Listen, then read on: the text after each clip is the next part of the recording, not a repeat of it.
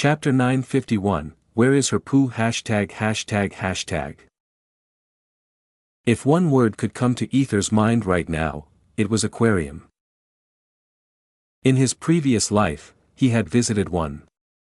A place where the mysteries of the ocean were brought to land. Where vibrant schools of fish swam behind thick glass walls, where coral reefs and graceful rays glided in simulated tides, and jellyfish floated like drifting stars. He remembered being captivated, staring for hours at the hypnotic colors and new creatures. But this? This was beyond comparison. Wow! Ether muttered again, breathless, his voice barely escaping his lips. Words failed him. The scene before him was beyond anything he had ever imagined. He stood in front of a fully transparent wall. No, not just the wall, the entire room was transparent, the floor, the ceiling, the sides. The structure felt almost like it was floating inside the ocean itself. From every angle, he was surrounded by the raw, majestic beauty of the deep sea. The view was nothing short of breathtaking. Fish swam by in slow, elegant schools, sleek silver blades glinting as they turned in perfect unison. Larger creatures drifted further in the distance, manta rays with wingspans that rippled like silk, their movements slow and majestic, glowing jellyfish that pulsed like living lanterns, trailing luminescent tendrils behind them like delicate veils. Every so often, a curious octopus peeked from a coral crevice before vanishing in a cloud of ink. Below him, the ocean floor sloped gently into darkness, covered in gardens of coral that twisted upward like enchanted forests. Vivid reds, purples, and glowing blues shimmered from between the coral towers, each formation more intricate than the last. Tiny plankton blinked like stardust in the water, creating the illusion of a galaxy swirling beneath the waves. It was mesmerizing. Celestia, standing beside him, watched with a soft giggle. Her surprise had worked perfectly. She gently leaned into him, hugging his arm as they stood there in quiet awe together. For what felt like an eternity, neither of them spoke. Then, finally, Ether whispered, "You created this?" His eyes never left the view, still too enraptured to blink. Celestia hummed in response, her voice like a playful melody. Just something I made during my free time. A space for the aquatic creatures to feel safe, and for me too." Ether tilted his head slightly to look at her, lips curling into a soft murmur. "It's wonderful." She beamed at his praise, then moved away from the glass wall and gracefully sat on a plush, icy bed nearby. Her skirt fluttered slightly as she settled, her posture casual yet seductive. "What about my room? I built this place with my own 2 hands. Don't I deserve some compliments for that?" Her tone hinted at playful vanity, but her eyes clearly craved more praise, more attention from him. Even if she'd done it for herself, she still wanted him to be amazed. Ether finally managed to pull his eyes from the view and glanced around the room. It was minimal, yet elegant. A single bed. A transparent cupboard. A crystal-clear table. Everything seemed sculpted from pure, refined. He frowned slightly when a cool draft tickled his skin. "Wait, are these made from ice?" Celestia giggled again, the sound teasing and proud. "Of course, what else did you think? I use structured, reinforced ice to make the whole place." Ether let out a thoughtful hum, now even more impressed. "Interesting," he said, eyes scanning the walls before finally turning back to her. She was now twirling a lock of her long hair with one hand, eyes narrowed in a seductive gaze that screamed temptation. Ether smirked and slowly approached her, his voice low. "They say sirens lure men into the depths, and looking at you now, I can't deny it, must be true after all," as he sat beside her. Celestia grinned, her sharp beauty shining through as she leaned closer, her breath warm against his lips. "And they also say, sirens devour the men they lure," she whispered, before capturing his lips in a sudden kiss. A soft, playful mutter followed between the contact, "Should I?" Ether's grin widened. He answered by grabbing her waist and kissing her back, deeply, passionately. Their lips stayed locked for nearly a minute, exchanging heat and breath as the room filled with gentle moans and wet sounds. When he finally pulled back, Ether's hand slid gently down to her thigh, his fingers lightly caressing the smooth skin beneath her skirt. "I want to see it," he whispered huskily. Celestia's cheeks flushed, her expression flickering between mischief and surprise. Slowly, teasingly, she reached down and lifted her skirt, revealing a pair of delicate panties. Ether blinked. "I meant your siren form." She blinked, and her entire face went red.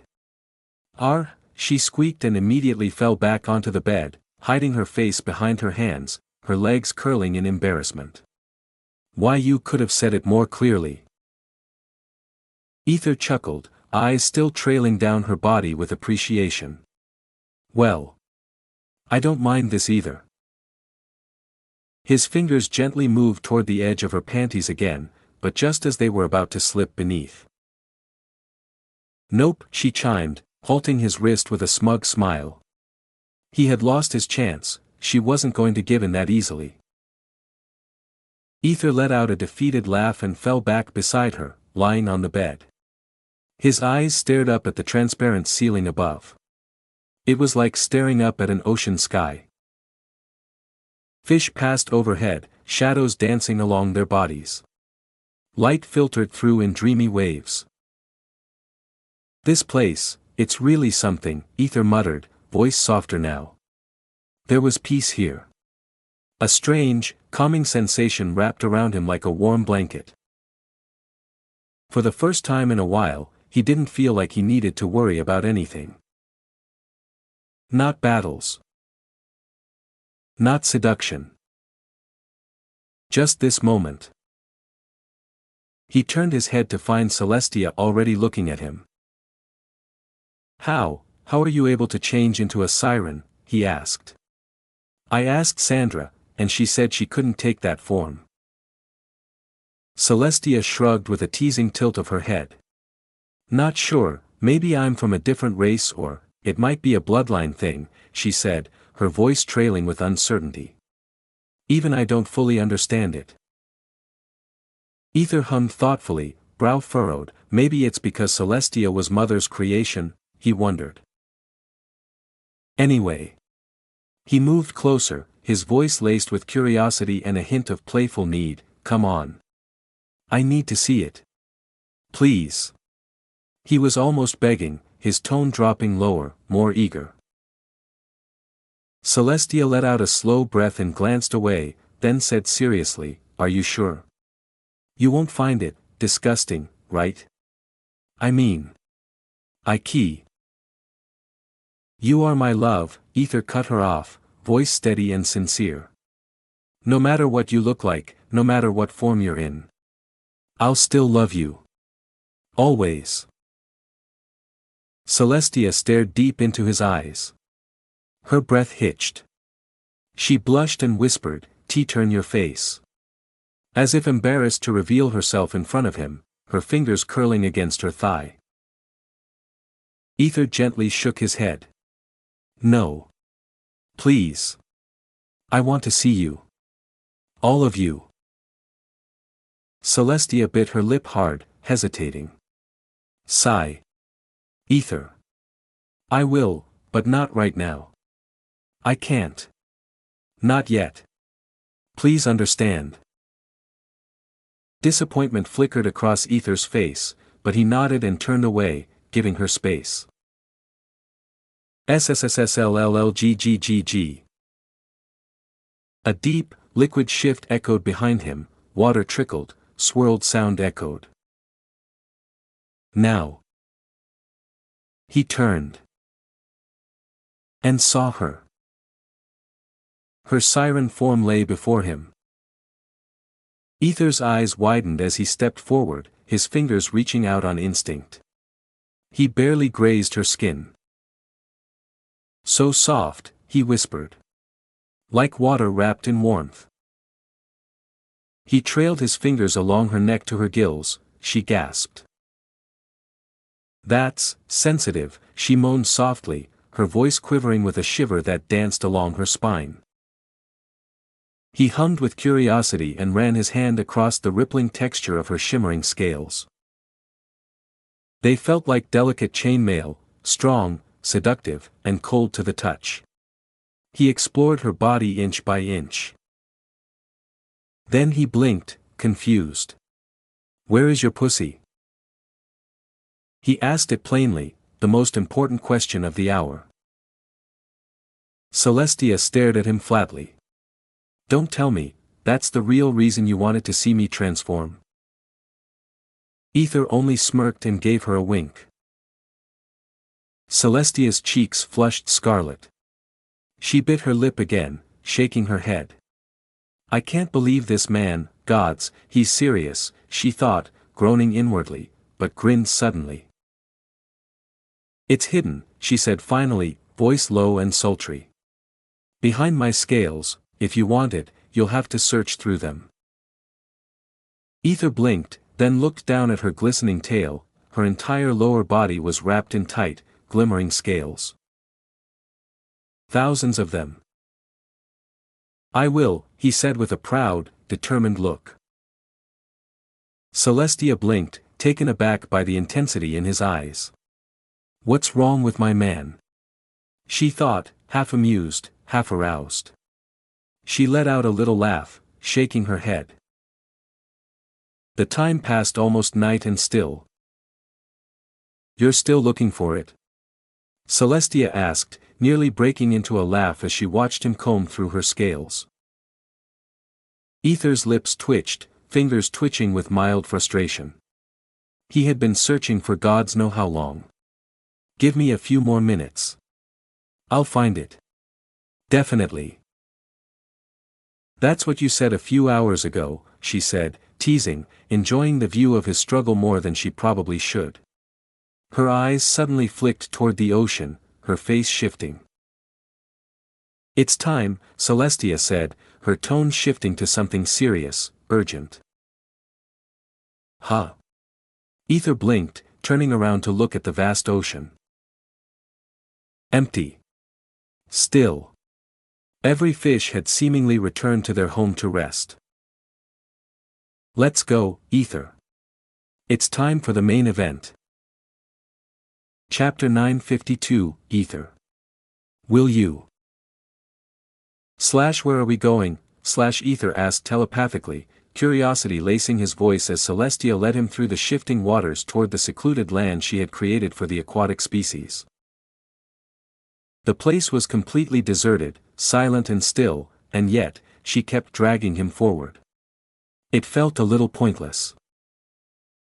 He would have actually been happier if she had brought him here during the hours when the fish roamed freely, painting the waters with life and motion. Shoo. Silent, she hushed him firmly, her expression suddenly serious as she tightened her grip on his hand and pulled him deeper into the quiet unknown. Ether gave a little shrug but let her lead, not that he had much choice. Before long, they arrived at a strange formation, a small, podium-like protrusion of smooth stone rising from the seabed. A soft light shimmered down through the water, it looked like moonless night filtering in from the world above, falling in a narrow beam directly onto the stone. Ether raised an eyebrow in surprise. It genuinely looked like a spotlight, focused and intentional, casting a surreal glow on that single spot. Celestia turned to him then, pressing her lips to his in a kiss, as she gently fed air into his mouth. Then she whispered, stay here, She slowly swam forward, her sleek siren body moving with fluid grace, and settled herself on the stone. Her tail flapped once, settling down beside her like a gown trailing off a throne. What is she trying to do? Ether wondered, brow furrowed slightly as he watched her with focused, curious eyes. Celestia's gills fluttered, releasing tiny trails of bubbles before she began to hum. La llmmm lala, her voice sank with her, melting deeper into the water. Was she singing? Ether's eyes widened in stunned awe. Her voice echoed around them in the water, vibrating against his skin. He didn't just hear it, he felt it. The melody was ethereal, woven with emotions he couldn't quite name. It was so hauntingly beautiful, so deeply soothing, like it reached inside and smoothed out every knot in his chest. The heaviness he always carried on his shoulders, the pressure, the burdens, they vanished. Just like that. Gone. He floated there, suspended, hovering silently before her. Watching. Listening. Celestia sang to her heart's content, her arms spread gracefully, tail flicking with each rising note. It was like watching a goddess conduct the sea itself. The music she conjured. Ether had never heard anything like it. Not even close. La la la la la. Ether slowly closed his eyes, surrendering himself to the song. She's really something else, damn, with a voice like that, she could be a legend on my pervious world. A goddess among mortals, haha.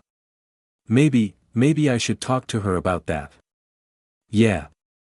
I'll bring it up later, he thought, nodding to himself, expression serious despite the softness of the moment. Even in this world. He hadn't seen anyone singing like her, maybe she had a bright future here, too. Then, something gently brushed against his back. He frowned, lips tightening. Who the hell? Who is that motherfucker? I'm in the middle of listening to my lovely Celestia's S. His train of thought abruptly derailed as he opened his eyes and saw. Flickering white lights, soft, radiant, and otherworldly, flowing slowly around them like living stars in the deep. Swirling around Ether and Celestia like slow-moving comets, their gentle glow refracted in the water as if the stars themselves had descended into the depths. The water pulsed with soft vibrations. These weren't just lights, they were alive. Ether blinked, heart skipping a beat. They were fish, otherworldly creatures of luminous beauty, translucent bodies woven with glowing filaments. Their scales shimmered with moonless light hues, silver, azure, and hints of violet. Their long, ribbon-like fins trailed behind them like celestial veils, trailing sparkles that lingered in the water like dust from fallen stars. What are those? Ether whispered to himself, breathless. Ding! Those are lumnolites. A kind of aquatic fish said to dwell in the deepest, untouched corners of the sea, appearing only when summoned by pure song. His log answered to him, for whatever reason, all of a sudden. Celestia's voice grew stronger, more divine, as if the ocean itself was carrying her melody into eternity. La har triple a mmm la lail iaha. The lumnolites danced in response, forming intricate spirals and sacred circles around her. Their glowing trails twisted into elegant patterns, weaving around Ether and climbing into the current above, like waterborne auroras. More fish arrived. His log taught him each aquatic organism's name. Rainbow-tinted nymphyras, glimmering like opals, swam in synchronized patterns. Silveros, long and sleek like eels with crystal fins, zipped through the circling dance, adding speed and shimmer. Even the great slow-swimming Orionbacks, whale-like beings covered in bioluminescent moss, drifted near the outer edge of the underwater stage. It was doing something he never asked it. Was it trying to be useful now? Anyway. The ocean had gathered to witness. And in the center of it all was Celestia. Her hair floated like a halo, her purple eyes closed, her body still as her tail curled beneath her. She looked utterly divine. No, beyond divine. She looked like a goddess born from the ocean's soul, singing the stars into motion. Ether was frozen in place, mouth slightly open, eyes wide in pure disbelief. He had never seen anything this beautiful. Not even in dreams.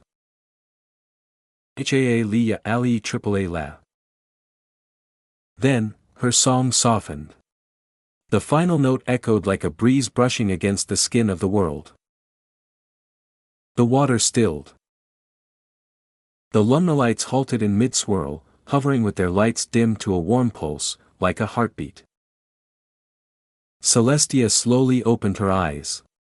They glowed faintly, touched by the magic she had summoned. She raised her arms toward the circling ocean spirits. And then, she spoke. I, Celestia Nocturne of this deep oceanic valley, call upon the watchers of the tide, the singers of the stream, the keepers of the moonlit trenches. Her voice rang like crystal. For whatever reason, Ether's heart started to beat faster. She continued with her melodious tone. Bear witness, to my heart. She turned toward Ether now, her gaze unflinching, raw, vulnerable, but powerful in its sincerity. I am in love with you, Ether. Not just as a companion, not just as a protector or a friend, but as the one who holds my spirit. The one I want beside me for all tides, all storms, all stillness.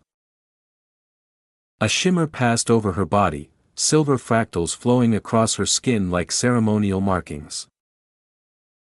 I offer myself to you. Not as a prize, but as a partner.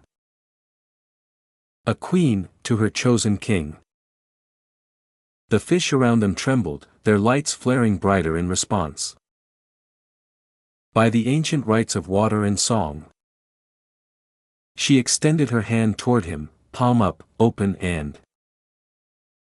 Ether, will you marry me? The ocean exhaled. The creatures hovered in silence, every single life form watching the moment unfold. The very water around them pulsed with anticipation, holding its breath for the man who had just been proposed to by the goddess of the ocean herself. Chapter 953, Love's Trident. The light-blinking fishes, or whatever their name was, spiraled gracefully through the dark ocean like celestial comets swirling around a planet. Trails of shimmering glow followed their bodies, leaving streaks of light that danced in the water. It was like witnessing a dream unfurl in slow motion. So vivid. So impossible. So beautiful. Words were insufficient. He couldn't begin to describe the overwhelming spectacle around him. A moonless night beneath the endless ocean depths, where time seemed to freeze, and Celestia floated before him, asking, no, proposing to him. Wasn't it supposed to be the man who knelt, who offered the ring, who whispered those life-changing words? But here she was. Doing it. Doing it so perfectly, so magically, that it put every fairy tale to shame. She glowed like a goddess summoned from myth, more radiant than the stars, more real than any fantasy Ether had ever dared to dream. He didn't even know if he could ever measure up to this kind of moment, let alone return it in kind. Ether wryly smiled inwardly, his chest tightening. This was too much, for someone like him. Someone who had more than one woman in his life. Someone who didn't even understand how he ended up here, being loved so fiercely by a woman who shone like the sea's own soul. Was he taking all this for granted? Thoughts swirled like whirlpools in his mind. 1,000 self-doubts pressing in. It wasn't that he wanted to refuse, far from it. It was just, this grand, magical proposal, it made him question himself. Doubt himself. Was he worthy of her? That question echoed in his heart like a ghostly whisper. But he knew, he couldn't make her wait. He took a deep wait, he couldn't breathe underwater. Never mind. He chuckled softly to himself, calming his heart. Then, slowly, he moved forward through the water, drawn to her like a moth to starlight. Celestia's lips parted with a soft breath. She gulped inwardly, even though she already knew his answer. But still, proposing was always terrifying. Didn't matter who you were. Man or woman. Offering your heart was always nerve-wracking. No one ever felt truly ready for this. Ether hovered before her. A beam of light from some unknown source, perhaps magic, perhaps fate, fell gently on them, like moonless light piercing the deep. It felt as if the ocean itself was watching. He looked into her eyes, those otherworldly, purple eyes that shimmered with hope and power, and slowly reached up, his hand brushing softly against her cheek. Celestia let out a gentle hum. Her body trembled. His touch was like silk through water, tender, reverent. Ether's gaze softened. His throat tightened with emotion. He tried to speak through his telepathy, // but before he could fully form the words. You can speak now. Celestia said, smiling gently. Her voice carried through the water like a warm current. She had made it possible. Ether raised his brows in surprise. Then suddenly. Ding! Due to the is. I am not interested in listening to useless information. I know she did something, and that's fine, he thought, cutting off his log and silencing its voice, which seemed desperate to chime in and help. Zippermouth face. He parted his lips. I may not be worthy of this effort you've poured into me, he began, his voice trembling with raw, naked emotion. But. His entire body quivered. Not with fear. With happiness. With a love so intense, so consuming, that he couldn't hold it in. Celestia could feel it, his love. She didn't need words.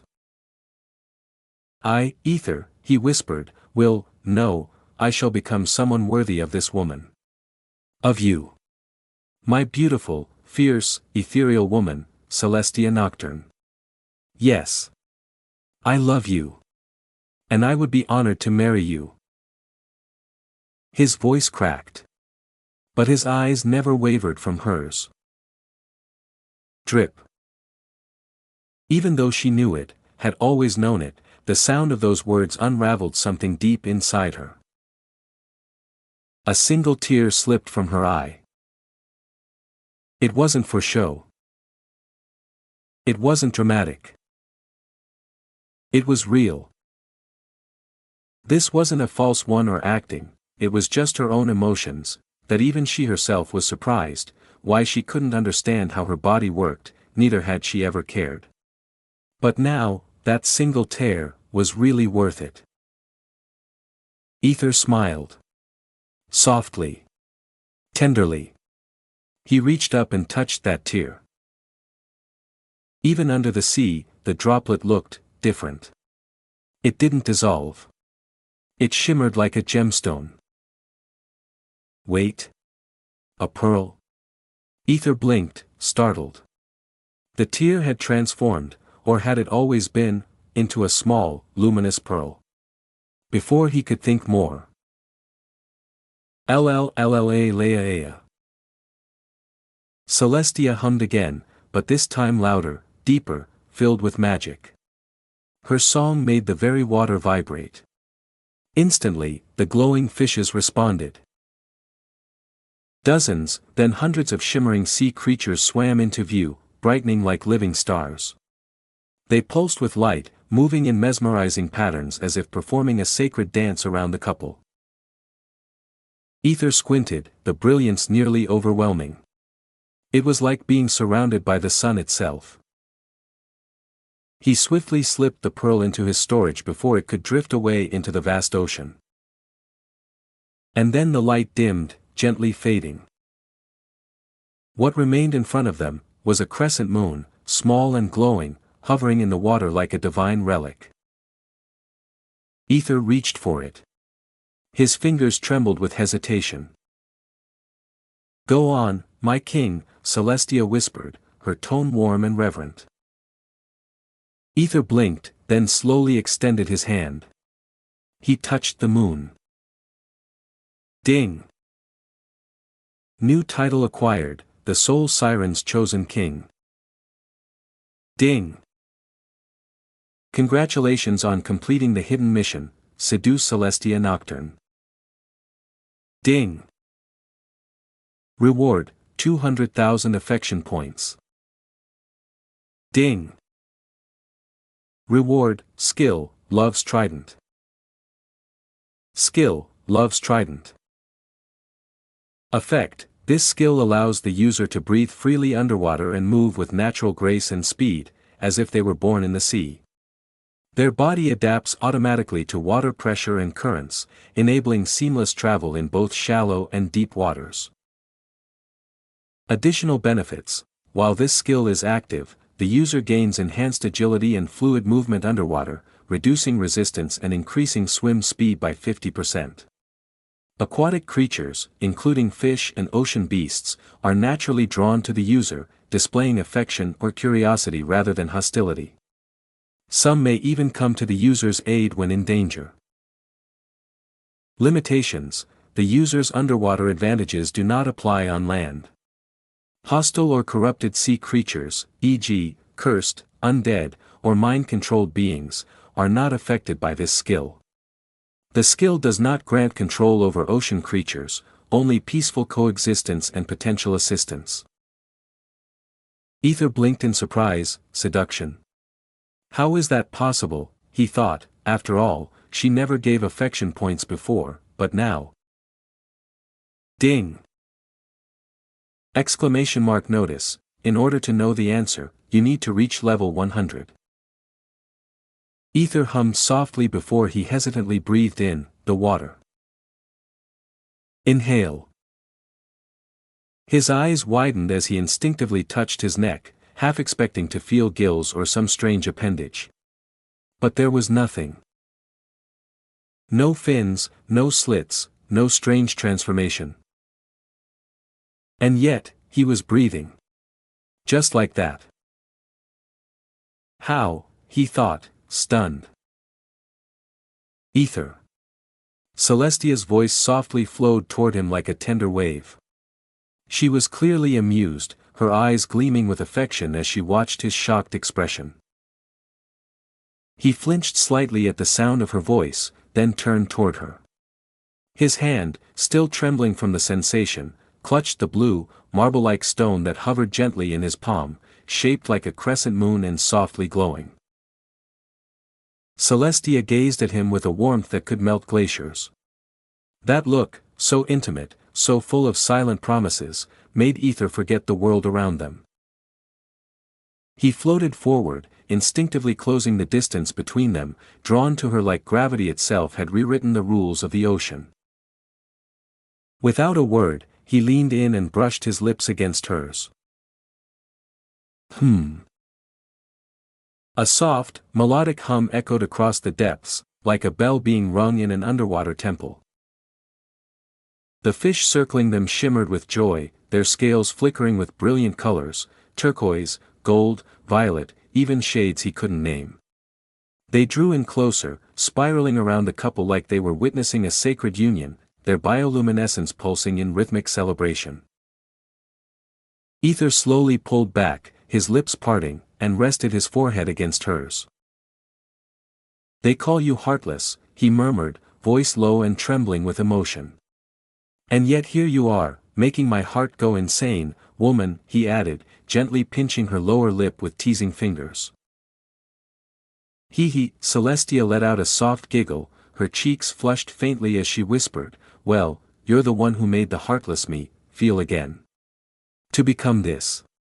I never thought, not even once, that a day like this would ever come into my life. Never. Her voice trembled with nostalgia. Ether smiled. He turned his gaze to the fish around them. They were starting to drift away, slowly disappearing into the darkness, like guardians who had fulfilled their duty. They had witnessed something divine. Ether hummed quietly, then looked back at Celestia, his gaze sharpening. Celestia's breath hitched. There was something in his eyes, love, yes, but now it was laced with an unmistakable hunger. A soft gulp escaped her. Here I was thinking. I should go easy on you, she whispered, her tone slightly horrified, though her voice trembled with excitement. How can you be so insatiable? Ether raised a brow, amused. Okay, my lovely wife. You need to take a moment and think about what you just did, he said, his fingers sliding downward, slowly tracing the curve of her waist. You really expect me to hold back, after that proposal? Hell no. He leaned in, his breath brushing her skin like fire and silk. Since it's our marriage. You do know what's coming next, right? His fingers slipped lower, caressing her hips with a gentle firmness that made her shiver. Celestia's body stiffened, heat blooming across her skin as her cheeks turned pink, then red. See, come on, we can't do it here, she stammered, voice flustered, trying to keep her composure. Ether grinned, unrepentant. Why not? I mean, don't you wonder how it feels to do it underwater? His tone was so casual, so teasing, it sent goosebumps across her body. Her face turned beet red. Absolutely scandalized. She stared at him, wide-eyed, unable to believe the shameless man before her. And before he could grab her again, she shot away like an eel, her body slipping through the water in a blur of speed and grace, darting toward her home. Ether floated there, stunned for half a second, then burst into laughter. Ah, she's fast when she wants to be, he muttered, before kicking off the seafloor and giving chase. To his surprise, swimming was unbelievably easy now. There was no drag, no resistance. Every movement flowed like a dance. He could breathe without even thinking about it, it felt natural. As if the ocean had accepted him. As if he belonged here. He glanced at his hands, then to the water around him.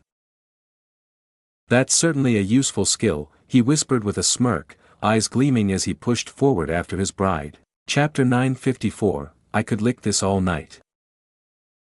Hey, bad boy, don't come any closer, Celestia muttered with a flushed, burning face, her voice low and trembling with nervous excitement. Slowly, she slid her body back on the bed, her delicate fingers clutching the sheets beneath her as she looked up with a fearful yet deeply lustful gaze. Her purple eyes locked onto Ether, who was stepping into her room like a predator who had finally cornered his prey. Ether smirked softly, his eyes gleaming with pure desire. Without saying a word, he stepped inside and, in one smooth motion, removed his shirt and then his pants, tossing them carelessly to the floor. Now left only in his tight underwear, the shape of his thick bulge pressed firmly against the fabric, twitching ever so slightly. Celestia's breath hitched, her whole body tensed. She couldn't tear her eyes away from it. Her thighs instinctively pressed together, her flower already pulsing in response to that raw, male presence. You have no idea how hard it's been to hold back all this time, Ether muttered, his tone laced with frustration and hunger. He stepped closer with every word, his gaze fixated on her every curve, especially her round, tight ass barely hidden under the teasing hem of her maid outfit. You teased me every damn day, flaunting that perfect little ass, giving me kisses that tasted like sin, stroking me until I nearly lost control. He inhaled deeply through his nose, taking in her scent like it was the sweetest addiction. But I waited, because of your words. Because you told me I had to get your big sister first. I held back, every single time I wanted to pin you down and fuck you senseless, I held back. Celestia clenched the sheets tighter, trembling under the intensity of his words and that dark, hungry look in his eyes. His gaze burned into her backside like fire, focused entirely on her ass. She felt naked under that stare, completely exposed. Be bad boy. She stammered, her face now beet red, heart pounding so violently she couldn't hear anything else. It echoed in her ears, drowning out all thought. She too had held herself back. Watching him with other women, watching them ride him, kiss him, taste him, without restraint, without shame. It was like 100 little knives in her chest. She wanted to scream, to cry, to claim him. But she endured it. For her sister. For her promise. But now, that promise was fulfilled. That chapter was closed. There was nothing left in the way. Neither of them had to hold back anymore. Her entire body quivered as she whispered in her head, "Oh gods, only I know how wet I am right now." Her pussy trembled just from looking at him.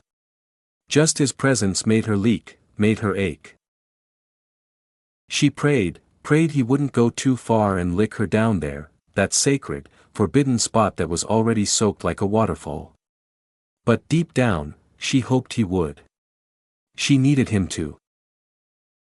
She wanted to feel his tongue explore her like a starving man tasting honey for the first time. Even though she initially rejected the idea of him licking her, as she saw how the women became senseless by his tongue, she wanted that too. Ether crawled slowly onto the bed. His fingers reached for her face, tracing her cheek with such tender slowness that she couldn't stop the shiver that ran down her spine. Her flower, wet and aching, leaked more nectar with every second. Ether. She moaned softly, her voice a melody of longing and seduction. Her breath trembled, lips parted, eyes full of pleading need. He leaned in and gently took off his glasses, placing them aside without a care, and then, he kissed her. At first, it was soft. Just a simple peck. Lips brushing like feathers, warm, tempting, and fleeting. But even that small taste made her gasp slightly, her lips craving more of that flavor. The faint taste of his breath, the scent of his skin, it was addicting. And then, they couldn't hold back. SLM. His mouth pressed harder. Her hands rose to grip his hair, and their lips crashed together again. A simple peck turned into a messy, passionate devouring of each other. Tongues danced, breaths mingled, and moans escaped in between. He kissed her like he'd been starving, and she kissed him back like she was the meal.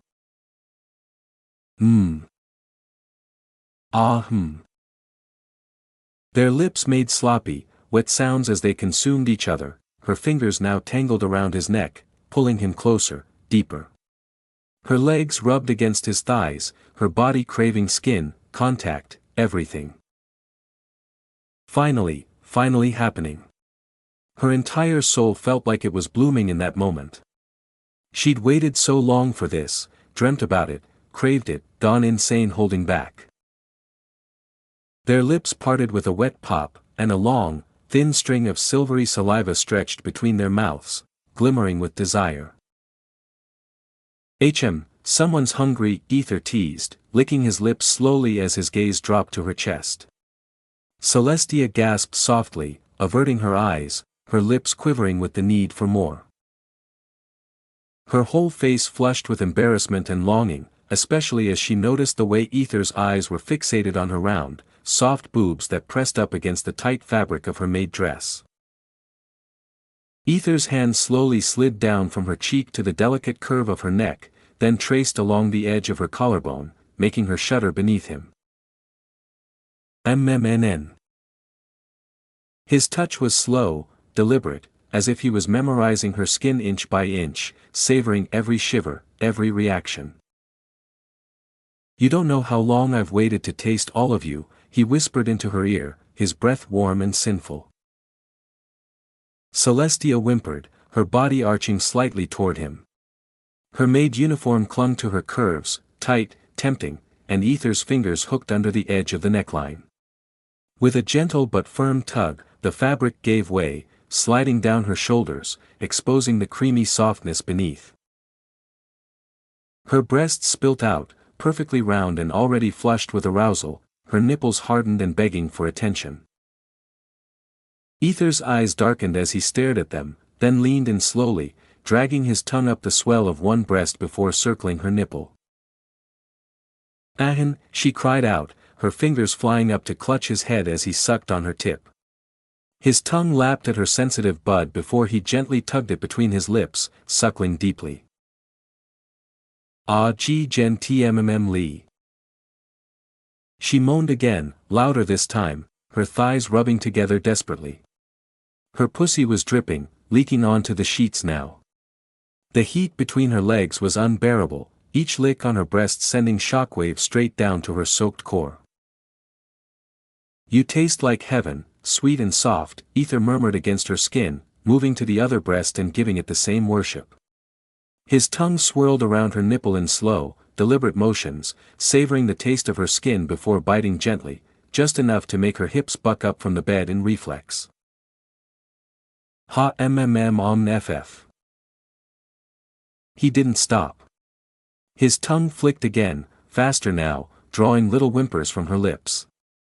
Her nipples stiffened further under his touch, so sensitive, so swollen with heat and need. Ether took her entire nipple into his mouth and sucked deep, then grazed his teeth along the peak before latching on and tugging again, his lips hot, his breath wild. Every pull sent a shudder through her core. HAF. Ether paused for a breath, lifting his eyes to meet her gaze. Her pupils were dilated, her lips parted, chest heaving. When he glanced down toward her crotch, he noticed the tremble in her thighs and the wet stain growing on her panties. He smirked, licking his lips. Celestia's face turned pale, as though she'd just been caught red-handed. "It's not what yo, nggnng," her protest was cut off as he bit her nipple again, sharper this time. Her breath caught, her hips jerked up from the bed again, trying to rub against anything, everything, something. "I'll take care of these babies later," he said, nuzzling her breast once more before trailing kisses down her soft belly. "For now. I need to see something else." His tone was dark, lustful, wicked, dripping with hunger. Celestia's flower trembled at the sound of his voice alone. Her dress was bunched around her waist now, leaving her completely bare from the hips down except for her panties. Her thighs twitched with every breath. Ether's hand slid along her inner thigh, grazing her soft skin, until he reached the edge of her panties. The heat radiating from her was intense, the fabric soaked through and clinging to her folds. "You're so wet, Celestia. I haven't even touched you properly yet, and you're already dripping for me," he whispered, voice rough, possessive, completely enthralled. "And no. It's not." She whimpered, though her voice trembled with anticipation. Ether grinned devilishly. "Liar." He curled his fingers into the waistband and peeled her panties down slowly, savoring every moment. The wet fabric clung to her pussy lips before peeling away, revealing her fully, smooth, glistening, swollen, pink, trembling with need. His breath hitched. "Wow." He muttered under his breath, nearly in awe. Celestia's cheeks turned deep crimson. Her thighs instinctively tried to close, but he caught them, spreading her wide with both hands. You're wet down here, completely soaked, and so fucking cute. He leaned down. Ah. Her scream was immediate. His warm tongue touched her folds gently at first, lapping at her outer lips with reverence, like he was tasting sacred fruit. He slid up slowly, letting his tongue split her folds and drag over her swollen clit. She cried out again, hands fisting the sheets. Her hips jerked upward, trying to grind against his face. Such a sweet little clit. He murmured between licks. So needy. So soft. I could lick this all night. He didn't stop. His tongue moved in slow, firm circles, teasing her clit until it throbbed. Then he kissed it, softly, lovingly, before sucking it into his mouth and flicking with wicked precision. Ah ah Ether. Celestia moaned, her voice high-pitched and desperate. And then, he slid his tongue lower, pressing deep into her entrance. Ah, no, and not there she gasped, but it was too late. His tongue twisted inside her, slow and deep, licking her inner walls. He tasted her from the inside, moaning softly into her pussy as she clenched around his tongue, completely losing herself. Juices spilled from her as he devoured her, slurping it all up without shame. Slurp. He pressed her thighs farther apart, his thumb spreading her open so he could see every twitch, every glistening fold, every pulse of her needy clit. He alternated between sucking her clit and tongue-fucking her whole, watching as she came undone beneath him. Her pussy convulsed, folds trembling, juices leaking down her ass and pooling on the sheets. Her clit throbbed under his tongue. Ether. I can't. I'm gonna, ha. He didn't let up. He wrapped his lips tightly around her clit and flicked, faster now, relentless. She screamed, her body jolting violently as her orgasm exploded through her. Her legs kicked. Her hands clawed the sheets. Her back arched high as her pussy spasmed, flooding his mouth with hot, sticky nectar. And she did. Her back arched high off the bed as her climax hit, her pussy clenching around nothing, juices pouring out against his lips and chin. Eat here. Her voice cracked into a sob as she came, raw and trembling. He didn't waste a single drop. He licked her clean, even dragging his tongue along her folds and deeper, teasing her whole again before kissing her twitching clit. Only then did he rise, his lips glistening, his chin soaked in her juices. He stared into her dazed, flushed face. You taste like wine, and I want more. Chapter 955, You taste so good when you're weak, Ether darling. Ha ha ha. Celestia lay there trembling, her breath ragged, chest rising and falling in rapid waves. Her thighs twitched with aftershocks, her pussy still clenching around nothing, still leaking from the force of her orgasm. Her lips were wet from moaning, her nipples stiff and tingling from his earlier bites and licks. But when her gaze locked onto Ether, between her legs, his face still wet with her nectar, eyes burning with lust, something stirred inside her. Ether seductively licked his lips. Her breath caught again, this time not from being overwhelmed, but from desire. A new, deeper hunger. She slowly reached forward, her fingers sliding up his bare chest, trailing across his abs and down until they touched the waistband of his underwear, his only barrier left. It was soaked with pre-cum, bulging with heat and pressure beneath. Let me. She whispered, her voice barely a breath, but her eyes glowed with intent. Ether let out a low, shaky groan as she pushed him back onto the bed. He obeyed her silent command, leaning back with his arms bracing behind him as she slid between his legs, crawling sensually like a cat, her ass swaying, her breasts jiggling slightly, every inch of her radiating heat and lust. She hooked her fingers into the sides of his underwear and slowly peeled it down, inch by inch. His cock sprang free, thick, flushed, leaking at the tip. "Someone being needy," she murmured, fingers wrapping gently around the base, the warmth of it pulsing in her hand. She leaned in close, her breath brushing against his length as she licked her lips. Lick. She began with soft kisses along the shaft, delicate, loving, worshipful. Then she licked a slow line up from the base to the tip, dragging her tongue along every vein, savoring the taste of his skin mixed with his arousal. "HNNN Celestia." Ether groaned, his head falling back, hips twitching slightly at the first contact. She smiled to herself, then ran her tongue around the tip in slow circles, collecting the bead of precum there and moaning softly at the taste. Her hands wrapped tighter around his shaft, one near the base, the other stroking upward, slow and slick. Then, she took him in. Her lips parted, her tongue flattened under the crown as she slid her mouth down onto him, inch by inch, her jaw stretching wide to take him deeper. Her mouth was so hot.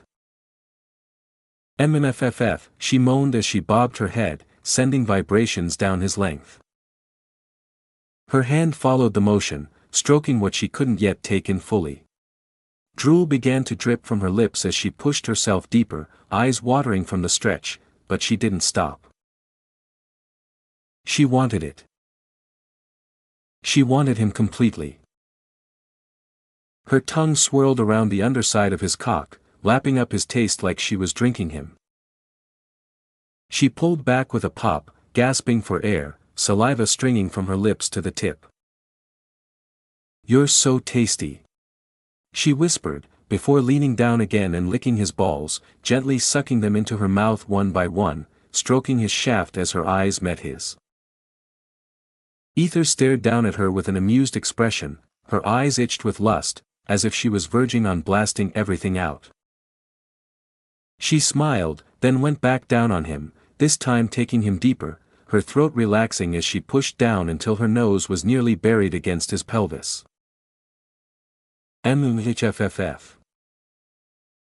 The sound of her moaning, the sloppy wet noises of her sucking, the way her breasts jiggled every time she bobbed her head, it was too much. Her ass arched up as she balanced on her knees, and the sight of her slick pussy dripping down her thighs. She pumped her hand on the base of his cock in rhythm with her sucking, pulling up until just the tip remained in her mouth, then sliding back down with a long, wet slurp, her tongue never still. Slurp. She was messy, wild, and greedy. Her spit coated him, running down his shaft and over her fingers. "Celestia, fuck, I'm gonna come if you keep going like that." She pulled off again, stroking him slowly now, licking his tip like candy, letting a line of spit fall from her tongue to his cockhead. "Then come for me, dear," she whispered, eyes shining with lust and love as she devoured his cock again. She kept going, licking in slow, teasing circles, her other hand still stroking his cock with a maddening rhythm. Her mouth was hot and wet, and she moaned softly as she licked him, letting the vibration of her voice tease his core. "See Celestia, ah fuck." His cock jerked violently in her grip. She took that as her cue and dove back onto his cock, lips stretched wide as she swallowed him deep, down to the base in one smooth motion. Her throat clenched around him as her tongue pressed up, massaging the underside while she bobbed faster, harder, sucking as though she wanted to pull his soul out through his cock. Her free hand kept massaging his balls, rolling and squeezing them gently, fingers grazing the spot she'd just licked. "Take it all."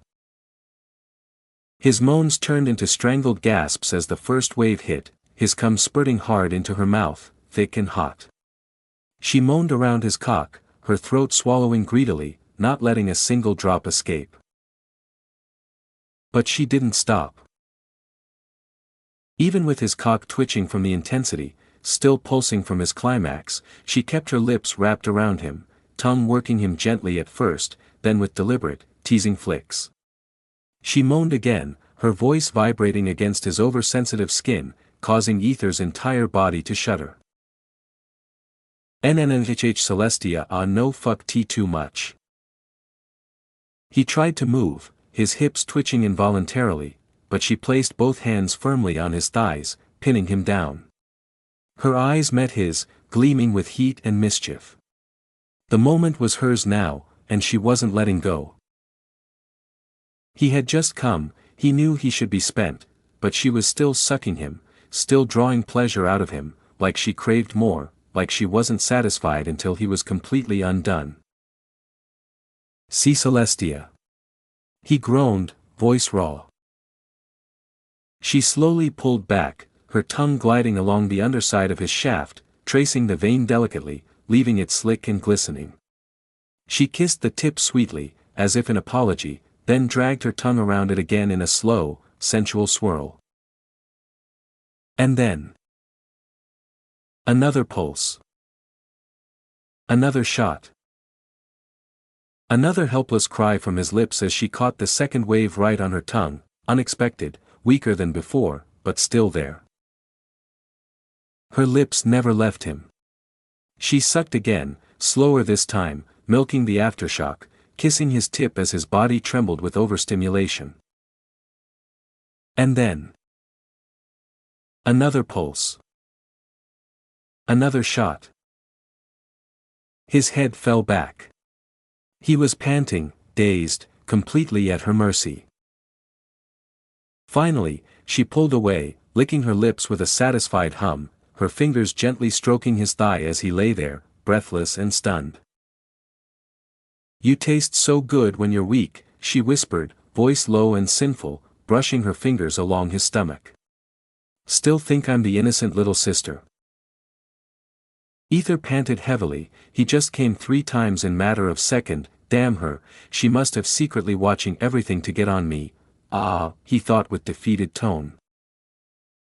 Of course, unlike others, Celestia knew his weak point. After all, once you watch something too much, you start to notice every error, didn't you? That's how she worked. She grinned with victory. It was always Ether who made women tremble under him, but now, she making him tremble, which was damn worth it. Celestia pulled away with a kiss to the tip, licking her lips slowly, savoring the final taste. "You came so much," she whispered, voice dripping with satisfaction. "But I'm not done yet. I want to ride you next, feel that thick cock twitching inside me while you're still this sensitive." She climbed up, slow and deliberate, her every movement dripping with desire. Her breasts bounced gently with each motion. Her thighs spread wide as she moved to straddle him. Her hips hovered just above his cock, his shaft twitching and glistening with her spit and his own release. She reached between them, fingers curling around his length, stroking it slowly, teasing both of them. Ether groaned, biting his lip as her dripping folds kissed the tip, rubbing it up and down along her soaked slit. "Let's see," she whispered, voice breathy, hungry, "if I can make you come inside me, again." Ether couldn't help but smirk, even as his muscles twitched from the lingering sensitivity. "This family really wants to ride me, he thought with both amusement and arousal, watching Celestia's face as she slowly lowered herself.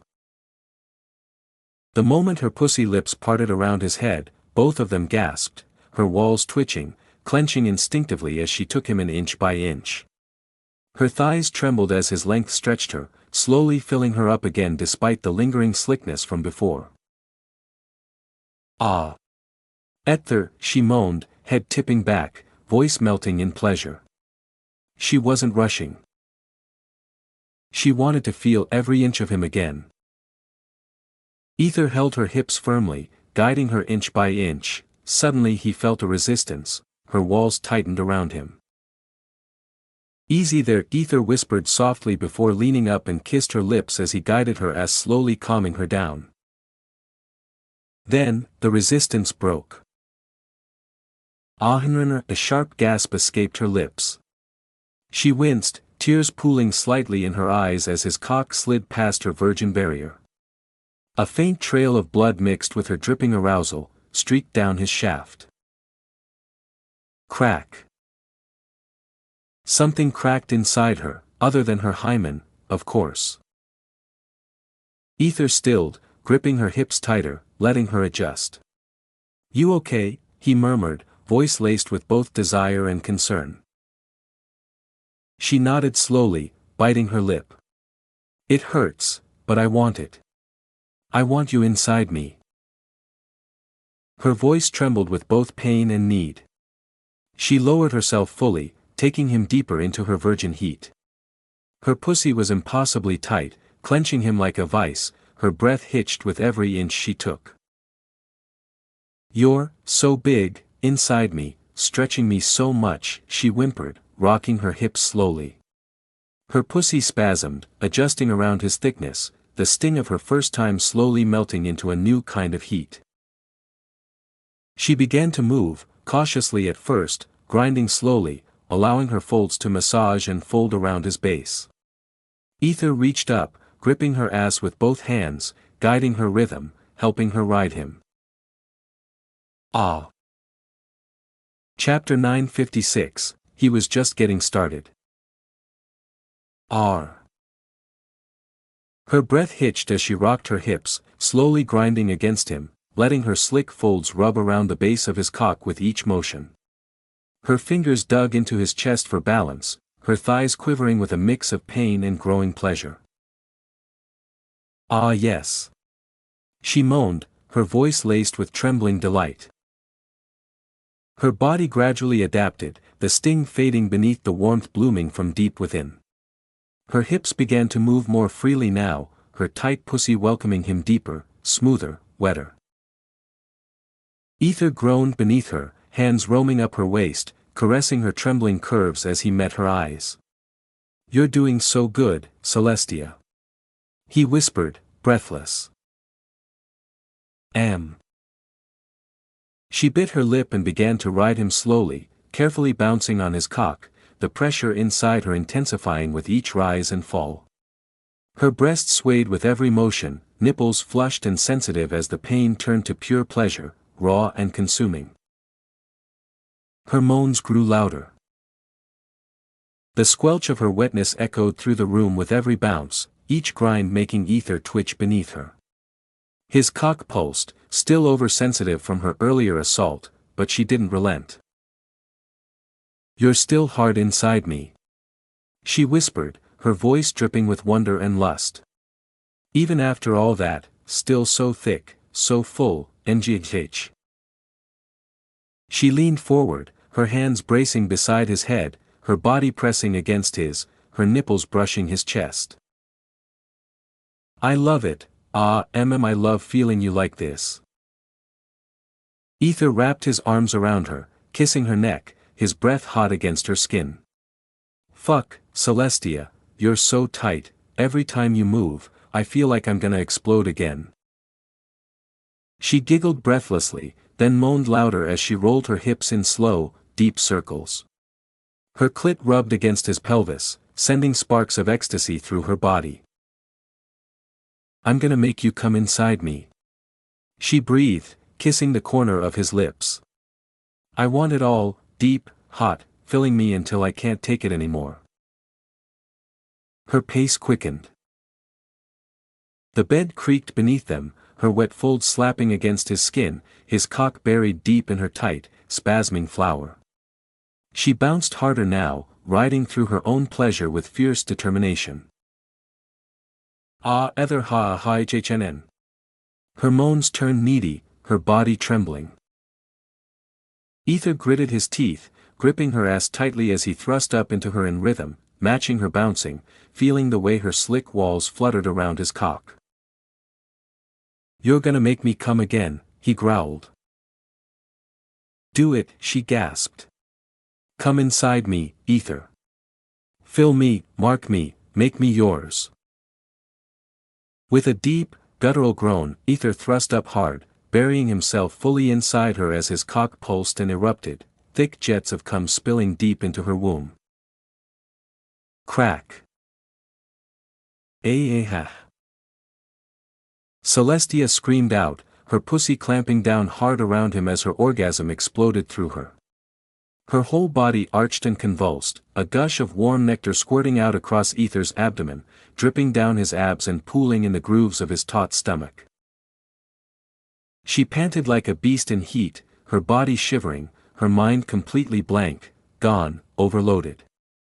Her eyes rolled back in her skull, and for a long moment, all she could feel was his thick heat pouring inside her, flooding her womb with his seed. She finally felt it, finally felt full. After what felt like an eternity in a daze of euphoric bliss, she slumped forward onto his chest, breath hot and uneven. So, this is, sex, she whispered, voice hoarse but dripping with awe. This is what they've been feeling, all this time. Her lips puffed out into a slight pout. Maybe I shouldn't have waited this long, she thought for a flicker of a second, but then she shook her head with a dazed grin. No. This was worth every second. One time and she was already a mess. Her legs trembled uncontrollably, her thighs twitching from the aftershocks. They remained entangled, their slick bodies pressed together, her pussy still holding him tight inside, his cock twitching with every gentle throb of overstimulation. Ether looked at her with a lazy smile, brushing her damp hair away and kissing her forehead tenderly. You had your fun. Celestia gave a shy, sultry nod, biting her lip as her cheeks turned a delicious shade of red. But deep down, she knew. This was just the beginning. She had her fun, let her play him as she wanted, now, it's his turn. She could already feel his cock stiffening again inside her. She clenched down on him, playfully, deliberately. Ether's brow quirked in amusement. What was that? He felt it again, a tight, eager squeeze around his cock, still buried in her soaked heat. Looks like someone knows what's coming next. He smirked as his hands slid down to her soft, shapely ass, kneading her cheeks with slow, sensual care, fingers dipping between to tease her trembling entrance. His cum was already leaking out of her, trailing down between her thighs, but he hadn't pulled out yet. Celestia hummed sweetly, her body reacting to every touch like a live wire. He was just about to take control, to flip her and pound her senseless, but then his gaze dropped, catching sight of the red stain between her legs. Maybe we should STO. No. Celestia cut him off sharply, eyes wide, lips trembling, but not in fear. Her voice came soft, begging, needy. Ether. I've waited for this, for you, for so long. Her gaze turned fiery, hungry. Please, don't hold back now. Ravage me. Ruin me. Fuck me until I can't breathe. Make me yours, completely. You have any idea how hard it was, watching all this time, watching you with others, hearing them moan for you, while I had to stay silent, keep smiling like I was fine, she whispered, her voice cracking with lust. I comforted myself night after night, pretending it was your hands, your lips, your cock, but it wasn't. It was never enough. She leaned closer, her breasts pressed against his chest, nipples grazing his skin. Tonight. I want all of you. Again. And again. Until I can't move, until I forget where I end and you begin. Ether stared up at her, stunned by the raw need blazing in her eyes. There was no trace of hesitation, no guilt or doubt, just desire. Pure, aching desire. He clenched his jaw, his muscles coiling with restraint as his cock throbbed back to life inside her. He bit his lip. Let's be clear, he growled, voice deep and dark. Once I start, I won't stop. Not until you pass out beneath me, crying my name with every last breath. Celestia's lips curled into a wicked grin, her eyes gleaming. You scared, Ether? She teased, voice velvety and sharp. Worried you'll pass out before I do? You little. In one fluid motion, he gripped her round, perfect ass and lifted her, letting his cock slide nearly all the way out of her soaked pussy. Smack. Ayahah. Celestia screamed as he brought his hand down on her ass, the sting blooming instantly across her skin. Her pussy clenched violently, sucking him back in as he slammed back into her with a brutal thrust.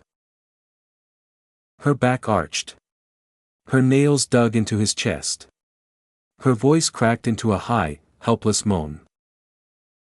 And Ether?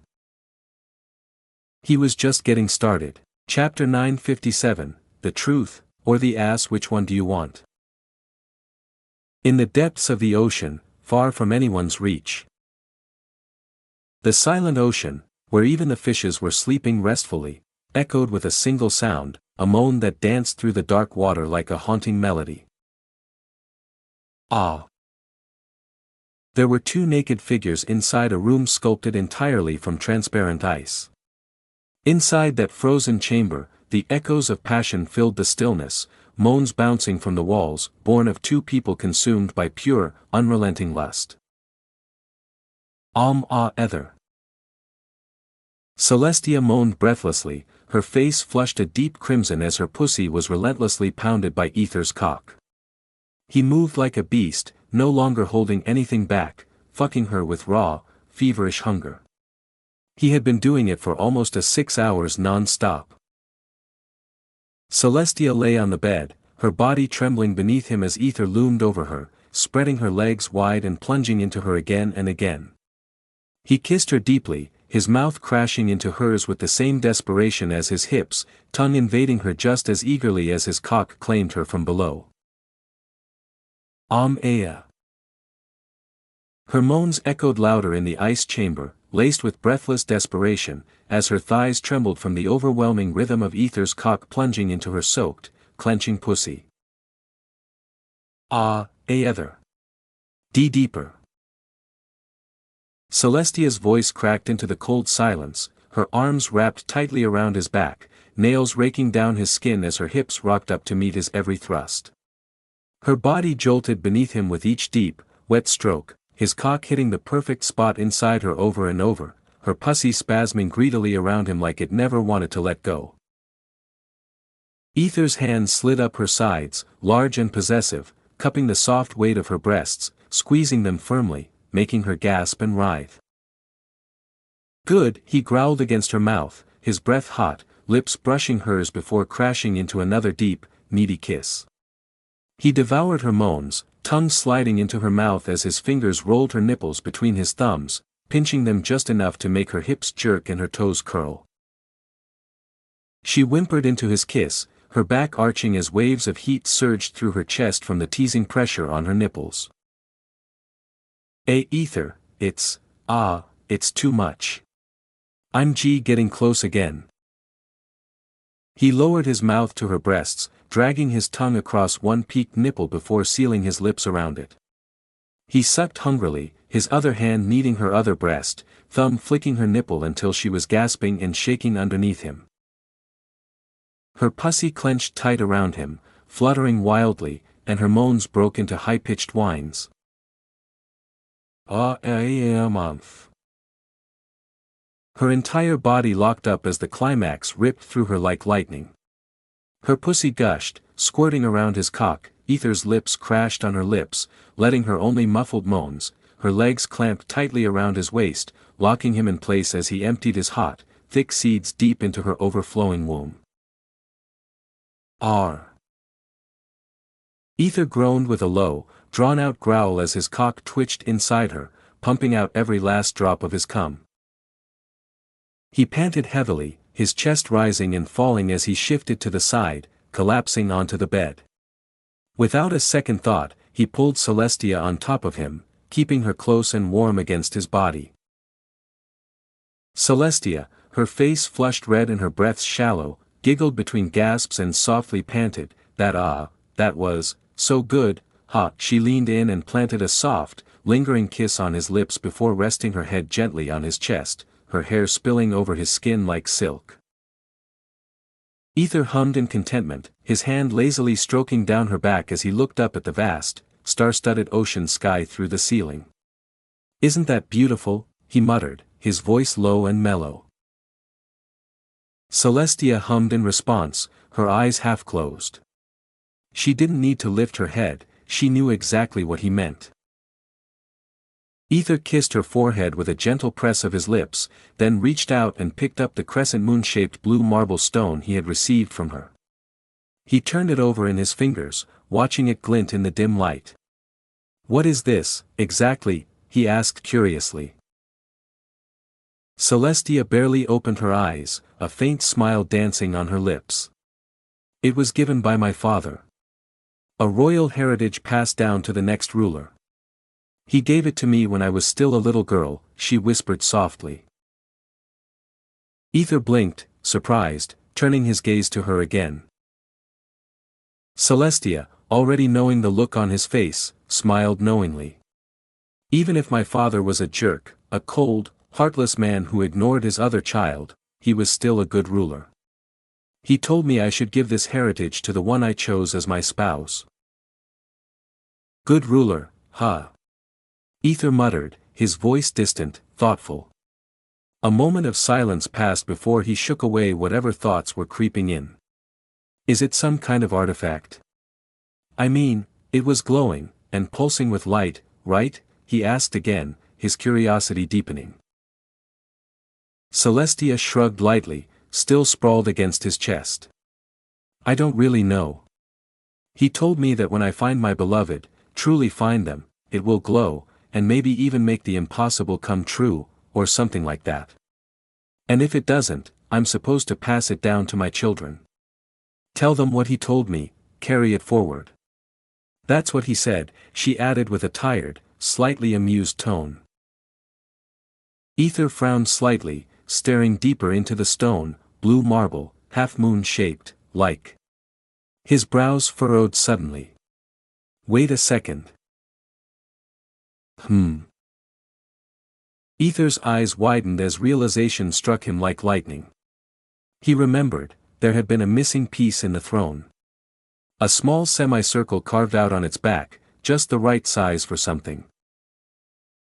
A semicircle, a crescent moon. "Fuck, this is the missing piece," he muttered, stunned, eyes darting toward Celestia, who now looked up at him, puzzled. He quickly explained everything, the hidden part of the throne, the ancient mechanism, the idea that only the rightful ruler could sit or something. Celestia listened carefully, then glanced at the marble in his hand. "But, it's not a perfect semicircle, right?" she asked, frowning a little. True, while they looked similar, the size was slightly different. And a crescent moon had extra curves, not a simple, clean arc like a semicircle. "Well, maybe I didn't look closely before. But I'm pretty sure it was about this size," Ether replied with a thoughtful expression. He wasn't completely sure, but something inside him knew this stone was the key. "Maybe we should go and check it," he suggested, sitting up slightly, curiosity flashing in his eyes. He was about to rise, until. "Oh. Really?" Celestia's voice purred behind him. She shifted her body, slowly pulling her drenched pussy off his hard cock. A lewd squelch echoed between them as a trail of creamy white cum oozed out of her. She turned and crawled forward, settling on all fours in front of him, her plump, glistening ass high in the air. Her pussy, red and sensitive, dripped his seed onto the sheets, and her hips swayed temptingly. She looked over her shoulder with a sly, wicked grin. Then, with her hands, she spread her ass cheeks wide, exposing her tight, puckered asshole.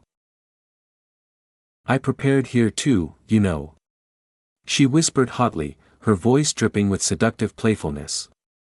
She teased her own hole, softly circling it with her finger.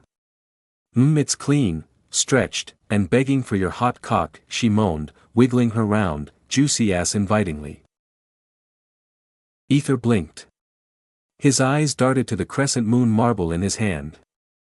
The truth, what he wanted to explore. Then to Celestia's ass. The ass, what he needed to explore. His gaze went back and forth, eyes twitching in conflict. The truth. The ass. The truth, and the ass. The truth, or the one and only glorious, tight, delicious ass. And the winner is the ASS. Ether declared, tossing the marble like it meant nothing, letting it bounce away across the floor as he leaned forward, licking his lips slowly, hungrily, watching her perked asshole twitch in anticipation.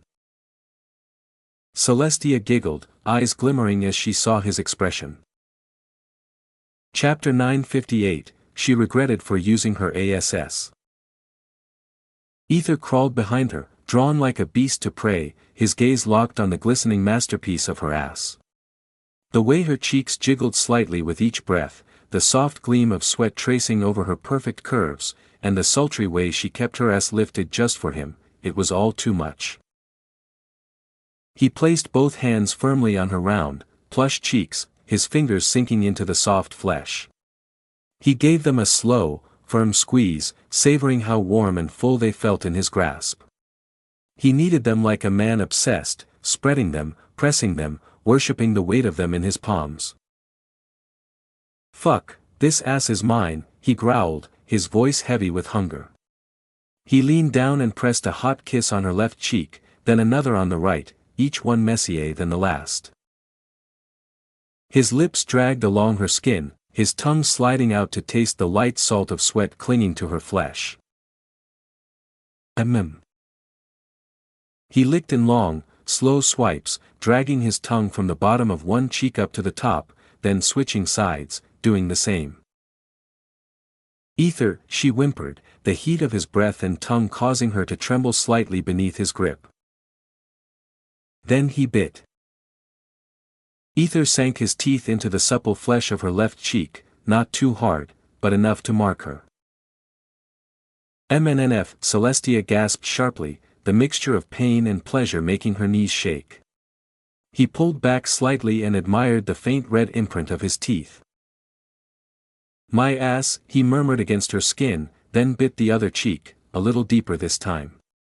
Celestia moaned, her hands clenching the sheets, her body shuddering under the sensation. He didn't stop there. He licked along the bite mark, then kissed it tenderly, tongue soothing the sting before sliding lower. His hands pulled her cheeks apart again, and this time, his eyes zeroed in on the sacred valley between them. "Let's see how sweet your crack tastes," he muttered with a grin. He leaned in and ran his tongue slowly, tortuously slowly, down the length of her butt crack, from the top near her back down to just above her twitching little asshole. The warmth of his breath and the teasing wet drag of his tongue made her arch her back, moaning like a girl losing her mind. "Ah, Ether, why you're licking my ass," she whimpered, her voice trembling with both shock and raw, aching need. "You are the one who asked for it," he growled with a hot breath against her hole. Celestia trembled, she didn't mean like that, she just wanted him put his cock into her asshole, nothing else, not like this. He let his tongue circle around her asshole, slowly, teasingly, the tip flicking along the tight rim before retreating. Then again, closer this time, pressing just a little. He spit softly on her hole, watching it glisten before dragging his tongue up through the mess. "NNFFGG," she gasped, shaking violently, her entire body jerking forward. But Ether didn't let go. He held her cheeks apart, spreading her wide, and finally began to eat her ass. His tongue pressed against her asshole, gently at first, then harder, licking, flicking, pressing in deeper and deeper with each stroke. He feasted on her, burying his face between her cheeks, his nose brushing her flesh as he devoured her whole. HNNNNGGH. F fuck.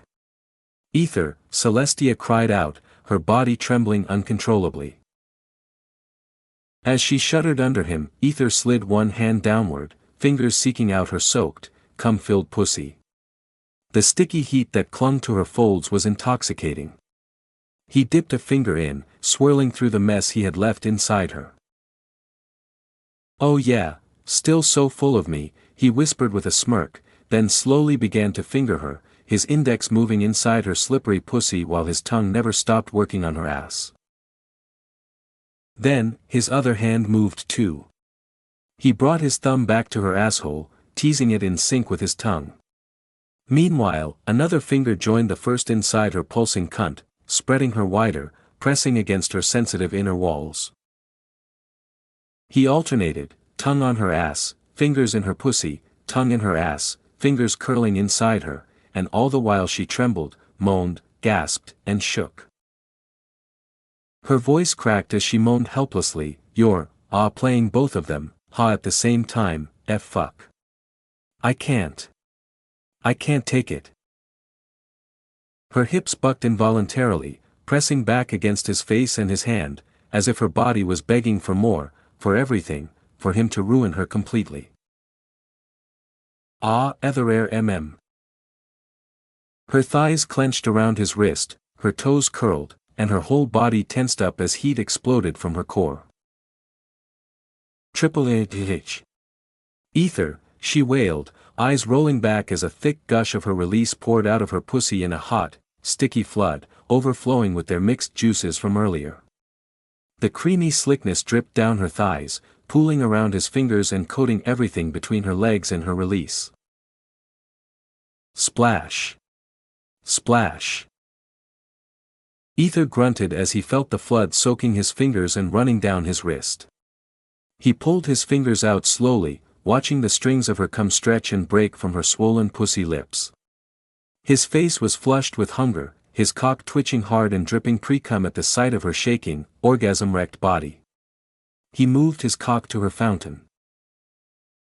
Stroking his hard, throbbing cock on her leaking fountain, coating it with the hot blend of her climax and his own creamy seed still leaking out from earlier.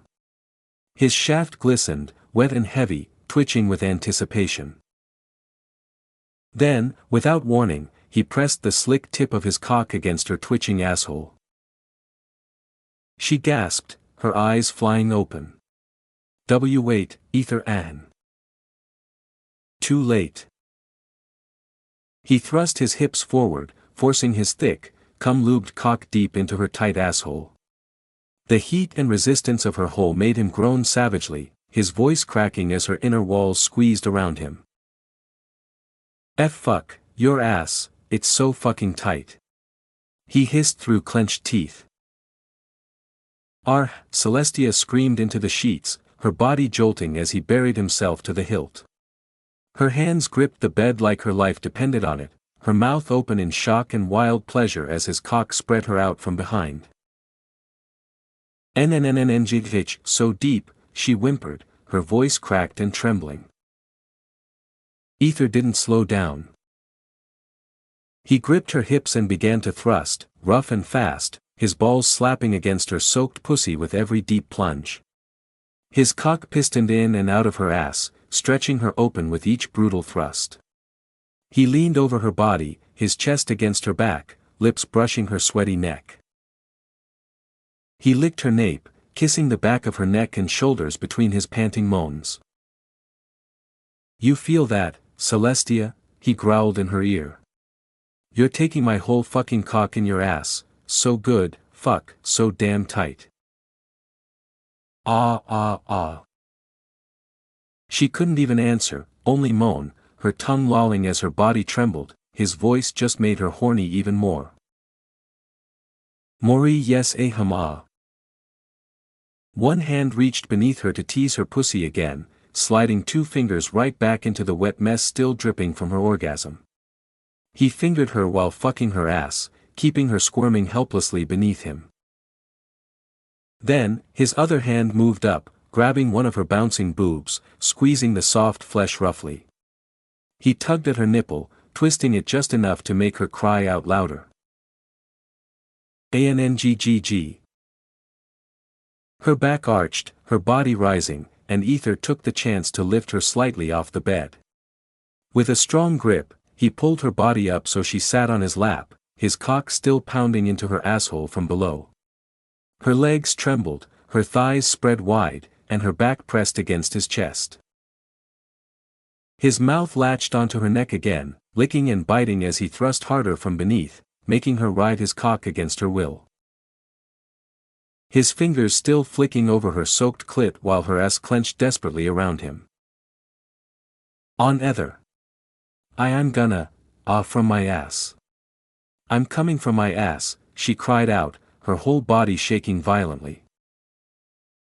Do it, baby, come for me while I ruin this ass, he growled, thrusting faster as he gave a soft spank on her ass and... Splash. She screamed, her orgasm bursting out again, this time from her asshole. Her whole body convulsed in his arms, her ass tightening so hard around his cock that it sent him spiraling over the edge. Fuck, Celestia. Ether groaned, his cock twitching deep in her ass before unleashing thick, hot ropes of cum directly inside her. He buried himself all the way in, his cock throbbing, pumping her asshole full with every pulse. Celestia collapsed forward with a shuddering gasp, her body soaked, skin glowing from sweat, and her asshole twitching around his cock as it slowly slid out, strings of thick cum trailing from her stretched hole. Her pussy, still dripping from her earlier climax, pulsed softly beneath her. Ha ha. Ha ha. His breathing was ragged, but the wild glint in his eyes hadn't dimmed. If anything, the sight of his seed leaking from both her holes only fueled his savage hunger. You think I'm stopping there, he muttered darkly, grabbing her by the waist and flipping her onto her back with a rough motion. Her legs spread on instinct, her pussy still glistening, swollen, begging for more. Ether loomed over her, his cock coated in cream, throbbing and still rock hard. Celestia moaned softly, her lips parted as she looked up at him, eyes glassy with lust, cheeks flushed and glowing. You're still hard, she whispered with a breathless smile, already squirming. He grabbed his cock and slapped it against her pussy with a wet, messy smack, making her jerk with a squeal. I'm not stopping till both your holes are filled by hot seeds, he growled.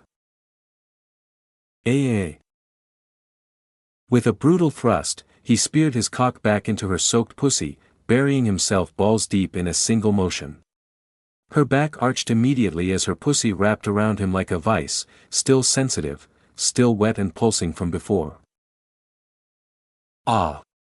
FFUCK. Ether, she cried out, hands digging into his back as he began thrusting immediately, fast, deep, merciless. He pounded her, hips slamming into hers, the room filled with the loud, wet claps of skin against skin, her tits bouncing with every thrust. But he wasn't content with just one hole. Ether pulled out of her pussy, her nectar dripping down in heavy trails, then shoved his cock, soaked in her juices, right back into her stretched asshole. NNNGGGGGG, she cried out again, her legs kicking from the sudden, brutal intrusion. Be back there again, NNGGH, she moaned, her voice cracking with pleasure. Both holes. You're taking everything tonight, he growled, licking her ear before shifting again. He alternated between her pussy and asshole, slamming his cock deep into one, then pulling out and burying it into the other. Each hole clenched around him differently, making him groan from the overwhelming stimulation.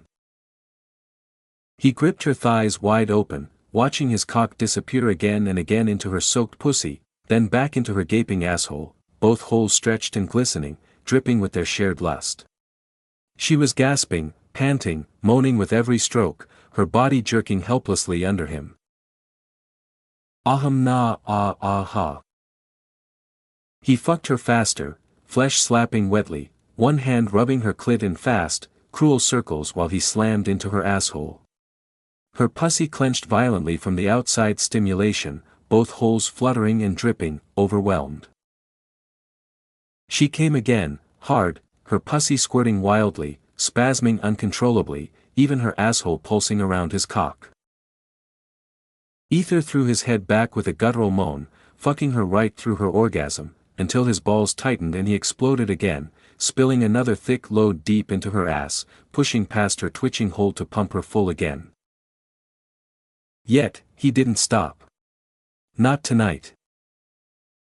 He gripped her waist again, his cock still buried in her ass, her body trembling and overstimulated beneath him. His voice was rough, dripping with carnal hunger. I'm not done filling you up. You're going to feel me leaking out for days. Celestia moaned, her voice raw from screaming his name, her body twitching under him. You seduced me, with this ass, he whispered against her ear, nibbling her lobe, now you're going to regret just how much I want you. He thrust forward again, deep, merciless, making her cry out in another broken moan as he started yet another round, desperate to claim her completely, again and again, until her holes knew no rest. She's going to regret seducing him. Meanwhile, far from their steamy entanglement, within the heart of the Void Empire.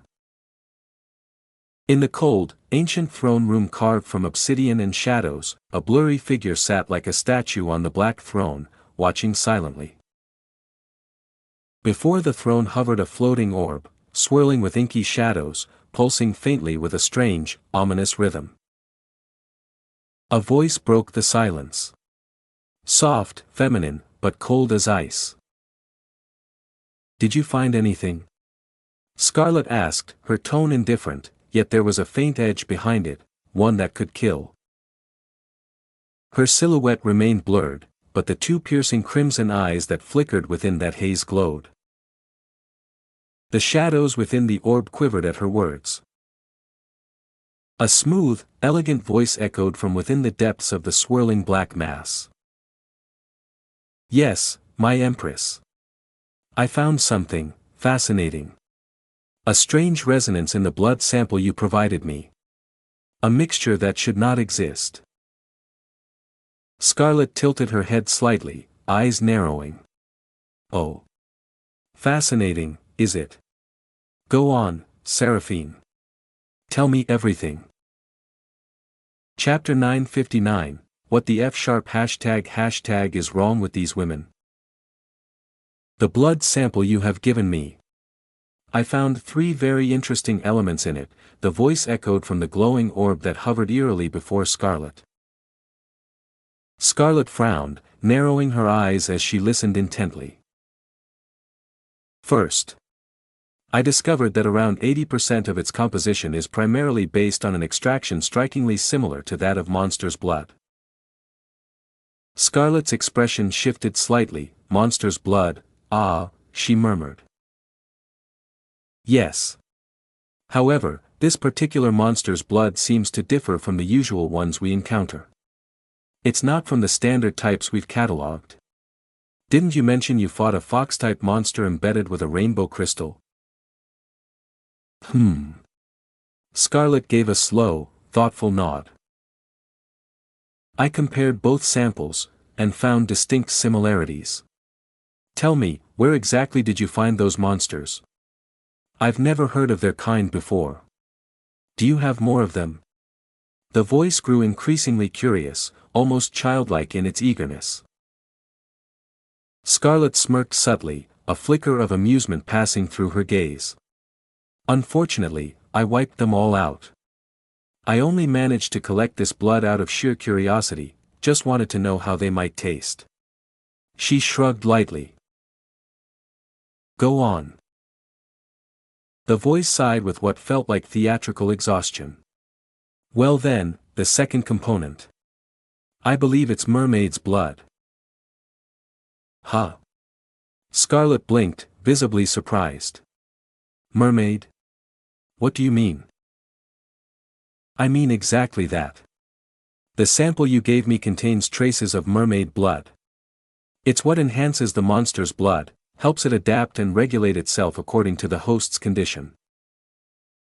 Think of it as a catalyst, or perhaps more accurately, a mediator. You see, if someone were injected with just monster blood, the odds are high they would either die from uncontrollable mutation or fully transform into a beast. But the presence of mermaid blood seems to slow down that process, keeps the transformation in check, controls the mutation, maintains balance.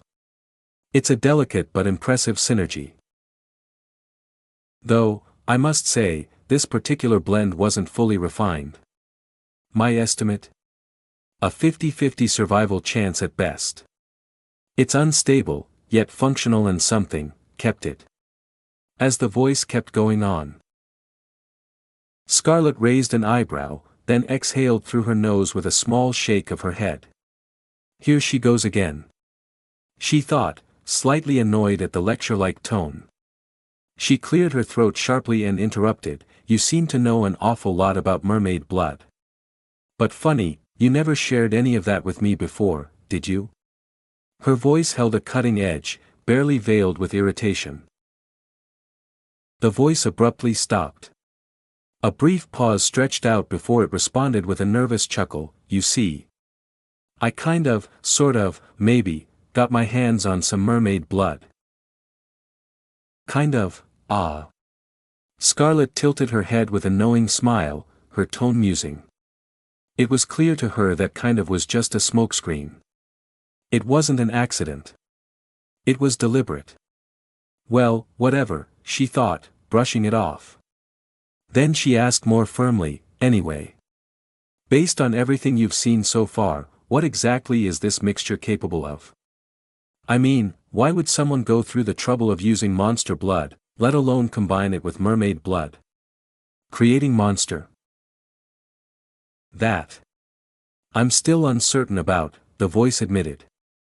They were trying to make something powerful, that much is obvious. Maybe to amplify someone's abilities, maybe even enhance physical forms or senses. But without the actual body of the monster you fought, I can't draw conclusive results. Do you happen to have one? Scarlet noticed the shift in tone, eager, trembling with excitement, almost pleading. Like she was restraining herself from flat-out begging. Ignoring the rising curiosity in her voice, Scarlet's own tone dropped, becoming serious. "You mentioned 3 parts, correct?" Yes. 80% monster blood, 19.9% mermaid blood, and the remaining 0.1% is something else. Something I couldn't identify. An unknown blood. Unknown. Scarlet leaned in. What do you mean unknown? It means I've never come across anything remotely like this in my entire life. Scarlet fell silent, slowly leaning forward in her throne. Her voice turned low, controlled. Go on. What exactly did you find in it? This final portion, it's not even a full drop compared to the rest of the content. But despite that, it controls the rest of the blood like it's the brain, no, like it's alive. Alive? Scarlet's eyes gleamed with interest. Yes. The blood itself exhibited signs of life. Not just reactive cells, actual, autonomous behavior. It was guiding the rest, as if it had a will. Can you determine its origin? Is it from an animal? A monster? Or a person? Scarlet asked curiously. That's the problem. It's difficult to say. The quantity was so small, it barely registered. I nearly missed it completely. But its influence was profound. I believe, whatever this blood belonged to, it was something truly wonderful. Her voice rose, turning disturbingly cheerful, then manic. TSK. Here we go again, Scarlet clicked her tongue inwardly, feeling the shift. Fuck you, Scarlet, the voice burst out. Where the fuck did you find this gorgeous blood? I've never seen anything like this before. Ah, it's making me excited. Tell me, Scarlet, where did you find this blood? Let's make a deal, shall we? Tell me the truth, and I'll give you anything you want, anything. Scarlet's gaze lingered on the black swirling mist inside the orb. She tilted her head, a cold smile curling on her lips. How about your son's life? Of course, take it, ahem. Wait, you mean Kai? Scarlet's grin widened. Who else would I mean? He made my darling suffer. Do you really think I'd just let that go? Why don't you bring your son here one last time? Let me see his face up close. How about it? Good deal, right? Well. Not bad. Scarlet was genuinely amused now. She's even more insane than I am, she is ready to give up on her son for a blood. Haha. She thought with a smirk. But before she could comment further. But as a mother. I couldn't allow that, now could I? The voice chirped, playful and cruel. So nope, ask for something else. Scarlet's amused expression lingered for a moment before she slowly shook her head. Her face turned serious as she said calmly, I'm not entirely sure about the origin of that blood, the sovereign was the one who had it first. For now, just keep digging into it. Continue your research and let me know whatever more you find. Suddenly, a sly glint appeared in her eyes as she licked her lips, her voice dropping into a husky tone. Two crimson eyes flickered ominously from her shadow. Tell me. Can I drink it? No. If it were just monster and mermaid blood, I'd say yes, it wouldn't affect you. But that unknown blood, that's the problem.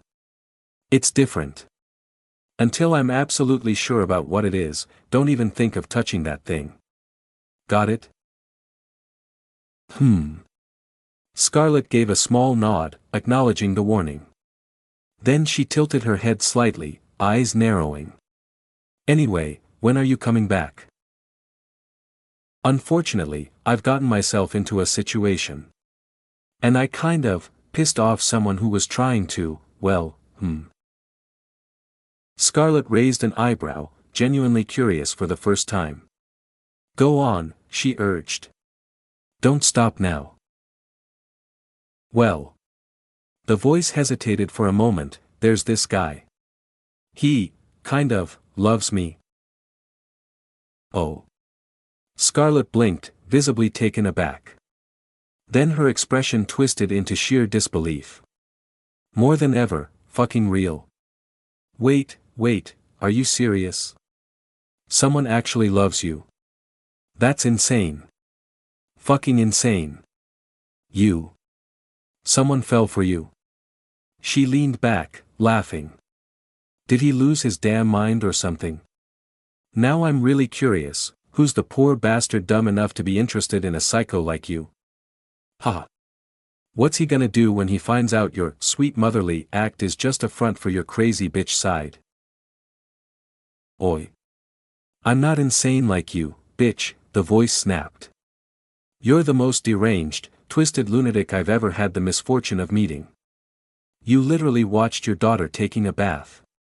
And you took photos of her naked. Was it to get horny or what? Fucking hell, that's beyond fucked up. That's downright demonic. So what? Scarlet replied, completely unbothered, her voice flat and calm. It's my daughter. Oh, fuck that. Meanwhile, back with Ether, after days of indulging in an endless parade of beautiful, bouncing asses, he was now being babied.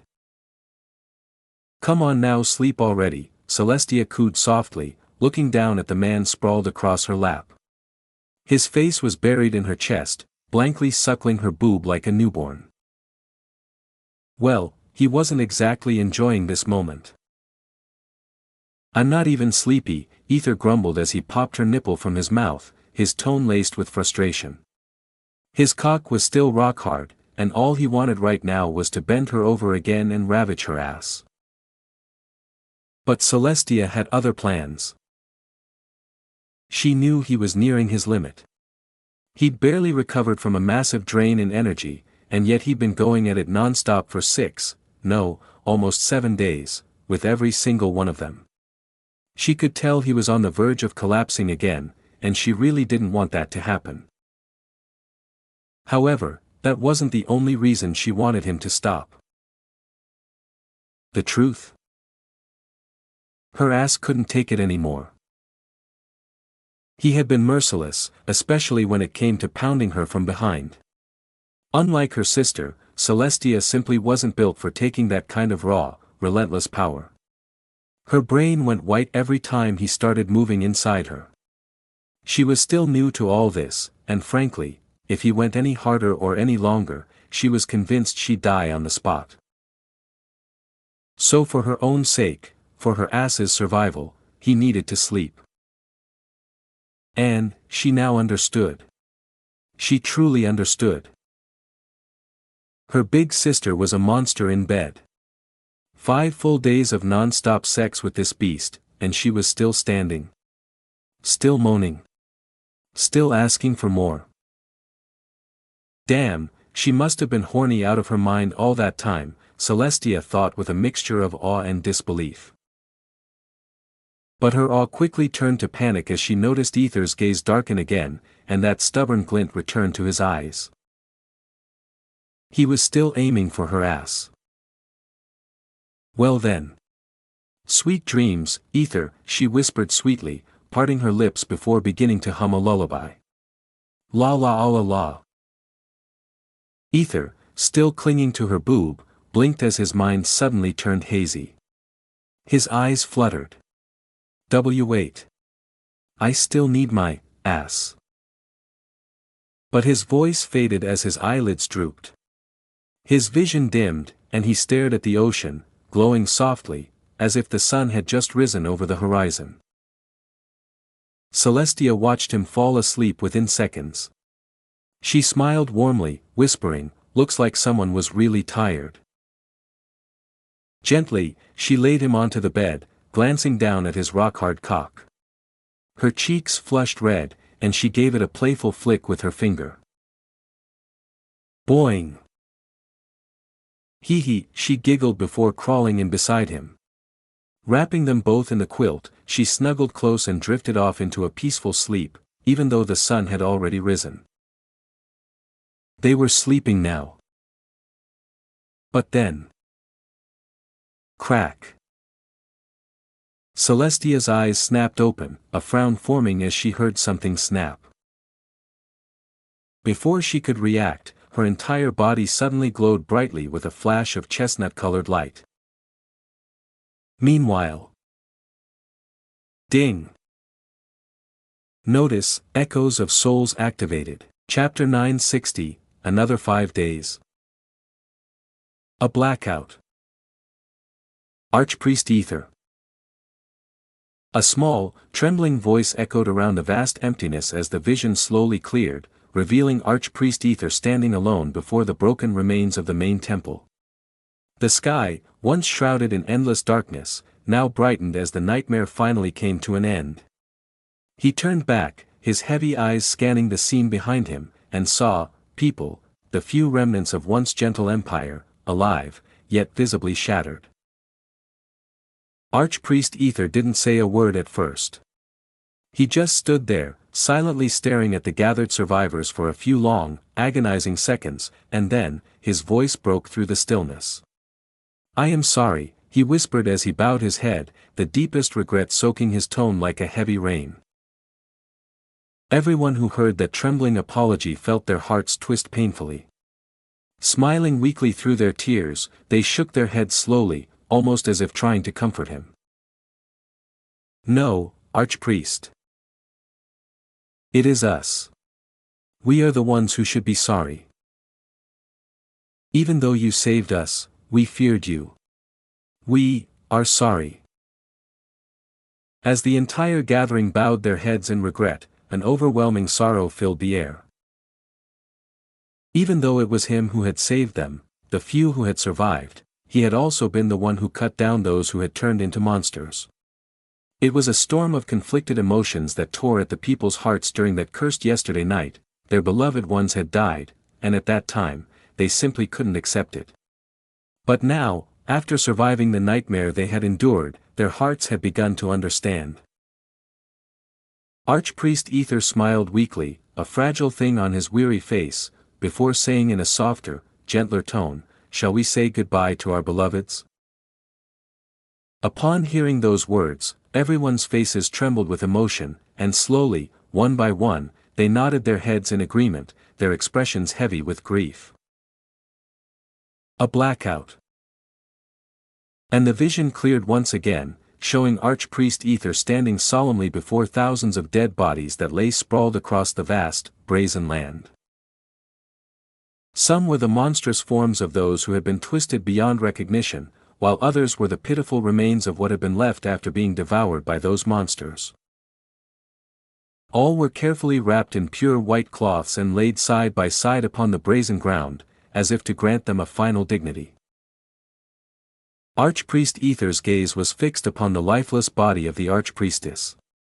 His hands trembled uncontrollably as he bit down hard on his lower lip, struggling to suppress the flood of sorrow crashing through him. Beside her lay the Saintess, her form equally still and cold. They had died fighting to protect their sacred land. Archpriest. The fragile voice pulled him back. He turned to his side and saw a broken man, his face streaked with tears, raising his hand toward him. Ether inhaled deeply, forcing strength into his body, and took the man's hand in his own. Turning to his other side, he saw a broken woman, equally shattered, reaching out. He grasped her hand as well. These were the loved ones of the dead, and according to ancient tradition, in order to say goodbye to their families, they would join their hands with others who shared the same pain, forming an unbroken circle around the departed. It became a massive, ring-like formation surrounding the countless dead bodies, the mourners themselves clad in white robes, symbolizing purity and grief. Archpriest Ether, his heart weighed down by sorrow, nodded gravely. His face turned serious as he raised his hand high, a silent signal, and all others mirrored him, raising their hands too, their white sleeves fluttering in the somber breeze. Then, with a soft but firm voice that somehow carried across the entire empire, Archpriest Ether began to chant.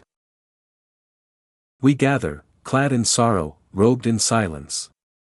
We who remain, we who still breathe, bear the burden of memory. The circle of mourners, hand in hand and heart to heart, responded in one mournful voice. We bear the burden of memory. Archpriest Ether's voice grew stronger, carrying with it the weight of countless losses, echoing far across the barren, broken field. O departed souls, brave and beloved! We call your names to the heavens above. We send your spirits on the sacred river of light. May your suffering be undone. May your hearts find peace beyond the eternal veil. In sorrow, art thou returned unto the Mother. The mourners bowed their heads deeply, their voices soft yet unified as they chanted. In sorrow art thou returned unto the Mother. Archpriest Ether lowered his eyes to the dead lying before him. His voice dropped to a heavy whisper, laden with grief and stone-like finality. Forgive us, who could not save you all. Forgive us, who must live on. The mourners, though weeping openly, replied without hesitation, their voices shaking but steadfast. Forgive us, who live on. Archpriest Ether, tears silently tracing paths down his cheeks, continued. Rest, O kin of the stars. Rest, and rise anew when the world is made whole once more. And for the final time, the entire circle answered, their voices raw and filled with both hope and sorrow. rest, and rise anew. As the final echoes of their voices faded into the weeping winds, a pure white flame sparked to life atop the dead bodies. Slowly, reverently, the flame grew, engulfing them in its gentle, cleansing light. Archpriest Ether slowly lowered his hand, his head bowed in silent prayer. The mourners began to move together in slow, deliberate steps, circling the burning bodies. Their white robes fluttered like fallen feathers in the somber breeze, the flames crackling steadily at the center.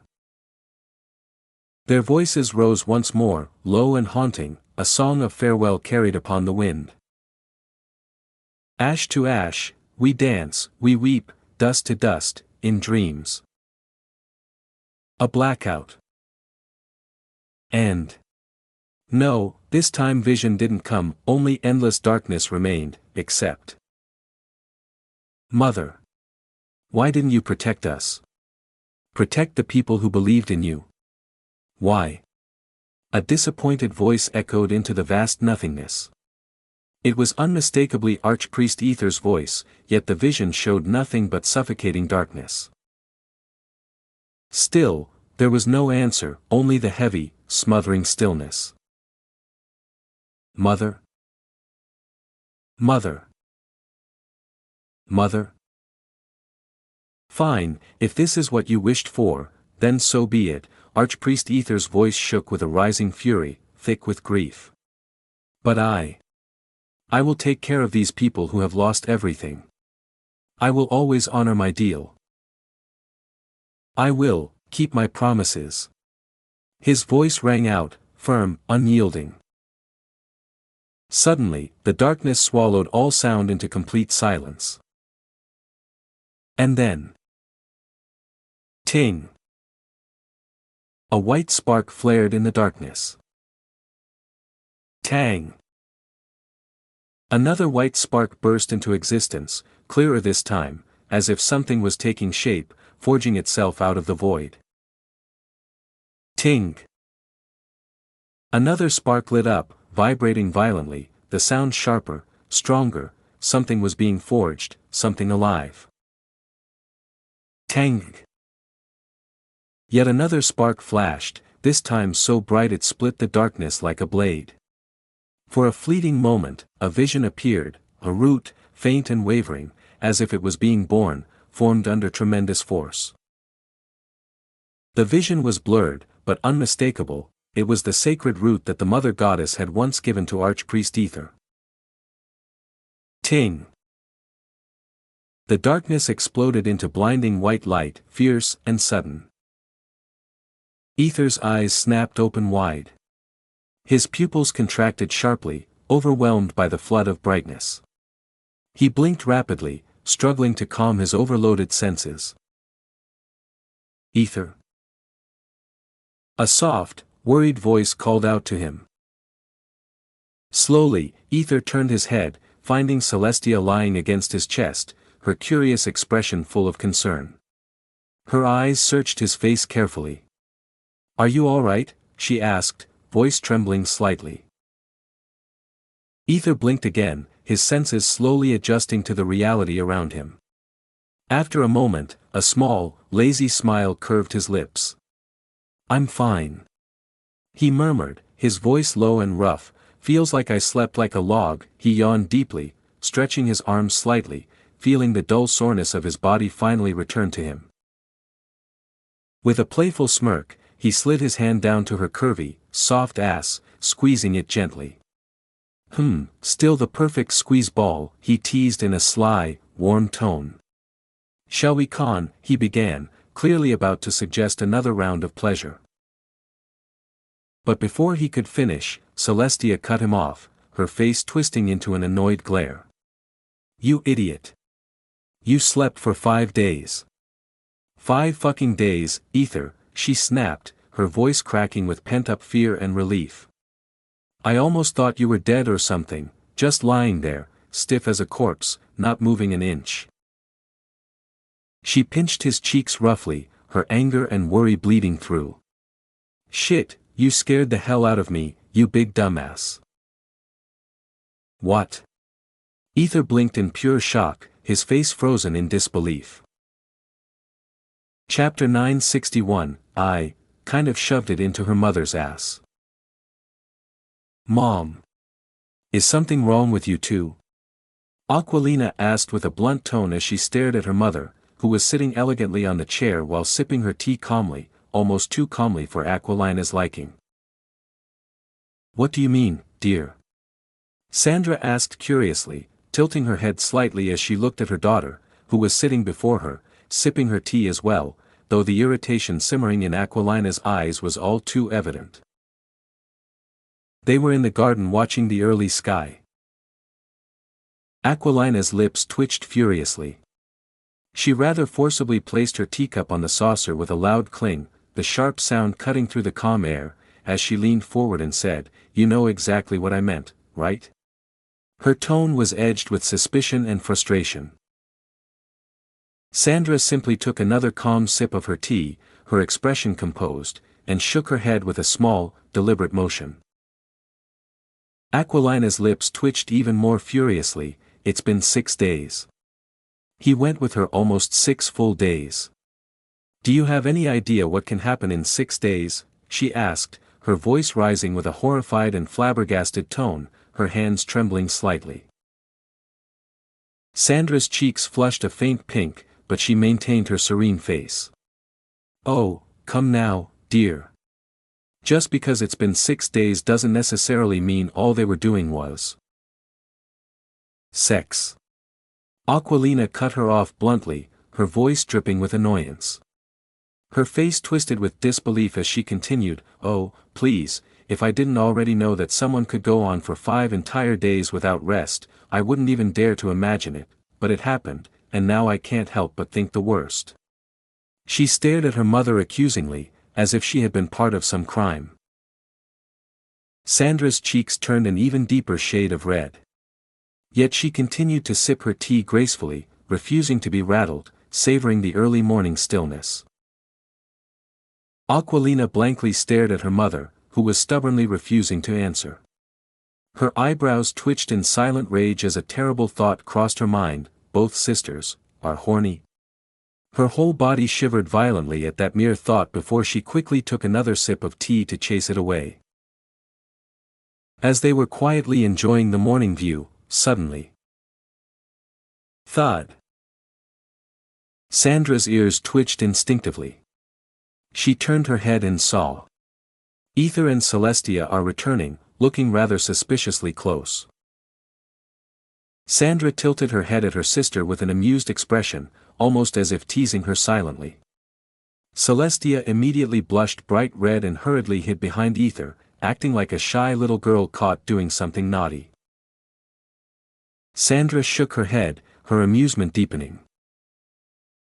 Ether. Aquilina reacted a little slowly, still processing her thoughts, but she turned to see him. As her gaze fell upon Ether, a soft smile unknowingly bloomed on her lips, only for it to twitch again when her eyes landed on Celestia. Her smile twisted into something sharper as she muttered, "Look who finally decided to show up after kidnapping my man." Celestia blushed even more furiously, her whole body shrinking behind Ether's back. Ether leaned down and softly kissed Aquilina's forehead, the warmth of his lips instantly cooling her down. Even though she was thoroughly annoyed, the moment he kissed her, all her anger melted away without resistance. Then, he turned to Sandra, gently pressing a kiss to her forehead too, calming her just as easily, before finally sitting down on the chair like he owned the place. "So, how's everything going on here?" Ether asked softly, flashing a gentle smile. "Nothing, just wondering how my man can ravage someone non-stop without even a hint of tiredness," Aquilina replied sarcastically, giving him a sharp look mixed with curiosity. Her voice turned softer, worried, as she added, "Are you really all right?" Because deep down, she knew, this wasn't normal. Well, considering his absurd abilities, everything about him is abnormal, Aquilina thought with a slight internal shiver. Ether smiled weakly, scratching the back of his head. Not sure how to answer that. he admitted with a helpless chuckle, shaking his head. Anyway, did I miss anything important? He asked curiously, his eyes glancing toward Sandra. Since she was the one who had the mysterious purple card, he was hoping she might have found something new. Sandra shook her head gently, setting her teacup down. No. I didn't find anything concrete. It's just like how I used to be, even my powers haven't increased, everything feels the same as usual. She said, trailing off with a faint sigh. However, she leaned forward, her tone turning more serious as she placed the tea on the table and closed her eyes. Ether. Yes. Sandra shook her head, waving her hand slightly. Not you, just let me concentrate, she said firmly, her voice low and serious as she closed her eyes again and called out with a deeper tone, Ether. The group exchanged glances, unsure what she was trying to do, but a strange tension filled the room. Then suddenly. Yes. Ether frowned, sensing the shift in her aura. Sandra shook her head, waving her hand slightly. Not you, just let me concentrate, she said firmly, her voice low and serious as she closed her eyes again and called out with a deeper tone. Ether. The group exchanged glances, unsure what she was trying to do, but a strange tension filled the garden. Then suddenly. Sandra's chest glowed, radiating a vivid purple color before. SSSNNGG. The purple card materialized, emerging from her chest and hovering gracefully before her, pulsing with a faint mystical light. Ether and the others raised their eyebrows, a mix of curiosity and unease flashing across their faces. Sandra slowly opened her eyes and nodded thoughtfully as she said, the word arcane was not working with this card, no matter how many times I called it, it wouldn't come. Except if I concentrated on you, like recalling our memories together, and called your name, then the card would appear. That's what I discovered during these past few days. Ether was utterly taken aback, blinking in surprise. My name, he muttered, struggling to process the strange connection. Aquilina, meanwhile, sat there with a confused expression, thinking to herself, what's going on here? And what even is that purple card? She had never seen such a thing before. She squinted her eyes at her mother suspiciously. Sandra chuckled weakly under her breath, sensing her daughter's glare. Come on, dear, I was just testing this unknown thing properly before telling you everything in detail, she muttered defensively, smiling sheepishly. Just then. Ether. Another soft voice echoed through the room. Everyone turned their heads sharply toward Celestia, whose chest suddenly glowed brightly before, a pure chestnut-colored card materialized and hovered gracefully before her, radiating a soft light. Oh. You too? Sandra asked in genuine surprise, her eyebrows arching in astonishment. Ether nodded softly. Yeah, she told me that she got one too, he explained. Since her level cap was stuck at 60. It was similar to your situation. Her card broke apart just like yours and transformed into this new form. Sandra nodded thoughtfully, a soft frown tugging at her lips. I see, then her level is. Ether shook his head firmly. No, her level is none, just like yours. And she, he paused, glancing at Celestia, prompting her to continue.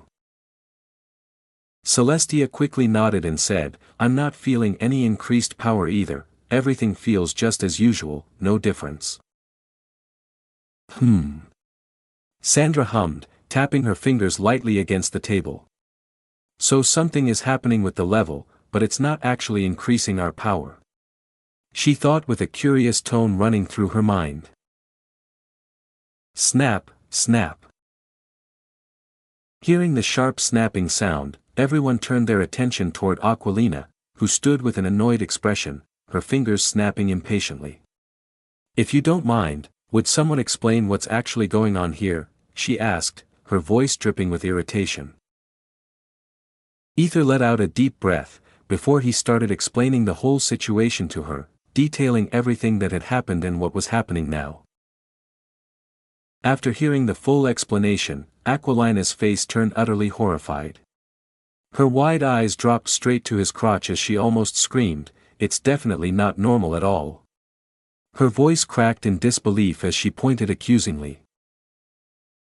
Sandra and Celestia couldn't help but chuckle softly at her dramatic reaction, covering their mouths to hide their amusement.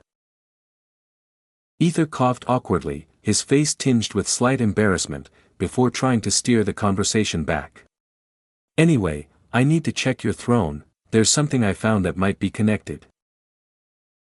Hearing the sudden seriousness in his voice, both Sandra and Aquilina instantly straightened up, their faces becoming serious too, before they nodded and followed him without hesitation towards the throne room.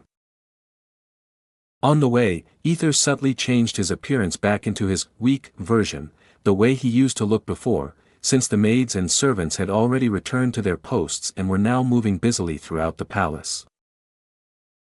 While walking, he continued explaining the situation regarding the throne in detail. "Oh my, seriously, a missing piece?" Aquilina gasped, her eyes widening. She never imagined there would actually be something physically wrong with the throne itself. Even Sandra was caught by surprise at the revelation. Arriving at the throne room, Sandra led them inside. Ether immediately pulled out the crescent moon blue marble and approached the grand throne.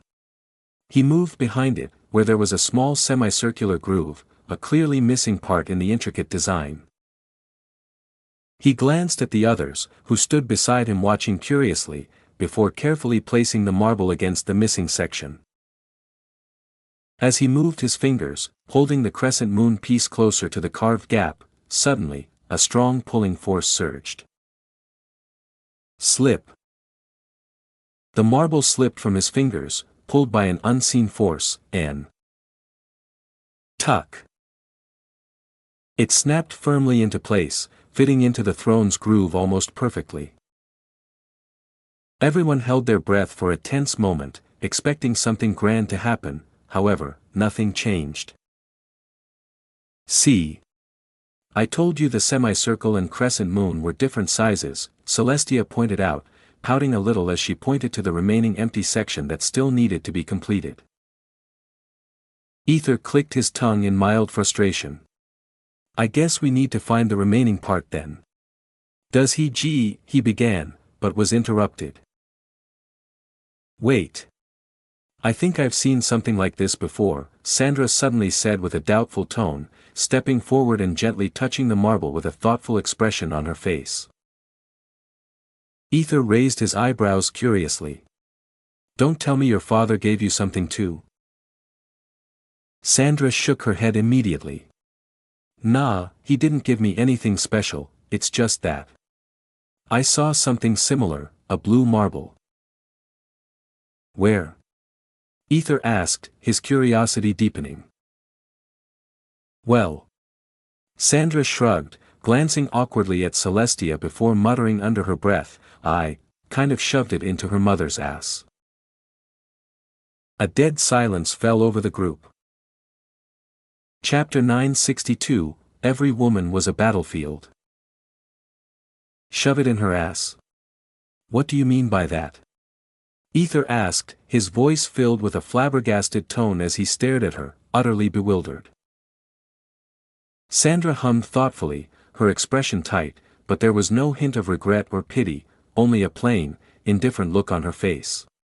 "You see, her mother had the same kind of blue marble like this one, but it was slightly different in design.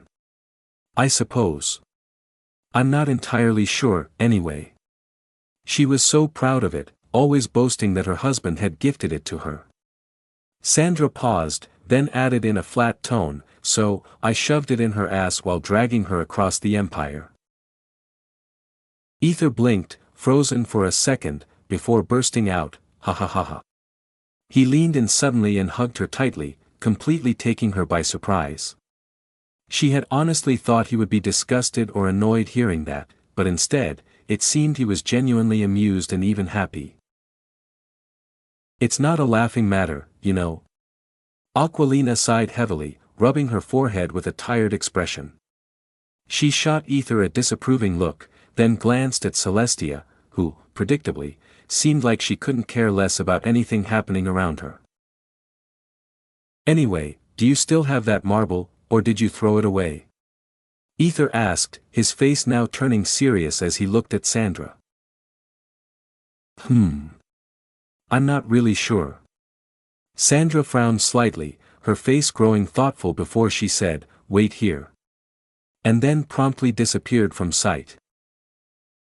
The group exchanged puzzled glances with each other.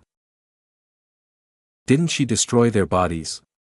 Aquilina asked, curious, glancing sideways at Celestia. Celestia simply shrugged, her voice nonchalant, not sure.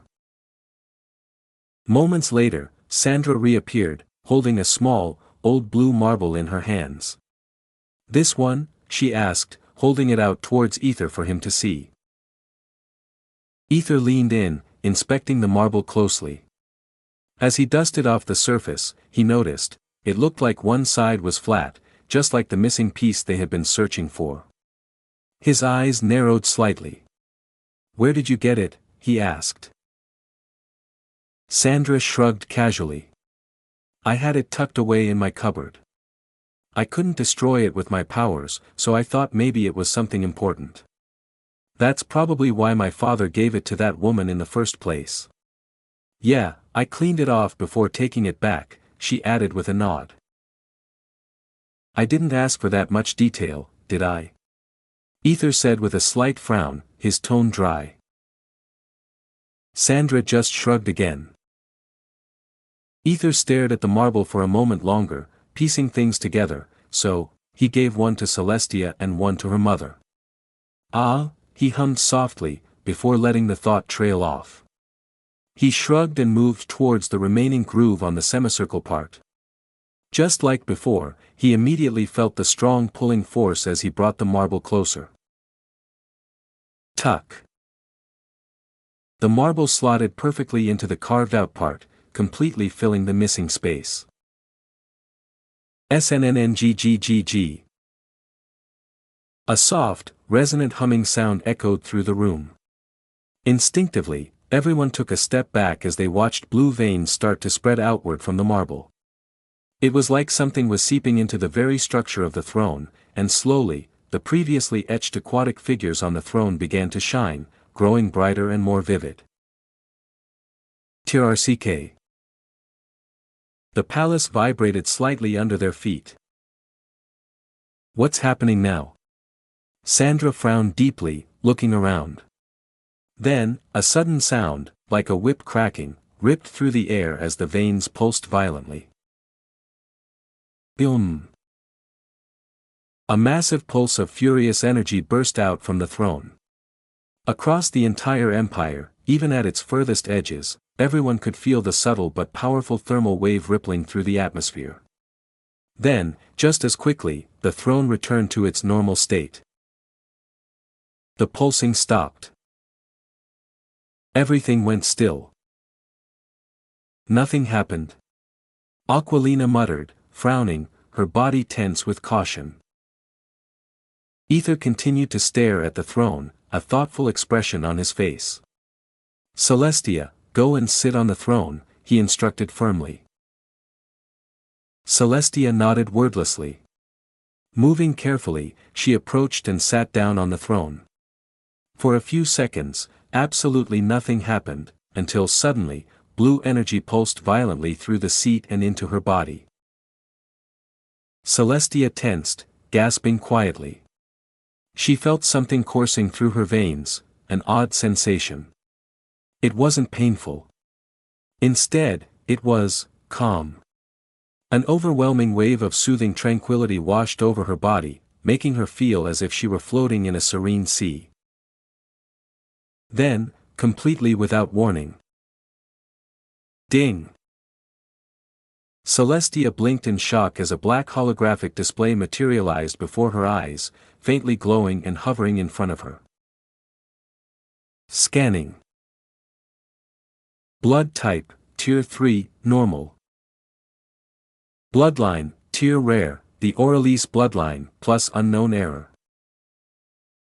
Species, Siren. Access to the system of the origin, denied. Ejecting subject. Boom. Without any warning, Celestia was forcefully shot out from the throne like a missile. Before she could crash into the ceiling, Ether, moving as if he had anticipated it, caught her mid-air effortlessly. What the hell was that? Celestia gasped, wide-eyed and stunned. Ether held her securely, glancing at the throne with a grim expression. "Tell me exactly what you saw," he said, his voice low and serious, as he slowly descended back down to the ground. Celestia carefully explained everything she had seen. Ether listened intently, nodding along before muttering to himself, "Origin, again, huh?" The real reason he had asked Celestia to sit on the throne was because of her father. Deep down, Ether thought maybe she was the rightful one, or at least connected somehow. But now it seemed like. Just like back in my empire, he thought with a hint of resignation. "Ether, what's going on here exactly?" Sandra stepped forward, her voice serious and her expression grave. Ether took a breath and then began explaining everything about the throne, detailing how it was eerily similar to the one from his own empire. As he laid it all out, Sandra listened carefully, her frown deepening. "Origin, huh," she muttered thoughtfully, turning her gaze to the throne. Without another word, she started walking towards it. "It won't work, believe me," Ether called out as he watched her, a bit amused. Sandra ignored him, climbing onto the throne and sitting down confidently. Just like before, the throne pulsed with blue energy and activated. Ding. Scanning. Blood type, Tier 2, Normal. Bloodline, Tier Rare, the Meridian bloodline, plus unknown error. Species, Mermaid. Access to the system of the origin, denied. Ejecting subject. Boom. Sure enough, Sandra was forcefully ejected from the throne, flying through the air, but Ether, already anticipating it, easily caught her in his arms. "See? I told you," Ether said, smirking as he looked down at her. Sandra merely hummed in annoyance before hurriedly pushing herself out of his arms. Ether chuckled lowly. "What? Not enjoying the Princess Carrie?" Sandra's cheeks turned a slight shade of red, but she quickly masked it with a stern expression and changed the subject. "Looks like these thrones, some of them are linked to this origin you're talking about," she said, ignoring his teasing tone. "Indeed." Ether agreed with a knowing nod. Just then, out of the corner of his eye, he noticed Aquilina approaching the throne. "Wait! What are you doing?" he called out. Aquilina just winked playfully at him over her shoulder before plopping herself onto the throne without a care. Ding. Scanning. Blood type, Tier 3, Normal. Bloodline, Tier Common, the Meridian bloodline, unawakened. Species, Mermaid. Access to the system of the origin, denied. Ejecting subject. Boom. Yay! Aquilina cried out happily as she was launched from the throne. Ether caught her effortlessly mid-air, looking at her with a deadpan expression. "What? You caught the others too, didn't you?" Aquilina said, pouting slightly as she clung to him, clearly doing it just so he would catch her as well. Ether shook his head with an amused sigh. He leaned down and kissed her forehead softly before slowly landing back on the ground. Aquilina, of course, continued holding on to him, flashing a smug little smirk toward her mother and Celestia. Both Sandra and Celestia's lips twitched visibly. Choosing to ignore their antics for now, Ether refocused and said, "Anyway, for now, just take the marbles back with you, that way, you can sit on the throne without a problem.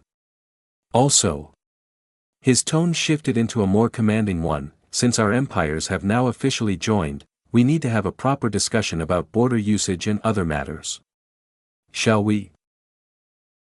Sandra nodded seriously, motioning towards the round table set up inside the throne room. "Let's." They sat down and, over the course of the next hour or so, discussed everything, sharing resources, trading routes, border access, and countless other administrative topics that could benefit both empires greatly. "I still can't believe you've grown this much," Sandra muttered under her breath, watching Ether conduct the meeting with such maturity and foresight. Ether simply shrugged, his expression soft. To be honest, much of it was thanks to iteration number 25's memories.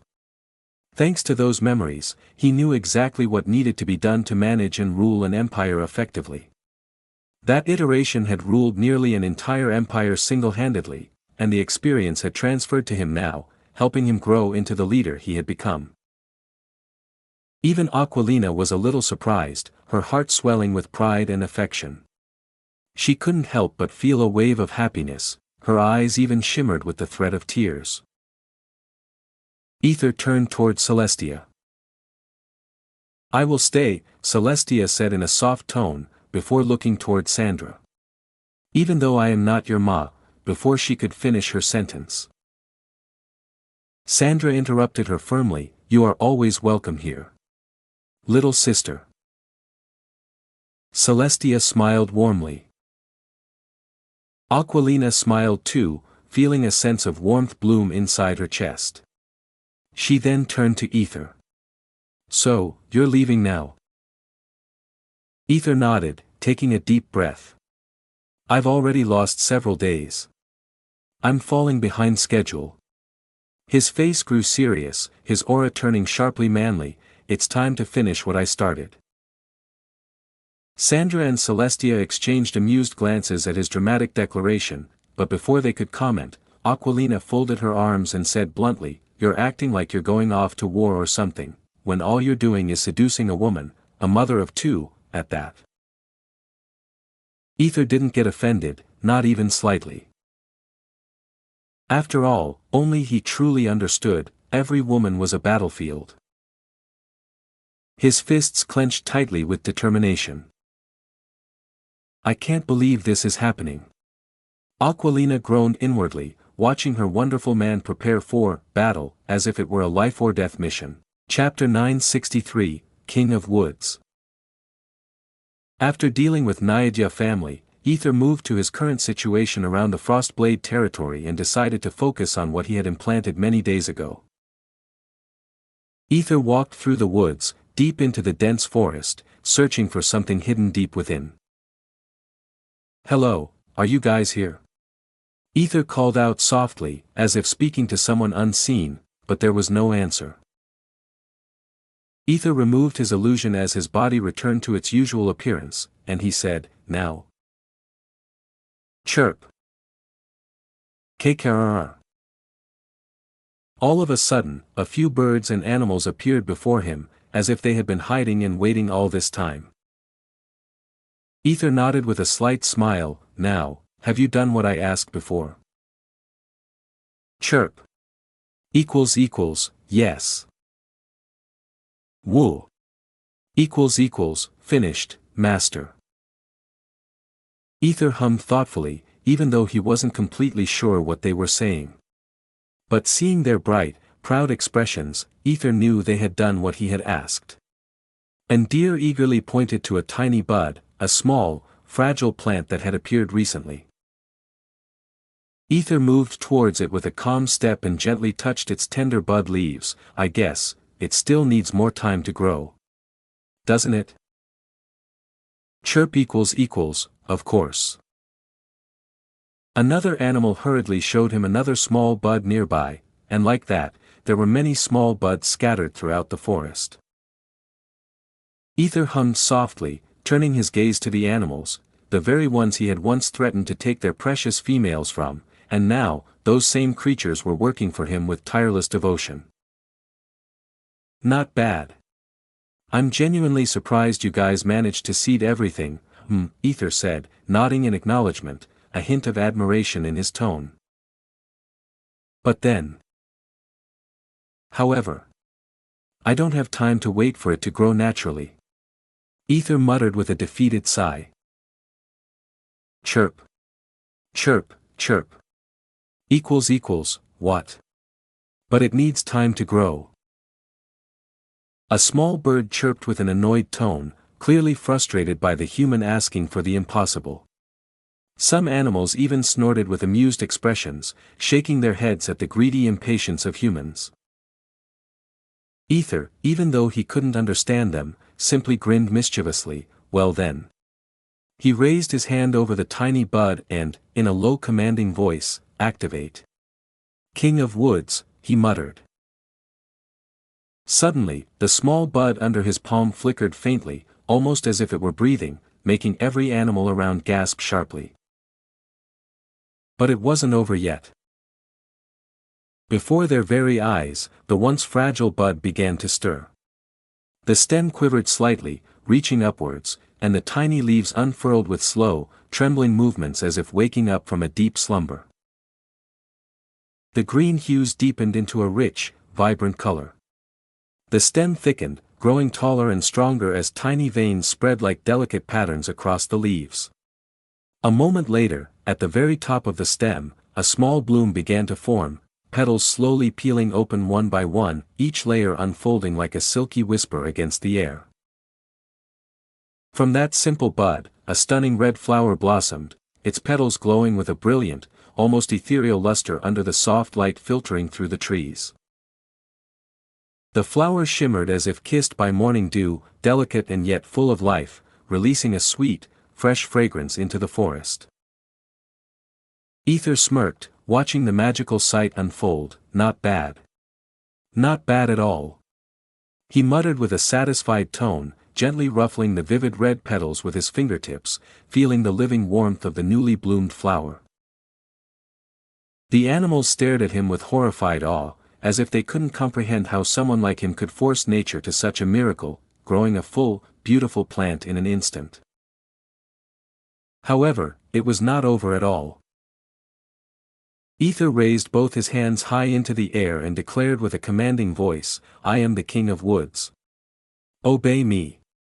As soon as those words slipped from his lips, the entire forest, trees, plants, and every blade of greenery, shivered and trembled, as if answering his call. The ground beneath his feet cracked slightly as thick veins of roots slowly slithered towards him. They wrapped around his legs, his thighs, winding up across his abdomen, chest, neck, and finally reaching his head, slowly weaving together to form a crown-like structure atop him, living and pulsing with vibrant energy. Crack, crack. The bending and cracking sounds of the veins echoed through the silent forest, making the animals shudder in pure fear. Ether gasped sharply as a flood of information from every plant and tree surged into his mind, as if he had become one with the entire green soul of this empire. He felt every leaf, every root, every breath of the forest within him. That overwhelming sensation of softness and calmness was unlike anything he had ever experienced. Ether felt utterly at peace, almost as if he could fall asleep here without a single worry, such freedom, such oneness with nature. However, Ether then smiled tenderly and whispered, "Now, grow up." His voice was gentle, almost loving. In an instant, the countless buds that had been seeded across the territory began to tremble. Slowly, surely, they grew upwards, reaching toward the sky, bursting open with vibrant red color flowers more stunning and full of life than the next, creating a breathtaking sea of blooming beauty. The animals could only watch in stunned silence, their horrified expressions frozen as they witnessed a miracle they never thought possible. Meanwhile, in the Frostblade household.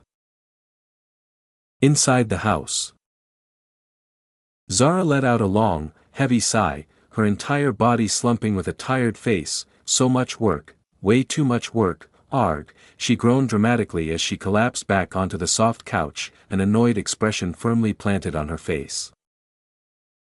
Foo, my mom really works so hard every single day. Celine giggled sweetly, watching her mother's theatrical rambling about her exhaustion while she sat gracefully beside her, legs tucked in a relaxed manner. Zara shot her daughter a sideways glance. You don't even know, dear, my work is beyond annoying, and even my boss is a real pain in the ass. I have to finish everything without getting anything in return. You know how miserable it is, working without any sort of proper BLORG, just forget it, she grumbled, waving her hand in the air with an exasperated tone. Celine smiled softly, the corners of her lips lifting with affection, and gently shook her head as she returned her attention to the book resting in her lap, her face remaining calm and serene. Zara wore a pitiful, almost defeated expression, groaning softly under her breath before stealing another glance at her daughter. After a moment of hesitation, she asked with slight curiosity, so, any news from that brat who ran away? Kai. I don't. No, not him, that new brat. Zara interrupted, waving dismissively with her hand, though there was a clear glint of curiosity and worry flickering in her tired eyes. It's been some time now, you know. I haven't seen him around lately. Celine smirked, a playful sparkle dancing in her eyes. All I know is, he said he would bring you a big surprise. I'm not really sure about anything else he's planning. Zara's lips twitched in irritation. I cannot believe that Brad is out there doing who knows what. He still carries the slave mark, and if something happens to him, does he even understand the risk? His life, even if he's within our territory, is still dangling in danger.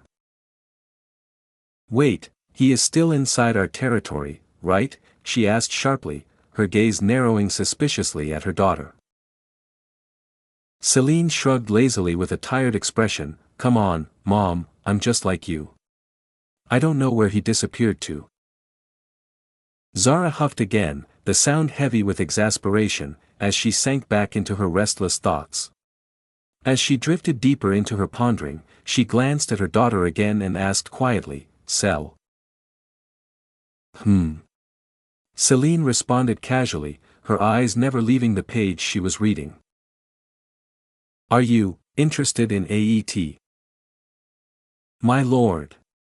You need to see this. Suddenly, a panicked voice shouted from outside, making both mother and daughter flinch in surprise. They quickly turned toward the source of the commotion. Velk immediately stormed out of his office, his heavy footsteps echoing through the mansion, rushing straight toward the entrance, followed closely by a swarm of concerned guards and maids.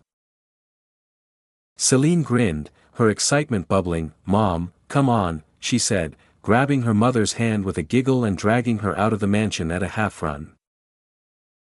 Sigh, what now? Zara wondered with a tired, resigned thought, just as she stepped over the mansion's door. The moment her feet touched the outside ground, her mind went completely blank. Her entire body froze, her breath stolen away. It was as if the very flow of time around her had come to a grinding halt, everything slowed, muted, softened. All she could see before her stunned eyes was a single beautiful red petal, twirling gracefully as it floated down through the air. But it wasn't just one. It wasn't just 100 petals, nor even 1,000. It was far, far more. It was an overwhelming ocean of vibrant crimson, countless red petals cascading down from the heavens, as if the entire sky itself had bloomed open just to rain them down in an endless, breathtaking storm of beauty. Chapter 964, Roses. Some call it weird. Some call it overdoing. Some call it what the heck. But only a few truly knew, especially those who had once been involved in such moments, those who had lived through it, could ever understand the kind of emotions it carried deep inside. Only they knew what it felt like, that breathtaking pull, that overwhelming rush. And that is exactly what was happening right now. Hey, what's that? Oh my God. What the? The voices of the people cracked the air, blending confusion and awe into their stunned gasps. The townsfolk were utterly shocked, rooted to their spots, their mouths hanging open as the once bright and serene day suddenly turned crimson. It was as if the world itself had been dipped in the colors of a dream. They tilted their heads back, staring wide-eyed at the vast open sky above them. The entire sky was covered, no, drowned, in a sea of red petals. They floated, they drifted, they spun and twirled like living creatures, flowing through the air as if carried by some invisible spirit. The petals painted the brilliant blue sky in sweeping strokes of deep red, tinting the entire Frostblade household with a warm, surreal glow. It was like standing inside a living, breathing, red-hued world. The petals moved with an almost sentient grace. They flowed so smoothly, so dreamily, it was almost hypnotic, a mesmerizing, haunting beauty that seized every gaze and refused to let go. Zara stood at the entrance, blankly staring up at the sky, her heart hammering, her body frozen, her mind empty yet full all at once. Her entire being, her breath, her soul, her memories, was entranced by the sight of those crimson petals. Because these red petals, they were. Mom, those are rose petals. Celine whispered, her voice breaking slightly with shock. She stared up in disbelief, then turned to her mother, her voice dipping into a sly, knowing tone, "Aren't these the ones you always loved?" Celine's words floated through the thickened air like a secret only they shared. Zara didn't respond, she couldn't. Her expression was frozen, taken aback completely, her wide eyes reflecting the falling petals like a mirror. Huh? She likes it? Velk frowned, puzzled and a little awkward at the unexpected revelation. Celine's lips curled slightly, amusement flickering in her gaze. So you didn't even know what mother liked? Velk coughed awkwardly, looking away, his cheeks faintly pink. Anyway. What's going on here? Where are the flower petals coming from? His voice rose in agitation as he turned sharply toward the guards, glaring at them as though demanding answers, even though they too stood there, stunned and speechless, as lost as he was. While Velk barked orders and tried to pull the stunned soldiers back to reality, insisting they find the cause before panic spread across his peaceful territory, meanwhile, Zara could not move. She simply stood there, adrift in the ocean of red, as if everything else had melted away into irrelevance. This color, this deep, vivid, soul-aching red, it wasn't just beautiful. It was sacred to her. A color she loved more than any other, a color that now bathed the entire world around her. It stained the rooftops, blanketed the courtyards, covered the forests in the distance, and swirled endlessly into the horizon. It was overwhelming. It was beautiful. It was magic. It was too much. Something like this had never happened before. Not even once in her lifetime. She had never felt such a deep, aching wonder blooming inside her chest. It was as if the very world had opened itself up, bared its heart, and whispered to her soul. And just then, Celine leaned closer, standing on tiptoe to whisper softly into Zara's ear, her voice low, secretive, "Is this the surprise Ether was talking about?" As soon as those words brushed against her ears, her heart ba-dump skipped a beat, sharp and loud. She blinked, finally breaking out of her trance, and turned her head slowly toward her daughter, her expression unreadable, trembling with too many emotions to name. Celine simply smiled, her eyes warm, her smile gentle. She didn't say another word. She just smiled, that kind of smile that said everything without speaking. Suddenly. "Oh my God! Look at the mountains," someone screamed, their voice full of wild awe and disbelief.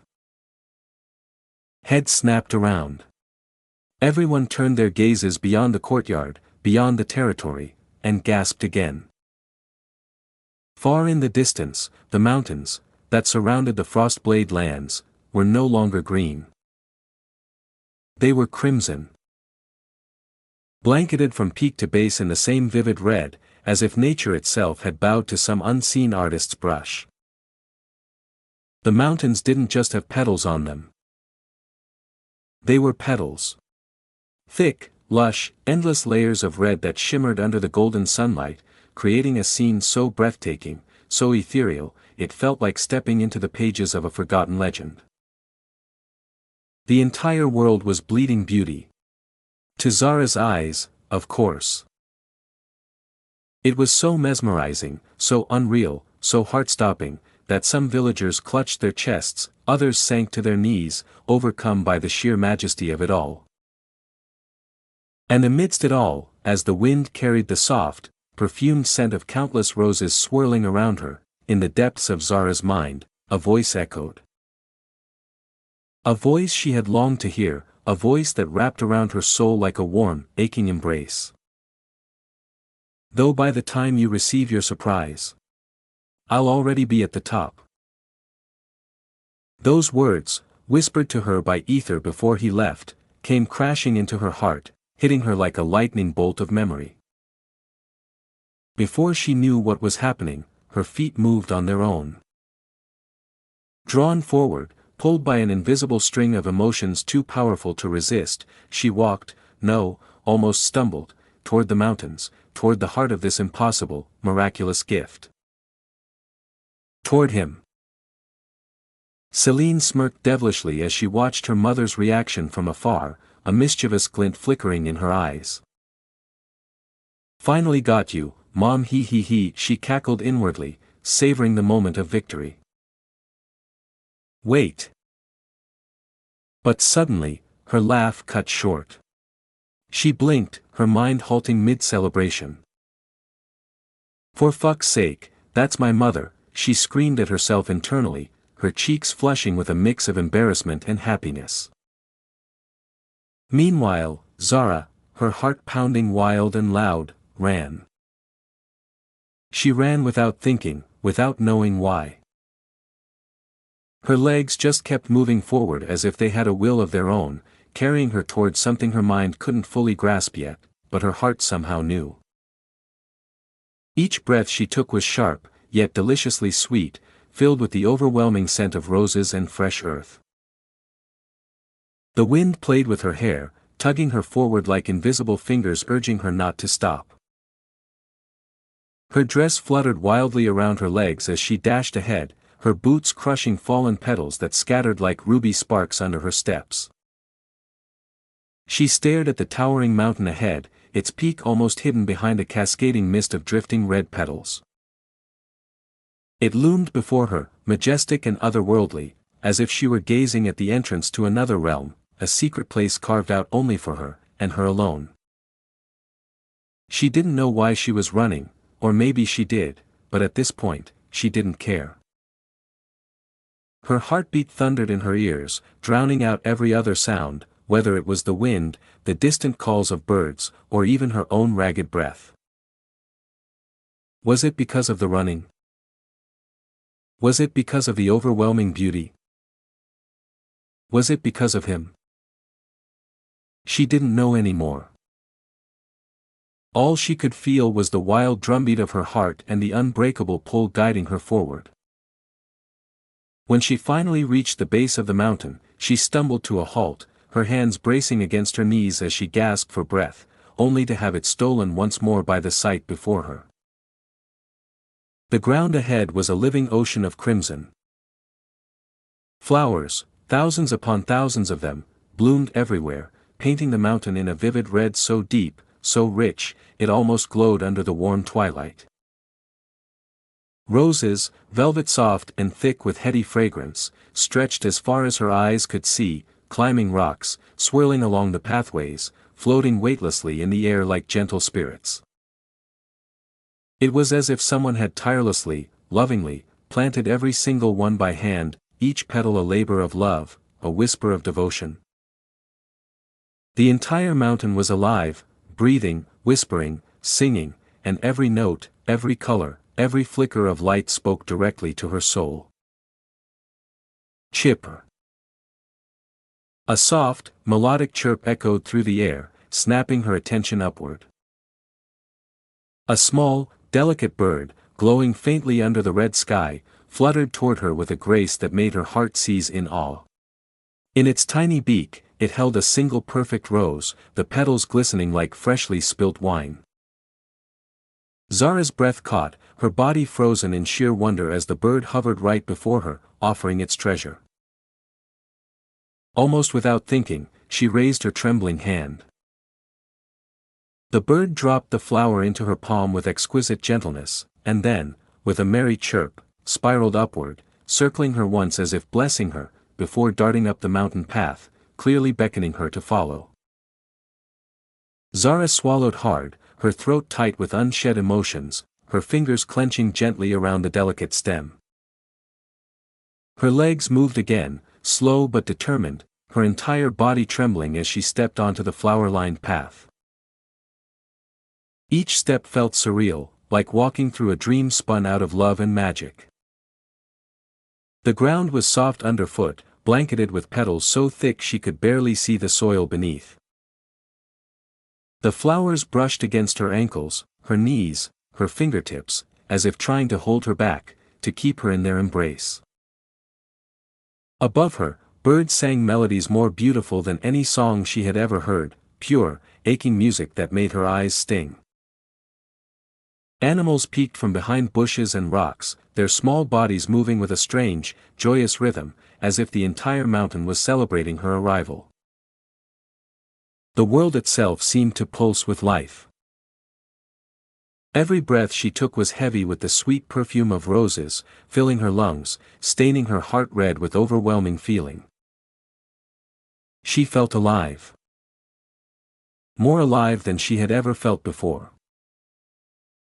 The petals floated down from the skies like a slow, enchanting rain, brushing her hair, clinging to her clothes, painting her in crimson. They tangled into her long hair, slipped under the collar of her dress, and nestled between her fingers. She looked down at herself, seeing red, feeling red, as if the entire mountain had woven her into its magic, into its very soul. Her cheeks burned a soft, lovely pink, her eyes wide and sparkling. Instinct. The scenery wasn't just beautiful. It was overwhelming. It was too much to hold in her chest, too much to carry in her heart, the beauty, the wonder, the happiness, it spilled out of her in the form of trembling hands, parted lips, shining eyes. It was happiness, and awe, and dizzying romance, all wrapped up in the simple act of walking forward. She moved onward, step after step, her body light as air yet weighted by emotions too vast for words. With every step, her heartbeat raced faster. Her blood grew hotter, wilder. Her mind spun with thoughts she didn't dare name, emotions she couldn't suppress. Until finally, she reached the top. And there, at the very peak, framed by the blushing sky and the swirling crimson petals, she saw him. Ether. His broad shoulders were relaxed, his white hair catching the soft, lazy breeze, shimmering like woven silver threads against the dimming light. He sat at the cliff's edge, his back to her, one leg dangling over the precipice, utterly at peace. He looked like a dream. No, he looked like home. Zara's legs, which had carried her so faithfully, so tirelessly, now locked in place. She froze, her body refusing to move even one more step. Because one more step and she knew, she would fall. She didn't know if it would be a fall from the cliff or a fall into him, but either way, it would be dangerous. Irreversible. Life-changing. Her throat tightened painfully. She gulped hard, her lips trembling as overwhelming emotions surged inside her, hope, terror, joy, longing, crashing together like a tidal wave against the shore of her soul. Chirp. A tiny bird, the same one from before, landed on her shoulder once again and nudged her forward with a soft, impatient chirp. "Wait. I'm not ready for this," Zara whispered fiercely, her voice breaking into a desperate whimper, her heart hammering like a war drum. But the bird chirped again stubbornly and gave her another push. Zara stumbled a step forward, a broken branch cracking sharply under her foot. Crack. She winced, clicking her tongue softly, and anxiously glanced toward Ether, terrified she had shattered the perfect moment. But he remained still, seemingly unmoved, his head tilted slightly, gazing out over the endless sea of red. She exhaled shakily, ready to sigh in relief when "I thought." His voice, soft, warm, and achingly tender, floated back to her on the gentle breeze, threading into her heart and pulling it tight. "I thought you wouldn't come here, Zara." He turned, just enough that she could see the gentle, breathtaking smile curving his lips, the light of unshed emotions gleaming in his ice-blue eyes. Ba-dump. Her heart gave another wild, dizzying skip, her body trembling under the weight of everything she was feeling. Chapter 965, Our Origin. Ether. Hi. Zara stuttered, her voice barely a whisper as she awkwardly waved her hand, lowering her face. Ether, without a word, gently patted his side, silently inviting her to sit beside him. Zara hesitated, clutching the hem of her dress nervously, before stepping away from the tree she had been hiding behind. She walked toward him slowly, her heart pounding, but instead of sitting, she stood behind him, uncertain and trembling. Ether didn't turn around. His eyes were lost in the sight of the orange sky, glowing warmly as if the sun drifted toward the horizon. It was a breathtaking view, the entire territory of Frostblade sprawled below them, the mansion nestled amid the land like a precious gem.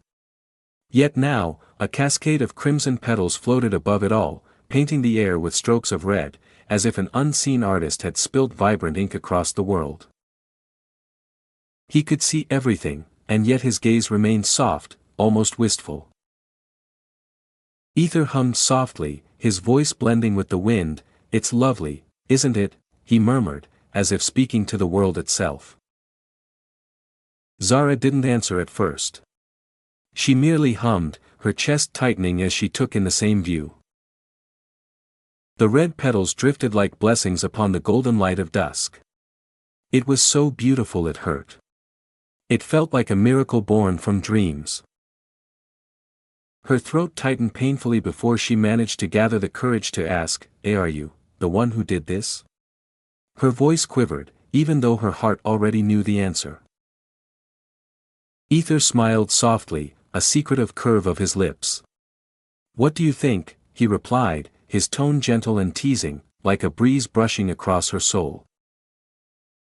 Zara bit her lower lip, fighting the emotions that surged inside her chest. "Why?" she whispered hoarsely, the word trembling on her lips. "Why would you do something like this?" Ether's gaze remained on the petals dancing through the twilight sky, the wind carrying them like scattered dreams. "Because," he said, voice warm and tender, "I wanted to give my best, to the person I love." Zara's legs buckled under the weight of his words. She staggered a step back, her heart hammering against her ribs so fiercely she thought it might burst. Her mind screamed in disbelief, "What is wrong with this man? How can he be so reckless, so foolishly, stupidly earnest. Did he not care about the dangers he was risking? Was he truly this much of a fool, to do something so grand, so impossible, for someone like her? A flood of emotions poured into her, overwhelming her senses like a sudden storm breaking over a parched desert. It left her breathless, trembling, raw. And then, in a voice tinged with the smallest thread of fear, Ether asked quietly, "Do you like it?" The vulnerability in his tone struck her harder than anything else.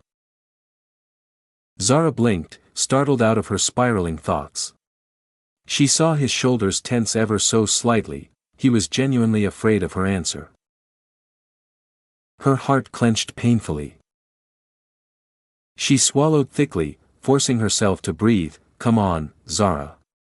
She told herself, "You're the older one here, you need to be strong. You can't fall apart now." Moving with slow, deliberate steps, she finally came to sit beside him. Ether glanced sideways at her, eyes widening slightly in surprise, though her face was hidden behind the curtain of her black hair. With as much composure as she could muster, Zara gazed out at the miraculous scenery before them. The petals, the light, the sheer impossible beauty of it all, it left her soul aching. "I liked it," she said softly, without hesitation, letting the words fall naturally from her lips. Her legs dangled off the edge of the cliff, swinging gently in the breeze. Ether exhaled a breath he hadn't realized he was holding. His lips curled upward into a faint, relieved smile. Zara tucked a strand of her black hair behind her ear and dared a quick glance at him. His expression, the pure joy on his face at her simple words, warmed her entire being. Her heart raced faster. "How did you know?" "I liked this flower," she asked quietly, her fingers gently caressing the red roses she had gathered around her body, feeling their soft, velvety petals against her skin. Ether grinned mischievously, flashing a boyish smile that made her chest tighten even more. "Well, I know my beloved," he said, as if it were the most obvious thing in the world. Zara's lips twitched in reluctant amusement before she shook her head lightly. Of course, he must have learned it from Celine, she thought wryly. Only Celine had known such a detail, even Zara's own son hadn't known. But still, it didn't make her heart flutter any less. Biting her lip, she hesitated before asking, "You did all this by yourself?" Her voice was a mix of wonder and disbelief as she looked at the endless field of red petals floating like a sea beneath them. It was far from an easy feat, especially for someone who had once been so weak, so frail. Ether stiffened slightly, lowering his gaze to his hands. Following his line of sight, Zara's breath caught in her throat. His hands, scratched, bloodied, rough. The skin was torn in places, hardened with effort beyond his limits. Each scar, each wound, told the story of his devotion more clearly than any words could. Her entire body trembled. "Are those?" She began to ask, but her voice broke before she could finish. Ether hummed softly, as if comforting her. "Yeah. I kind of overdid it," he admitted, a small, sheepish smile on his face. "I wanted to see your happy face, so I kept planting seeds all around the territory without resting, day after day." His voice cracked slightly with the exhaustion still clinging to him. Zara pressed a hand against her chest, feeling her heart about to break. How could anyone love her this much? Zara's lips trembled even more. Ether, she began, her voice breaking, but before she could finish. Chirrup. Don't believe him, human girl. KRR. KRR. Yes. He scratched himself, but we're the ones who worked hard. JRLLL. Growling. We were threatened to plant those seeds everywhere. Our claws are hurting. Chirp my beak too. It's ruined. A sudden uproar exploded around them, a chaotic chorus of furious screeches and growls as different kinds of animals emerged from the surrounding trees and bushes, screaming with heartfelt indignation. They poured out their trembling, innocent grievances, how they had been bullied and tricked by the human male who had ruthlessly threatened to take their beloved female counterparts if they didn't obey. Zara blinked in surprise, glancing at the noisy creatures. She couldn't understand their language, but watching their little faces and happy gestures as if saying she needed to accept him, made her giggle softly despite herself. "So, you made friends here too?" she asked, raising an eyebrow at him. Ether smiled awkwardly.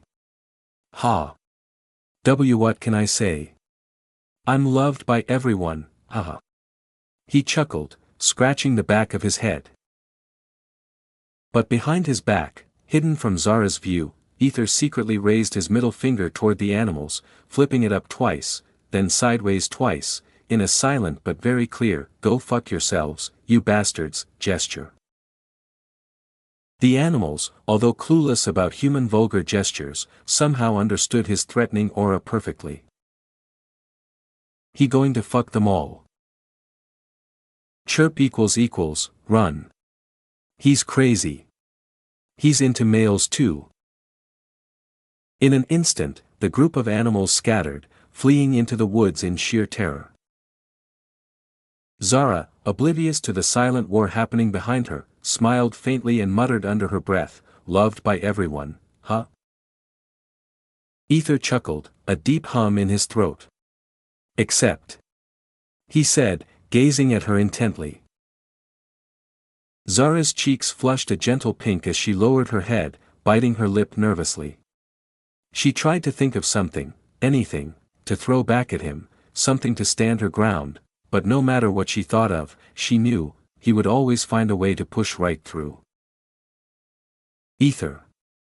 I really can't," she tried again, but her words faltered. Ether's smile softened into something trembling and fragile. "Zara, no matter what you say, no matter how far you run, I'll keep loving you," he whispered. "Even if you think my love is wrong, if you think it hurts you, just say it." His voice cracked, his entire body trembling visibly with fear, yet he still clung to his feelings, refusing to let go. Sigh. Ether. Zara sighed softly, her heart aching so deeply she could hardly breathe. Without thinking, she tilted her head to the side, and, for the first time, gently laid it on his shoulder. It was a small, trembling gesture, but it spoke more than 1,000 words. Ether froze, not daring to move, his heart pounding against his ribs like a war drum. Zara stared at his wounded hands, her fingers twitching to reach out and touch them. Her chest tightened unbearably. She had seen her own children wounded before, but this was different. This pain pierced deeper. It was as if she herself had been wounded. Her vision blurred slightly, the swirling conflict inside her still unresolved. She closed her eyes, inhaling a shaky breath as the scent of roses, wind, and ether filled her senses. "You see," she whispered, voice so soft it almost vanished into the sunset air, I'm searching for something that nobody ever dared to look for, Ether." Ether remained silent. "I am," she said slowly, searching for the origin.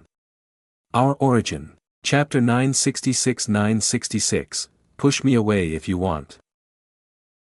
"When I was a child," Zara began, her voice a soft whisper carried by the breeze, I was always curious about the other races. Even though they were different from us, somehow, we all shared the same basic traits, and it made me wonder, why? Why were they different? Dragons, mermaids, elves, every single race. I questioned what made them different from us, For what reason, for what purpose? And that piqued my interest in them, she said, her eyes reflecting a distant world as if seeing her childhood self once again. I wanted to find out why. That's where everything truly began in my life, my first step towards something much bigger than myself, Zara muttered in a soft, almost tender tone as she stared at the beautiful scenery, red petals still flowing gracefully through the air. Ether didn't say anything. He simply sat there, listening to her words with a quiet, intense focus. Though he didn't interrupt, something within him stirred. He too started to feel curious. Zara took a brief pause, her fingers lightly brushing against a floating petal before continuing her story. After that, I started to research. Slowly but surely, I began to find small correlations, she said, her voice picking up a thoughtful rhythm. Things that seemed to link the races to the environments they lived in. Like here, in the Naiade Empire, water is the most prominent element. And that influences the physical reactions of living beings, causing them to adapt to this unique environment, changing them, molding them in ways that make them a part of this place, she explained, her gaze fixed on the glistening surface of a distant ocean. Ether nodded thoughtfully as he mused, of course, that's how evolution works, but before he could even finish his thought, Zara muttered under her breath, almost like a secret being confessed to the wind, but that's wrong. Huh? Ether blinked in surprise. Zara gave a small, almost bittersweet hum. Yeah, it's completely wrong, she said, her voice laced with both sadness and fascination. The races and empires, they are not linked at all. Ether frowned, struggling to reconcile her words with what he had always believed. But I thought being here made the aquatic races stronger, since the place is mostly filled with water, right? Zara chuckled softly, a musical sound filled with both amusement and a trace of weariness. She nodded, correct. Looks like someone is paying attention in the academy, she teased lightly, glancing sideways at Ether with a small smile that made his heart skip a beat. Then she continued, her tone turning serious again, what you're saying is technically right. But it has nothing to do with the aquatic races being born here. Even someone with no natural aquatic affinity, but who is proficient in water techniques, can become just as powerful as those who are native to this empire. Ether softly hummed, his brows furrowing in thought. So, maybe the gods designed it that way? Haha. Zara chuckled again, this time a little louder, her eyes sparkling with a mysterious glint. She looked so beautiful in that moment that Ether almost forgot to breathe. Maybe, maybe not. She murmured, almost to herself, her gaze becoming distant once more. It made me even more curious, and that's when I started to delve deeper, into blood research. Ether raised his eyebrows slightly. Blood research, he echoed, his voice low, almost cautious. Yes, she confirmed, nodding slowly. So far, the only real way to find the connection between all races was to look at their blood. I tested so many samples, spent days and nights with nothing but the scent of blood and ink around me. My entire life, almost all of it, was devoted to chasing this single question. She looked down at her hands, almost as if she could still see the stains of her efforts. Blood here, blood there. I researched every single blood sample I could get my hands on, and you know what I found? She lifted her head from his shoulder, her eyes burning with a strange light, and said with grave seriousness, one common thing among every one of us. The origin blood. Origin blood. Ether frowned deeper.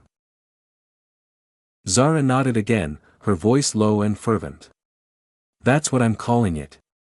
Vampires, wolves, elves, every race had this one mysterious thing hidden deep within their blood, she said, then turned to face straight, lifting her hand toward the sky as if trying to grasp something invisible.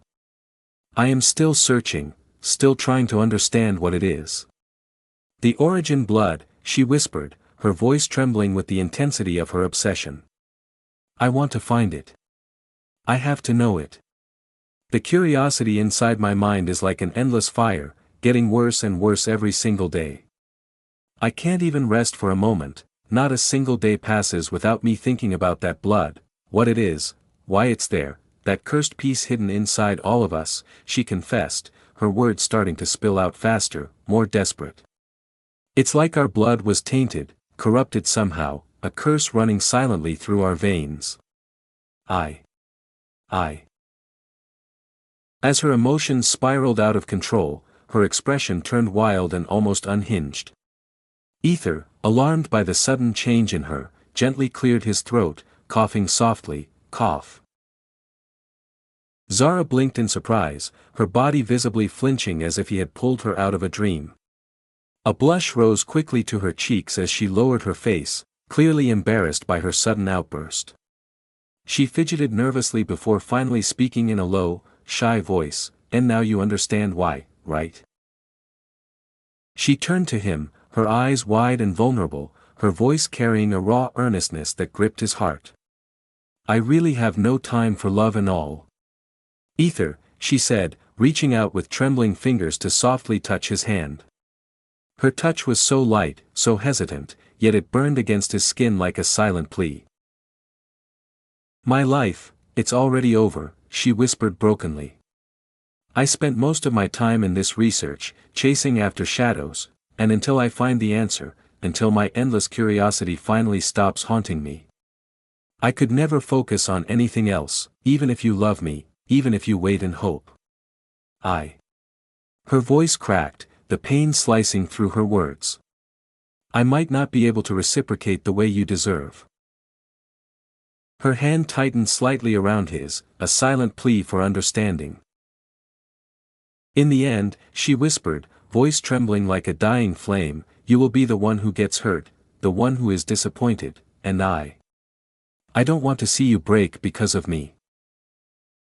Ether hummed softly, a low sound that barely left his throat, before turning to her and facing her directly.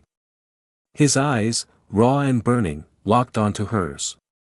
"Even though you married, and even had a child," he said slowly, almost like he couldn't believe the words himself, "you still say you don't have time." There was a deep, unmistakable jealousy in his tone, as if each word tasted bitter on his tongue. Zara bit her lips, her body leaning closer to him without even realizing it. Her voice came out softer, almost pleading, "I already told you, it was a deal between Velk and me, nothing else, Ether," she said, her fingers twitching slightly as if she wanted to reach out to him, yet held herself back. "I was never interested in marriage or any of that, not then, not now." Ether bit down hard on his lower lip, his heart squeezing painfully in his chest. His eyes trembled, emotions swirling uncontrollably inside him. "So, no matter what I do, no matter how much I try, you still won't accept me?" His voice cracked slightly at the end, betraying the rawness he could no longer hide. Zara sighed deeply, the sound almost like a soft cry escaping her lips. Seeing his trembling face, she felt a sharp ache pierce through her heart. Her chest tightened as she whispered, "Come on, Ether, you're making this harder than it already is." She looked away briefly, swallowing the lump in her throat. "This isn't just about me. You have a life too, you know," she continued, her voice shaking. "Who knows? You might find someone better than me, someone who can love you the way you deserve." Her words, meant to sound comforting, felt hollow and painful even to her own ears. Ether's lips quivered again. His fists clenched tightly at his sides before he turned his head away from her, staring at the darkening sky. "I see," he whispered, the heartbreak so heavy it weighed down the air between them. There was a small, fragile silence between them. Neither spoke. The only sounds were the soft rustling of the evening breeze and the distant calls of night creatures awakening. Both simply stared out at the scenery, lost in a storm of thoughts and emotions. Zara's heart thudded painfully against her ribs for reasons she didn't want to admit. She stole a glance at Ether from the corner of her eye. His face was calm, but she could see the turmoil hidden beneath, the pain that mirrored her own. With a heavy, almost broken heart, she muttered, "Anyway. Let's go home. It's getting darker, no?" Before she could even finish her sentence. "Push me away if you want," he muttered, his voice steady but trembling at the edges, as he turned to her with a serious, unwavering gaze. Zara's heart skipped a beat, her body tensing. "Ether, what are you doing?" she stammered, her voice catching in her throat as she instinctively leaned back, a trace of fear laced in her movement, but it wasn't fear of him. It was a fear of herself. "Kiss you," he said simply, directly, without hesitation, without pretending anymore. Zara bit her lips harder, her mind spiraling into panic. Her eyes started shaking violently, reflecting the turmoil inside her chest. She wasn't ready for this. No, it wasn't that. Deep down she knew, if he kissed her now, she would lose everything she had built to protect herself. All the rejections, all the cold words, were just a fragile facade to keep him sane. No, to keep herself sane. If he touched her lips now, she was already doomed. She would be undone completely. Ether leaned closer, his breath brushing against her trembling lips. Zara clenched her fingers tightly, nails digging into her palm, willing herself to move, to resist, but her body refused to obey. Her heart was beating too wildly, too violently, drowning out all reason. She watched helplessly as Ether puckered his lips, only an inch away from touching her. She could feel the heat radiating from him, the undeniable pull between them. Ether. She gasped, her lips parting instinctively. Her heart felt like it might explode inside her chest. Yet still, she didn't move away. She didn't push him back. Ether hovered barely a few millimeters before her lips, his gaze burning into her soul. His voice was a desperate whisper, pleading yet commanding, "Push me." Zara remained frozen, her entire body trembling, her mind screaming to move, but her heart wanted this more than anything. Seeing her silent, Ether leaned in. Their lips touched. Chapter 967, ###M, slap. Zara, she was really doing her absolute best to make sense of this chaotic, stubborn man's mind. She had truly tried her best, desperately needing to keep this insane, unpredictable man away from her heart, from her crumbling defenses. She knew herself more than anyone ever could, she knew just how broken, how utterly fucked up she was inside. That's exactly why she was trying so hard, to give this man a different path, a chance to find someone better, a chance to live a life that wasn't trapped in her darkness. After all, she wasn't sure she could ever love him as much as he loved her, not in the way he deserved, not the way he needed. Yet, here she was, frozen, taken completely off guard by his sudden, overwhelming surprise attack, his lovely, desperate words, his gentle yet wildly aggressive actions. They rendered her helpless, paralyzed, unable to even breathe, let alone move. The moment his lips brushed against hers, something inside her fragile heart cracked, shattered, as if a gentle, beautiful storm had wrapped her entire being in a warmth she never knew existed. Even though he had kissed her before, one time, this time, it was different. So different. It wasn't rushed. It wasn't desperate. It was tender. It was heavy with meaning. It felt unique. It felt precious. It felt terrifyingly real. Zara's shoulders trembled violently, her entire body betraying her, as her eyes widened in shock when his soft lips melted into hers. Even though the kiss lasted only a fleeting moment, to her, it felt like an eternity suspended between heartbeats, an eternity that carved itself into her very soul. Ether slowly withdrew his lips from hers, his gaze never once leaving her stunned, fragile face. A cocky, knowing smirk played on his lips as he whispered, "So you do love me, ah." Zara jolted back to reality, her entire face burning furiously as she instantly lowered her head, unable to even form a single coherent word.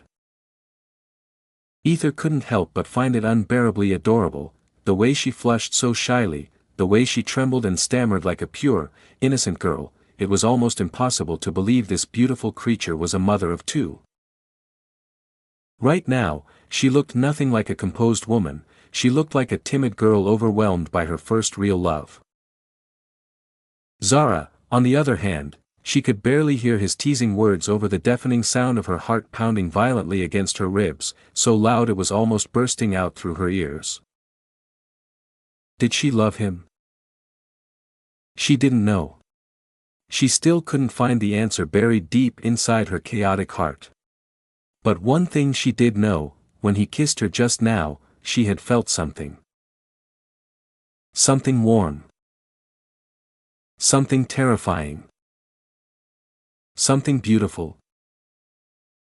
Something that scared her to death. Zara's trembling fingers twitched hesitantly, her voice barely a whisper, I told you, not. Her words stumbled out, her lips quivering uncontrollably. Ether inwardly grinned, absolutely devouring the sight of her breaking down like this in front of him, but he forced himself to maintain a calm, almost innocent expression. Gently, he reached out to lift her chin, but she quickly pulled away, refusing to meet his eyes. Come on now. I'm not going to kiss you, he said, chuckling lightly, his voice deliberately teasing, knowing full well the chaos he had stirred in her heart.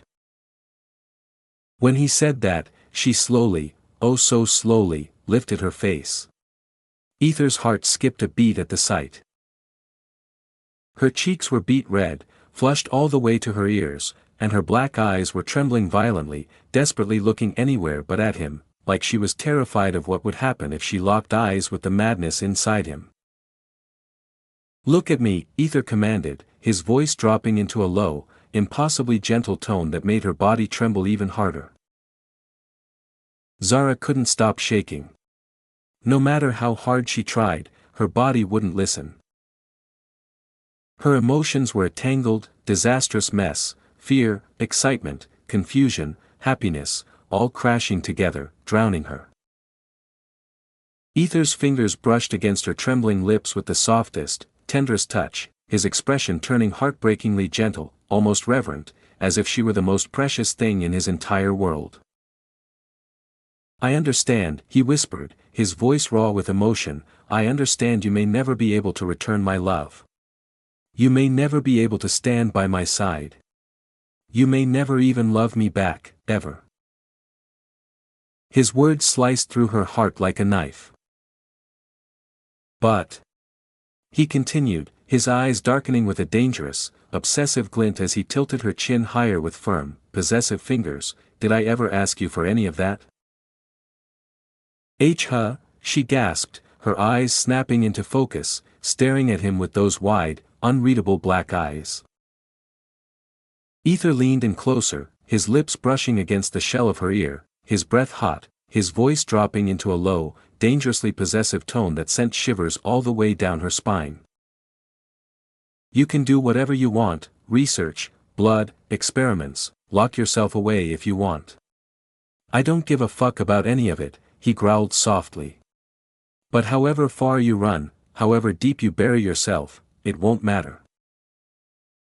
His expression twisted into something dark, something terrifyingly beautiful, as he grinned at her, an obsessive, mad grin that promised she would never, ever escape him. I will love you, he whispered, his voice dripping with possessive heat. I will love you so much that you will forget how to breathe anything but me. You will drown in me. You will suffocate in my love until the only thing you know, the only thing you feel, is me. A violent shudder ran down Zara's spine. Her cheeks flamed hotter, her throat dried up completely, and her entire body burned with a feverish heat she couldn't control. God, those dark, insane eyes, she wanted them to devour her whole. She wanted him to consume her, to rip her apart and put her back together, piece by piece. Gulping hard, desperately trying to find any sense of sanity, she stared into Ether's wild, unrelenting gaze. Even though he had a small, fragile body, even though he looked weak compared to the monstrous men she had fought before, right now, standing in front of her, Ether felt like a storm. He felt stronger than anyone she'd ever known. He felt like a man, a terrifying, obsessive man, and she was helpless against him. Hopelessly, utterly, helplessly his. Ether tilted his head slightly, a soft, dark smile tugging at the corner of his lips, as he tucked a loose strand of her silky black hair behind her delicate ear with a gentleness that made her shiver. He leaned closer, his breath brushing against her sensitive skin as he muttered in a deep, almost growling voice full of promise and madness, "Run as much as you want. Deny it all you want.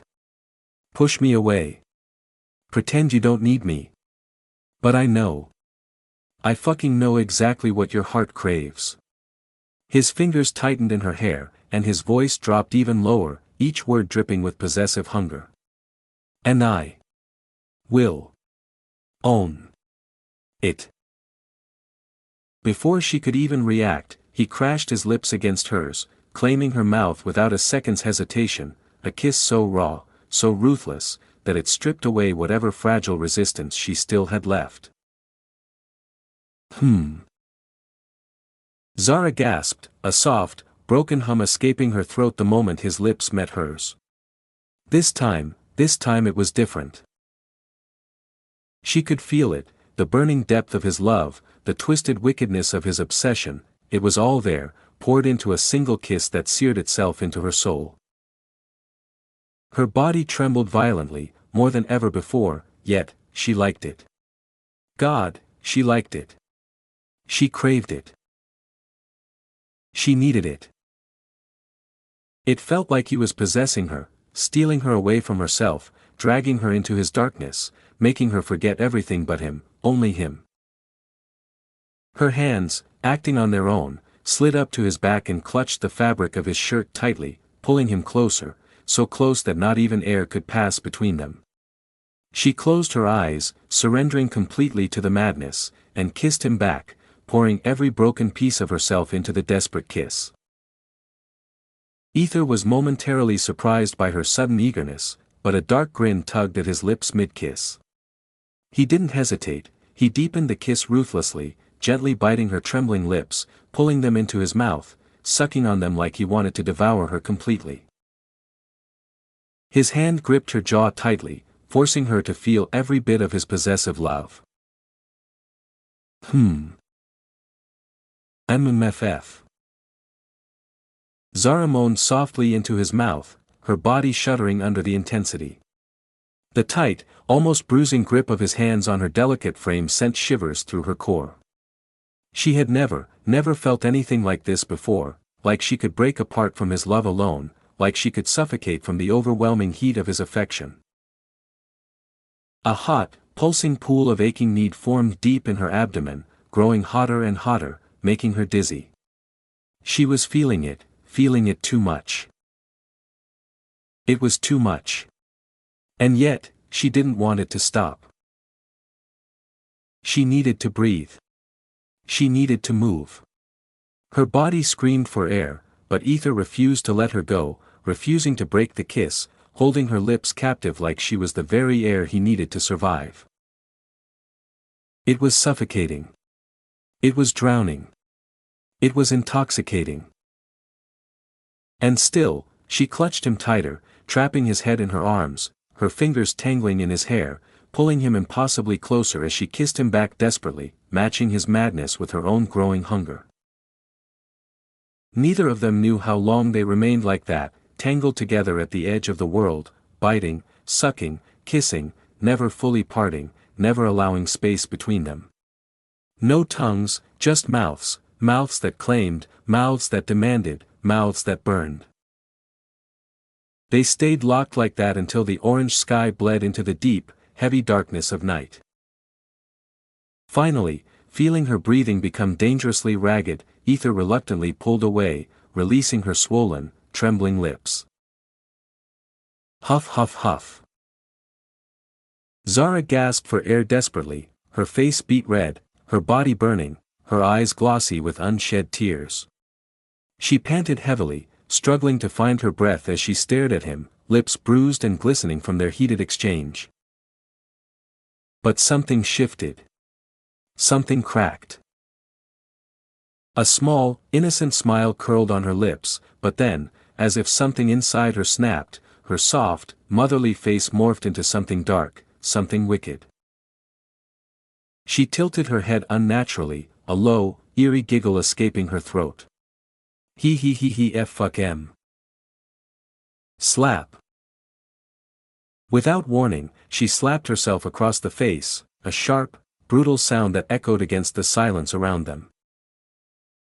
Even Ether blinked in complete shock, stunned by her sudden, violent self-harm. His heart clenched painfully. "Are you all right?" he asked immediately. But instead of answering, Zara merely took a deep, steadying breath. She wiped the saliva from her bruised lips with the back of her trembling hand and stared at him with an unreadable, burning gaze. "I want to show you something," she whispered. Before he could question her further, she stood up slowly, her expression hardening into something serious, almost grim. She turned away from the cliff's edge, her long black hair fluttering wildly in the night breeze. Zara smiled faintly, a beautiful, broken smile, before tilting her head with a wicked, eerie glint in her dark eyes. "The real me he. She grabbed his hand firmly and pulled him along. She led him somewhere secret, somewhere sacred, somewhere that only she ever dared to go. Not Frostblade. Not the place she pretended to call home. No. She was taking him to her true home. Her hidden, sacred, terrifying home. And she was ready to show him everything. Chapter 968, Insane Woman Part 1. Ether silently followed her from behind, his footsteps light but uncertain, as she led him through the dense, shadowy woods. She dragged him toward an isolated place, so remote and forgotten that even the wildest animals rarely dared to appear here. Despite the heavy silence between them, Ether's heart pulsed with a mix of curiosity and apprehension. He had no idea where she was taking him. Yet, instead of questioning her directly, he remained quiet for the most part. Still, he couldn't help but let a question escape him in a hesitant, softer voice. "Do you really like the gift I gave you?" Zara, who had been walking ahead with determined steps, suddenly paused. Her shoulders stiffened ever so slightly as she turned around to face him. Her glowing eyes met his slightly nervous gaze. "I said I liked it, didn't I?" she replied, her voice carrying an awkward edge, as though the words came with effort. Ether gave a gentle shake of his head, the corners of his mouth tugging down slightly. "I meant, really. Like, not just saying it for me. I want to know if you truly liked it, from your heart," he murmured, his voice dropping into a more vulnerable register, as though he was trying to peek past a wall she always kept up. For a moment, Zara just blinked, almost surprised by the sincerity in his tone. Then, without a word, she turned around and resumed walking, her pace a little faster. Ether followed her again, staying close but quiet. He didn't press her further. Still, he couldn't help but glance around, his gaze brushing over the thick underbrush and towering trees, all standing eerily still. As they moved deeper, they finally reached the outer edge of the territory, a silent expanse untouched by guards or life, the earth flat and still, coated in a heavy, almost unnatural quiet. Ether furrowed his brows and looked around, scanning the emptiness. Nothing surrounded them. Where is she taking me, he wondered, a small flicker of unease forming in his chest.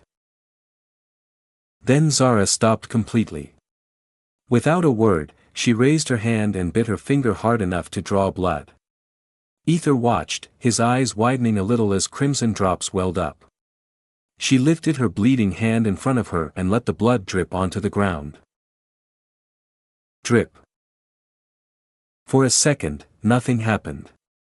Then, almost like the earth had drunk the blood, the red liquid was absorbed completely. A faint rumble followed, and a square-shaped cut appeared on the ground. Slowly, a large, block-like platform began to rise with a soft tremble. Terror. Ether blinked, startled, and instinctively glanced at her, his expression one of pure surprise. Zara smirked faintly, pride glinting in her eyes. "This is my house. My home," she murmured, watching as the stone block lifted until it reached her height, revealing a descending path, stairs carved into the ground. "Come inside," she said quietly, already moving forward into the staircase. Ether hesitated only a second before stepping in after her. The cool air from below hit his face as he descended, and behind him, the stone block began to slowly lower again. With a soft final thud, it sealed shut, erasing all evidence that there was ever a doorway here. Inside the staircase, there was complete darkness. No torches, no lamps, just blackness. Ether felt the overwhelming silence press in on him. But then, small flames sparked to life in Zara's hand. They flickered softly, casting a warm orange glow on her face. Her steps were confident in the dark, but she let the flames guide Ether, who was unfamiliar with this secret place. "It's pretty long, isn't it?" Ether muttered under his breath, his voice slightly shaky from the eerie silence. He glanced at her sideways, captivated by how the tiny flame lit her beautiful face. The shadows flickered across her cheekbones, and her presence felt almost surreal, mysterious and otherworldly. Zara let out a small chuckle, her lips curving faintly. A moment later, they reached the bottom. She extinguished the small flame and snapped her fingers once. The floor responded, emitting a soft, ambient glow, dim like moonlight, just enough to show what was around them. The room that unfolded before Ether made his eyes widen. Shelves. Racks. Tables. Everywhere, filled with strange tools, glowing liquids in test tubes, rare plants suspended in jars, and small, peculiar creatures trapped in glass. It was like stepping into a secret laboratory from another realm. But then his gaze landed on something far more disturbing.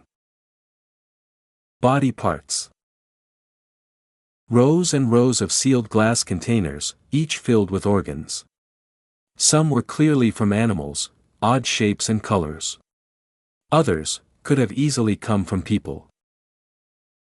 Ether instinctively took a step back.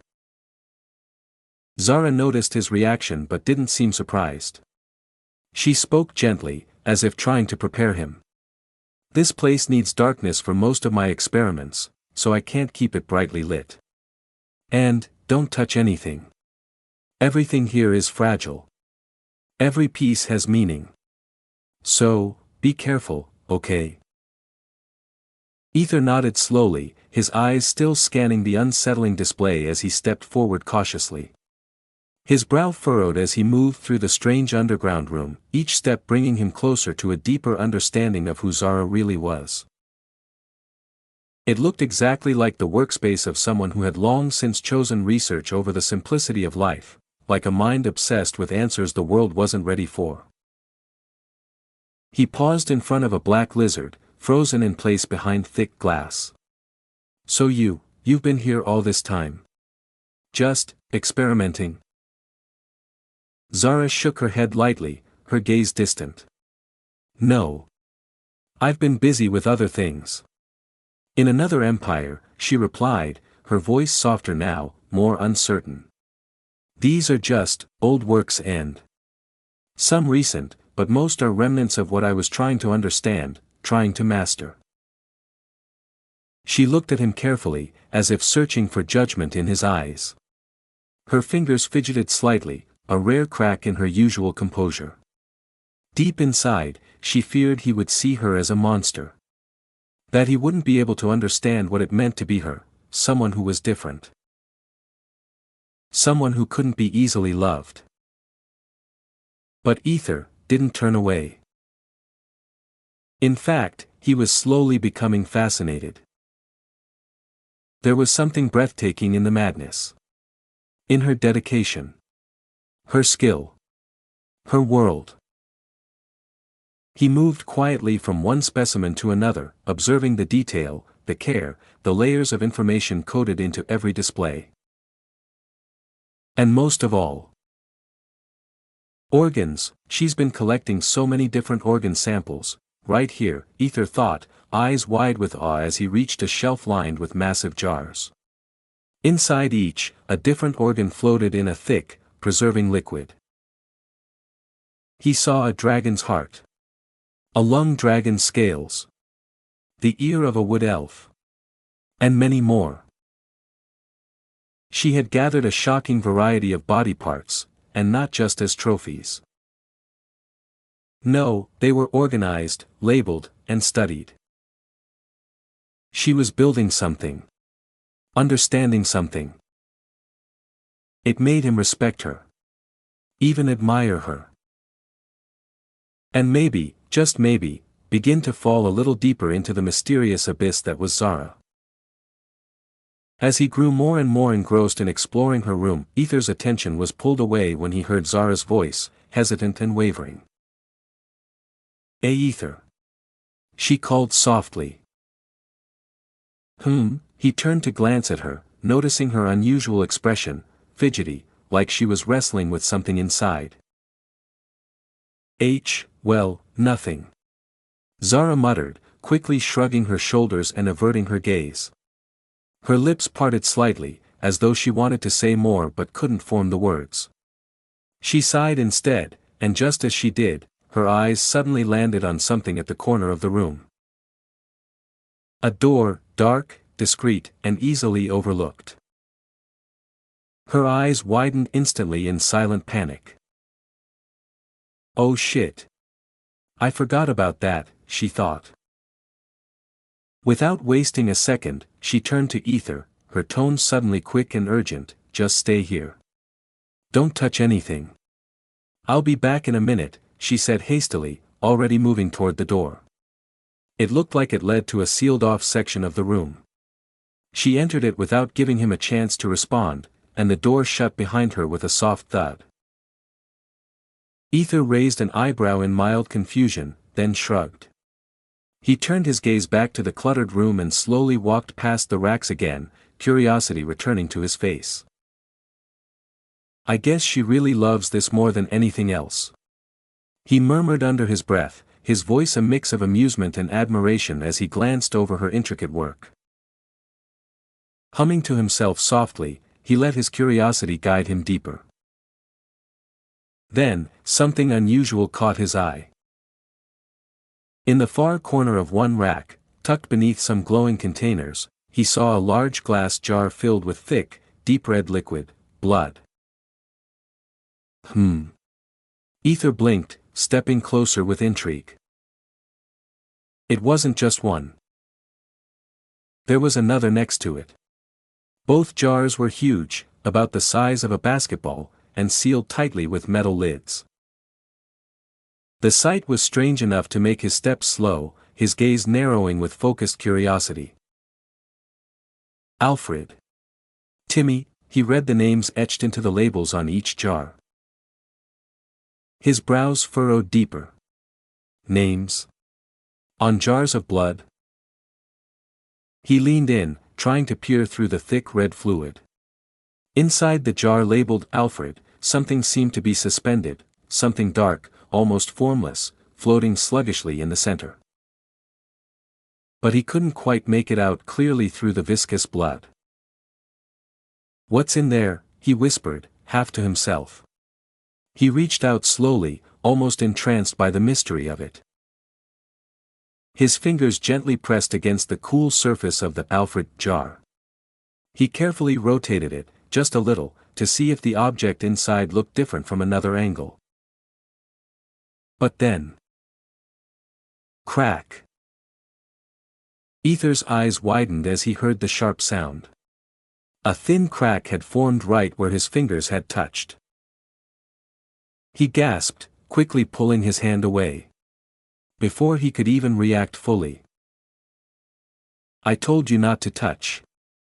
Zara's panicked voice screamed out from behind him. He spun around in alarm as she rushed toward him, her footsteps heavy, frantic.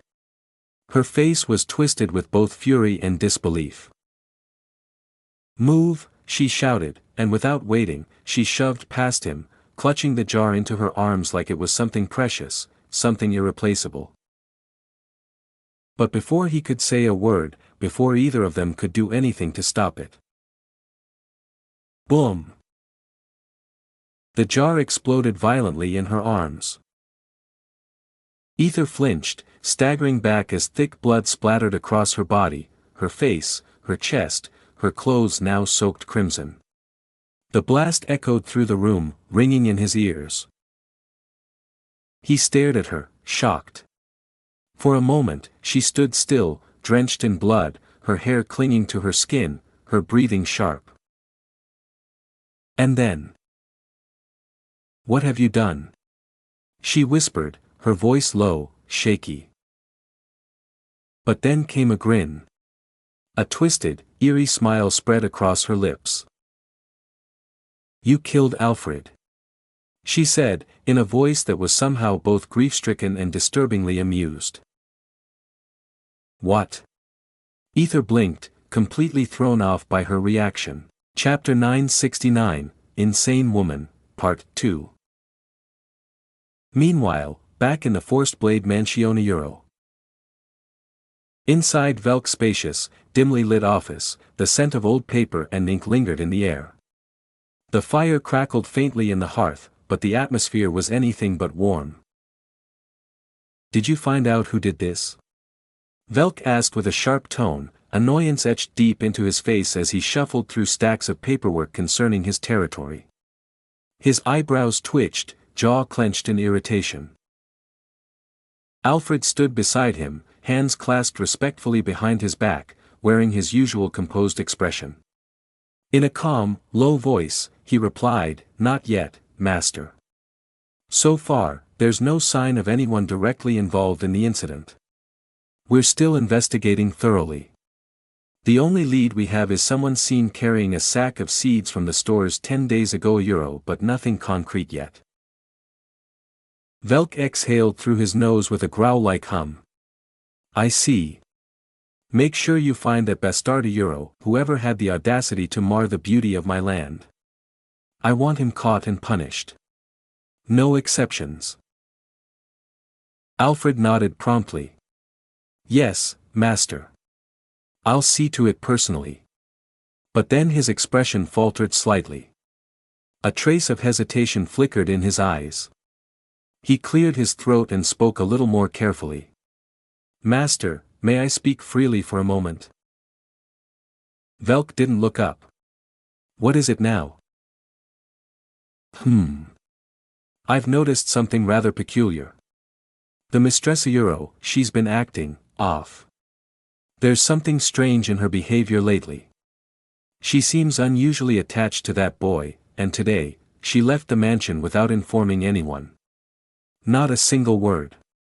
Doesn't that seem odd to you, sir? Could there be something happening between them?" Velk finally looked up, glaring at Alfred with a scoff. "What? Are you seriously suggesting that she's interested in that brat? Is that why she took him in Euro, because she has feelings for him? That's ridiculous. Are you losing your mind?" "And no, Master," Alfred stammered slightly, bowing his head. "I didn't mean it like that. I only meant to point out a Euro." "Whatever. Just drop it," Velk interrupted coldly, waving a dismissive hand. I have no interest in anything that concerns her. Let her do as she pleases. Alfred lowered his eyes and bowed deeply. Understood. I will take my leave now, he said softly before turning toward the door. Chuck. Suddenly, a grotesque sound like flesh being violently torn ripped through the room. It was so loud and raw that it seemed to momentarily halt time itself. Alfred froze just steps away from the door. His hand hovered inches from the doorknob, trembling, yet unmoving. His entire body stiffened unnaturally. Velk frowned, immediately sensing something was wrong. The pen in his hand stopped mid-signature as he looked up from the desk. Alfred, he called, his voice low and cautious. Alfred, what's wrong? But there was no response. Alfred, he called again, louder, more urgently, but the man didn't so much as flinch. Velk stood, he walked over quickly and placed a hand on Alfred's shoulder to shake him gently. Alfred, are you Alriga? Thud. Oh fuck. Velk recoiled with a blood-curdling scream as Alfred's lifeless body collapsed to the floor. Blood splattered across the polished tiles. Velk's eyes widened in absolute horror. A gaping hole lay carved straight through Alfred's chest. His heart was gone. Cleanly ripped from his body. Alfred. Velk screamed again, this time with agony, dropping to his knees beside the body. No, no, no, no. Who did this? Mean Willie. Back at Zara's hidden sanctuary, tucked deep within the shadows of the forest. The room was cloaked in eerie silence, broken only by the drip of something wet onto stone. Ether stood frozen, his breath caught in his throat as her words echoed again in his mind.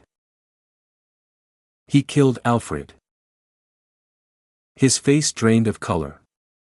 He stared at her in disbelief, his entire body stiff as a statue. Zara stood across from him, her face and hands smeared with blood, yet her expression remained unnervingly calm. Her lips curled in mild disappointment, not remorse.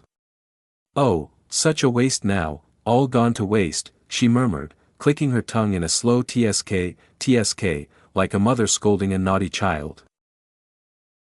She didn't even flinch as thick blood trickled down her neck and stained the collar of her outfit. She glanced at the shattered jar on the floor beside her feet. Its contents split out in pieces, glass shards and a lump of glistening, red-black flesh resting in the mess like some grotesque treasure. Ether's eyes locked onto Ida. His heart thudded in his chest. Is that a heart? He muttered, stepping back instinctively. The flesh was unmistakable. He recognized Ida, the same thing he'd seen floating inside that crimson jar earlier. That twisted, dark organ pulsing with an unnatural presence. Oh baby, how pitiful, Zara murmured in a soft, eerie tone as she gently lifted the heart in her blood-slicked hands, cradling it like it was something precious, like it was her own child. She gave it a light pat, almost lovingly. Look at this, baby, it died. Ether, it died, she suddenly snapped, her eyes flaring as she turned her glare sharply toward Ether, her voice rising in accusation. Ether swallowed hard, an uneasy lump forming in his throat. She looked different now. No, felt different. There was no trace of that warm, motherly aura she once had, no softness, no tenderness. All he could see now was a woman who had lost her favorite toy, and was about to break something else in rage. I didn't mean to. Ether tried to apologize, stepping slightly forward. But his words froze mid-sentence. His eyes widened in stunned horror. She tilted her head up, slowly parting her mouth. Anthena, without the faintest hesitation, she raised the heart toward her lips and pushed it inside. Wait, what are you? Ether gasped. His voice died out as he watched her. Zara's mouth stretched to accommodate the grotesque organ. Her eyes didn't blink, didn't flinch. The sight was surreal and revolting. She began to swallow it whole. Her throat bulged grotesquely with the shape of the heart pressing through it as she devoured the entire thing without even biting. Gulp. She swallowed with a satisfied hum, then slowly licked her lips, her nose wrinkling. Yuck, it tastes awful. TCH. I suppose an old man's heart would taste bitter like this, she said, licking her lips again with a sly, twisted smile. Thina. Burp. A thick, black smoke escaped from her mouth with the burp. She exhaled it as if releasing something unholy. Lazily, she rubbed her stomach with one hand, a satisfied expression on her face, and then she turned her gaze back to Ether. He didn't even realize he was backing away until his foot bumped against the wall behind him. Zara's lips curled into a wide, amused smile. Oh dear, you saw it, didn't you?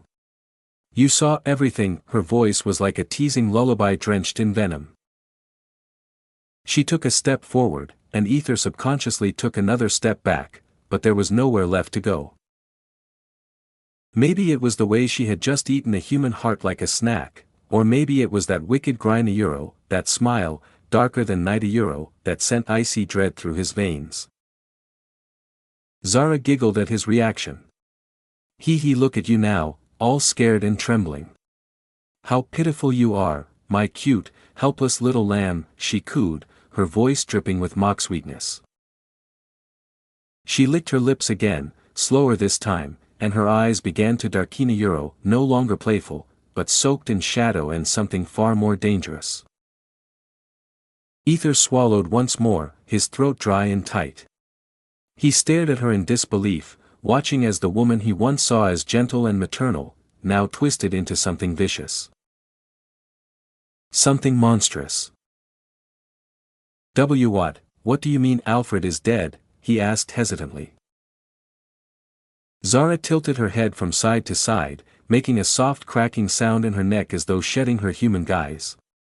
Then she reached behind, loosened her tied-up hair, and began scratching at her scalp, pulling free a single long strand of hair. You see, baby. She began sweetly, her tone sickeningly gentle, I didn't just experiment on blood. I curse it too. With a soft exhale, she blew the strand of hair into the air, and before Ether's very eyes, it shimmered black and dissolved into mist, vanishing. I placed a curse on Alfred's heart, and his son's heart too, she explained, her tone now both proud and sinister. I harvested their phantom hearts, captured their essence, and sealed them inside a jar filled with their blood. It was volatile, dangerous, delicate, even the slightest shake could destroy it. I was being very careful, of course. She leaned forward with a crooked grin and snapped her fingers right in front of Ether's chest. But then you just touched it, and poof, Alfred died. Isn't that tragic? She whispered mockingly, her tone twisted in amusement. All that work, wasted. You broke it. She stepped even closer, her voice soft and deadly. Are you scared now? I ate his heart, Her tongue flicked across her lips. And I could do the same to you. Ether stiffened, his breath quickening. Are you about to piss yourself? She teased, laughing softly as her finger reached up and wiped a small droplet of sweat or blood that splattered before. She looked at it on her fingertip, then slowly slid it into her mouth and licked it with a sensual, eerie grin. Tell me, she whispered wickedly, her finger now tracing her own lips. Do you still love me? Her tone was sultry, but her expression, it had turned pitch black, darker than he had ever seen on a human face. A shiver ripped down Ether's spine like a cold whip. Twitch. Something twitched. Did I just turn on? A euro did you just turn on? Both Ether and Log were absolutely flabbergasted by his own reaction. Chapter 970, Insane Woman, Part 3. Ether, to be honest, he wasn't sure how the hell he was supposed to react to this. This was absolutely insane. Completely unexpected from her side. She had gone far beyond anything he imagined. Like, literally a euro, she was acting like a woman completely unhinged. Mad. An insane woman. Fuck. Hell. There she stood, drenched in blood, splattered from head to toe euro, her face stained red, her hair matted with gory euro, and yet she was smiling. Smiling. With such a bright, almost cheerful expression on her face. As if the carnage thrilled her. As if the blood excited her. As if she got turned on by it. Love her? No one. Literally no one. And yet. Fucking yet. Ether couldn't tear his eyes away from her. He should have been horrified. He should have run. But instead, his heart pounded faster, hotter. His breath caught. His body responded before his mind could catch up. He was entranced by her. For whatever fucking reason euro, something deep and twisted inside him euro, he liked this side of her. No. Not just liked. He was addicted to it. The way her expression twisted into something so dark, so broken. The way her lips trembled, caught between excitement and restraint. The way her eyes locked onto his euro, wild, intense, almost beginning euro, as if pleading with him to love her even now, testing him now. He didn't understand. Why was he feeling this? No. Maybe he did know the reason. Because those dark eyes of hers, filled with obsession and desperation, those hungry, possessive, trembling eyes euro, they weren't lying. They were screaming for him. Needing him. And he loved it. He wanted her to look only at him like that. He wanted to be the reason her body trembled and her mind broke. And that blood covering her body, he wished it was his. Not from pain or defeat, but from a bond deeper than sanity. He wanted her drenched in his blood, claimed, marked, just as he would be by anything she gave. Because he knew. Something is wrong with me. Ether thought, his hands clenched and his breath quickening as he felt himself fall harder. Faster. Deeper. Yup. Definitely something wrong with you. You seriously got hard just by seeing her completely deranged face. I'm honestly starting to wonder if you're the insane one here. His Log's voice cut into his head with a sharp, slightly horrified tone, like even it didn't expect him to accept a woman like this without even a hint of hesitation. Ether shook his head, forcing the thought away. Not now. He had to focus. There was no room for distraction. She was right in front of him, more vulnerable than ever, even if she masked it behind blood and madness. He had gotten close to her heart. Closer than anyone else. He couldn't back away now. Not after everything he'd done to reach this point. I still love you, he said at last, his voice low and firm, as if answering the question she'd asked minutes euro, or maybe moments euro, ago. Zara, who had been wearing a twisted smirk just a heartbeat earlier, suddenly froze. Her lips parted slightly, and she blinked in genuine surprise. Her face softened, just for a flicker of a second. A sliver of doubt cut through her crazed demeanor. She looked disappointed.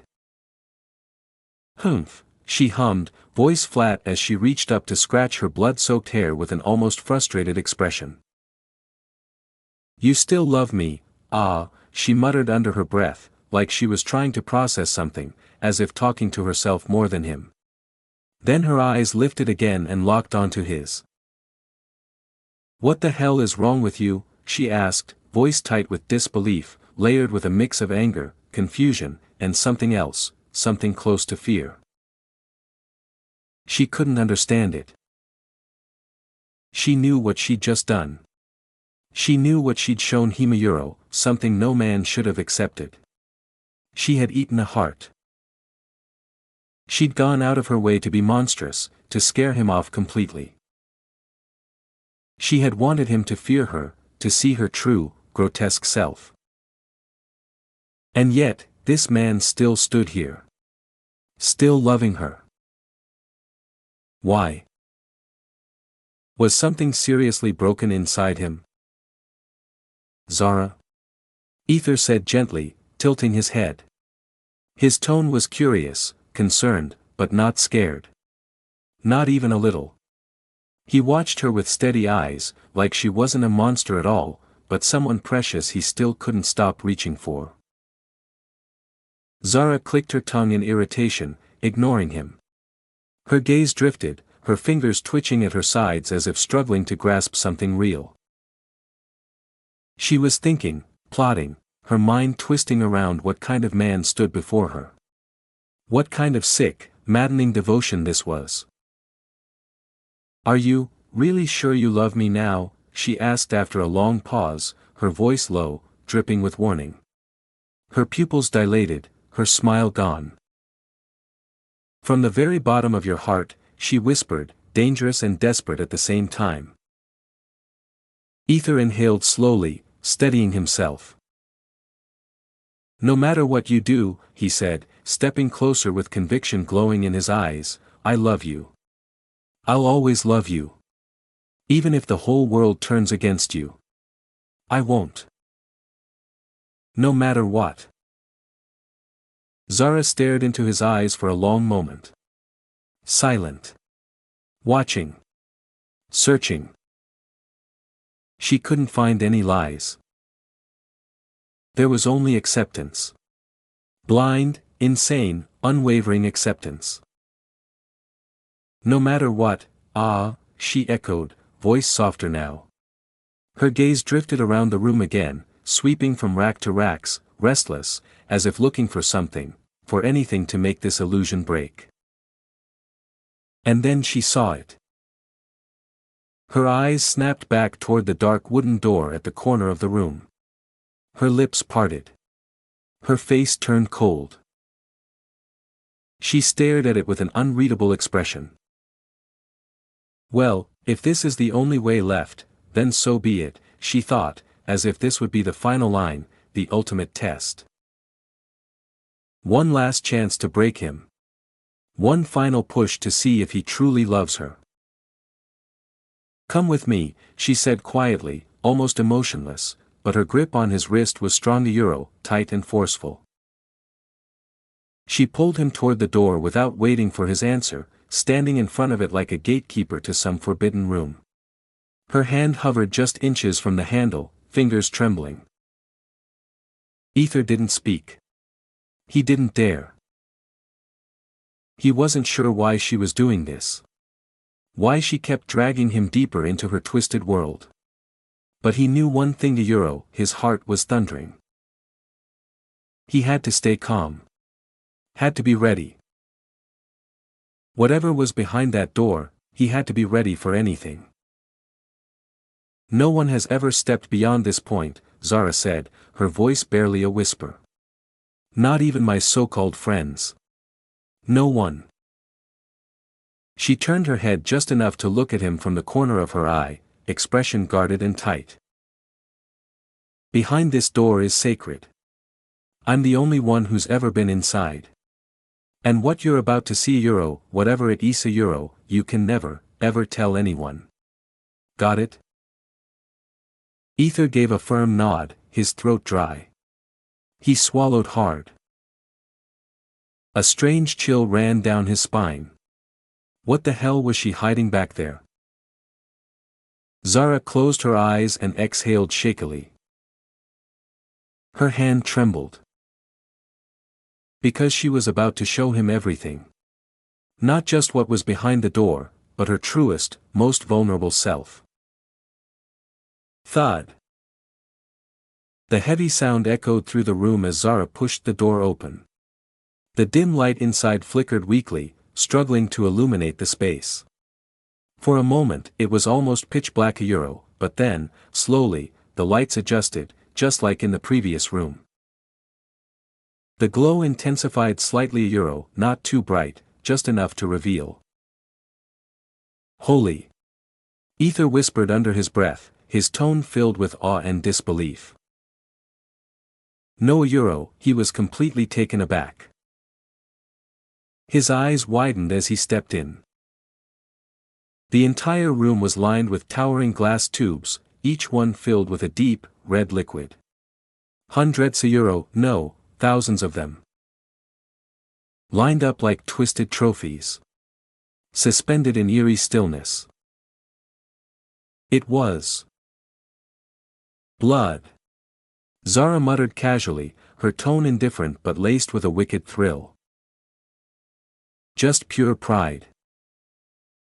Her voice took on a sickening sweetness as she continued, "These are the bloods I've collected from every race so far. Some were stolen, others taken after a little persuasion. Some, well, after a bit of torture. A little fun." Her eyes gleamed as she walked past the racks like a mother strolling through a nursery. "I would do anything for my research, Ether. Anything. Nothing in this world is free. So I got my hands dirty. All, for my lovely children," she cooed, voice dripping with adoration as her slender fingers softly caressed one of the racks. Her touch was disturbingly gently, as if the blood-filled tubes were precious, living things. And it wasn't over yet. In the far corner of the room, against the wall, were several large racks, dozens of massive jars filled with even more blood. They looked identical to the one Ether had seen earlier in the previous room. But now, there were far more, an entire section dedicated to them. Ether's throat tightened. He tried not to react, but the tension in his chest grew.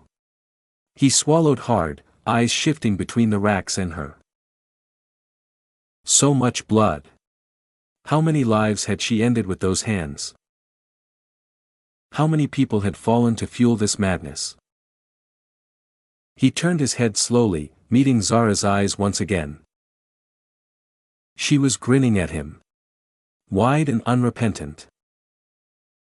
Her expression gleamed with pleasure as if she was feeding off his silence, his unease only happy her more.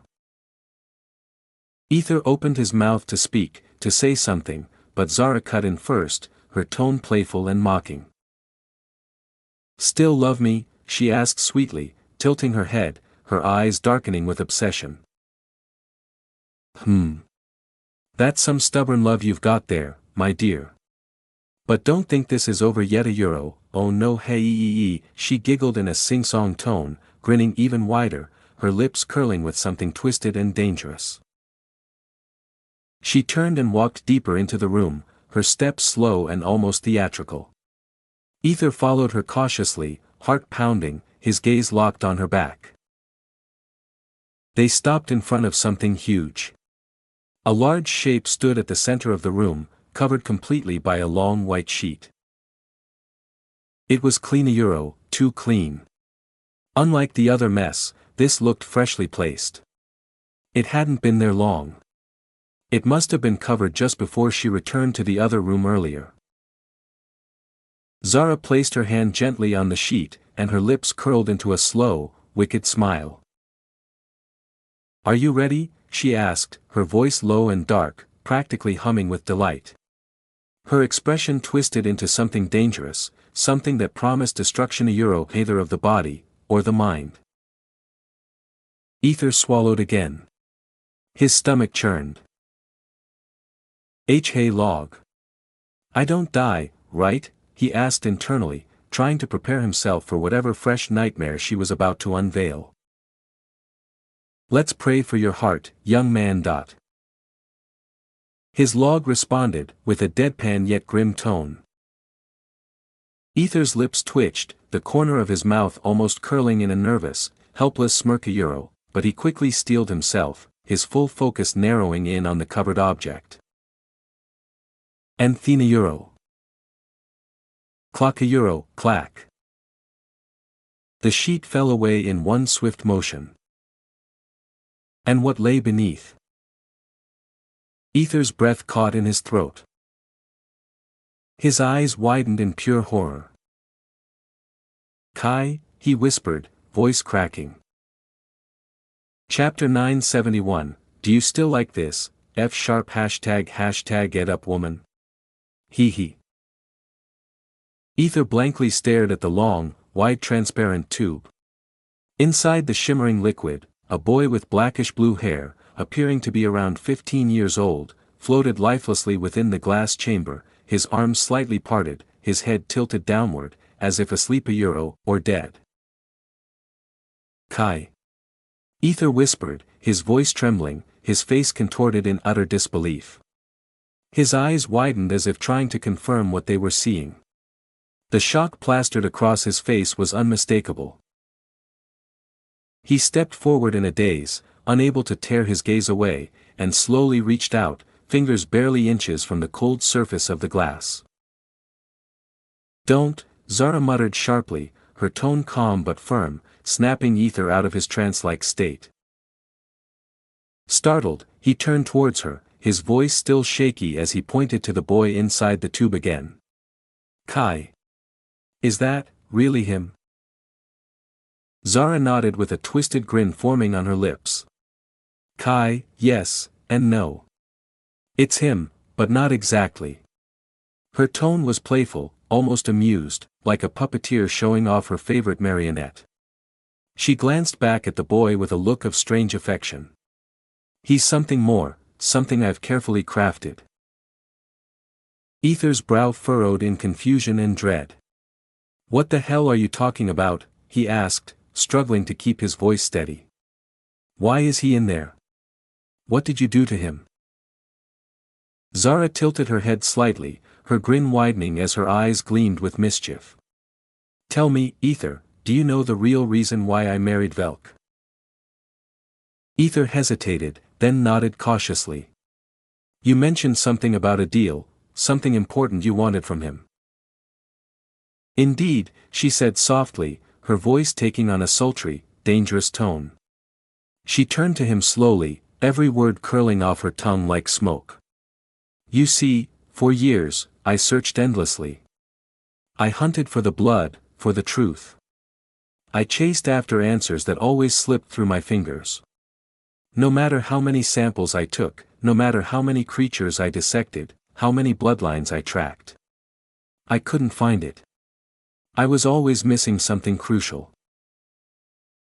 Her eyes shimmered with frustration as she paused, then continued, her tone rising, almost desperate. I was so close, yet so far. I tried everything. Every method. Every ritual. But the result was always the same: empty. Incomplete. Useless. She suddenly moved toward Ether, her face appearing inches from his like a ghostly wraith. And then I met Velk. Completely by accident, she added with a bitter laugh, backing away and twirling dramatically. I saw him, and I knew immediately, his blood wasn't like the others. She walked toward the tube again, her fingers lightly brushing the glass as she spoke, her tone reverent. Unlike any creature I've seen in all the Empire, Velk's blood was unique. Not just rare. One of a kind. And I had to have it. Ether stared at her in horrified fascination. So you married him, just to get his blood? Zara turned back to him, her smile never fading. Of course. But it wasn't that simple. That bastard Velk's father was always guarding him. Always interfering. That old man, he wasn't easy to fool. I couldn't just kill Velk and take what I needed, no. The old bastard was insanely protective. You have no idea. Her smile twisted into a snarl. He pretends to be noble, honorable, but I saw through it. He's a manipulative, two-faced snake. She laughed softly, then shrugged. So I offered him a deal. I promised to take care of Velk. I swore I would watch over the territory, manage the affairs, and protect his legacy. I played the role of a loving, dutiful wife. She paused again, her expression darkening. To be honest, I expected him to refuse. I mean, what kind of father would allow his son to be turned into an experiment? What kind of father would knowingly sacrifice his child? She grinned wickedly. Ether's stomach twisted. But he accepted. Her voice dropped, almost a whisper. As if he had foreseen it all. Back then, I didn't understand.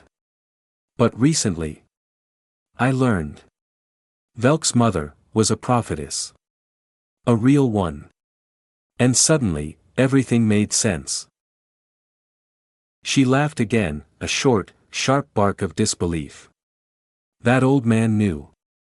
He knew this would happen. He let it happen. And I thought I was in control, that I was the one pulling the strings. But now, I wonder if I was just another pawn in his game. Can you believe that? Me, Zerayuro, being played. She clenched her fists, but her lips curled into a wicked grin. That old man, he's even more wicked than I am, isn't he? What the fuck is going on here? Ether's thoughts spun in every direction. His mind felt like it was splitting open, struggling to process the madness unraveling before him. The more she spoke, the more his sanity trembled.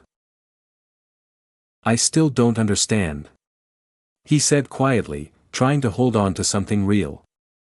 What are you really trying to do? What do you mean Velk was different? Zara smiled coyly, like a teacher humoring a very slow student. Oh, Ether, it's not Velk who was different. It was his blood. His very essence was unlike the rest of us. She moved toward a large blackboard behind the tube, covered in strange markings, notes, and diagrams. She brushed the dust off it with her sleeve and grabbed a piece of white chalk. With a quick motion, she scribbled something down, then turned to him with gleaming eyes. Let me simplify this for you. You see, every being in this world has X-type and Y-type blood. The X is universal Euro, it's found in elves, dragons, vampires, humans, everyone. Regardless of race or gender, X is common. She tapped the board with the chalk for emphasis, her grin stretching. But the Y, that's the game changer. Y is what determines who we are. What race we belong to. It's the variable that separates species.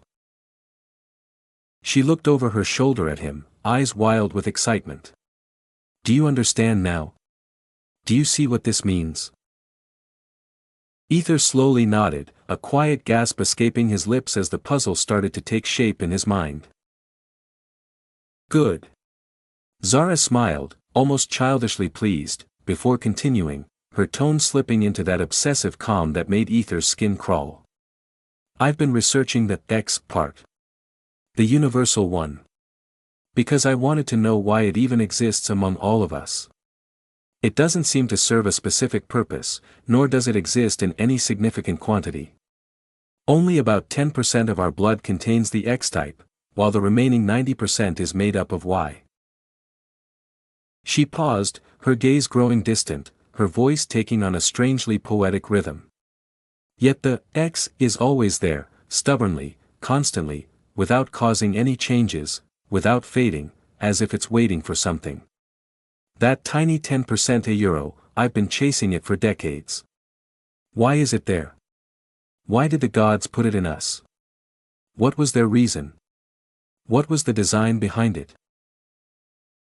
She clenched her fists, muttering to herself with an edge of desperation, I've thought about it endlessly, over and over again, and honestly, it nearly drove me insane.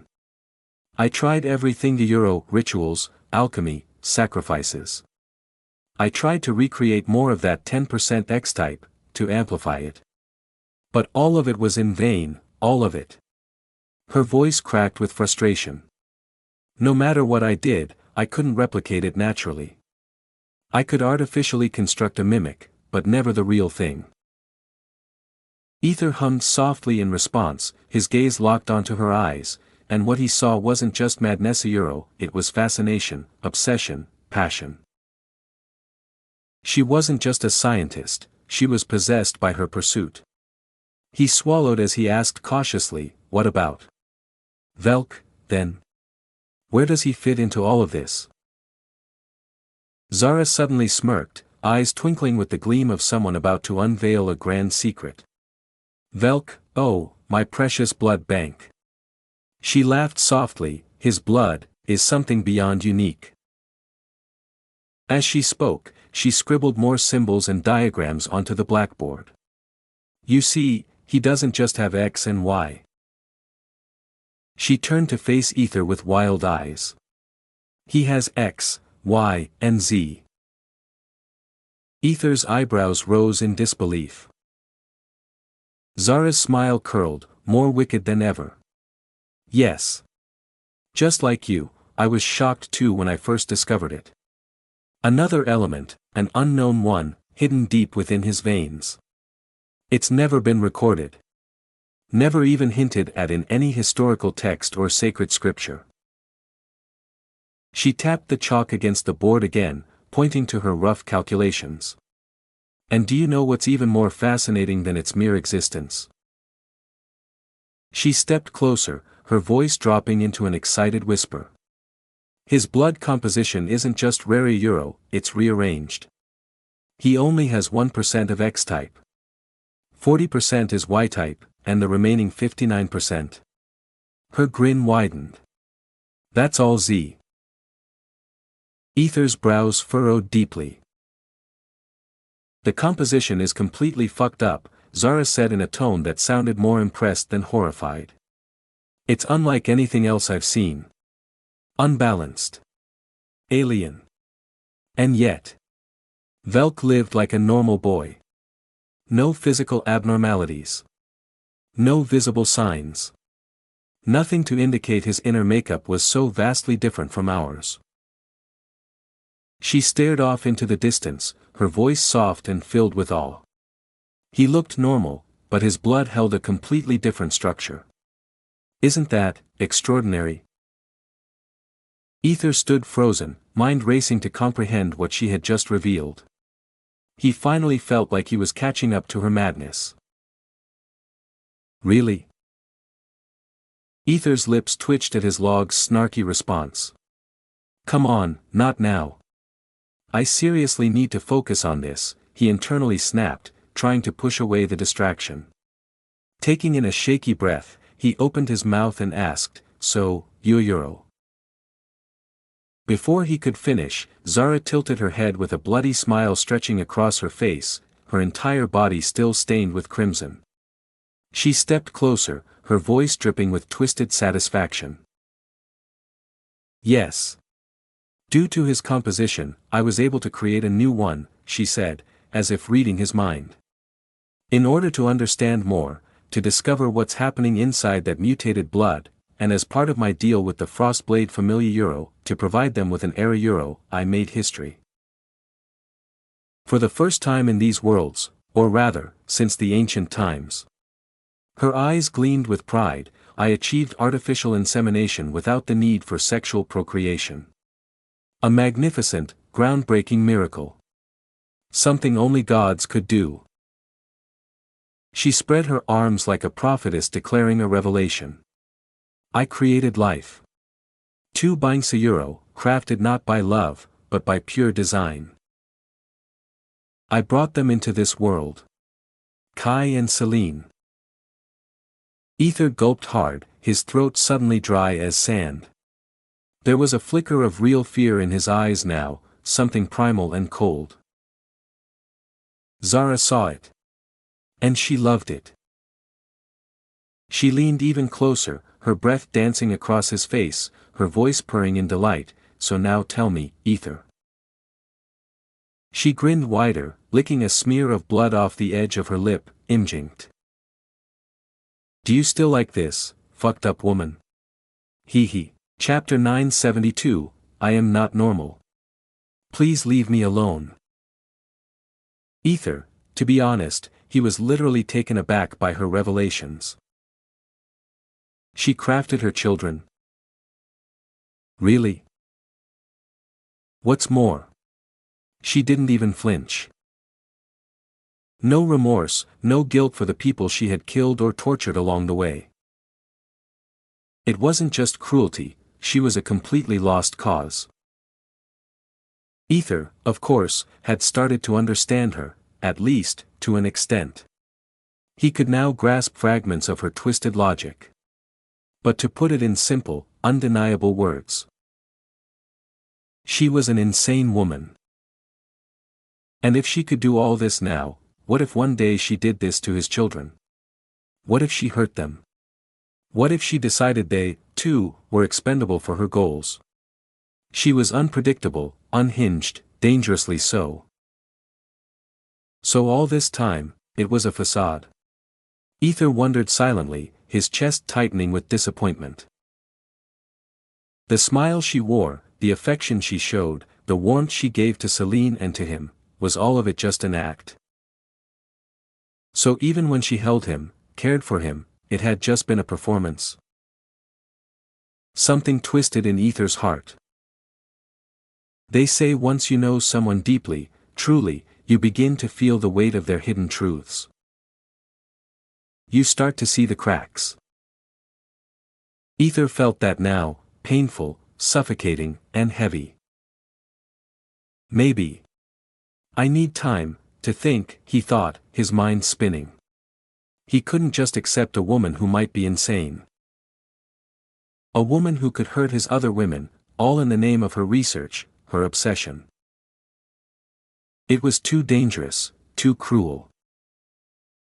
Just as he took a step back, ready to put some distance between them. Drip. A tear. No, not from him. And not from her. It was the tear. Ether remembered it, that day when she left him. When she walked away, abandoning him for her family, she had shed a single tear. Just one. But it had been for him. Only for him. That image burned in his memory. Even if she left, even if she chose others over him, that tear had been genuine. A real, raw sadness. A moment where her broken mask slipped and he saw something real. Even if everything else had been a performance, even if her love was fractured, that tear felt real. So real that it ached inside his chest. Ether stared at the mad woman before him, the one who looked like she expected him to turn his back and flee. Instead, he reached out telepathically to Celine. Tell me something, your mother, what do you truly feel about her? Honestly, sensing the heaviness in his voice, the usual playful questions in Celine's mind faded. She replied quietly, without hesitation, I love her, Ether blinked, taking in a slow, deep breath. That was all he needed to hear. He turned his eyes back to Zara, his gaze now heavy with emotion, no longer filled with fear. Zara, who had been grinning wildly moments ago, feeding off his dread, now blinked in confusion, clearly startled by his shift in energy. Ether glanced around the room slowly, his voice low and grave as he muttered, I don't know. I really don't understand the things happening here, or what exactly you're trying to achieve. Maybe I never will. After all, I'm not like you.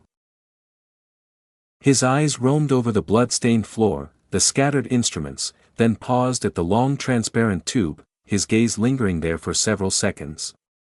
Finally, he looked back at her and continued, but there's one thing I do know, no matter how twisted you've become, no matter how chaotic your mind is, when you were with your children.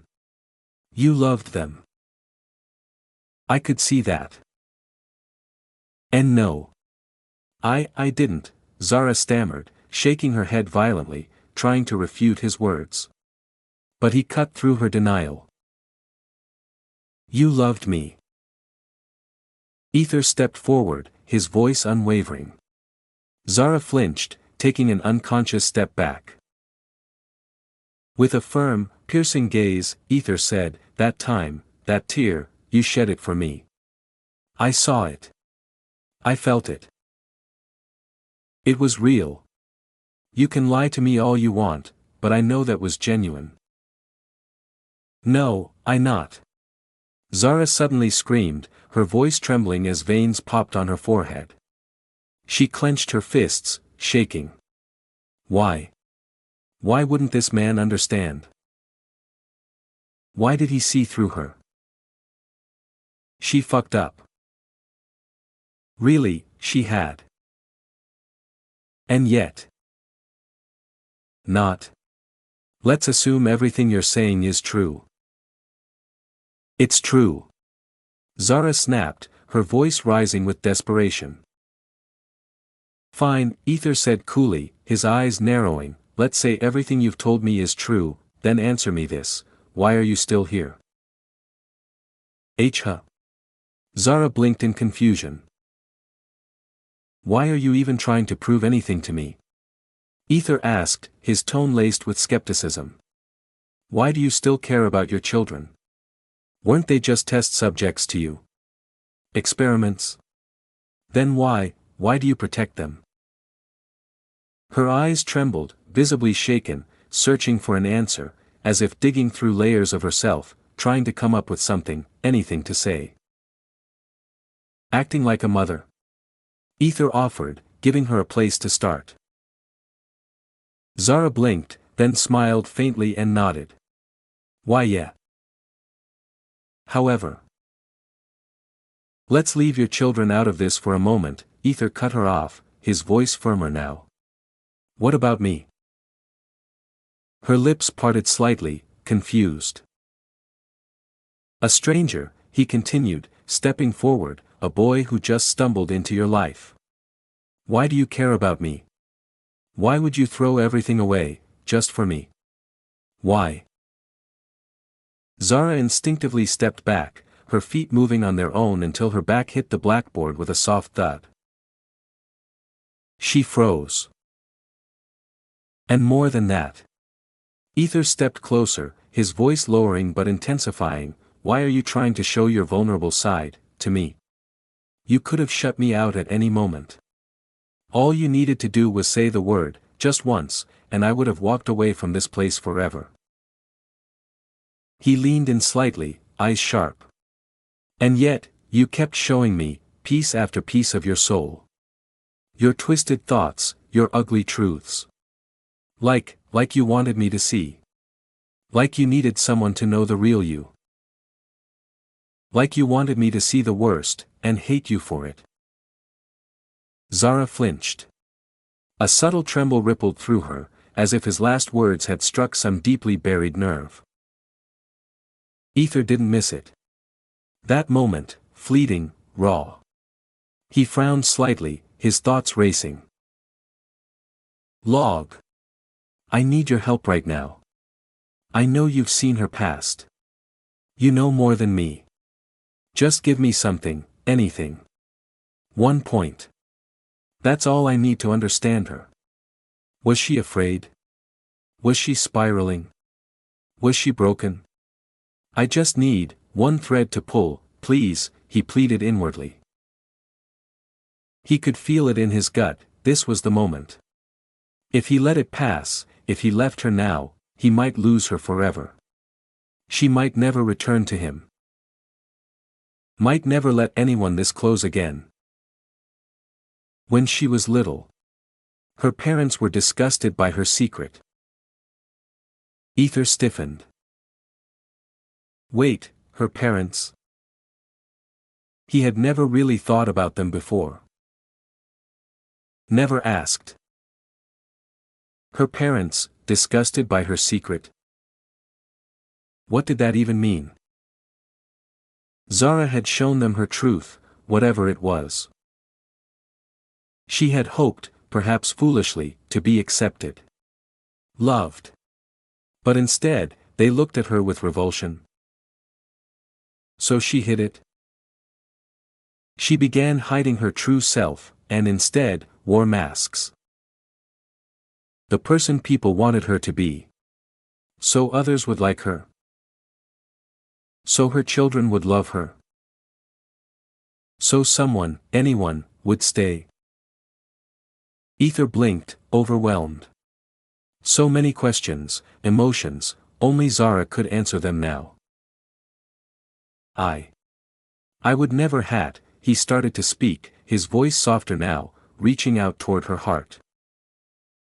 But before he could finish, Zara clamped her hands over her ears and screamed, "I am not normal. Please leave me alone." Her body trembled violently.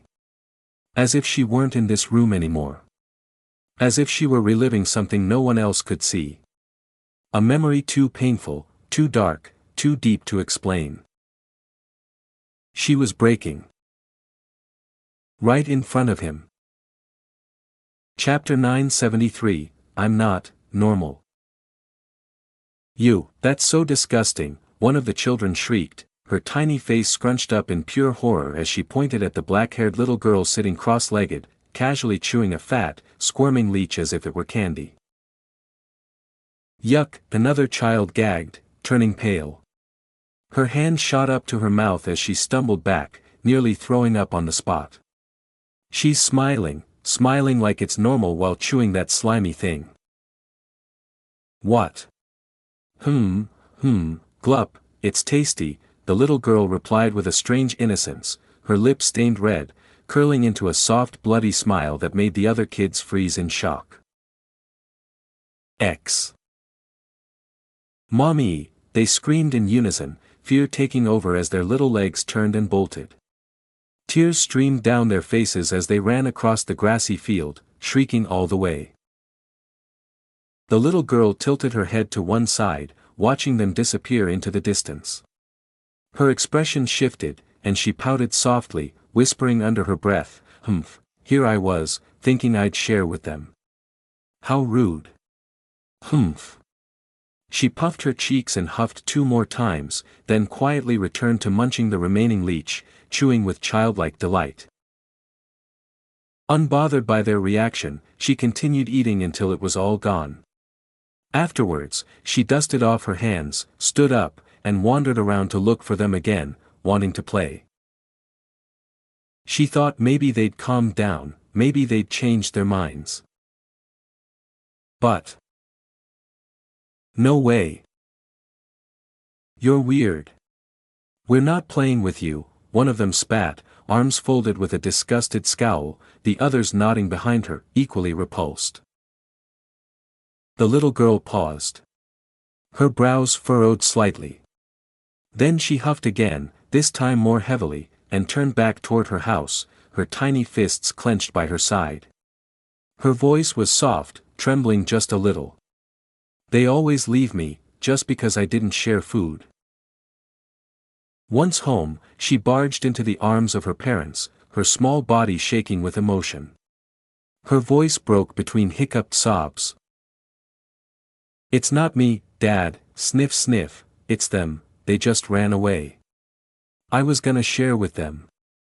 I really was, but they didn't even let me."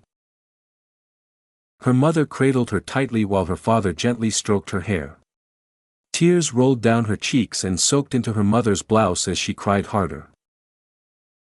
Later that evening, after they'd calmed her down and tucked her into bed, her little arms limp and eyes swollen from crying, the parents stepped outside, their faces turned grim. "She's getting out of hand," the father muttered, his voice low and tight with worry. "Until yesterday, it was just bugs, random insects she caught in the yard. But now, a leech. She ate a leech like it was candy." Say. Do you know how I felt?" The mother suddenly burst, voice cracking with fear, "when the neighbors told me she ate it like it was nothing, smiling like she was proud of it. My heart nearly stopped. What's happening to our daughter? She's not normal, the father murmured, his voice breaking. We've tried everything. We've taken her to temples, had her purified, healing rituals, counseling, spiritual guidance. We've taught her right and wrong, done everything we could as parents, and yet, she keeps doing these things, she keeps becoming this. His knees buckled as he dropped to sit on the step, burying his face in his hands. God, what did I do? What sin have I committed to deserve this punishment? The mother's eyes welled up too, her throat clenching. She looked toward the stars, her lips barely moving as the words slipped out like a prayer. She eats disgusting things, stares at the blood like it's beautiful, stares at the sky like she's somewhere else entirely. She doesn't even blink when we ask her why. She's not acting like a child, she whispered, clutching her chest. She's acting like something else. Mentally sick. Broken. Or something worse. Behind the wooden door of her room, the little girl who was supposed to sleep leaned her back against it, listening to every word. Her small face held no expression, but her eyes blinked slowly, as though trying to understand. I'm not normal, she thought, tilting her head to the side. Her fingers gripped the squirming snake in her lap, and with a slow crunch, she bit into it. Blood dripped down her chin as she munched on the live creature like it was nothing more than a salty snack. XRA. Ether's shout echoed like a blade through fog, snapping Zara's mind out of its scattered state. She blinked rapidly, her senses returning one by one like puzzle pieces falling into place. The past, that memory, she had drifted into it without realizing. She looked around, then at Ether, as her breathing began to steady. A long sigh escaped her lips. You've seen everything, Ether. She said finally, her voice surprisingly calm and low. I didn't hold anything back. I've shown you everything, the ugly truth, the madness, the part of me no one is ever meant to see. So tell me. She turned to face him fully now, her expression unreadable, composed. If you still claim to love me, then either you're full of shit, or maybe you want something else from me. Her tone had no tremble, no edge. It was almost as if the emotional outburst moments ago had never happened, like it was just a performance. Zara met his gaze. Of course, she knew. After showing what she was, no one sane would accept her. Not out of love. Not out of pity. Not even a lunatic would welcome her into their heart without questioning their own sanity. Ether stared at her, trying to process what stood before him. She looked like glass, transparent, delicate, but at the same time, unyielding and sharp. He couldn't read her anymore. Was this her way of opening up? Or a test? Or maybe, a trap? He had no idea. Until now, every woman he'd encountered had been a goal to seduce, to manipulate, because they were soft, open, kind. Some had darkness, yes, but it was hidden behind wounds, like Sandra. Sandra was different, broken by death and betrayal. But even then, Ether knew how to control Sandra, how to calm her when she spiraled. There was still reason inside her. Still a faint thread to pull. But Zara? He turned toward the long transparent tube at the center of the room, watching its pale blue glow pulse gently like a heartbeat. What are you trying to create? He asked quietly, avoiding her previous question entirely. Zara's lips twitched slightly at the corner. She frowned for a moment, then shrugged and spoke with a blank tone. Since both Celine and Kai were the first creations of my prototype, it was expected they'd have flaws, errors here and there. Her voice was clinical, but her eyes held something darker. Celine, she's actually a failed product. She didn't have any trace of the Z-type blood I mentioned earlier, unlike Kai, who inherited it almost perfectly from his father. Her gaze dropped slightly as she continued. My current curiosity is with the remaining X factor. By using Kai's model, I refined it, modified everything, until this subject had only one marker, only X. A blood that carries nothing but X. She turned her head to the tube, where a young boy floated peacefully inside. His eyes were closed. His chest moved up and down in a slow, artificial rhythm. I am close, so close to the answers, she muttered in a voice laced with awe, her eyes gleaming with a strange light. Slowly, she blinked, lowering her head as a calm breath escaped her lips. Then she softly asked, "Tell me, Ether, are you disappointed in me?" Ether remained silent. He said nothing, but the silence between them was heavy, louder than any answer he could have given. Zara let out a small chuckle, It's okay. I guess some people are like beautiful flowers when seen from afar. But once you get closer, only then you realize just how many thorns they have." Her voice dropped, a note of bitterness creeping in. Or maybe they weren't flowers at all to begin with, She turned to face him, "Shall we," asking to leave. Ether bit his lip hard. Something within him screamed, urged him to act, to speak, to reach out. He had to do something, anything, to break through to her. To reach her heart. Wait. Hadn't he already done that? His eyes widened slightly as they fell upon her. Zara was smiling faintly, softly, weakly. But that smile, it wasn't fake. It wasn't forced. It was real. That gentle expression. It was only for him. She had shown it only to him. That subtle, vulnerable smile, it belonged to no one else. It was the look of someone who had let her walls down. Who had already opened her heart to him, quietly, wordlessly. She had already been seduced. But something was still missing. Something didn't feel whole.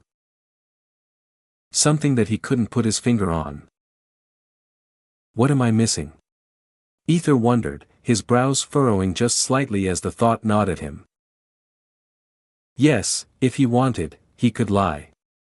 He could tell her what she probably wanted to hear. I still love you. But, would that be a lie? Did he really not feel anything? Or was there something more beneath the surface? Was there something real? Like a spark? Yes, he felt something. He couldn't deny it. But now, that spark wasn't glowing with warmth. It was trembling. It was afraid. Afraid of the unknown. Because, unlike the others, Ether didn't truly know Zara. Sure, he didn't know the others in the beginning either, but eventually, he learned about them, understood them piece by piece, until he knew exactly how to pull their strings. That was his method. But Zara? Zara wasn't just unreadable. She was wrapped in masks, in shadows, in lies that were so perfectly crafted, even the lies seemed false. That's where he made his mistake. He underestimated her. He thought he knew her. Even when Sandra warned him, he brushed it off. He believed Zara couldn't be that bad, because her facade was too perfect, too soft, too serene, too seductive to question. But now it all made sense. Everything. This wasn't just seduction. This wasn't about Zara. This was about him. Zara didn't want his sweet words. She didn't want his charm, his playful touch, or even his pretty lies. She wanted something real. Something from the depths of his heart. And the truth was, Zara was ready, otherwise why would she be kissing him back? But was he? Insane woman. Zara gave one last soft smile, her eyes closing briefly in something like acceptance before she gently shook her head. Without another word, she turned and walked forward, steps calm and certain as she headed toward the exit. Ether stood there for a second longer, then he followed her. Chapter 974, all he could do was think about Zara. Terror. The path slowly closed before Ether and Zara, who stood there silently, watching the massive square block slowly descend back into the ground. It vanished beneath the earth as if it had never existed, no trace, no sign it was ever there. Ether stared blankly at the spot, his eyes locked on the ground. Zara noticed the conflicted look in his eyes, the way his jaw clenched subtly, and his brows twitched ever so slightly. But she didn't say a word. She simply turned around, her long hair swaying softly behind her as she began to walk away without a sound. Ether quietly followed, his footsteps aligning with hers. Neither of them exchanged a single word. The silence between them wasn't cold, it was thick with tension, with unspoken questions and lingering doubts. And still, they walked. Slowly. Together. Then, gently, Ether's hand moved. It reached out, unsure but yearning, and slipped into hers, intertwining their fingers with soft hesitation. "Do you mind?" he asked quietly. Zara flinched slightly at the touch, a small jolt of surprise flashing in her eyes. But she didn't let go. She turned her head to glance at him, her gaze unreadable for a moment, then she looked forward again, saying nothing. So Ether just continued walking, still holding her hand, still unsure what it meant, but not wanting to let go. Zara didn't understand what was going on inside his mind, but she could feel it. Something was cracking, shifting. She had exposed her deepest self, raw, unfiltered, ugly, and that could have shattered everything. She knew that much. She had gambled everything to be real. Whatever image he had created of her, the soft-spoken protector, the maternal guide, she had destroyed it. Torn it apart with the truth. And yet, she knew her words and her actions must have hit him hard. Must have sunk deep into his chest like a dagger. Ether was clearly overwhelmed, confused, hurt, torn. She could sense it. Yet. Grip. She suddenly felt his fingers tighten around her hand, the grip no longer soft, but possessive. She shot him a quick glance, and froze. He was staring forward, jaw clenched, eyes narrowed, not at her, but into the distance. He wasn't letting her go. Zara blinked, startled, then slowly shook her head, her lips curving into a faint smile. Stubborn man. She thought, amused despite herself. She knew he was shaken, devastated even, by what he had learned about her. Her darkness, her past, the monstrous truth. His logic, his morals, everything screamed at him that she was dangerous. That she was wrong. And still, he couldn't leave. That kind of blind, stubborn love, so foolish, so beautiful, it filled her with a strange, aching warmth. Her cheeks flushed faintly, a soft red blooming across her pale skin. Is this what love feels like, she wondered. It was foreign to her. Strange. Her heart throbbed with emotions she barely understood, love, hate, longing, guilt, trust, hope, fear. She had never felt them all together like this, never allowed anyone this close. Well, no one tried to get closer to her other than him. Zara exhaled quietly, lowering her gaze as she gently squeezed his hand back, their fingers now fully locked together. And so, in silence, beneath the quiet stars and the still air of the night, they walked. Neither speaking. Neither pulling away. Just walking, connected. Eventually, the towering front gate of the mansion came into view. Still, neither Ether nor Zara spoke. The silence between them had changed now, it wasn't heavy anymore. It was gentle. Comfortable as they sneakily entered the gate. Until. Oh. Father, ah. The sound echoed through the courtyard, and both Zara and Ether froze, their expressions twitching as they turned to glance at each other. Their eyes widened slightly. Shit, we forgot. Shit, we forgot. They blurted it out in unison, startled, then looked at each other again, this time with a quiet laugh and a smile that softened their previously tense faces. And then, carefully, they stepped deeper into the mansion grounds. There, in the yard, they saw the heartbreaking scene. Timmy was crying, crouched beside Alfred's dead body, which was preserved inside a solid block of ice. The frost sparkled around him like glass. Several figures stood nearby, including Velk, their expressions somber and hushed. Ether and Zara silently slipped past them, trying not to draw attention. But Ether's eyes widened as he caught sight of the body more clearly. There was a hole, wide, clean, right in the center of Alfred's chest. Ether stared, his voice low and stunned.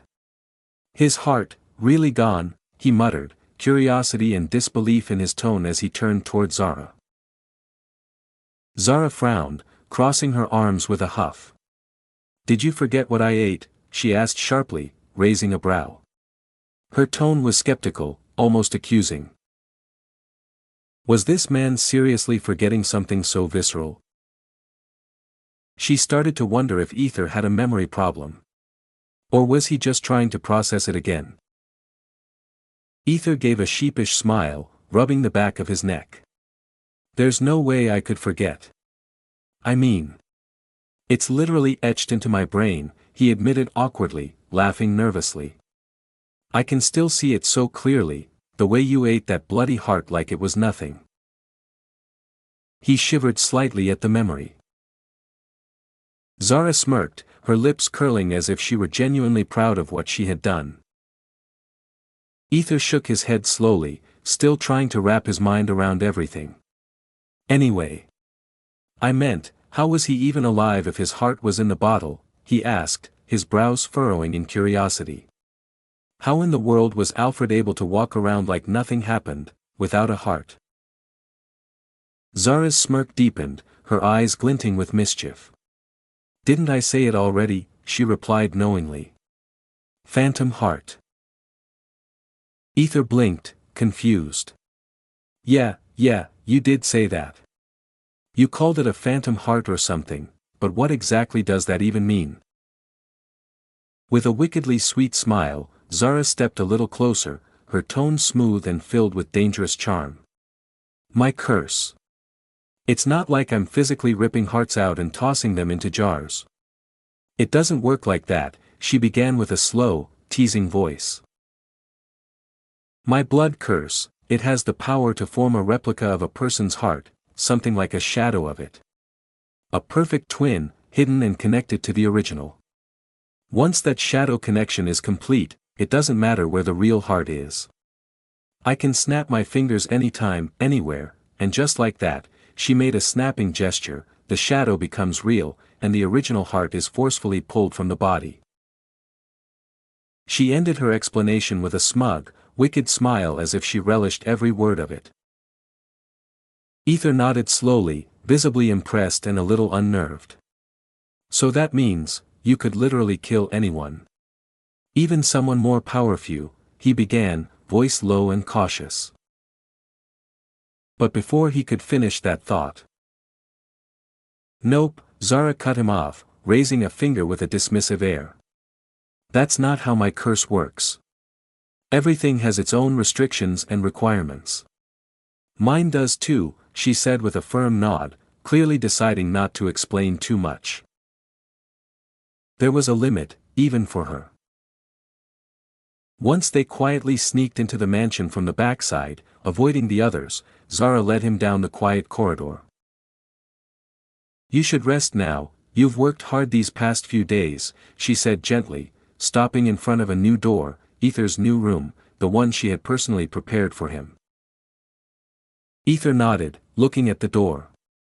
And you? He asked, his voice softer now. Zara shrugged, trying to appear casual. Well, a family butler just died, remember? I couldn't just sleep after that, could I? She said with a small, dry laugh, already turning to leave when suddenly. Ether reached out and caught her hand, holding her back. She paused, looking at him curiously. What?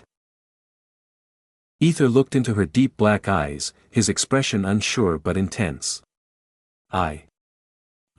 Will Ma, he began, hesitating, his voice trembling slightly. But before he could finish, Zara gently placed her finger on his lips, silencing him. She stared into his eyes with a soft, serious gaze. Ether, it's not just about me, she said firmly. You need to think about yourself too. What you want. Who you are. And, don't think you can fix me. Don't believe you can change me into something better. I know who I am, and no matter what you do, that won't change. It's impossible. Her tone was deep, steady, but carried pain underneath, like a truth she had long accepted. Then, after a beat of silence, she leaned forward and gently kissed his forehead. Her lips were warm, and the kiss lingered with a strange, bittersweet tenderness. I'm happy, she whispered softly, her voice carrying a touch of motherly love and sorrow. Very happy. You loved someone like me. And then, without looking back, she turned and walked away. Ether stood there, staring at her retreating figure. He didn't move. He didn't call her back. He just watched in silence.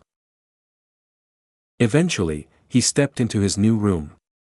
It was grand, filled with all new furniture. A massive, polished bed, shining cupboards, sturdy tables, and luxurious touches everywhere. But Ether didn't look at any of it. Not a glance.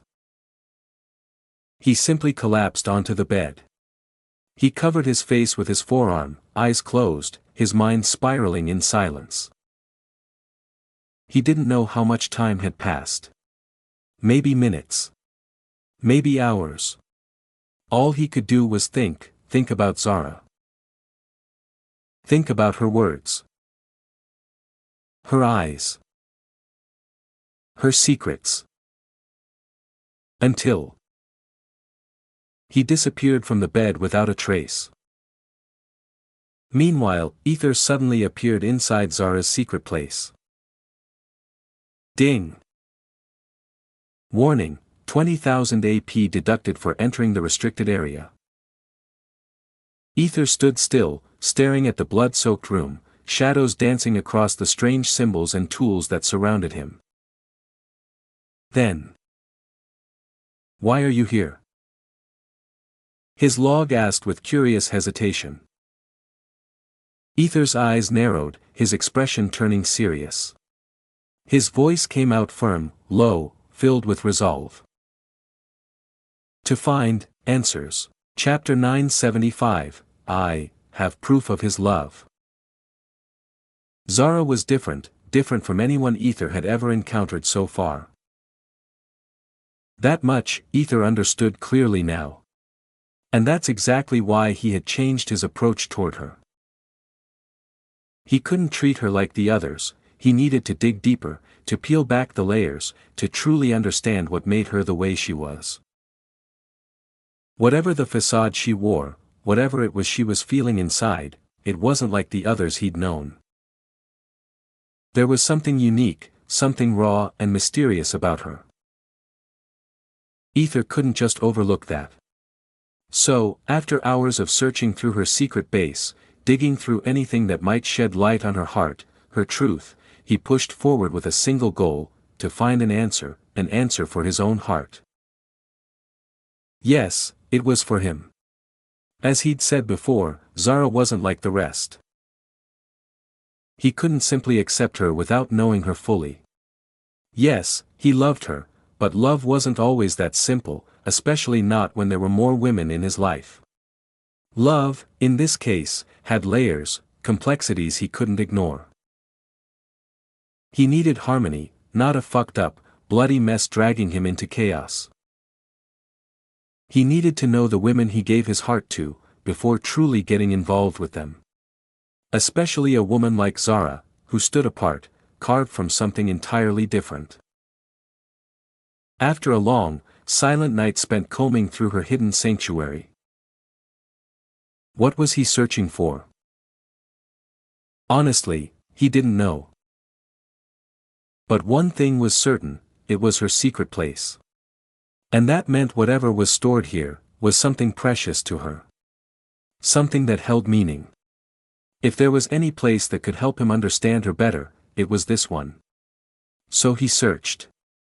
He dug through every inch of that place with growing curiosity, with desperation growing inside him. And after an entire night of searching, of silence, of solitude, Ether finally found something. Something he never expected her to possess. The very next morning, inside the Frostblade household. Knock, knock. Ether, we need to send off Alfred, Zara called out, knocking firmly on the door of Ether's new room. She waited for a response, but there was none. Her brows furrowed as she knocked again, a little harder this time. Still, silence. She clicked her tongue softly, lips pressing into a thin line. Come on now, she murmured, her voice carrying a mixture of frustration and concern. I know he harmed you. I know you're angry. But as my son, we need to at least act like we care for our butler. Still, not a word. Not a sound. Her frown deepened. Something wasn't right. Without waiting any longer, Zara pushed the door open, and was met with an empty room. Just silence. Her lips twitched. The room was perfectly made, untouched since the night before. But he was gone. Meanwhile, far away from the Frostblade Manor, so much far away, Ether, through his illusion self, hovered silently over a distant village, one that lay close to the border of the Naiade Empire. His eyes, calm and unreadable, scanned the humble rooftops below. Wind tugged at his clothes as he descended gently near the forest edge. With a subtle flick of his fingers, a small portal shimmered open beside him. And through it came Snowflake, yawning, stretching her serpentine body like she'd just awoken from the deepest sleep. Master, she cooed, her voice lazy and affectionate as she launched herself into Ether's arms. Ether chuckled softly, wrapping his arms around her. Looks like someone's been sleeping a little too well lately, His gaze dropped to her body, and then paused. Something felt different. His brow furrowed. Did you grow or something? He asked, curious, running his hand along her slithering body. It felt softer, almost warmer. And her size, had she gotten bigger? He tilted his head, thoughtful. You're feeling different. Older maybe. Snowflake gave a soft, sleepy purr, nuzzling against him as if she hadn't noticed the change herself.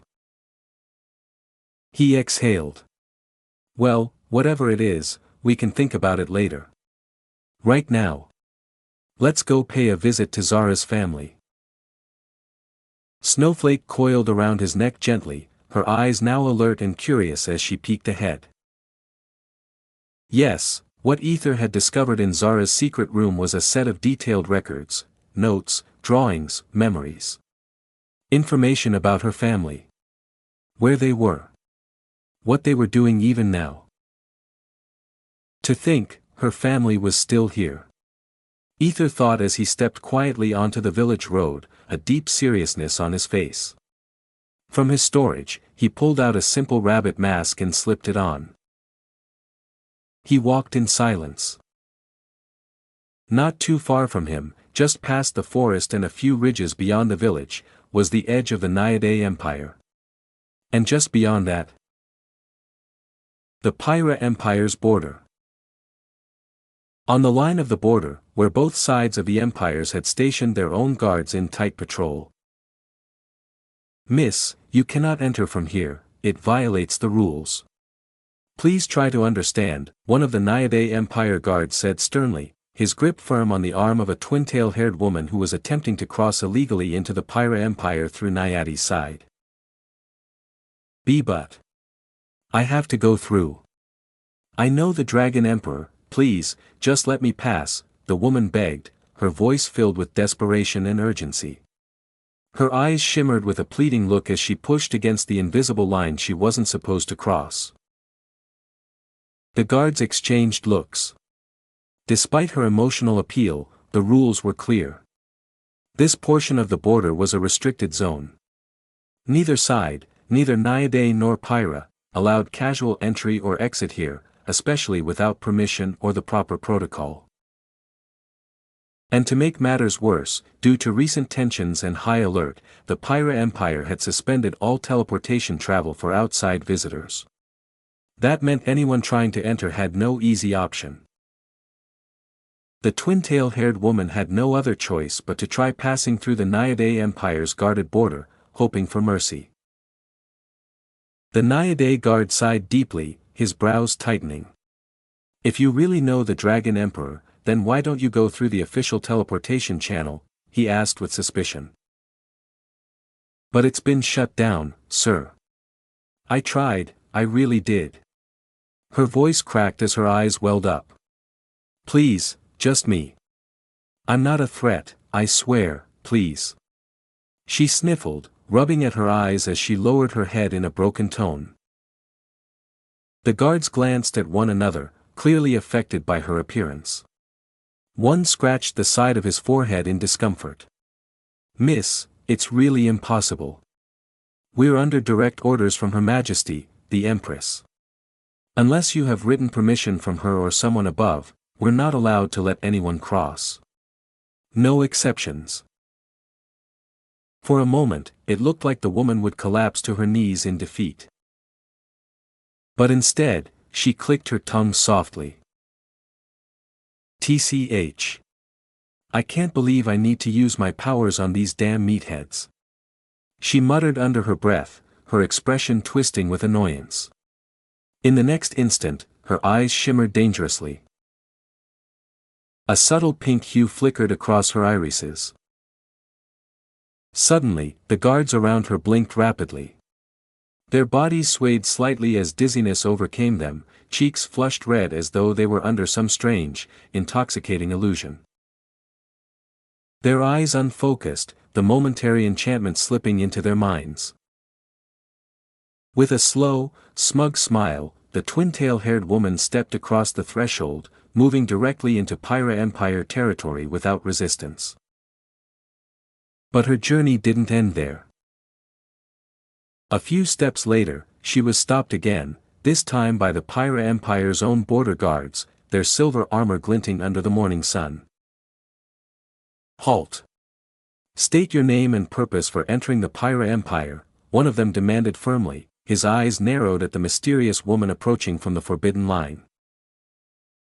The twin-tail-haired woman gave them a soft, almost angelic smile, her hands calmly folded in front of her. My name is Vesperine, she said with graceful confidence. I'm here to visit your Dragon Emperor. The guards raised their eyebrows at that. Do you have an acknowledgement letter or proof of invitation from the Dragon Emperor himself? One of them asked, frowning. Without verified documentation, we cannot permit entry into the Empire, no matter your claim. Vesperine's smile did not fade.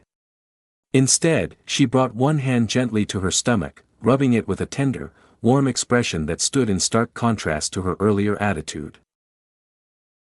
I have proof of his love, she whispered, her voice thick with meaning. The guards stood frozen. Then their expressions shifted, shocked, horrified, eyes widening as the implications of her words slowly dawned on them. Meanwhile, unaware of the strange and escalating situation unfolding at the Empire's borders, Ether stood in front of a large wooden house at the edge of the village. The home of the village mayor. So this is the mayor's house, huh? Ether thought to himself as he stepped forward. Knock. Knock. Thud. A moment later, the door creaked open. An old man stood there, his brow furrowing as his tired eyes scanned the figure before him, specifically, the rabbit mask covering Ether's face. Who are you? The old man asked, his voice gravelly and cautious. Ether dipped his head respectfully. Good morning, sir. My name is Lackey, he said calmly. I'm a mercenary from Roosevelt Private Company. I was hoping to speak with you about something important. Chapter 976, You don't have any illegitimate children, right? Roosevelt Company. The old man murmured thoughtfully, inspecting the visiting card in his weathered hands. He then glanced up at the man wearing a rabbit mask who now sat casually across from him in the modest living room. I've heard you folks are getting quite popular on the mainland. What brings someone like you to visit our humble little village, Mr. Lackey? The old man asked with polite curiosity, setting the card carefully back on the table. Lackey offered a small hum as he leaned back slightly in the creaky wooden chair, folding his gloved hands over his lap. You see, sir, we received information that the government might soon begin constructing a major road, one that would connect the two empires, he explained evenly. They're planning to use this route as a strategic trade corridor, and, it so happens that the construction is projected to run near your village. The old man's brows lifted slightly, his expression laced with surprise. Roads? Out here? He echoed, clearly not expecting such development news in this remote corner of the empire. Lackey nodded. Yes. And because of that, our company is taking an interest in acquiring some of the local land to build hotels, restaurants, and perhaps even some recreational areas. It could become a thriving hub. The old man blinked, his lips parting as if to ask something, but. Please don't worry, Lackey interjected gently, raising one palm as he offered a businesslike smile. We're willing to pay a fair amount for any land we purchase. In fact. He leaned forward slightly and slid a thick, neatly wrapped bundle of cash across the table. We're even prepared to provide some unofficial compensation as well. A little something extra, just between us. The old man stared at the bundle with an unreadable expression, eyes flicking from the money back to the masked man's face. His silence stretched for a moment. Lackey frowned inwardly. Looks like I've got one of those upright, moral types, this might take more pushing. But just as he was bracing for resistance. Of course, sir. I'd be more than happy to provide whatever land you need, the old man said suddenly, beaming brightly as he scooped the bundle without hesitation and tucked it away with the smoothness of someone who'd done this before. Lackey's lips twitched, but he maintained his smile. Good, he replied simply. Would you like something to drink? The old man offered politely. No thank you. Why don't we get started instead?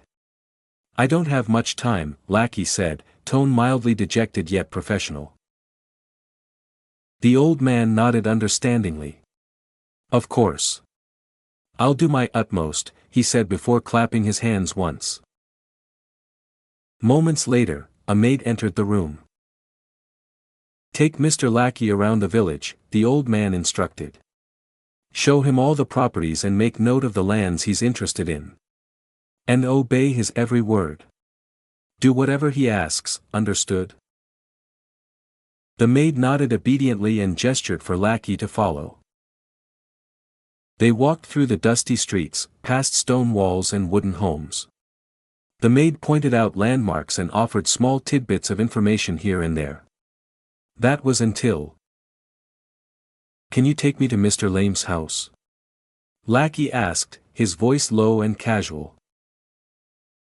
Mr. Lame, the maid echoed softly, clearly unsure of the reason but unwilling to question him.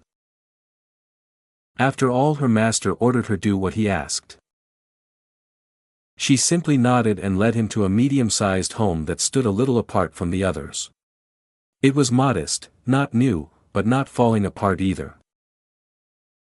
So they're here, huh? Lackey muttered under his breath as he stood at the door. Knock, knock. The maid knocked on the door. Thud. It swung open a moment later, revealing a middle-aged woman with a tight frown etched across her features. What? The maid bowed politely and explained the mayor's instructions. All right, the woman grunted and called for her husband to come out. Inside, Lackey sat on a rough wooden chair, calmly observing the room and the man who now sat across from him. So let me get this straight, this man here is from the Roosevelt Company, and he wants land from us, the middle-aged man asked, his brows drawn together in a thoughtful frown. The maid nodded as she stood beside Lackey silently. The man gave a small hum, then extended his hand. Hello, sir. My name is Lame. I'm the head of this household. Lackey stood and shook the man's hand firmly. Nice to meet you, Mr. Lame. I'm Lackey, a real estate broker working under Roosevelt's private expansion division. Lackey, huh? That's a pretty uncommon name, Lame muttered as he sat back down. Then he gave a small shrug. Anyway, this land has been in my family since my great-grandfather's time. We've lived here for nearly a century. I'm not sure I'm comfortable selling it just like that. Oh, come on, father. Why are you still clinging to this dump? A sharp female voice cut in, and Lackey turned slightly to see a black-haired young woman walking in with a scowl. Her gait was confident and impatient. Zara. Lackey felt a strange pulse of recognition. The woman looked strikingly similar to Zara. The girl walked over and stood beside her father, folding her arms. Lame sighed tiredly. Dear, you know this land is precious. It holds the blood and tears of our ancestors. Tears and blood. What about us? Another voice scoffed from behind. Lackey turned again, this time to see a young black-haired man entering the room, his expression twisted in frustration. We're rotting in this shithole, father, the son snapped as he threw himself into a chair, arms crossed and jaw clenched. This place is a curse. Mind your words, Lame said sternly, frowning at his son's crude language. Lackey watched the two siblings quietly, taking note of their body language, their tone, their irritation. Mr. Lackey, please forgive their behavior, Lame began, but before he could finish. Lackey? That's your name? The son suddenly burst out laughing. What kind of name is that? Ha ha ha. Yeah. People in the city have the weirdest names. What's next, Mr. Butler? His daughter added, laughing as she leaned on the table. Lame's face darkened with embarrassment as he looked at Lackey, whose demeanor hadn't changed at all despite their mockery. He remained perfectly calm, expression unreadable behind the rabbit mask, as he continued to observe them in silence. Still. Please forgive them, Mr. Lackey. Ha ha ha ha. Ha ha ha. They burst into even louder laughter, completely unable to contain themselves. Lame's lips twitched in irritation, but then. Hiss. Snowflake, the white serpent coiled silently around his neck until now, suddenly let out a furious hiss, her body rising as her eyes gleamed coldly with murderous intent. The two siblings abruptly stopped laughing. Their wide eyes locked onto the snake as their throats dried up and gulps slipped from their lips. Lackey smiled calmly. Anyway, Mr. Lame, I can offer you a much better settlement in the city, if you're willing to offer your land in exchange. Both of Lame's children raised their eyebrows, utterly stunned by what they had just heard. Their shocked gazes shifted to their father. Father, you need to accept it. Yes, father. This is a great opportunity. Even Lame seemed stunned by the offer. He blinked several times in confusion, and just then, his wife, who had been quietly standing beside him all along, leaned in and whispered something into his ear. Lame frowned and blinked again. Are you sure about this? He asked softly. His wife simply gave a firm nod in response. Lame bit his lip, uncertain. He turned back to Lackey and opened his mouth. Mr. Lackey, you see. Was the price too low? I can increase the offer. Lackey said smoothly with a faint smirk, casting a sidelong glance at Lame's wife. He had a hunch she might be attempting to drive the price higher through delay. The entire family exchanged nervous glances. Even the children stared at their father with sharp, almost predatory intensity. And within just a few minutes, they all agreed. I wonder where their precious forefathers disappeared to now. Lackey mused, amusement flickering across his expression. He shook off the thought and smoothly changed the subject. Anyway, this is all of your family members, right? He handed over a set of clearly fake documents. Lame nodded confidently. Yes. Everyone is here, he confirmed as he took the papers and began reading through them carefully. Lackey narrowed his eyes. No illegitimate children, correct? Lame's expression shifted slightly. His wife's face tensed as she muttered coldly, what exactly are you trying to imply? Her tone hinted at barely restrained fury. Lackey raised a hand placatingly. Please don't misunderstand. This is just a company policy. I have to make sure. Lame scoffed. What kind of absurd rule is that? Before he could finish, Lackey calmly cut in. Due to intense competition, some rival companies might attempt to use unacknowledged children, or anyone related to your bloodline, to sabotage deals. If we fail to obtain their consent, it could be used against us. Private corporations are greedy and ruthless, as you know. So we have to be extremely thorough before getting your signature. If you lie to us, we will take necessary actions. Lame's frown deepened. Necessary actions? What does that mean exactly? Lackey's smile remained polite, but something dark flickered behind his calm eyes. Oh, nothing too serious. Just a light punishment, maybe 100 whips, branding them as company property, and making them work as laborers for the rest of their lives. A chilling silence settled over the room.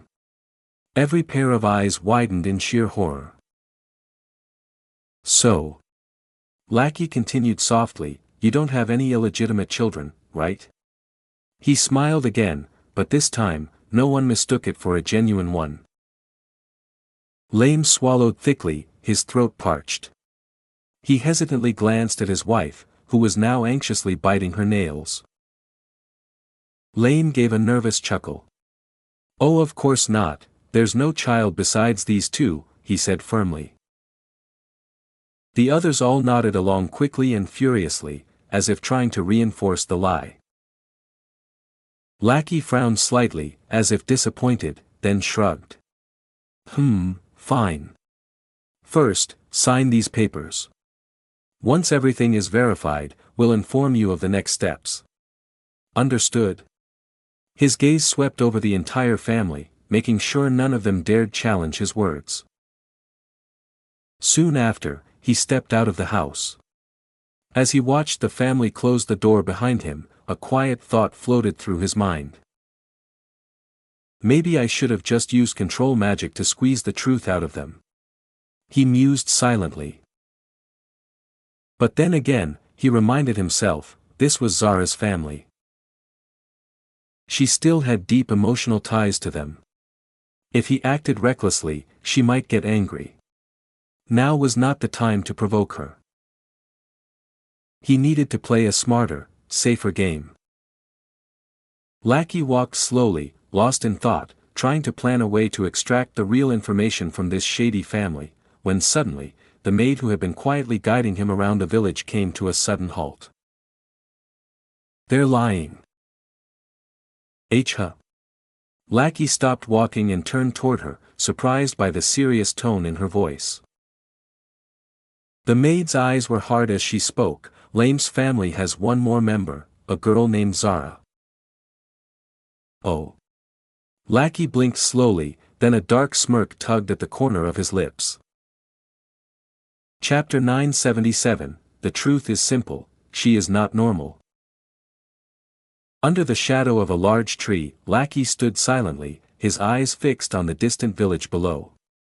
A few steps behind him stood the maid, nervous, uncertain, the one who had been ordered to guide him around the village. She shifted hesitantly before speaking.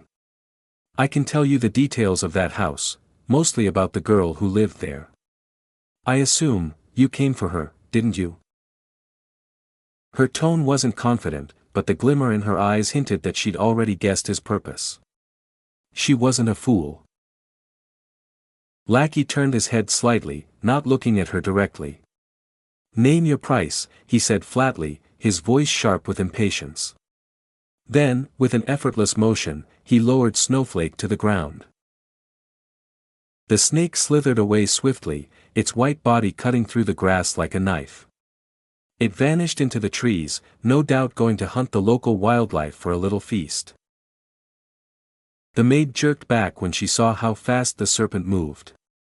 But she quickly regained her composure, offering a faint smile. I am not greedy, just a small house in the city. A new job.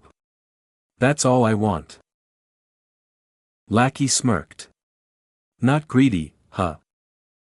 Fine. Deal. Speak. The maid's smile deepened slightly. Contract? Lackey chuckled. She was clever, she wanted a signed document of what he said. Just a reassurance. Without complaint, he pulled out a blank parchment, wrote up a basic contract, and signed it on the spot. The maid took it carefully, her fingers trembling slightly with excitement. Then, after a brief pause, she began to speak. And what she told him was disturbing. It was about the girl named Zara. Zara, she had never been a normal child. From the very beginning, something about her unsettled people. She wasn't like the others in the village. It wasn't trauma. It wasn't abuse. It wasn't even tragedy. She simply was different. Deeply, disturbingly different. She wasn't like other children, the maid said, her voice lowering. She wasn't shy or broken. She just didn't care about things like other people do. When Zara was a toddler, she used to eat insects. At first, her parents dismissed it as childish curiosity, though they scolded her for that. But as she grew older, her habits became more alarming. She began to eat live creatures, small ones at first, without flinching, without hesitation. Worms. Frogs.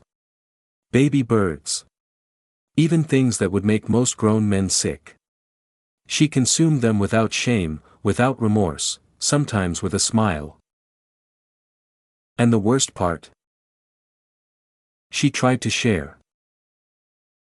She offered them to people, like it was candy, the maid whispered, rubbing her arms. To her friends, her parents, once even the village priest. Everyone was horrified. Her parents were desperate. They tried to discipline her, to correct her, to teach her how to be normal. But nothing worked. Every effort only made her more twisted, more detached. At first, it was just unsettling. Until one day. One evening, a beloved family cow died unexpectedly. The mother, kind, gentle, knelt beside it and wept, mourning the loss like it were kin. But little Zara didn't understand the grief. She didn't understand why her mother cried. "Why are you crying, Mom?" A young black-haired girl tilted her head in innocent curiosity, watching her mother sobbing beside the corpse of a cattle that had just died. The mother didn't answer. She couldn't. But Zara understood one thing: her mother loved the cow. And in her strange little mind, she wanted to make her mother happy again. That night, while everyone slept, Zara snuck out of the house with a small lantern. She crept to the burial site, dug up the decomposing cow, and dragged the heavy carcass out of the dirt. And then she began her work. Chuck. She carved into its skin. Peeled back the muscle. Played with its organs like a child fiddling with toys. She wrapped its veins around her hands, giggling to herself in the moonless light. By dawn. Kaya. A blood-curdling scream shattered the morning silence. Her husband jolted awake and ran toward the sound, heart pounding in his chest. At the doorway, his wife had fainted on the spot, crumpled on the floor. Her husband ran to her side, confused, half awake.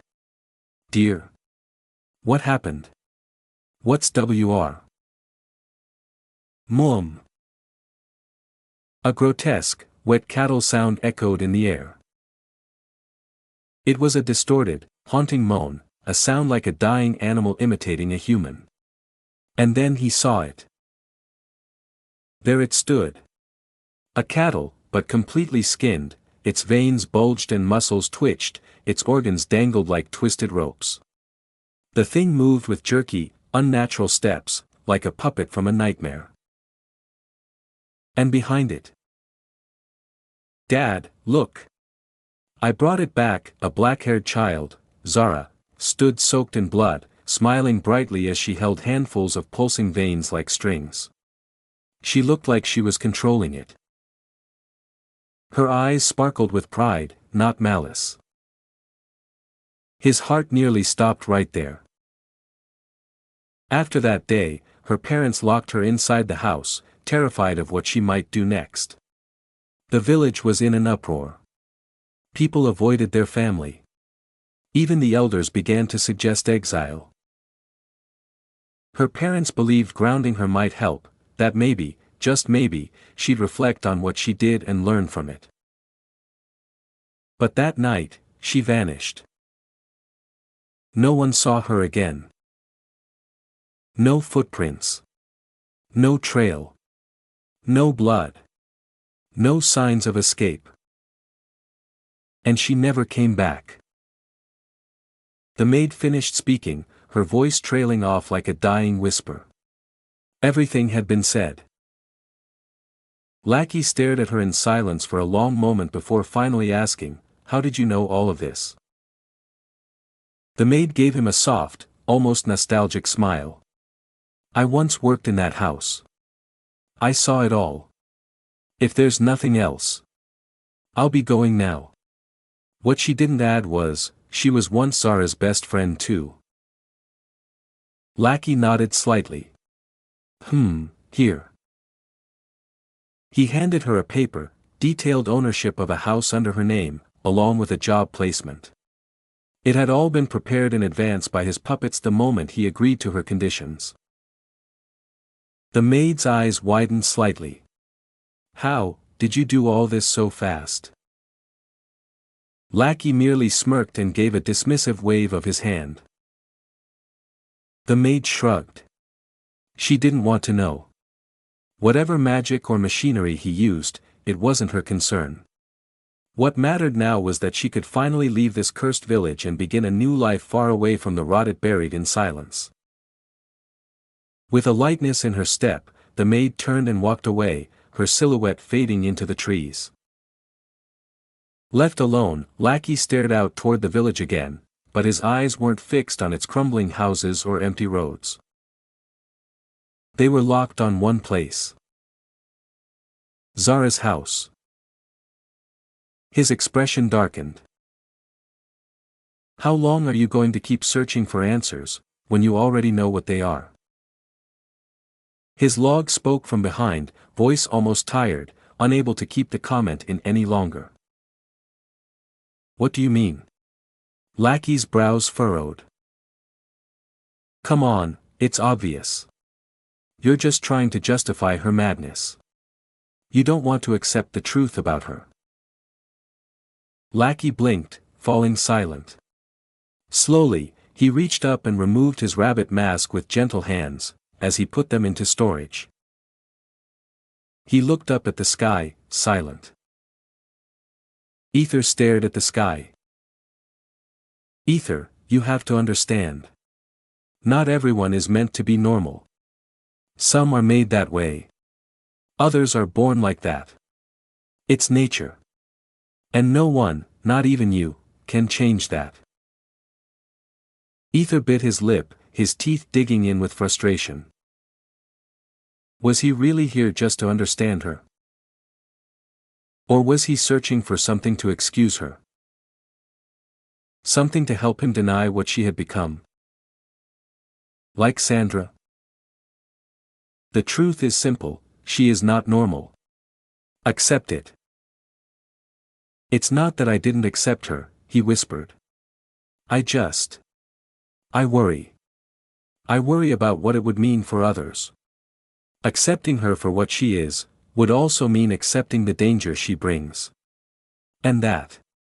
He hesitated, voice trembling, that's not something I can explain. I don't get it.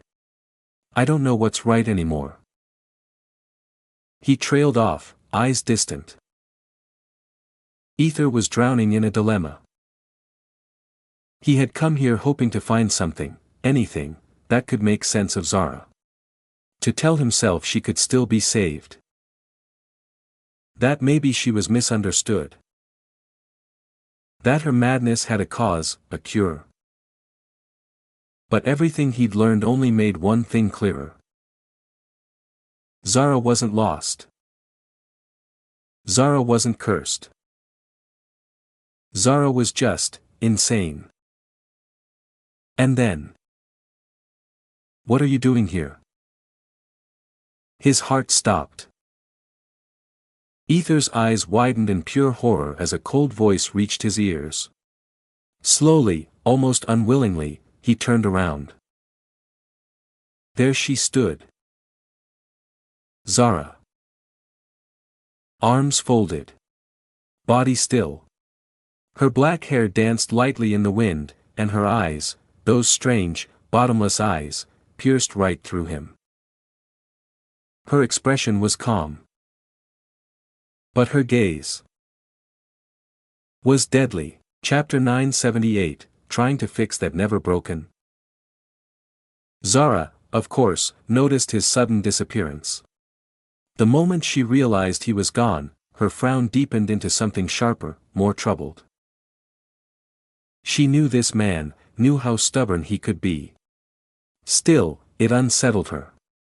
Without wasting time, she returned to her hidden base, her footsteps heavier than usual. But the second she stepped inside, a strange sensation crept over her. Something felt off. This place was sacred. Only she ever entered. Every inch of it, every corner, every shadow, every drawer, was burned into her memory. So when she stepped into the room and saw the drawer just slightly ajar, the documents not quite in their proper place, the difference so minor most would have overlooked it, she knew immediately. Someone had been here. Her heart sank. There was only one person who could possibly know this place even existed, Ether. But how? How the hell had he gotten inside? She rushed to the drawer, flipping through the pages with shaking hands. It didn't take her long. Just a glance at the document left half open, and she knew. She knew exactly where he went. Without a second thought, she stormed out. Her feet carried her faster than her thoughts, through rough terrain, through the whispering wind that clung to her skin. She finally arrived, only to find him standing there beneath the lonely, twisted tree, alone. Ether's figure looked smaller from afar, shadowed by conflict and hesitation. His expression was lost in thought, eyebrows drawn, lips parted as if still searching for something in the air. "What are you doing here?" Ether turned, startled. His face shifted through emotions, shock, guilt, confusion, then awkwardness. "How did you?" "I have my own ways," she said, interrupting his stammer before it could form. Her steps were slow but deliberate as she walked toward him, her tone serious, unwavering. "Now tell me, what the hell are you doing here?" Ether scratched the back of his head, a nervous smile tugging at his lips. "Just visiting the past, I guess. Trying to understand you better," he replied, eyes darting toward her, then down to the ground. He looked up again, due to the illusion he wore, her height towered above his, and found himself facing her expression, sharp, annoyed, but burning with something more, something deeper. Zara's lips twitched. Anger was there, yes, bubbling beneath the surface. But there was also restraint. She wanted to lash out at him, to scold him for breaking into her sacred space, for pushing too far. Yet, the moment she saw him, truly saw him, that intention dissolved. He wasn't doing this out of annoy her. He was trying to reach her. Understand her. So she breathed, calmed herself, and asked instead, softly but directly, "So? Did you visit them? Do you understand me a little better now?" Her voice didn't shake, but there was something hollow in it, something raw. Ether met her gaze, then slowly turned away. His silence was heavier than words. Zara's smile was faint and weak, barely there. But she didn't push. "I did visit them," Ether finally said, eyes fixed on the distant house nestled quietly beneath the trees. "It seems you have a brother. And a sister." He laughed lightly, though it didn't reach his eyes. "Funny. Your sister, she looks almost exactly like you." Zara gave a small hum, lips curling into something wistful. "Yeah, she does." "But," Ether added with a little edge in his voice, her mouth was a bit bitchy. "No offense. She didn't respect anyone. Not even your parents." Zara chuckled at that, low and soft, as her eyes lingered on the far-off house. A long silence followed. Then Ether asked, quieter this time, "Do you still love them?" The question struck harder than he expected. Zara didn't answer at first. The breeze picked up, ruffling her long hair as she turned her face away, eyes dimming. "Yeah," she finally said, almost inaudible. "Even if they don't remember me, even if I've changed beyond recognition, yes, I still love them." Ether looked at her closely. She looked beautiful in that moment, tragically so. Her features were delicate, but there was something glass-like about her. Zara stared at the ground, then spoke, her voice distant. People change, Ether. We're not who we were. Sometimes the things we feel, they shift too. What you feel for me now might be love. But once you spend real time with me, once you see everything, you might realize it's not. She paused, glancing sideways at him, the weight of vulnerability thick in her chest. That's why I showed you my secret, she confessed. Because if you're going to love me, I want you to love all of me. The real me. The broken, flawed, messy me. Not some image or fantasy you've built up in your head. She knew herself more than anyone that she ran away. She knew she wasn't perfect, far from it. Her past was littered with terrible decisions, things she could never take back. But despite that, or maybe because of it, she loved him. She loved Ether, not just his presence, not the comfort he brought, but the very darkness that lived inside him. The possessive gleam in his eyes, the way he looked at her like she belonged to him, those things awakened something inside her that she could neither suppress nor explain. She felt it. She craved it. And deep down, she needed it like breath itself. There was no confusion anymore. Her love for him wasn't distant or maternal. It wasn't something pure or selfless. It wasn't the love of a guardian or the affection of a mother toward her son. No. It was real, raw, and dangerously human. She loved him as a man. She had accepted that truth from the moment her legs carried her over the cold mountains in search of him. The moment their lips met and she kissed him back, not out of impulse, but out of longing. When her sanity trembled, when her restraint cracked, she knew. She was falling. And for the first time, she didn't want to stop herself. She could have pretended.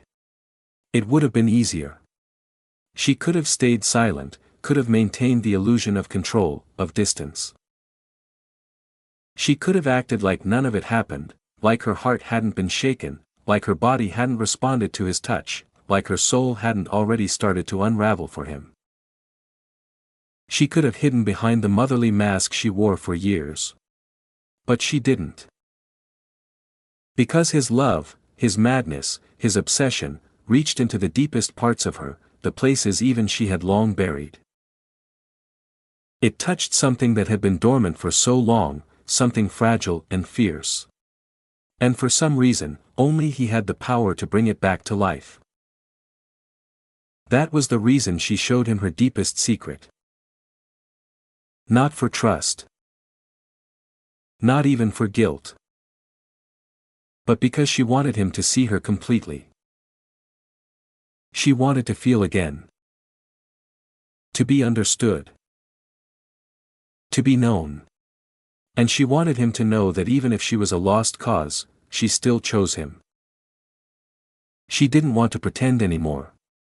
She wasn't going to hide behind morality or try to paint herself as a noble woman with a noble heart. She wasn't that. She wasn't good. She never had been. And with him, she couldn't lie. Not even to herself. Every part of her, the violent, the obsessive, the aching and the broken, was real. And he had seen it. If Ether had only remained her adopted son, she might have kept up the act. She could have maintained the illusion of distant care and impersonal warmth. But he wasn't just a son anymore, not to her, not in her heart. He had become something else. That's why she had to reveal everything. Every piece of her soul. Every scar, every ugly truth, every craving, and every shivering thread of emotion tangled within her. She stepped closer to him, no longer hiding, no longer pretending. My family, they were broken apart by my own actions, Zara whispered, even though I loved them, deeply, everything I did only pushed them further away. My choices, my mistakes, made it hard to love me back. I know I was wrong, but by the time I realized that, it was already too late. She paused, her hands curling at her sides, eyes lost in distant pain. You probably don't get it, but the pain, the fear in their eyes when they looked at me, her voice cracked, it was like thousands of knives, stabbing into my heart. That look, like I was some kind of creature they couldn't even recognize, it broke me. She turned her gaze to Ether now, slow and heavy, her eyes filled with torment. They looked at me like I was a monster, Ether.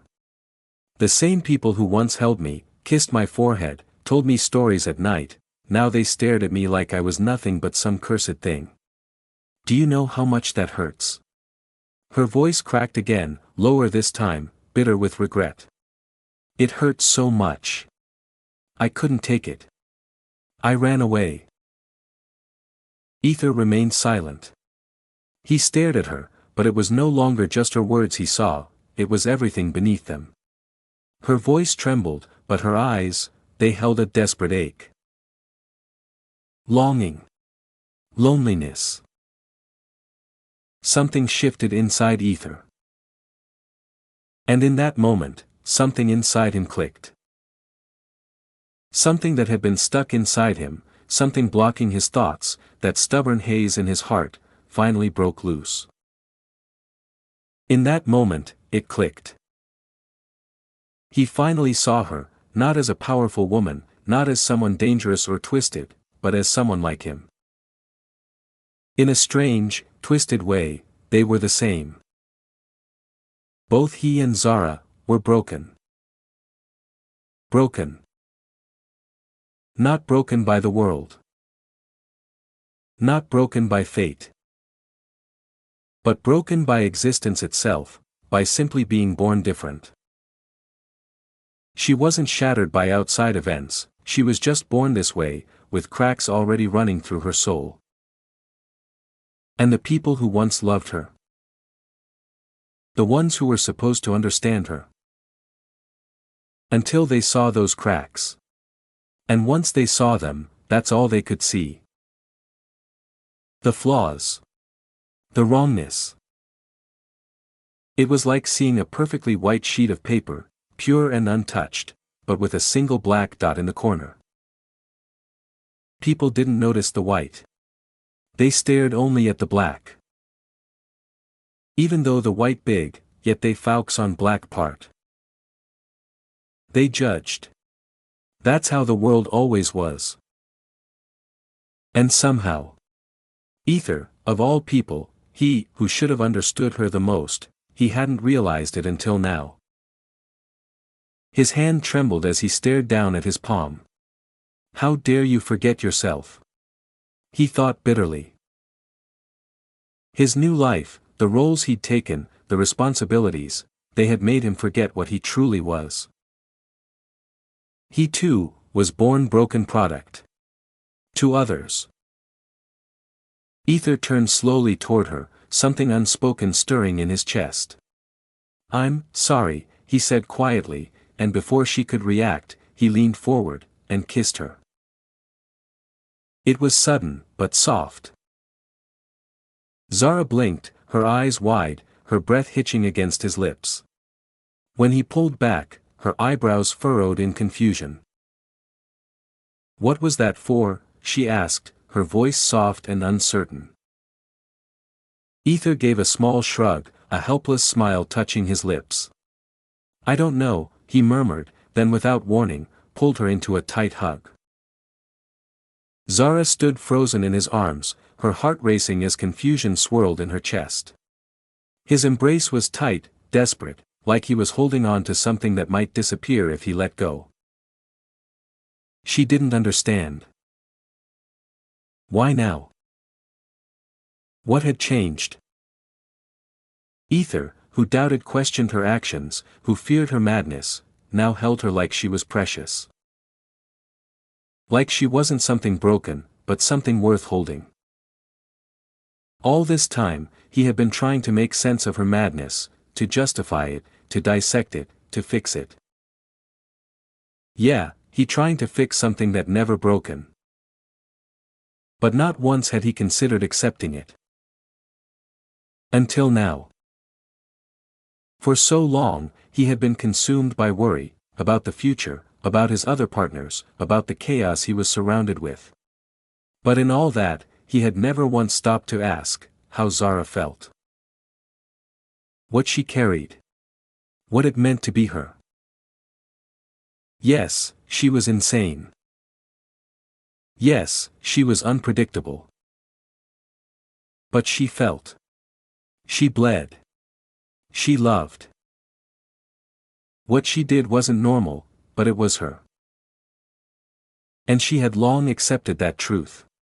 That no one could ever truly love her for what she was. Ether. Zara whispered, confused, her voice barely audible against his shoulder. What's gotten into him, she thought, bewildered. But then something even stranger happened. Her eyes widened. Her arms slowly lowered as her mouth parted in shock. His body, it was changing. She could feel it. He was growing taller, his frame expanding, reshaping, his illusion unraveling right before her eyes.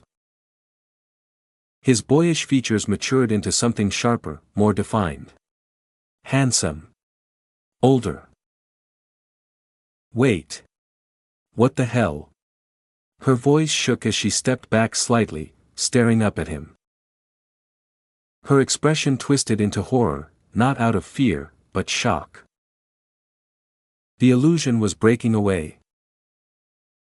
And now, finally, she was seeing the real Ether. Chapter 979, If anyone dares to lie about bearing the child of the Emperor, then. Ether. Zara stammered, taking a startled step back. Her eyes widened in disbelief as she stared at him, no longer the short illusionary version, but a taller, broader, and, without a doubt, the most handsome man she had ever laid eyes on. She didn't want to be rude to her children, they were the most beautiful beings in her world, precious in every way, but Ether. Ether was something else entirely. She hated to admit it, even to herself, but damn it, he was fucking handsome. Since you showed me your deepest secrets, Ether began, stepping forward with a calm yet intense look in his eyes, it's only fair I show you mine in return. He extended his arms slightly, his voice steady and proud. I am the Dragon Emperor. Telling truth? That fast? Wasn't it dangerous? Hell nah, this woman was different. Ether needed to be tricky one here. Zara blinked. Then stared. Then. Pfft, ha ha ha, she burst out laughing. Dragon Emperor. Seriously? Ha ha ha ha. Oh my god. Ether. Ha. She laughed so hard she nearly doubled over. Come on, are you for real? That's your big secret? Are you writing a fantasy novel or something? Ether's eye twitched. His lips curved downward in faint irritation. This was not the reaction he expected. He was being honest. Brutally honest. And she was laughing. He stepped forward, gently grabbed her chin, and lifted her face so her eyes met his. I'm telling you the truth, Zara, he said, voice low but serious. I am the Emperor of the Pyra Empire. Zara blinked up at him, her laughter fading into stunned silence. Seriously? Yes. Ether nodded, his expression unwavering. Zara leaned closer, way closer, until their noses nearly touched, her eyes squinting in suspicion. Seriously, seriously. Ether chuckled, a bit helplessly now. Of course. Do you really think I joke about this? I'm literally showing you proof, he said, gesturing to his body. Her gaze followed his hand and moved across his form, his tall, muscular frame that radiated strength and nobility. Her eyes narrowed with focus, the scientist in her starting to emerge. This body, it's not an illusion, it's too real. The muscle tension, the bone density, even your aura, everything feels genuine, she muttered, now poking at his abs as if she were studying a rare specimen. How did you make this? Ether gave a soft laugh and let her continue her examination. I didn't make anything. I am Ether, from. Wait, she interrupted, looking up again, her face suddenly glowing with childlike curiosity. Are you about to reveal something dramatic? Like what I showed you? A grand, dark, deeply personal truth. Ether blinked, then smiled at her energy. Well, kind of, yeah. Zara tapped her lip thoughtfully, then grabbed his arm without warning. Let's move somewhere else first. I want to hear everything without interruptions. Ether stared at her, a little stunned as she practically dragged him along like an overexcited kid discovering a new toy. He had come here ready to pour his heart out, ready to finally let her in completely. And she was reacting like this? He couldn't help but chuckle under his breath, shaking his head with a fond, almost amused expression. She was unique, all right. Completely unpredictable, absolutely strange, and unapologetically herself. While Ether was being dragged away to a quieter place by Zara, far away at the Empire's border, a temporary military camp stood like a fortress of tension and protocol. Inside one of the large tents, cooled by shade and breeze, Vesperine lounged gracefully on a soft cushioned sofa. A servant fanned her lazily with a giant feather while she sipped a chilled, fruity drink, her expression calm and composed as if she belonged there. Across from her sat General LACKEY'S. He had been summoned the moment the news had reached the camp. A human woman had arrived, claiming to carry the child of their king. Are you feeling better now? He asked, his voice calm and unreadable. After all, the woman had fainted after declaring she was pregnant with the Dragon Emperor's child. That alone had been enough for her to be treated with temporary courtesy, at least until they could confirm the truth. Vesperine gave him a gentle smile and nodded politely. Yes, thank you for your hospitality, she said with a soft tone full of practiced grace. Then, sweetly, don't worry, I'll make sure to tell my darling how kind you've been. I'm certain he'll reward your hard work generously. LACKEY'S lips twitched violently.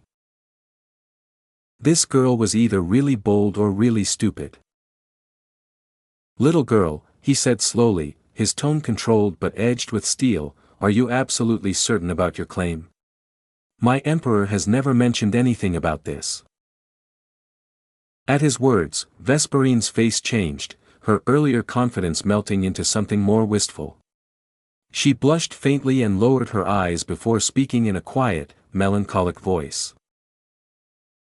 I know, he never talks about me. I'm no one important. Just a woman who happened to love him, she murmured, her hand tenderly brushing over her stomach, even now. I'm not here for power or recognition. I don't want his empire or riches. Honestly. I just came to inform him, that he's going to be a father. This child deserves a rightful father, that's all. Her voice trembled ever so slightly with sincerity, and the way she smiled down at her belly, there was something truly maternal and pure in that moment. LACKEY'S frowned, rubbing his temples. Things were getting more complicated by the second. He knew His Majesty had relationships with multiple women, but none of those women ever showed up like this. This was uncharted territory. If the woman was telling the truth and truly carried the child of their emperor, then she had to be protected. But on the other hand, she was still an outsider. A stranger. Suddenly, a guard behind him leaned closer and whispered, should we inform the Empress? You know, she might, The guard made a cutting motion across his neck. LACKEY'S didn't even flinch. The gesture wasn't taken as a joke. Royal politics were ruthless. Especially when another woman threatened the Empress's place. Everyone knew that, even the dumbest soldier on the field understood how savage royal dragons could be when power and pride were at stake. LACKEY'S shook his head firmly. No. The Empress and the others are in the other empire, working on the propulsion thruster project. Even my daughter is there, trying to prove her worth to His Majesty. Calling the Empress back now would be. He took a deep breath. A catastrophe. If the Empress were to come back and find this woman, this possibly pregnant woman, without confirmation, and killed her in rage. Wouldn't that cause the Emperor to explode in fury? And a conflict between the Emperor and Empress? No one wanted that. Especially not now. The Empire was barely recovering. After saving it, many disloyal citizens had started crawling back like leeches, hoping to return after abandoning them at their lowest. LACKEY'S had his hands full dealing with those rats already. He sighed again. The Emperor had given him specific orders: unless the sky itself began to fall or the Empire was on the brink of collapse, do not contact him. Apparently, he was busy, managing what he called his disastrous calamities. LACKEY'S didn't quite understand that last part, but one thing he did know: his Emperor was doing something important. What a man! He thought proudly. If only he knew what that bastard was actually doing right now. Anyway. LACKEY'S looked up, his expression becoming cold and authoritative. Lady Vesperine, he said calmly, I'm sorry, but from this moment on, I must place you under custody. Huh? Vesperine blinked mid-sip, nearly choking on her juice. See custody? Yes, he said, steely gaze unwavering.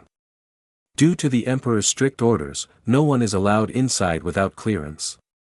What's more, we've had recent incidents, several enemies infiltrated our ranks and even kidnapped important figures. I cannot risk the same. For now, you'll be placed under room arrest. A medical team will examine your body to confirm whether you're truly pregnant with His Majesty's child. Once confirmed, I'll call the Emperor myself. He couldn't just baselessly call His Majesty after all. Vesperine's expression changed from confused to horrified. Wait. Examine my body, she stammered, her voice growing panicked. Why not wait for him to return? I don't mind waiting. Really, I'll just wait here quietly. LACKEY'S shook his head firmly. You cannot stay here without proper verification. I can wait outside too. Or in a tent. I won't disturb anyone, I swear, she rushed her words, her voice almost pleading. LACKEY'S frowned deeply, studying her reaction. I don't see a reason for you not to wait here. In fact, we'll treat you with respect. If your claim is true, you might very well be the future Empress. Vesperine forced a smile, but sweat had started to form along her temples. I understand that, but I'll only allow him to examine me. No one else. Only my darling can touch me like that. That's when LACKEY'S expression darkened. He glanced toward his guards, and with a single nod, they moved swiftly to shut the entrance flaps of the tent, sealing it from outside view. Vesperine's eyes widened. Panic. What are you doing? You realize this is a serious crime. Once my darling hears about this. LACKEY'S stepped forward, his aura turning deadly cold. We have a law, Lady Vesperine. If anyone dares to lie about bearing the child of the Emperor, woman, they are to be hanged before the entire nation. As a warning.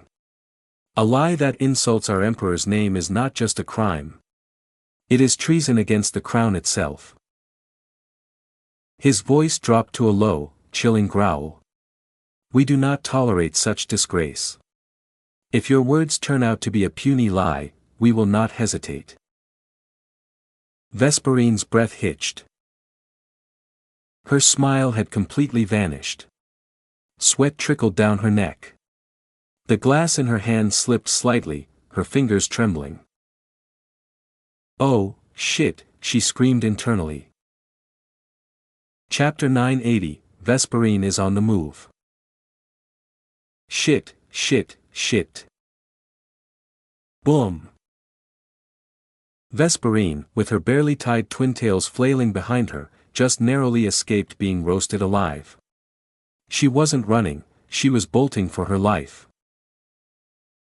Behind her, an entire group of massive, snarling dragons gave chase, their mouths wide open, flames licking at their fangs as they lunged at her, ready to devour her whole without a single shred of hesitation, all because of one thing. She lied. Yes. A fucking lie. She wasn't actually pregnant with the Dragon Emperor's child, or anything even remotely close to that. She just wanted entry into the damn Pyra Empire. That's all. To see the Dragon Emperor with her own eyes. But no matter how hard she tried, she couldn't get in. Every route was sealed. Worse, teleportation was restricted. Everything was stacked against her. Her hands were tied tight. So she had no choice. She played the only card she had, the most dangerous one. She lied. Just to get inside. And once she was in, once she saw the Dragon Emperor, she'd play her game her way. Manipulate, seduce, stir the pot. But that fucking Victor isn't even here. Are you shitting me right now? She screamed at the top of her lungs, mid-sprint, barely dodging another fiery blast, arms flailing as she defended herself while still running for her damn life. So, why was she doing all this? Why the sudden chaos? Why the insane risk? Why Victor, of all people? Because. New target, AR Victor. Yes. Her system updated. Out of nowhere. Victor became her new target. She didn't know how or why. It just happened. While she was messing around with Kaelin, the next, boom, Jack Sparrow got wiped off her list like dust and Victor took his place. Just like that. No explanation. Not that she cared too much for Jack anyway. That guy was always acting weird around her, like he was allergic to women or something. But Victor? Oh no, Victor was a whole different story. She finally had what she wanted. All this time, she was worried, truly worried, that her harem was lacking something, lacking someone. The one who would make every other man in the world look like a background extra. And now. The system blessed her. She got Kai, the fierce and fiery handsome guy. Leon, the tall, dangerous dragon handsome guy. Kaelin, the adorably fluffy wolf handsome guy. Finian, the calm and sexy handsome saint. And finally, Victor, the most handsome, most mysterious, most heart-throbbing man she had ever laid eyes on. She hadn't even seen his face. Not once. That damn mask. But gods, the thought of what might be behind it. It was driving her crazy. She wanted, no, she needed to see it. To peel it off with her own fingers. Slowly. Intimately. Vesperine grinned like a kid who just stole the whole candy store. A devilish, glowing smirk stretched across her face. Soon, every woman in the empire would burn with envy. He would be hers. Just like the rest. Anyway, that was why she was here. She came to leave a little imprint on Victor's mind. Just a tiny spark of her presence. A flicker of memory. Something that would make him think of her. But, she couldn't even meet him. He was the emperor, after all. And the only place she could realistically run into him, was the academy. But that plan was fucked too. Kaelin told her the academy was still undergoing repairs after some big attack. No chance of casually bumping into Victor there. So she took her next gamble. Teleport straight to the Empire. But of course, no teleportation allowed. So her only path, was the hard one. Through Naiade Empire, she managed to sneak past the border. It was stupidly risky, but it worked. Even then, she knew, meeting him directly was practically impossible. That's why she went full send on that lie. She needed an excuse to stand in front of him, yet. Boom! Shit! Another explosion. The ground beneath her shattered, blasting her into the air. She screamed as she soared helplessly, her twin tails fluttering like chaotic ribbons in the sky. She slammed back onto the ground on all fours, panting hard, but alive. The dragon slowed, watching her with disbelief. That landing was inhuman. And her speed? Ridiculous. Faster than any woman had a right to be. Ugh, anyway, where was I?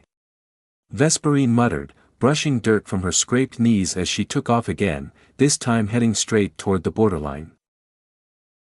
Just a few more steps and she'd be out of their jurisdiction. That was the first goal. Survive. After that, she'd deal with Victor. Thinking about Victor again, Vesperine couldn't help but frown. His mission tab, the one in her system, had a slight error message that had never shown up before.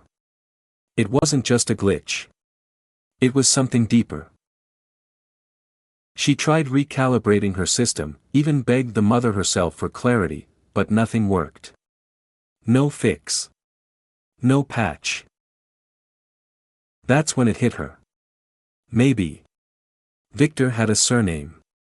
Or worse, something even more secretive buried deep in his life, something hidden even from the system's knowledge.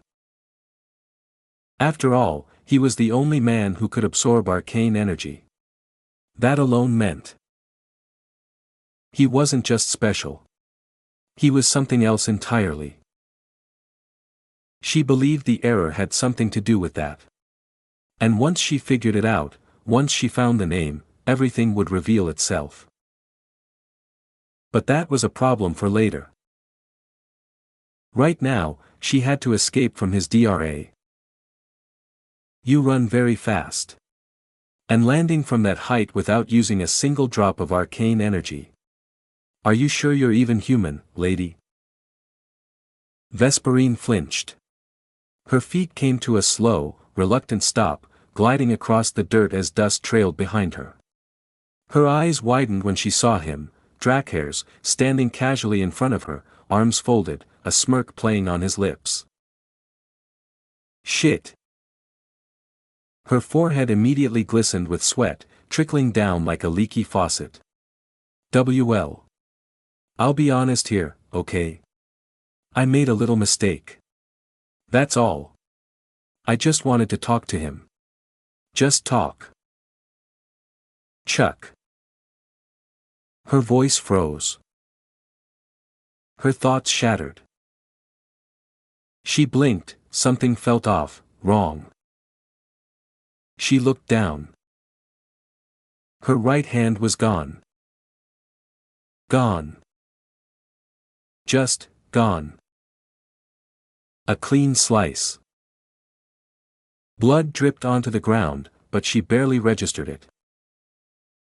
The next time you utter any words, it will be your head I offer to His Majesty, LACKEY'S warned, his tone laced with venomous danger. Vesperine gulped loudly. Her throat tightened. She knew she had royally fucked up. But, the borderline. It was right there. So damn close. There was still a chance. Her eyes flickered, a glowing pink burst lit them up, and a soft, misty pink vapor began to ooze from her skin, curling through the air like creeping wildfire. LACKEY'S nose twitched. Then, his entire body suddenly tensed. His temperature spiked like he'd been thrown into a furnace. He gasped, his eyes twitching slightly. Heat. No. Lust. What the? LACKEY'S expression twisted into horror as realization hit. He turned his stunned gaze toward Vesperine. Why you're from the B. Before he could finish. Oh. You're still conscious. Huh. That's actually impressive, Vesperine said with an amused and surprised tone, watching him curiously like a scientist observing a strange insect. Then she snapped her fingers. Snap.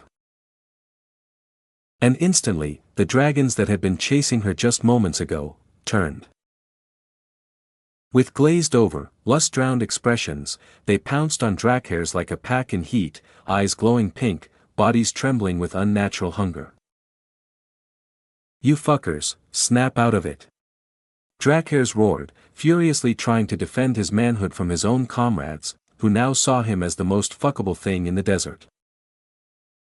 Foo-foo, Vesperine winked, blowing him a mocking kiss, and turned on her heel.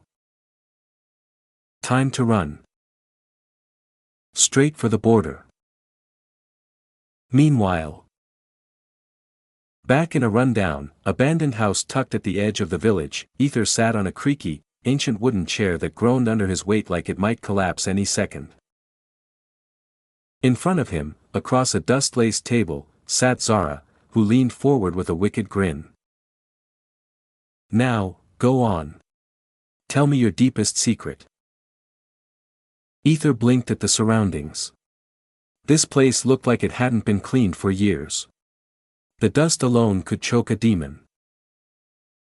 You know. I could just.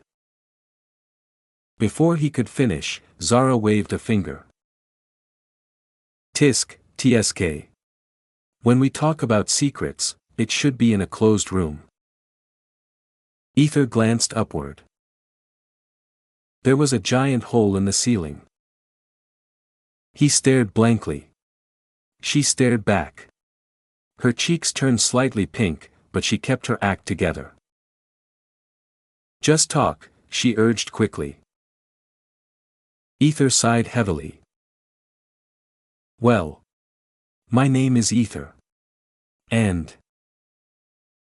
Sigh. Here we go again. Chapter 981, I am slave to gods. WHF. So, let me get this straight, Zara leaned forward, her eyes narrowing slightly as she tried to piece together everything he had told her so far. First, when you were just a child, someone kidnapped you and raised you as if you were their own flesh and blood, pretending to be your real family. Then, some old man shows up and steals your powers, which ends up breaking your soul completely. And for some unknown reason, something immensely powerful, took an interest in you and snatched a part of your soul away to another world, probably something far beyond our understanding. Then, to make it worse, your real parents treated you like absolute shit. Your mother didn't like you, your father abandoned you without a second thought, and your stepfather was such a messed up bastard he treated you like garbage, like you were nothing but a burden. After that, the only girl you loved left you, right when you needed her the most. She just walked away. Zara took a deep breath, clearly trying to stay composed before continuing. Then you actually died in that place, wherever it was, and somehow you returned here, back to this world, but with all those memories and a bunch of weird powers that let you grow stronger, faster than anyone else around you. And after all that, you still worked your ass off to become so powerful that now you can go toe-to-toe with a freaking sovereign. And on top of that, you're currently ruling an entire empire like it's nothing, it's right there, sitting under your fingertips like a pet. She finally stopped, her mouth slightly open as she blinked slowly. Am I getting all of this right? Ether nodded quietly. There was a subtle tension in his expression, a sharpness in his gaze, as though he was waiting, half anxiously, half curiously, for her reaction. Okay. Zara just nodded her head. Ether blinked in surprise. That's it? You believe me? Just like that? Her reaction wasn't even close to what he had expected.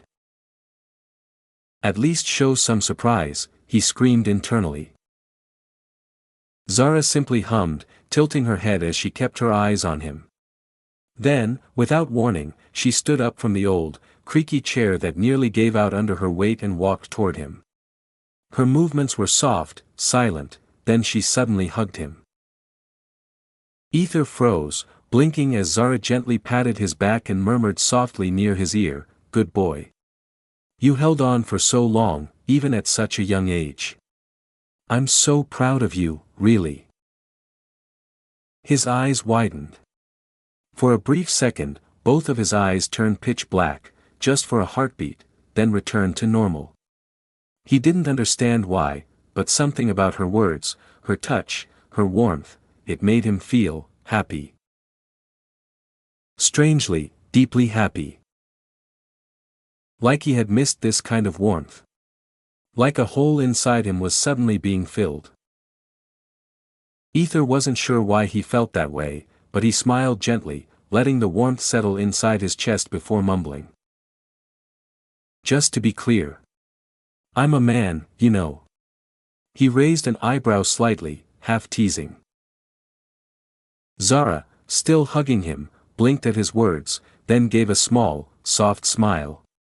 She didn't reply, just held him a little longer.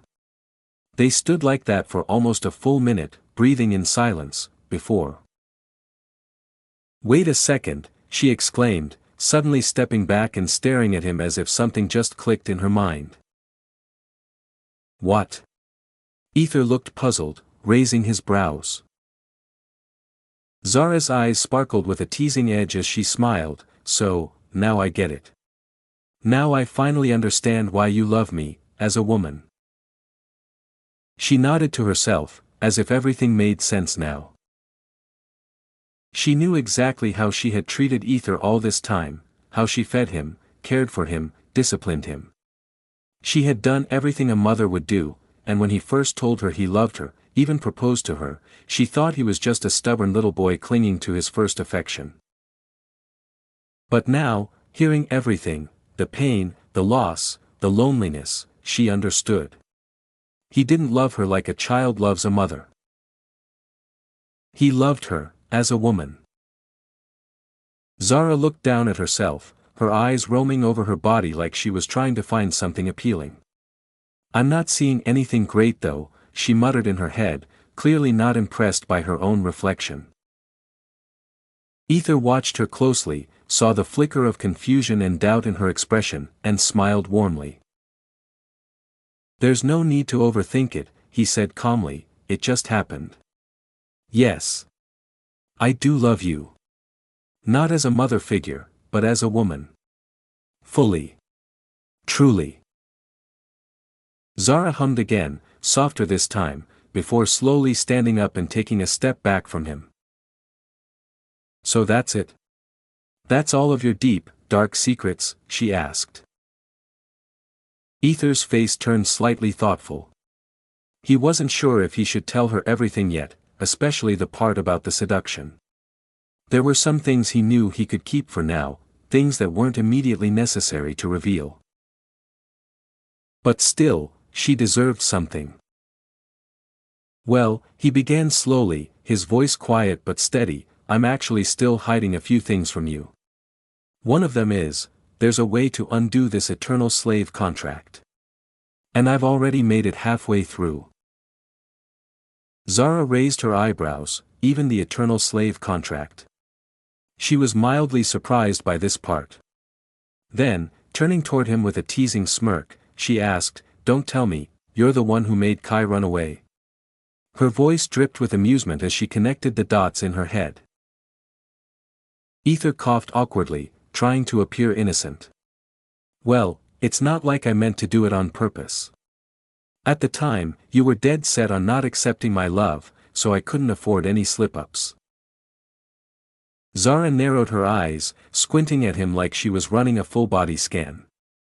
Ether just gave her a sweet, innocent smile, as if that would save him. Zara let out a long sigh and shook her head. It's not an eternal slave contract. Ether tilted his head in mild confusion. Zara took a deep breath, her expression turning a little more serious. You know, when I left the house, I wasn't just lying around doing nothing. Even though you decided not to be my son anymore, she said, dragging those last words deliberately, each syllable heavy with pain. Ether's lips twitched. She's still hanging on to that, he thought, mentally groaning. Zara continued, her tone oddly proud, I searched for a way to free you from the contract. Like any good mother would, of course. Again, she emphasized the last few words with a slow, dramatic flair. Ether's lips twitched violently this time, she's gonna pay for this. He thought darkly, I'm definitely making her beg when the tables turn. Zara, clearly satisfied by his twitchy reaction, kept going.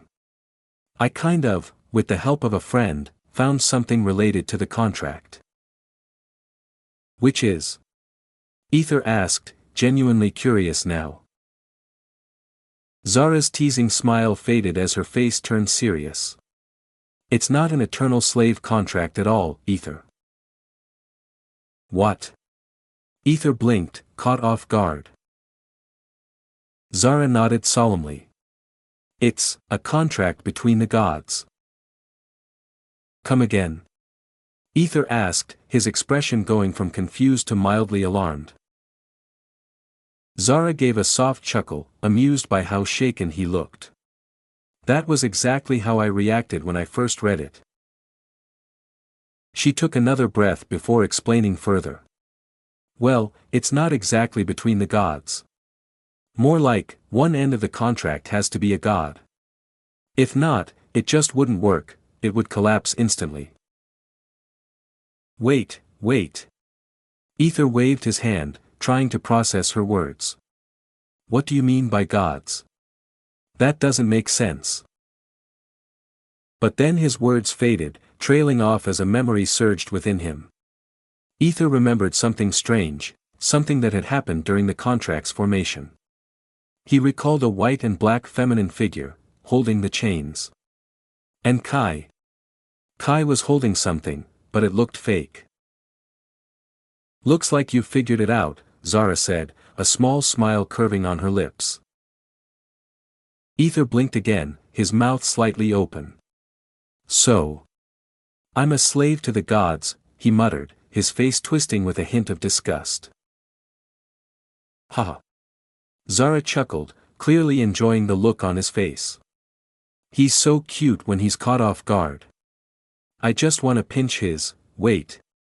Her thoughts screeched to a halt as she realized something off about herself too. She coughed lightly, a faint blush coloring her cheeks, before quickly correcting herself, no. I don't think so. You're not a slave at all, Ether. Chapter 982, So all this time, everything I've done. I've just been fulfilling the contract. From what my friend told me, the contract is supposed to be on equal grounds, Zara muttered, her voice low but firm. It's meant to be a mutual agreement between two individuals, not some twisted form of slavery or forced submission. Ether's frown deepened as confusion and unease crept into his expression. If what you're saying is actually true, then why do I have a slave mark? He rubbed the back of his neck with a restless hand, trying to make sense of it. That doesn't sound like something formed for mutual consent. Zara looked straight at him. Are you absolutely sure it's a slave mark? She asked, her voice careful and steady. Ether blinked at her, baffled. What do you mean? What else could it be? I seriously don't get it, he said, frustration leaking into his voice. Zara let out a slow, thoughtful sigh. After hearing your backstory, what my friend told me was finally confirmed, the contract. She said slowly. The connection between you and some unknown entity, something you said took interest in you out of nowhere.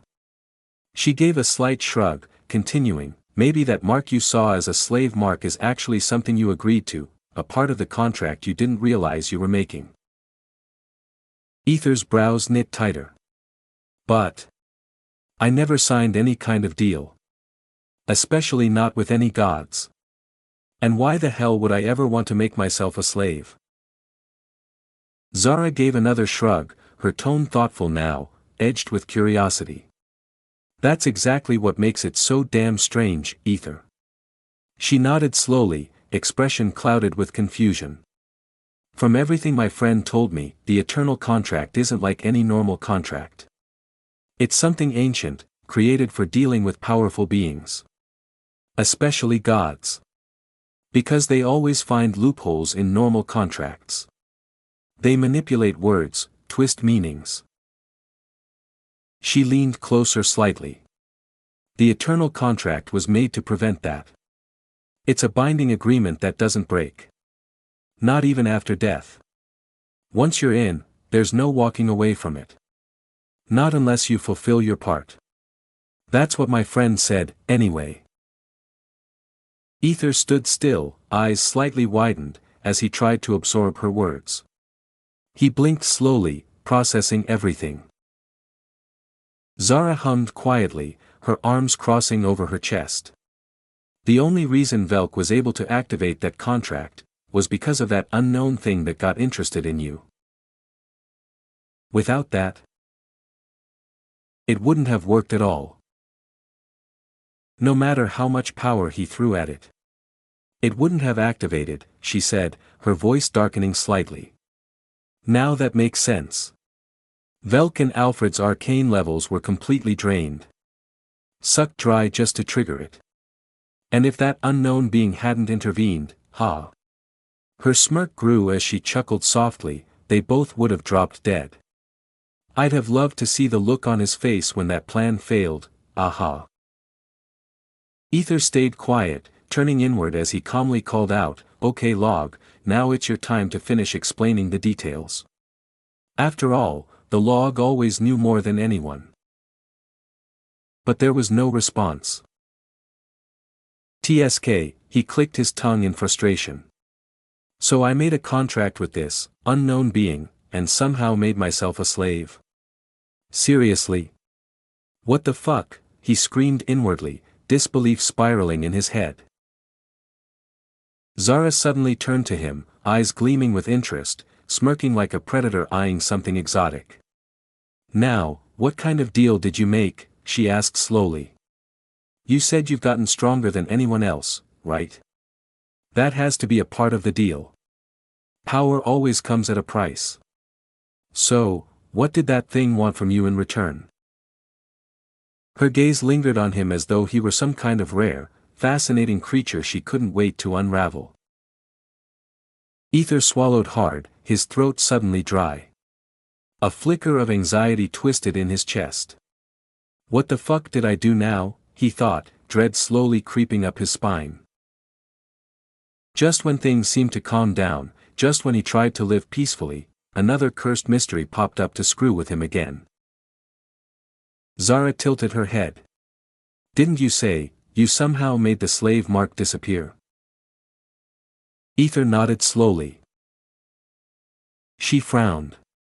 A slave mark that vanished, Her frown deepened, her mind clearly racing.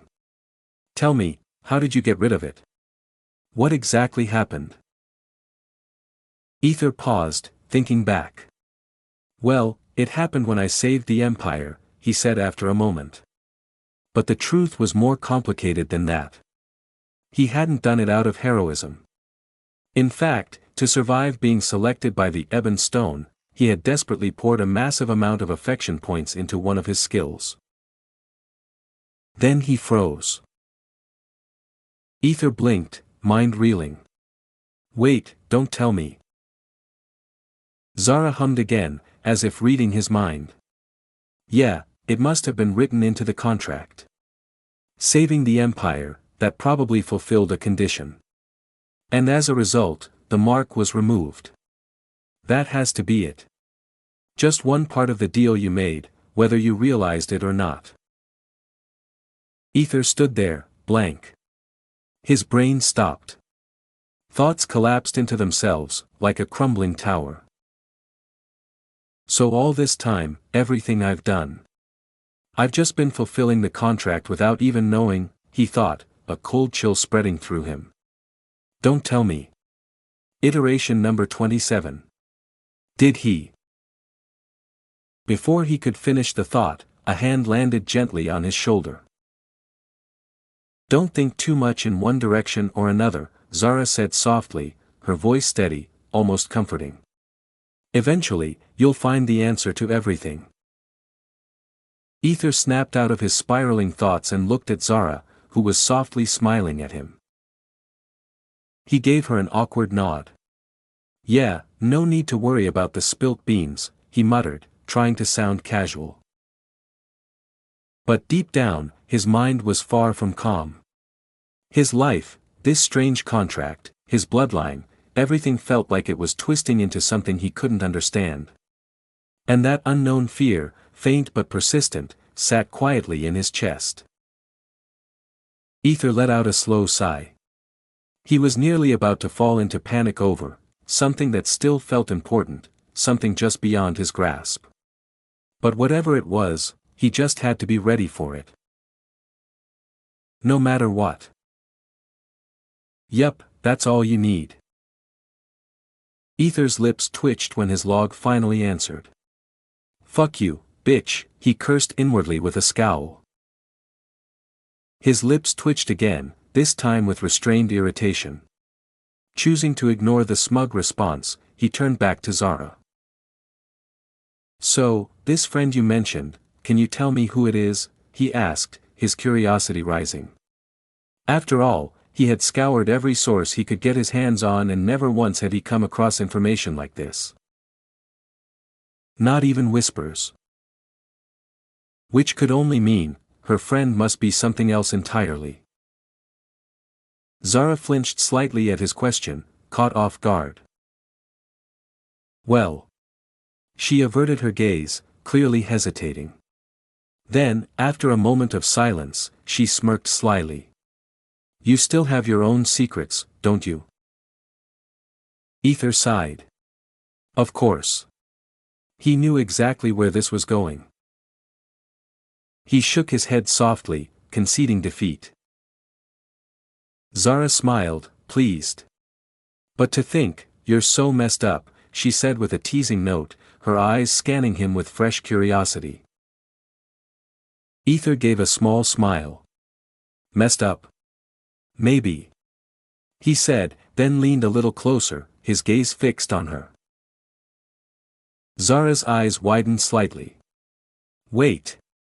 What do you think you're doing now? He tilted his head with a sly grin. Well. I figured, a messed up me and a messed up you might make a pretty fitting messed up life together. Zara blinked, caught off guard. Then she chuckled and smirked back. Oh. And after being so afraid of me before? Ether laughed awkwardly but then added with a bit more seriousness, well. I was worried back then that you might do something to our child. Zara's expression shifted as those words settled in. Child. He's already thinking about that, she thought with mild surprise. She stared at him for a moment, trying to gauge how serious he was. Then she slowly nodded, as if understanding the depth behind his words. But her brows furrowed slightly. Before? You were worried before. Not now. Ether slowly shook his head. A dangerous smile curved across his lips. Chapter 983, I know I was confused back then. Now, you are mine, Zara. Mine and mine only. What are you doing? Zara stammered, her voice catching as she gulped, watching Ether slowly loosen the collar of his shirt in a deliberate, almost seductive way. Ether grinned, sharp and teasing.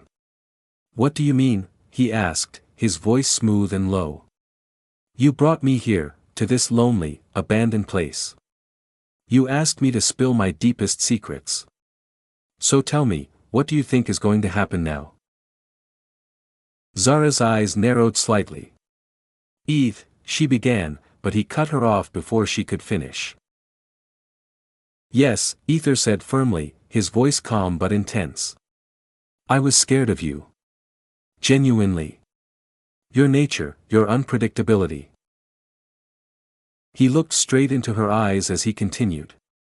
Doing things recklessly, cursing people, stealing hearts, literally, killing without hesitation, loving blood like it's candy. Using your own children as test subjects, just to uncover truths that might not even exist.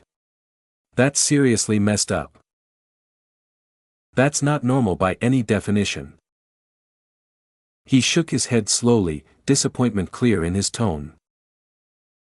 Zara's expression dimmed, a gloomy shadow creeping over her face.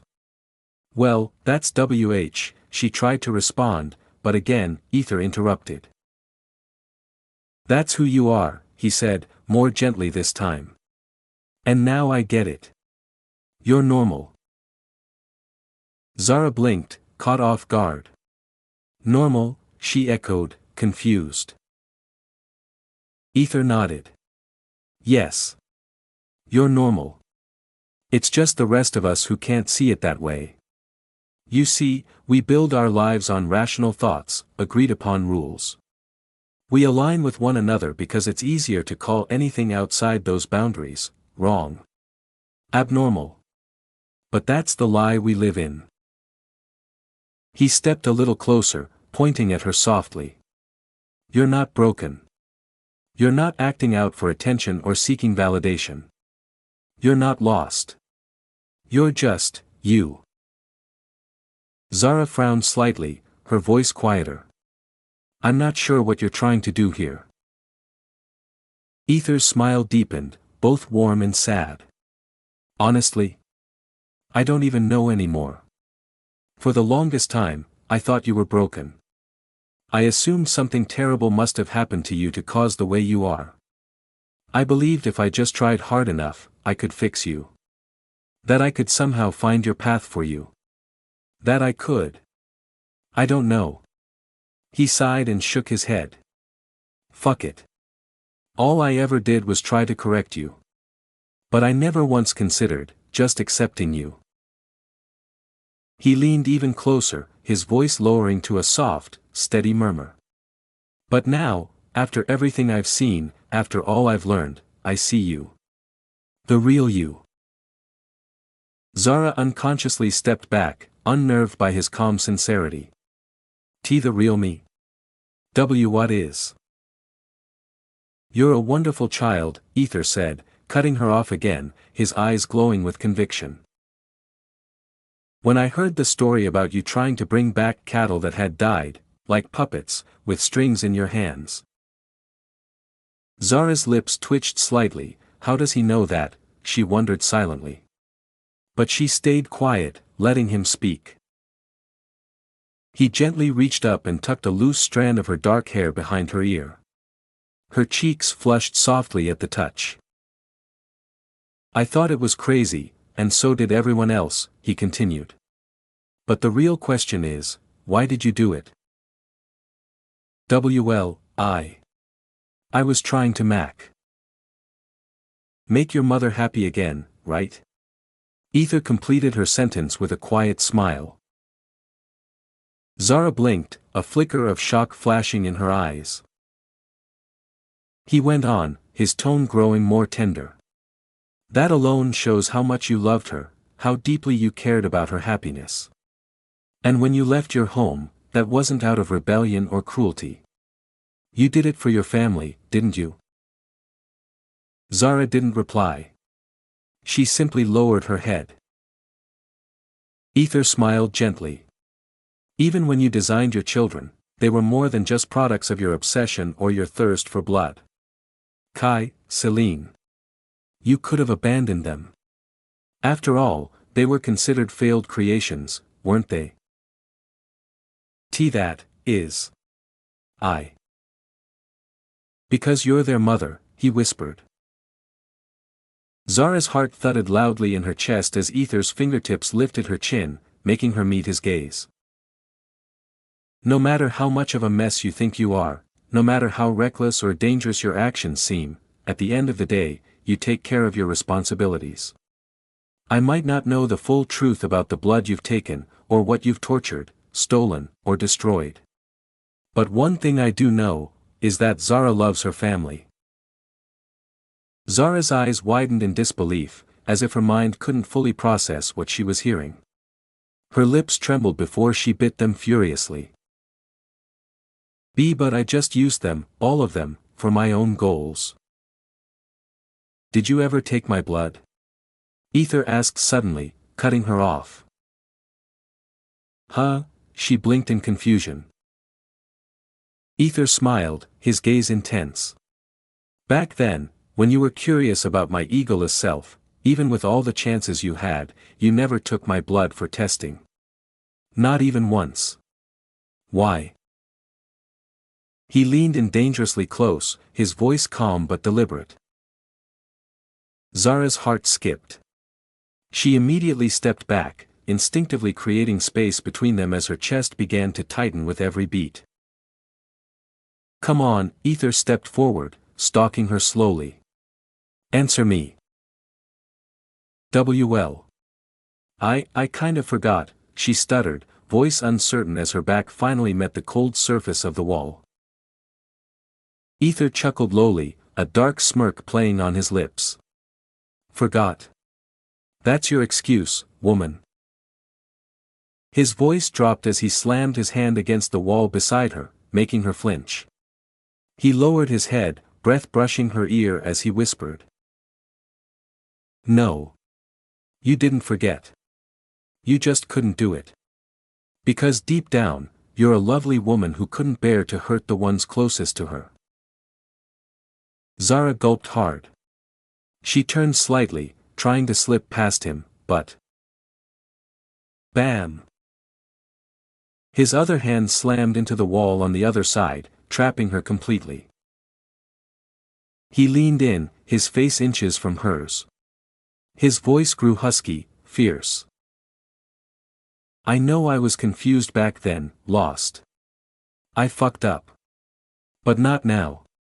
His eyes burned with dangerous clarity. Now, I'm done holding back. I'm not losing you, Zara.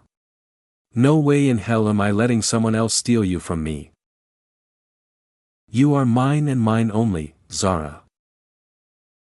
Zara's heart pounded violently in her chest.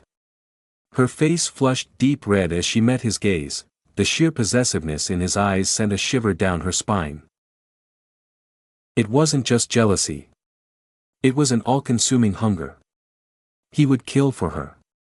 Burn the world down if anyone else dared to touch her. Ether. I. She tried to speak, but the words tangled in her throat. It doesn't matter anymore, he said firmly. I love you. That's it. That's the only truth that matters to me. What about you? His lips hovered dangerously close to hers, his breath warm against her skin. Zara trembled, her voice barely a whisper. I'm so messed up, Ether. I don't think I can ever live a normal life. I might end up hurting you, you might start to hate me, He kissed her. He silenced her mouth before she could spill more self-loathing, before she could pull herself deeper into that pit of shame and fear. Their lips parted slowly, and Ether leaned in close, whispering against her mouth. Maybe I will. Maybe I won't. But I'm willing to take that risk, because I love you. So tell me, what about you? Zara looked into his eyes. And for the first time, she saw no hesitation, no clouded thoughts, no confusion. He was clear. Clear as the sky after a storm. She bit her bottom lip and lowered her head, her words stuck in her throat. She didn't say anything, but her ears were glowing bright red. Ether couldn't help the wide grin that spread across his face. Oh, my someone's being shy now, he teased with a chuckle, ready to lean in again. Crack. Both of them froze. They glanced up in unison. Ether's earlier slams had cracked the wall behind Zara, deep spiderweb fractures now crawling across the old, weak structure of the building. The building is already cracked and old. Ether's slam just broke more. And then. Oh dear, Zara muttered. Oh dear, Ether echoed at the exact same time. Then. Boom. The abandoned building gave out entirely, collapsing with a thunderous roar of debris, dust, and chaos. Chapter 984, Wait. I am forgetting something. Or, someone. Meanwhile, Ether and Zara were crushed beneath the broken building. At the same time, not too far from the chaos, near a quiet, almost forgotten village, a small temple stood. From its worn entrance, Vesperine slowly stepped out, her fingers flexing as she examined her injured hand with a scowl. Thank goodness. I finally managed to escape from those old bastards, she muttered under her breath, her voice rough with exhaustion. Ugh. I still can't believe I had to spend nearly a fortune just to get this damn hand healed. She winced, shaking it lightly, her expression a mixture of frustration and fatigue. Her clothes were torn and dusty, her figure bearing the marks of a difficult journey. But at least she had escaped the border zone and stumbled upon this village. Once I get my hands on Finian, I won't need to worry about injuries like this ever again. That sweet little saint would probably fly across the world just to heal me, her lips curled into a mischievous smile as she giggled to herself, already imagining how she would manipulate his innocent heart. But for now. Victor, she said more seriously, her tone dropping as her gaze sharpened. He's not going to be easy. No, definitely not easy. This one might actually put up a real fight. She hummed quietly, calculating her next move. Then something seemed to click. Wait a minute, wasn't Kai's sister into Victor, she murmured, narrowing her eyes as the idea blossomed. A slow grin spread across her face. Then maybe I could use her, turn that little affection into something useful. But then her grin faltered. Though, they're already in a relationship, aren't they? Damn, that complicates things. She sighed, crossing her arms as she considered the problem. Still, if I get closer to Celine, if I play it right, maybe I can use her to get closer to Victor. And once I'm close enough. Her eyes gleamed with ambition. I'll make him mine. Completely. Only mine foo-foo, she chuckled, licking her lips slightly as her plans formed. Fine then. I guess it's time to pay a visit to my darling sister-in-law, she muttered, already turning to leave. Thud. A woman bumped into her shoulder as she dashed past. Vesperine's lips twisted in irritation. Watch where you're going, bitch, she snapped, her voice sharp. But the woman didn't stop or even glance back. She was wearing a maid's uniform and clutching a small suitcase tightly, running as if her life depended on it. "Wait! How dare you abandon your post like that? Do you think you can just leave without consequences, you little bitch?" a furious old man shouted from behind. He was hobbling down the path, red-faced and breathless, clearly incapable of catching her at that pace. Vesperine blinked, then scoffed and shook her head. "Pathetic," she muttered, brushing off her shoulder before continuing on her way. But just a little further down the road, something caught her attention. A small crowd had gathered near what looked like the remnants of a collapsed old building. What's going on over there?" she murmured, adjusting her pace and angling herself to get a better view. And then she saw them. A man with messy white hair and a woman with black hair, both of them wearing ragged, dust-covered clothes, stumbled out of the rubble and coughing from the dust and debris. Vesperine's brows furrowed as her eyes locked on the man's face. "Who the hell is that?" she whispered. "How dare you enter this broken house? You shouldn't be here." "Who are they? They're not from this village." The crowd was already turning hostile, surrounding the pair and yelling at them for trespassing and apparently damaging what little remained of the old building. But Vesperine wasn't paying attention to the noise. Her eyes were fixed on the white-haired man, and her heart skipped a beat. "So handsome," she breathed, taken aback. Despite his dirt-covered clothes and the grime on his skin, there was something striking, no, magnetic, about him. She couldn't look away. Wait. I've seen that face before," she muttered, narrowing her eyes as she shifted behind a pillar, trying to get a better view without being noticed. Where have I seen him?" Just then, the man wrapped an arm protectively around the black-haired woman beside him. And in the blink of an eye, both of them vanished. Gone without a trace. The crowd gasped in shock. Some screamed. Others stood frozen, staring in disbelief. Teleportation. Vesperine blinked rapidly. No way. He just teleported them both out of here. She frowned slightly, her mind racing. That kind of magic, that's not low-level stuff. He must be powerful. Very powerful. Even as she turned to walk away, the image of his face stayed with her, etched in her memory. She knew she had seen him before, maybe even spoken to him, but the memory was elusive, just out of reach, taunting her. "Ugh, it's right on the tip of my tongue, damn it." She hissed under her breath, clenching her fists before finally muttering, "Whatever," and breaking into a run. Meanwhile, Ether and Zara reappeared within the luxurious comfort of Ether's room in the Frostblad mansion. "Haha. I can't believe you actually did it." Zara laughed, her voice light but tinged with disbelief. "You really just teleported us away in front of all those people?" Ether shrugged nonchalantly, brushing dust off his shoulder. "What can I say? I don't like crowds.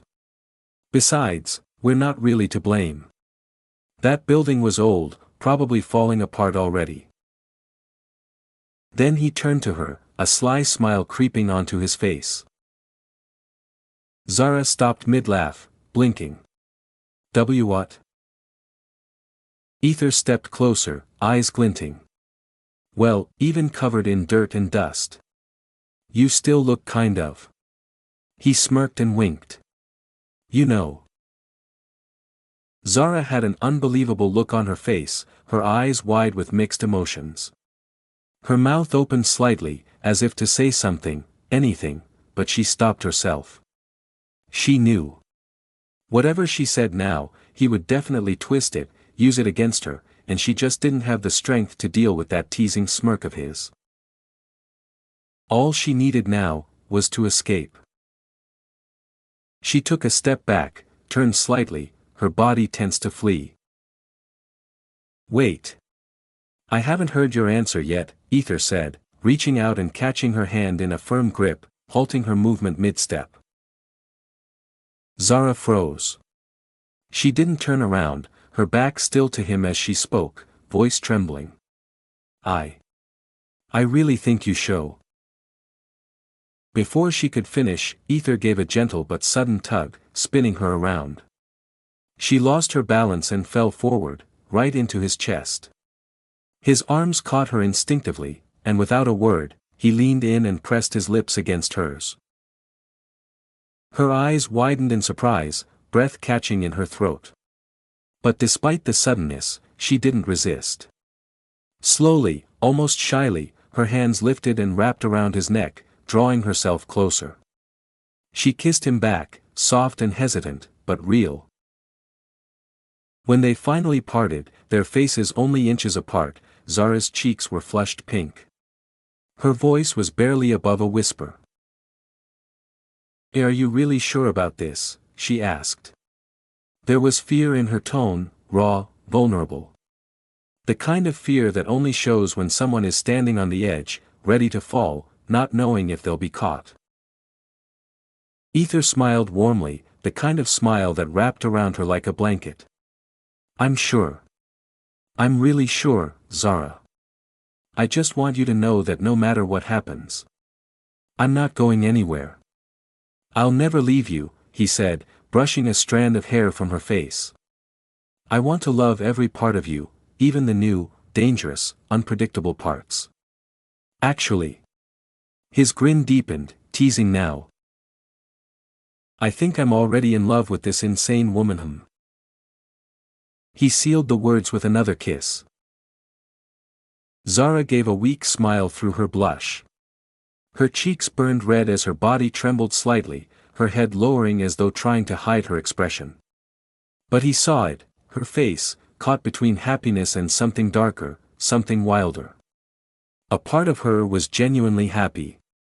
Another part, loved being exactly who she was now. Twitch. Ether's shaft pulsed, just slightly, but enough to make him grit his teeth. That face, that expression, that mixture of innocence and danger, it was the first thing that had ever truly ignited something inside him. The spark. And now, it was pouring through him again, stronger than ever. Before he could reach for her again, Zara shoved him back, lightly, but enough to escape his arms, and turned. Without saying a word, she bolted out of the room. Ether blinked. "Huh?" He stared at the open door for a moment, dumbfounded. She didn't give him an answer. But somehow, he could feel it. Even without hearing her voice, he knew. "She's really shy, huh?" he thought with a slight smirk, rubbing the back of his neck.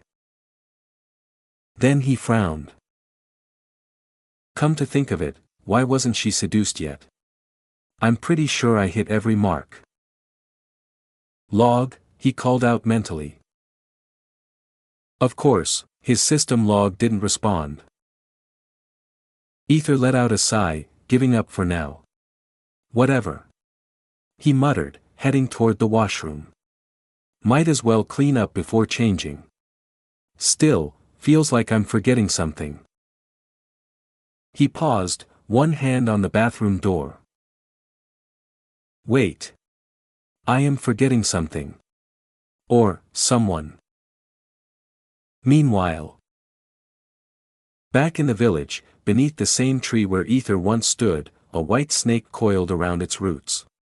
Its scales shimmered like frost in the sunless light. Master?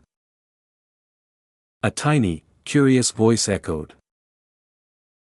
Master? The snake tilted its head left, then right, blinking slowly. And then. Master. Snowflake screamed at the top of her tiny lungs, her voice echoing across the village in a mix of betrayal and heartbreak. Poor Snowflake, forgotten by her beloved master for the very first time. Chapter 985, He's totally bullying me. Hiss. Chomp. Ding. Notice, deadly venom is neutralized. Hiss. Chomp. Ding. Notice, deadly venom is neutralized. Hiss. Chomp. Ding. Notice, deadly venom is neutralized. Snowflake furiously sank her fangs into Ether's body over and over, her tiny frame trembling with pure rage. Each bite landed with more anger than the last. She couldn't believe it. He had left her behind without even a second thought. So what if he came back to pick her up later? He still forgot her. And that was what pissed her off the most. Now, she was pouring all her fury into every bite, leaving a trail of tiny punctures across his skin as if to mark him permanently. Ether didn't even resist. He just stood there and took it. Honestly, he deserved it. He had, well, actually forgotten her. I'm really sore, MMFF. Hiss. Chomp. Ding. Notice, deadly venom is neutralized. This time, she bit his lips, with venomous fury. Ether blinked rapidly, flinching from the sting. The venom didn't affect him thanks to his passive skill, but the pain. Oh, he definitely felt that. Holding back a hiss of his own, he forced out a trembling apology. Please. I'm sorry. He said, voice low, lips slightly swollen and trembling from the bite. Snowflake huffed, her tiny white body puffed up with anger. Don't care, she snapped with a sharp hiss. Then, turning away, she declared coldly, I'm going to Celine. She slithered off with dramatic flair, but not before glancing over her shoulder one last time. Hiss, her small forked tongue flicked out as she eyed his bruised lips. Ether watched her go, blinking in confusion. Was she sulking? He muttered under his breath. Lately, she'd been acting more and more human.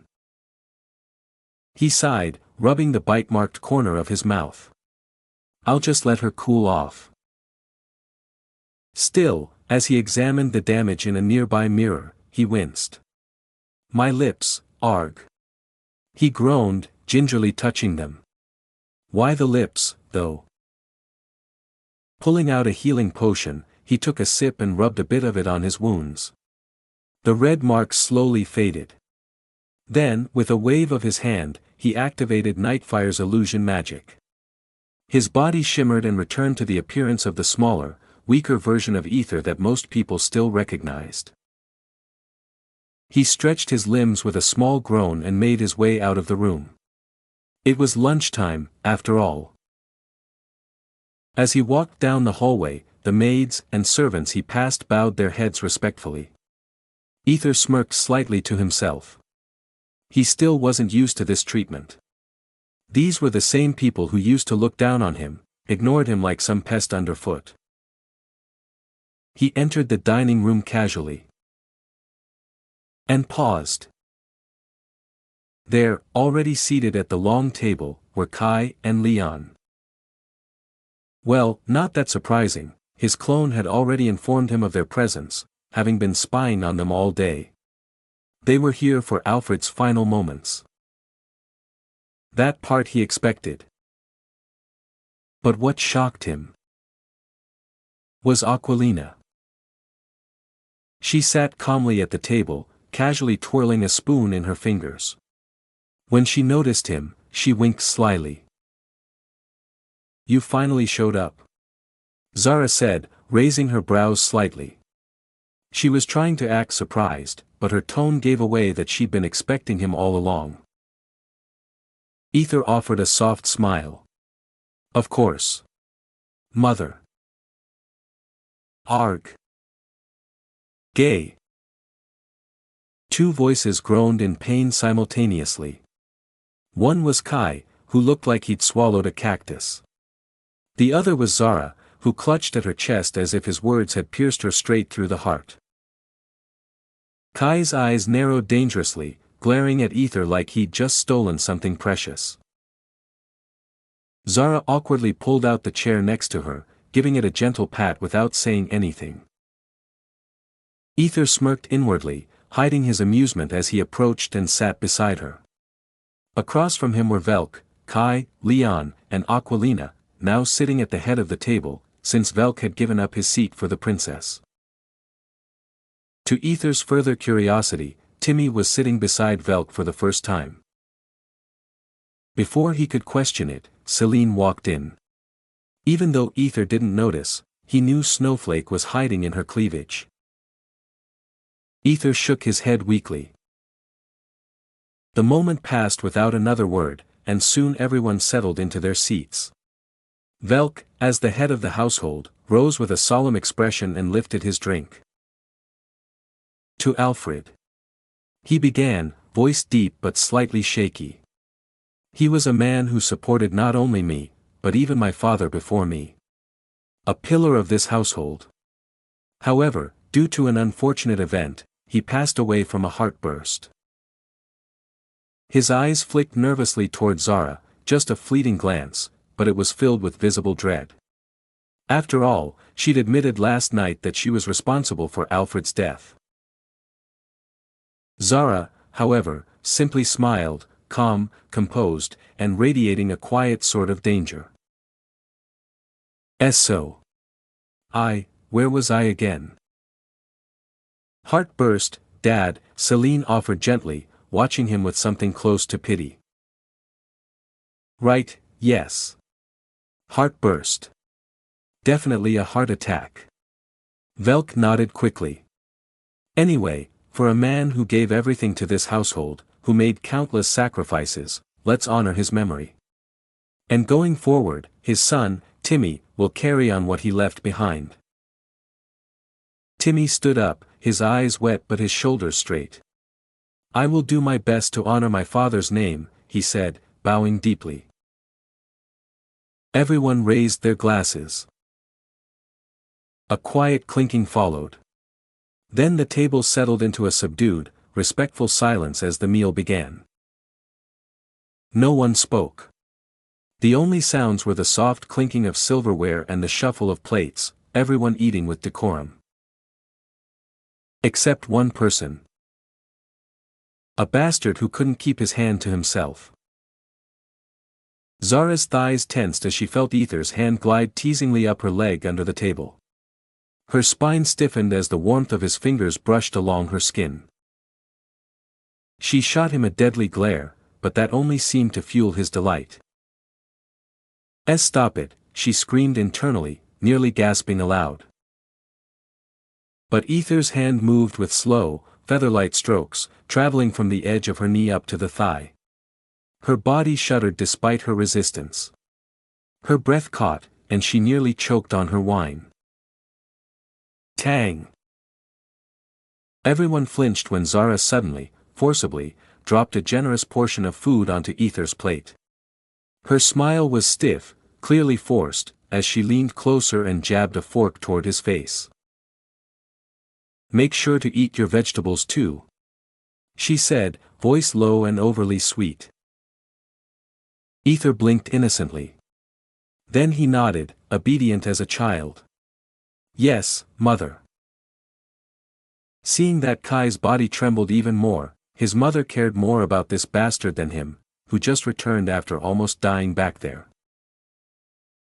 Zara smiled in triumph. But then. Can you feed me, mother? Tang. Tang.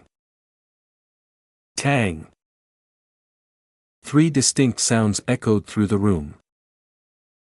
Zara's fork clattered to the floor. Kai's dropped right after, his face pale, eyes wide in disbelief. And even Aquilina choked slightly, her spoon slipping from her hand and landing with a dull clink. She stared at Ether.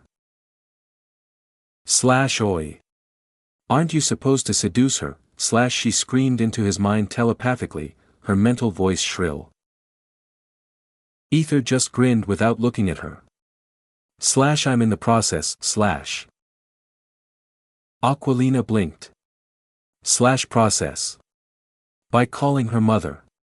How the hell is that part of the plan? Kai looked like he was on the edge of madness. His eye twitched violently, a vein bulging in his temple. He looked like he was about to leap over the table and strangle Ether with the tablecloth. Meanwhile, Zara sat frozen, her body stiff as if struck by a lightning bolt. Every time Ether called her that, mother, it felt like a needle piercing her heart. Shit, this is actually painful, she thought, her face twitching in frustration. Ether, of course, wore a smug little smile. He smirked, loving every second of it. After all, he wanted her to feel what he felt when she insisted on calling herself his mother. That was the real punishment. He leaned in, mouth parted, eyes expectant. Ah. Zara's lips twitched. Her fingers clenched. This guy. She fumed internally. She held the fork like a weapon, cheeks puffed out with frustration as she glared at his smug face. He's totally bullying me, her cheeks puffed like a fish. How cute. He just smiled wider. Chapter 986, to him, the meal before him was more important than any family drama. Zara clenched the fork so tightly her knuckles turned pale, the metal trembling slightly in her grip. Her hand hovered mid-air, fingers stiff, as she stared at Ether's face, his lips slightly parted, his eyes wide and expectant with an innocent face. But that smug little smile at the corner of his lips, the subtle glint in his eye. It wasn't innocent. Not even close. Her heart thudded heavily in her chest, a chaotic rhythm of frustration and love. She was torn between jabbing the fork into his tongue to shut him up, or shoving it in, just to stop that look. Or. Fine, she mumbled under her breath, voice barely audible, more for her own sanity than for anyone else around the table. With rigid, jerky movements, she stabbed a lone vegetable on her plate and slowly, almost dramatically, lifted it toward his waiting mouth. But halfway through, she paused. Her hand hovered, trembling. Ether leaned in slightly, tilting his head as his gaze locked onto hers. There was something dangerously intimate about the way he looked at her, something that made her breath catch in her throat. Come on. I'm starving, mother, he murmured, his voice low and velvety, thick with sarcasm and something else, something darker. Something that made her thighs tense under the table. Zara's ears went red in an instant. Her jaw clenched tighter. She forced the fork toward him, finally deciding to just get it over with, but just as his mouth parted, ready to take the bite, she yanked it back at the last second and shoved it into her own mouth instead. She chewed with deliberate exaggeration, her eyes never leaving his. Ether raised a single eyebrow, clearly amused. So cold, he whispered with a chuckle that sent a shiver down her spine. You'd really starve your own son? Zara choked, nearly coughing on the food. Her jaw tightened so much it ached. She could feel the stares from around the table, especially one in particular. The one that was practically burning holes into her skull. Kai. He sat rigid, his teeth clenched so hard they audibly creaked. Each breath he took was sharp, angry. His nostrils flared, and his hand was wrapped around his spoon like he wanted to drive it straight into someone's chest. Specifically, the black-haired bastard who was now smirking shamelessly beside his mother. Still, despite the storm swirling inside her, Zara couldn't bring herself to push Ether away. Not when he was looking at her like that. Not when his sharp, taunting gaze suddenly softened, just enough to stir something confusingly tender in her chest. He looked vulnerable. He looked childlike. Playful. Wickedly possessive. All at once. And she hated that it worked on her. With a resigned breath, she stabbed another piece of vegetable, held it up with a shaking hand, and brought it toward him again. Ether leaned in slowly, painfully slowly. His lips didn't open immediately. Instead, his eyes wandered downward, blatantly tracing the shape of her cleavage with infuriating boldness. Then his gaze flicked back up and locked with hers again. Zara froze. Then he finally opened his mouth, wide, slow, deliberately sensual. She blushed so hard it hurt. Then, chomp. He bit into the food with a teasing hum, but his lips didn't stop there. They slid against her fingers that were holding the fork, warm and smooth. His mouth lingered just a moment too long. Then, as if claiming ownership, his tongue darted out and licked a tiny bit of sauce from the tip of her fingertip. Zara yanked her hand back like she'd been scalded, her face burning bright crimson. Delicious, Ether said, licking his lips, but now the food tastes even better, thanks to you, Mom. Crack. Everyone turned toward the sharp sound that cut through the tension like a knife. Kai stared down in disbelief at the snapped handle of his spoon. His hands were shaking. He blinked, pretending like it was nothing, like it had just broken on its own. But his furious eyes were locked on Ether, filled with pure, unfiltered rage. His lips curled back into a silent snarl, and his temple twitched like he was seconds from lunging across the table. Meanwhile, Aquilina had frozen mid-bite. Her fork hovered in the air for a beat before she slowly set it down, expression deadpan. She stared at Ether, annoyed, then at Zara, and finally whispered in her head. Are you actually seducing her by pretending to be the sweet little innocent brat? Seriously, Ether didn't answer. Because in that moment, under the table, his hand found Zara's again. This time, his fingers grazed along her thigh, soft, slow, like he was idly exploring, like he was searching for something beneath the surface of her resolve. Zara sucked in a quiet gasp. Her knees jerked slightly inward as she gripped the edge of the table for control. She tried to retaliate with a swift kick beneath the table, but missed. Ether made a face. Oops, did I step on you? He asked sweetly, clearly enjoying himself. His smirk deepened as he shamelessly plucked a bite from her plate. My bad, Mom. Clink. Zara nearly dropped her fork this time. Her hands trembled. Don't call me that, she hissed in a sharp whisper, voice low and furious, almost growling against his ear as she leaned in toward him, cheeks flushed hot. I am not your mother, she snapped through gritted teeth, into his ears. How could he? After everything? Ether leaned in as well, his breath brushing her skin as his lips hovered just beside her ear. But I thought you liked it when I called you. M.O.M, he murmured quietly into her ear, dragging out each syllable with wicked delight. Seeing Zara and Ether whispering to each other as if they were sharing a deep secret between mother and son. Across the table, Kai's face was red with rage. He had stopped eating altogether. His spoon lay forgotten beside the plate. He couldn't take another bite, not while watching that scene unfold in front of him. His mother. His real mother. Feeding him. He clenched his fists under the table.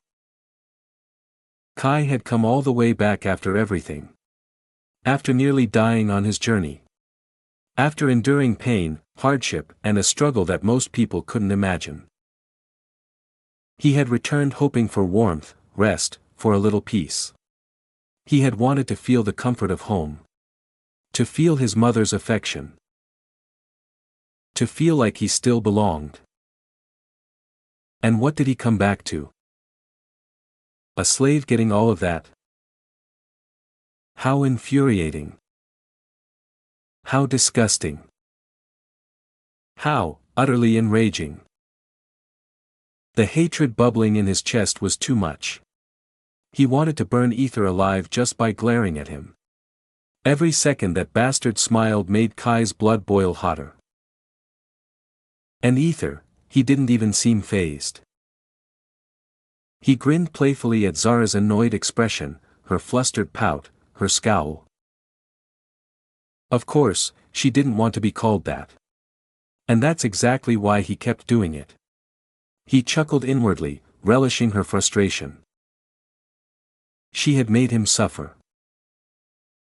She had used that word as a weapon. So now, he was using it right back. Teasing her like this sparked something dangerous in him. Something dark. Something growing. Ether's smile curled wider as his eyes gleamed with mischief. Mom. Enough. Bam. Kai slammed his hand down on the table with such force that the plates rattled and silverware jumped. The room fell into silence as everyone turned toward him.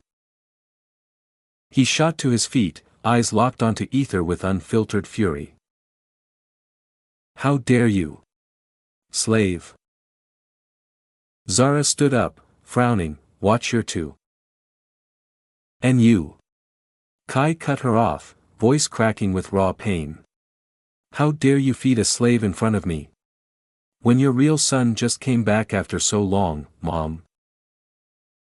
Zara blinked, taken aback by the sudden explosion of emotion. She stared at her son, but her voice came out cool and composed. Came back. Kai, did you forget who ran away from this house without saying a word to anyone? Kai's jaw clenched. His fingers trembled as he lowered himself back into his seat. I wasn't trying to run away, he muttered defensively. Zara raised her brows, folding her arms, then what were you doing? I was trying to build myself, he snapped, louder now, voice strained, because all of you kept calling me fake. His glare turned on everyone around the table. His eyes burned with resentment. But when his gaze met Aquilina's, it didn't move. It lingered. Sharp. Wounded. Especially you, Aquilina, he spat. You made me sick. And your so-called mother? She had the audacity to threaten my family just to cancel the engagement. Why? Because I'm a fake chosen one. His voice cracked with frustration, but he didn't stop. Mind you, Arcane herself accepted me. I don't see a fucking problem. So why the hell is your mother acting like some self-righteous bitch about it? He exhaled sharply, chest rising and falling. His heart pounded. His throat felt tight. But for the first time in a long time, he had said it. All of it. The weight he'd been carrying for so long, finally thrown out into the open. His chest heaved with a strange sense of relief.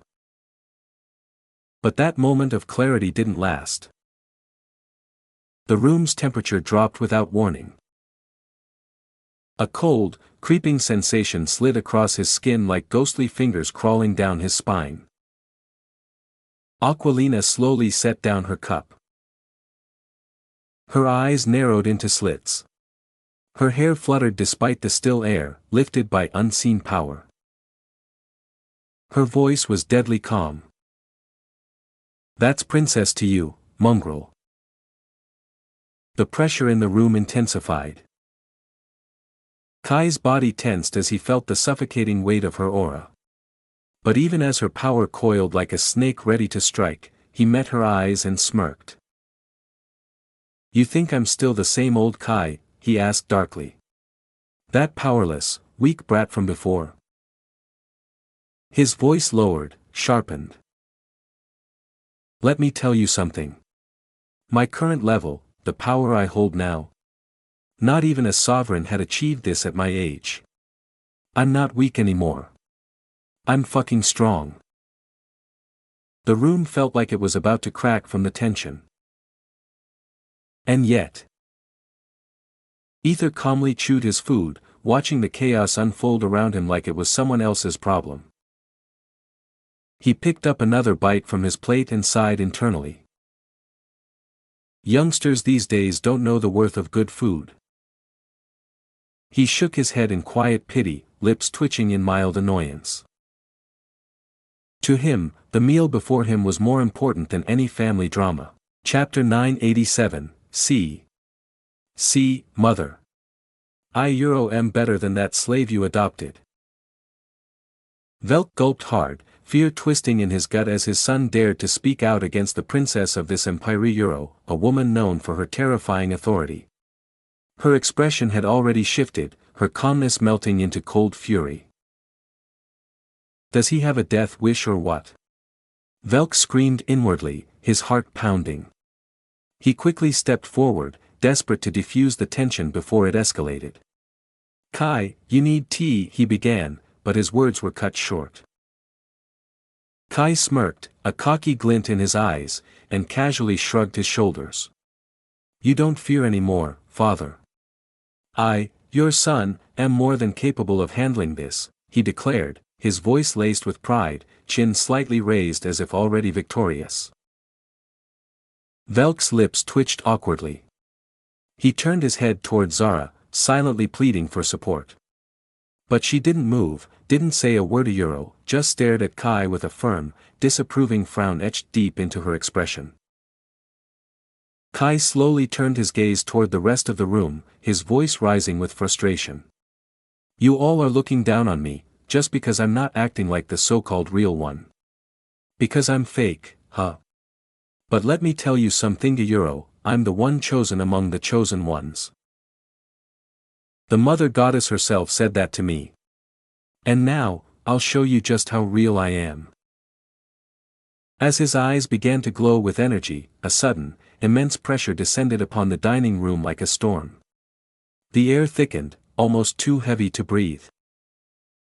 The dining room seemed to groan under the force, as if something massive and invisible was pressing down on everyone's shoulders and chests. Argh! Timmy gasped, his body trembling as the overwhelming pressure crashed into him. Argh! Velk staggered, gritting his teeth. His eyes widened in disbelief as he recognized the power. It's almost like my father's presence. Don't tell me, and my son, this is his power. A mixture of awe and pride flickered across his face. Hearing their reactions, Kai grinned, basking in the chaos. How is it now, huh? He taunted, his glowing eyes sweeping the table, searching for awe and fear. But his expression soured when his gaze landed on Aquilina. She was calm. Too calm. Aquilina sat as if nothing was happening. No signs of strain, not even the twitch of a brow. Her expression was completely still, cold, bored, unaffected. Kai narrowed his eyes. I'm almost at level 80. There's no damn way she should be able to withstand this. His lips curled into a grin, trying to cover his growing doubt. Oh. Hiding your embarrassment, are we? It's alright if you feel my power, you don't have to act tough, Slap. A sharp sound cracked through the room, and Kai flinched, immediately turning toward the source. Ether sat there, casually rubbing his shoulder as if he had just swatted away an insect. His expression was smug, relaxed. Bugs these days are just annoying, Ether muttered nonchalantly. He gave Kai a single, amused glance with a half-smirk before turning toward Zara. Don't you agree, Mom? A tick throbbed on Kai's forehead, a vein pulsing with fury. Why the hell wasn't this lowly slave being affected by his aura? He narrowed his eyes and released even more pressure, focusing it directly on Euro, trying to crush him, to make him kneel. Thud. Timmy collapsed to the ground, unconscious, unable to withstand the power. Velk was barely holding himself up, his arms trembling. Kai, you need to stop, R. Ether noticed Kai's growing aggression and sighed inwardly. He couldn't blow his cover so suddenly, not yet. R. Ether let out a shaky groan, clutching his chest. This, R. Kai's eyes lit up with vindication. He stood tall and raised a clenched fist in triumph, grinning widely as he turned toward his mother. His heart was thudding with pride. See, mother. I'm better than that slave you adopted. Look at him. Look how he crumbles beneath me. He shouted inwardly. But Euro. Mom, help. Ether suddenly collapsed Euro, not onto the floor, but into Zara's lap. He practically launched himself out of his chair, landing face first against her thighs like he'd passed out midair. What the hell? If someone falls unconscious, they slump backwards or crash onto their table or chair Euro, like Timmy did. That was natural. But this guy. Zara's lips visibly twitched. She didn't move, but her expression spoke volumes. She knew Ether wasn't affected by the pressure at all. Not even a little. This guy. She gritted her teeth, her thoughts seething as she looked down at the audacious man using every little moment to tease her. Ether smirked inwardly, his face buried in the warmth of her soft, supple thighs. Oh, how he wanted to stay there, to nuzzle in deeper, to lose himself completely, but he had to hold back. He had to keep the act going. He knew it wasn't the right time yet to drop the mask. After all, he just started something he needed to do. Veins popped on Kai's forehead, but he simply snorted, proud and smug, believing he had taught Ether a proper lesson. He then turned toward Aquilina, expecting her to be subdued like the others. But when he saw her still unaffected, calm and unmoved, Kai grinned cockily. You really are a stubborn one, aren't you? But now you understand my worth, don't you? His tone was playful yet arrogant, eyes narrowing with self-satisfaction. You want me back now, right? He added, flashing her a confident grin as he gradually pulled back his aura, removing the pressure that had blanketed the room. Aquilina's lips twitched slightly, as did Euro, both clearly reacting, not to the pressure, but to Kai's absurd sense of delusion.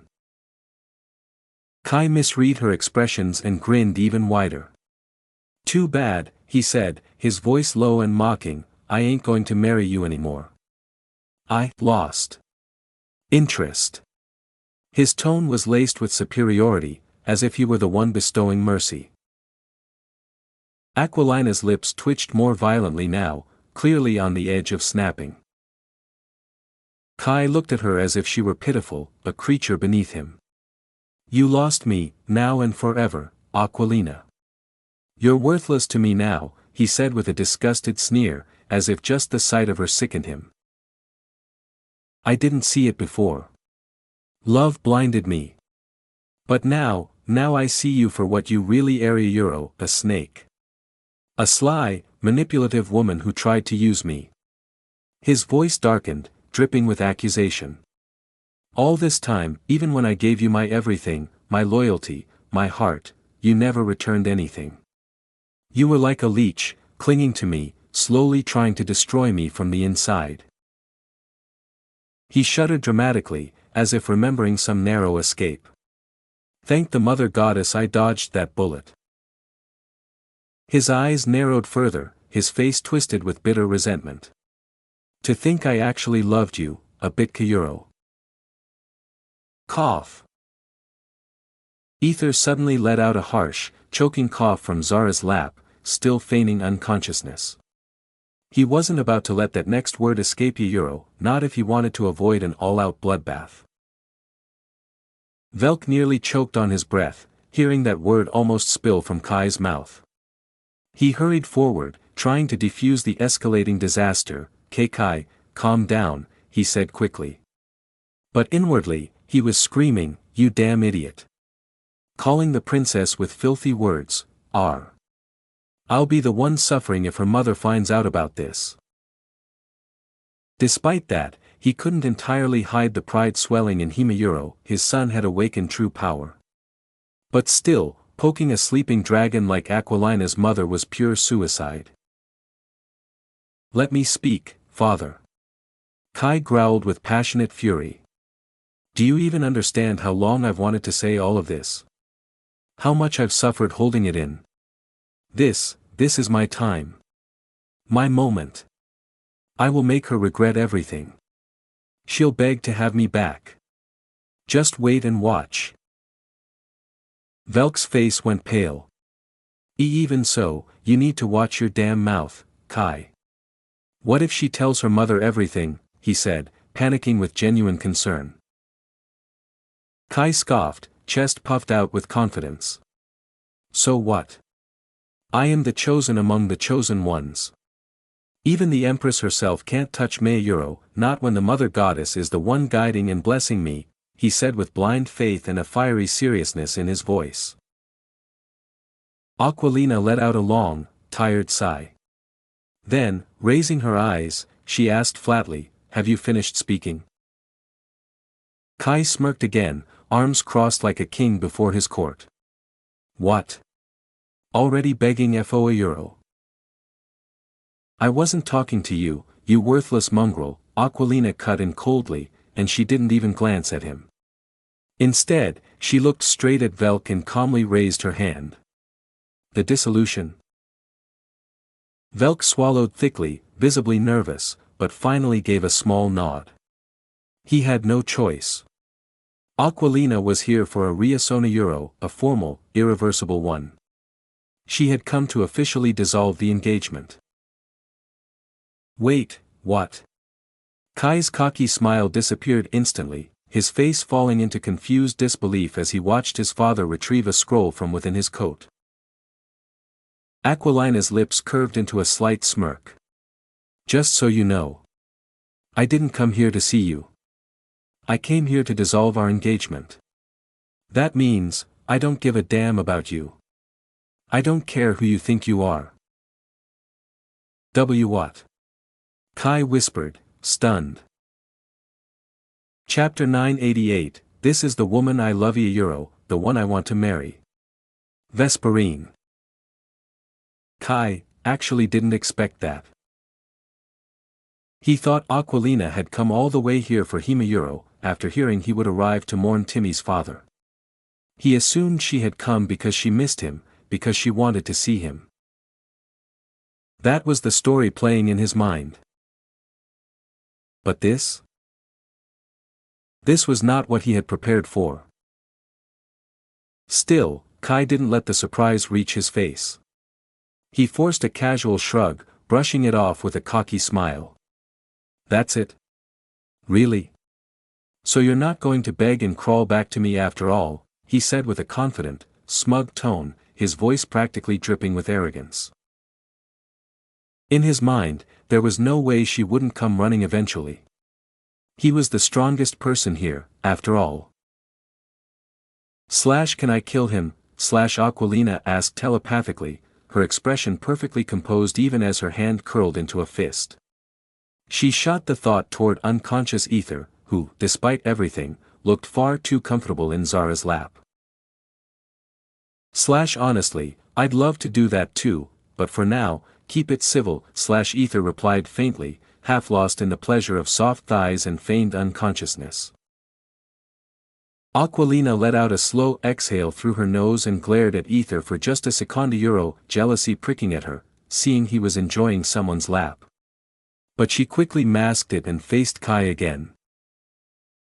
Her voice was calm, even, and almost amused.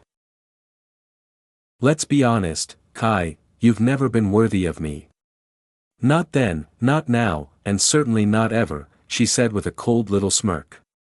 After all, aren't you the man who threw away his childhood love just for a taste of power? Didn't even flinch while doing it, right? Her eyes gleamed with a sly glint, her words sharp and deliberate. Kai stiffened as if an invisible arrow had pierced through his chest. His eyes instinctively darted toward his Mothra Zara Euro, who was still sitting calmly beside Ether, gently brushing her fingers through his hair, her face unreadable. TSK, whatever, Kai muttered, trying to save face.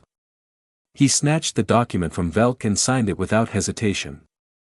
And just so you know, I've already found someone else. A woman way better than you. Someone who appreciates me for who I truly am. Someone who never used me like you did. He handed the document back with force, eyes glaring. She's 1,000 times better than you ever were. Aquilina accepted the document without reacting to his tantrum. She just tilted her head and said calmly, 1,000 times better than the girl you betrayed all those years ago. Her smile was soft. Her tone was sweet. But her words Sayuro, brutal.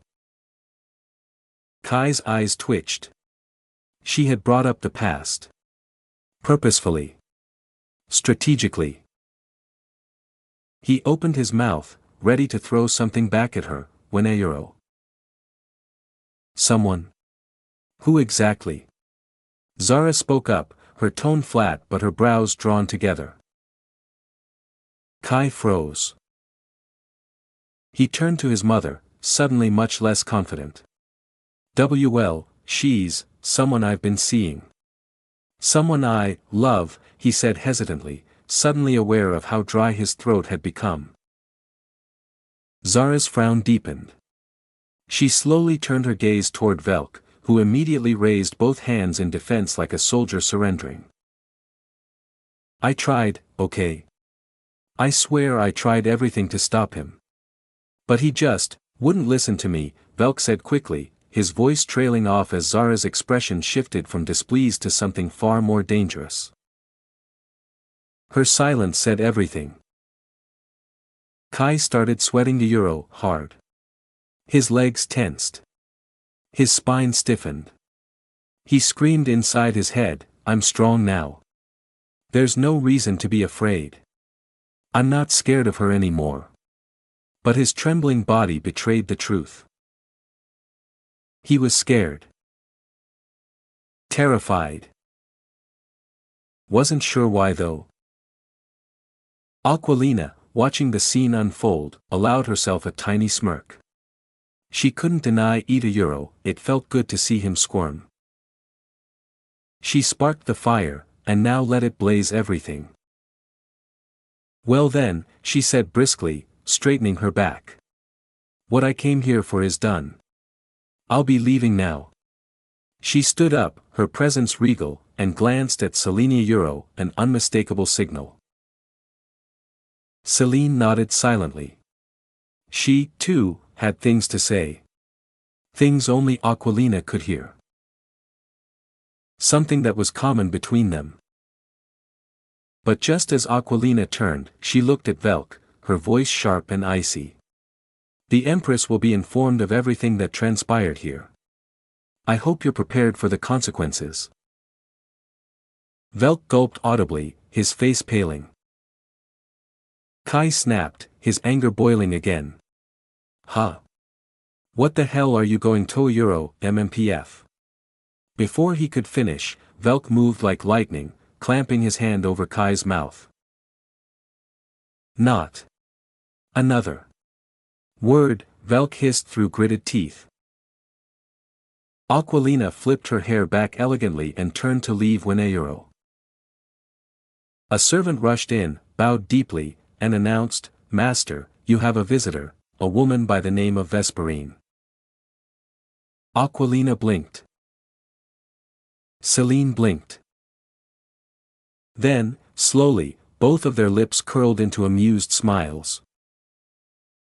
This just got interesting, they thought in perfect sync as their eyes met briefly. Without a word, Aquilina and Celine turned around and sat right back down in their seats. There was no way in hell they were going to miss this drama. Kai flinched the moment he heard that name. Vesperine. My Vesp, he repeated, his voice breaking into a light gasp of pure happiness as his face lit up with joy, completely forgetting the tension that had just filled the room. From the side, Leona who had been unusually silent this whole time, felt his lips twitch slightly. Inside, he screamed, "That's my Vesp too." Both Kai and Leon started to rise from their seats, clearly about to run over and greet her with open arms when "It's that woman, isn't it?"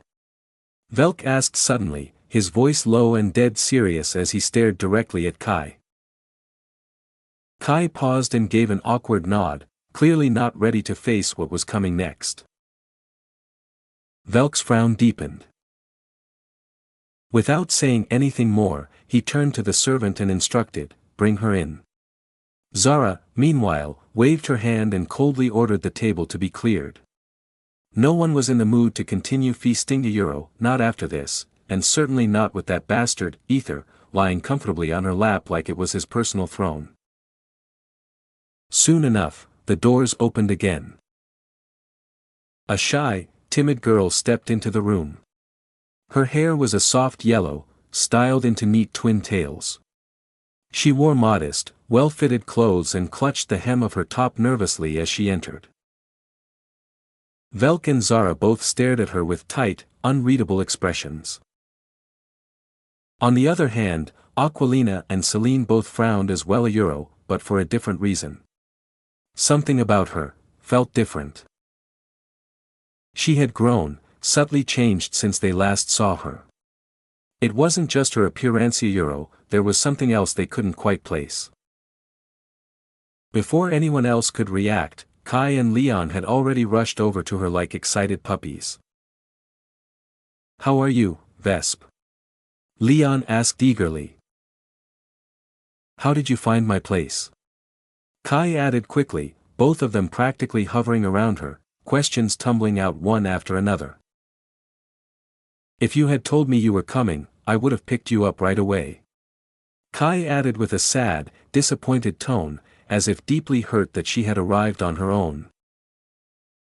Vesperine gave them an awkward smile, clearly overwhelmed, but her eyes were soft as she replied, "I was doing some part-time work near RB I had a little free time, so I thought I'd come visit you."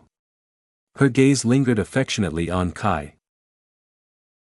"Oh, my lovely darling," Kai melted at her words. He turned back to the room dramatically and said, beaming, "Look at her, everyone. She's working even now, despite having me in her life, she's still working hard for herself. If she wanted, she could have just asked me for anything, but no. She chooses to earn her way. That's the kind of woman she is. That's why I fell for her. She's nothing like someone who used me." His eyes cut sharply toward Aquilina as he said it, the accusation crystal clear. Then he turned toward his parents, standing proudly beside Vesperine. "This is the woman I love, the one I want to marry. Vesperine." Vesperine turned beet red, her blush blooming across her cheeks as she shyly twisted her toes against the floor. "This is my father, Velk Frostblade," Kai introduced with an attempt at confidence. Vesperine quickly bowed her head, "Hello, Mr. Velk." Velk gave her a quiet nod, saying nothing in return. His face remained cold and indifferent. Kai's lips twitched in frustration but chose to ignore it. "And this," he continued, "you might have seen her before, but just for mal, this is my sister, Celine Frostblade." Celine gave her a polite smile. Vesperine returned it with a soft bow. "Hello, Celine." Kai finally relaxed a bit. At least Celine hadn't outright rejected her. That gave him some comfort. Then came the final introduction. "And this?" Kai said as he turned toward the woman at the head of the table, still seated with her fingers calmly stroking through Ether's hair. He wasn't clearly visible to others. "Is my Mothra Euro, Zara Seraphine." Vesperine turned with a sweet smile, lips parting. "Hello Euro." But her words froze in her throat. Her eyes locked onto the black-haired woman seated at the table. She had seen that woman before. In the village. With another man. Her smile vanished instantly as her breath hitched in her throat. Chapter 989, I don't Euro T-mind polygyny, to be honest. "Why are you staring at my mother like that? Is something wrong?" Kai asked curiously, his brows slightly raised as he noticed Vesperine's eyes fixed on his Mothra Euro, like she had done something wrong, or worse, like she'd seen a ghost. Vesperine snapped out of her trance, blinking rapidly before glancing at Kai. "Your mother?" she asked, her voice low, uncertain. "Yeah," Kai nodded casually, but then paused as he noticed the faint frown forming on Vesperine's face. "Is something the matter? Do you already know her or something?" Vesperine shook her head quickly, clearly flustered. "And no, it's just, she's very beautiful," she said, her voice trailing off with a softness that didn't match her earlier stare. Zara, of course, wasn't going to fall for those cliché copyright compliments. She had heard them too many times, from too many lips, and besides, she knew she was beautiful. She didn't need anyone reminding her of what was already obvious. After all, this bastard Ether was practically worshipping her beauty like she was the center of his universe. Still, though, the way Vesperine had been looking at her just now Euro, it didn't feel like admiration. It felt off. There was a flicker of something else in that gaze. Shock, maybe.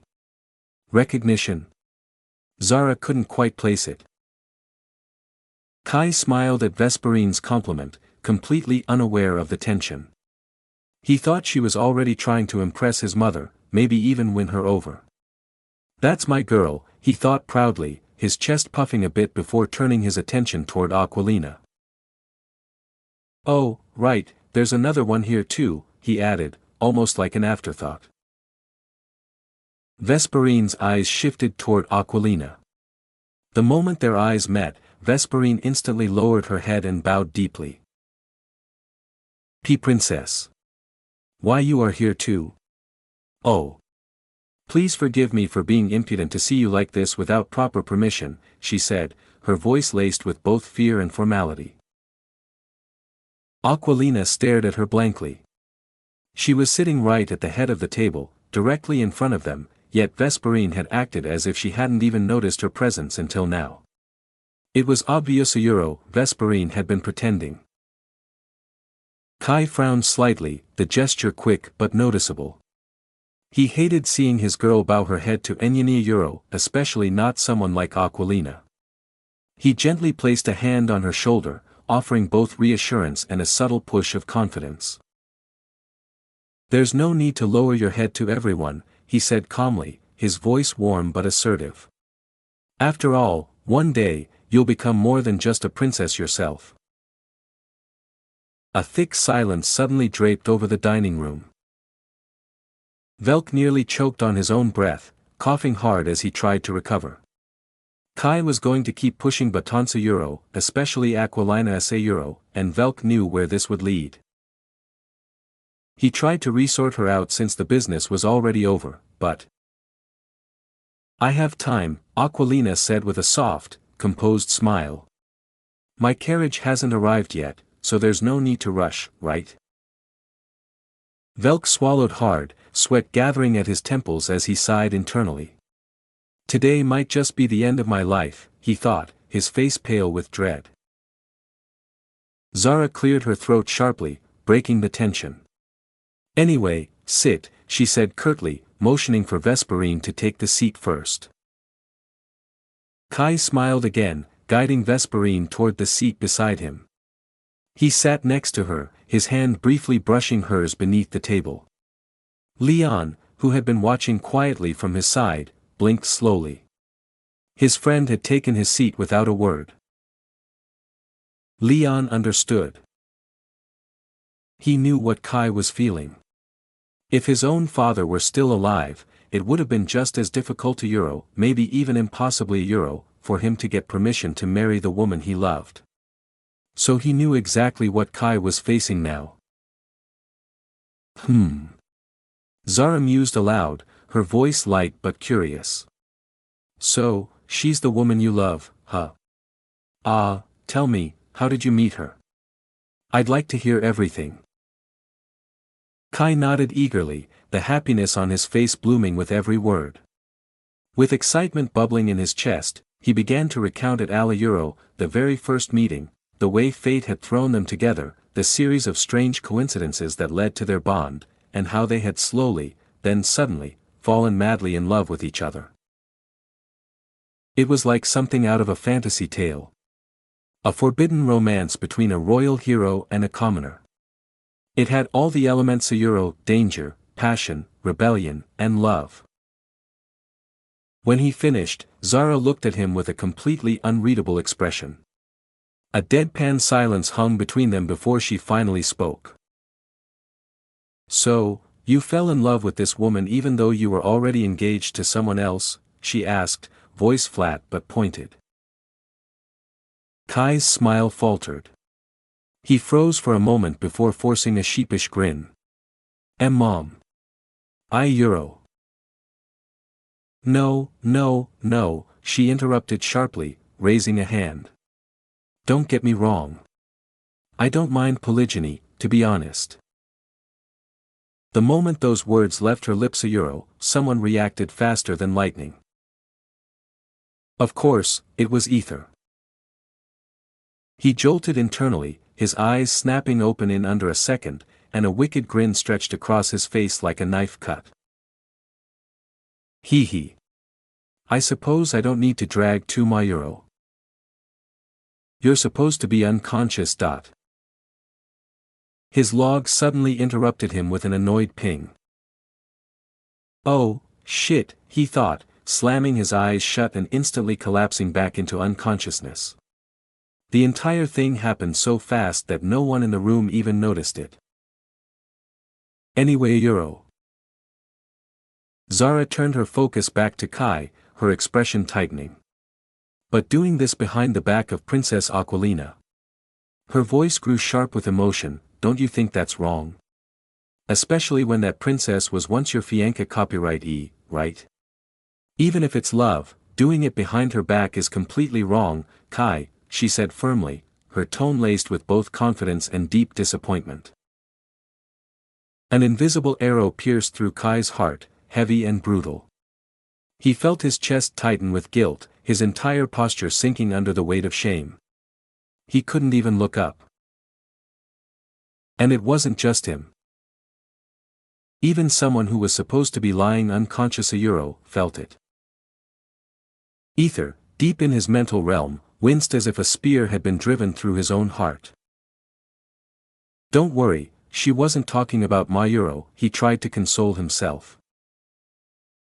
But before he could finish that thought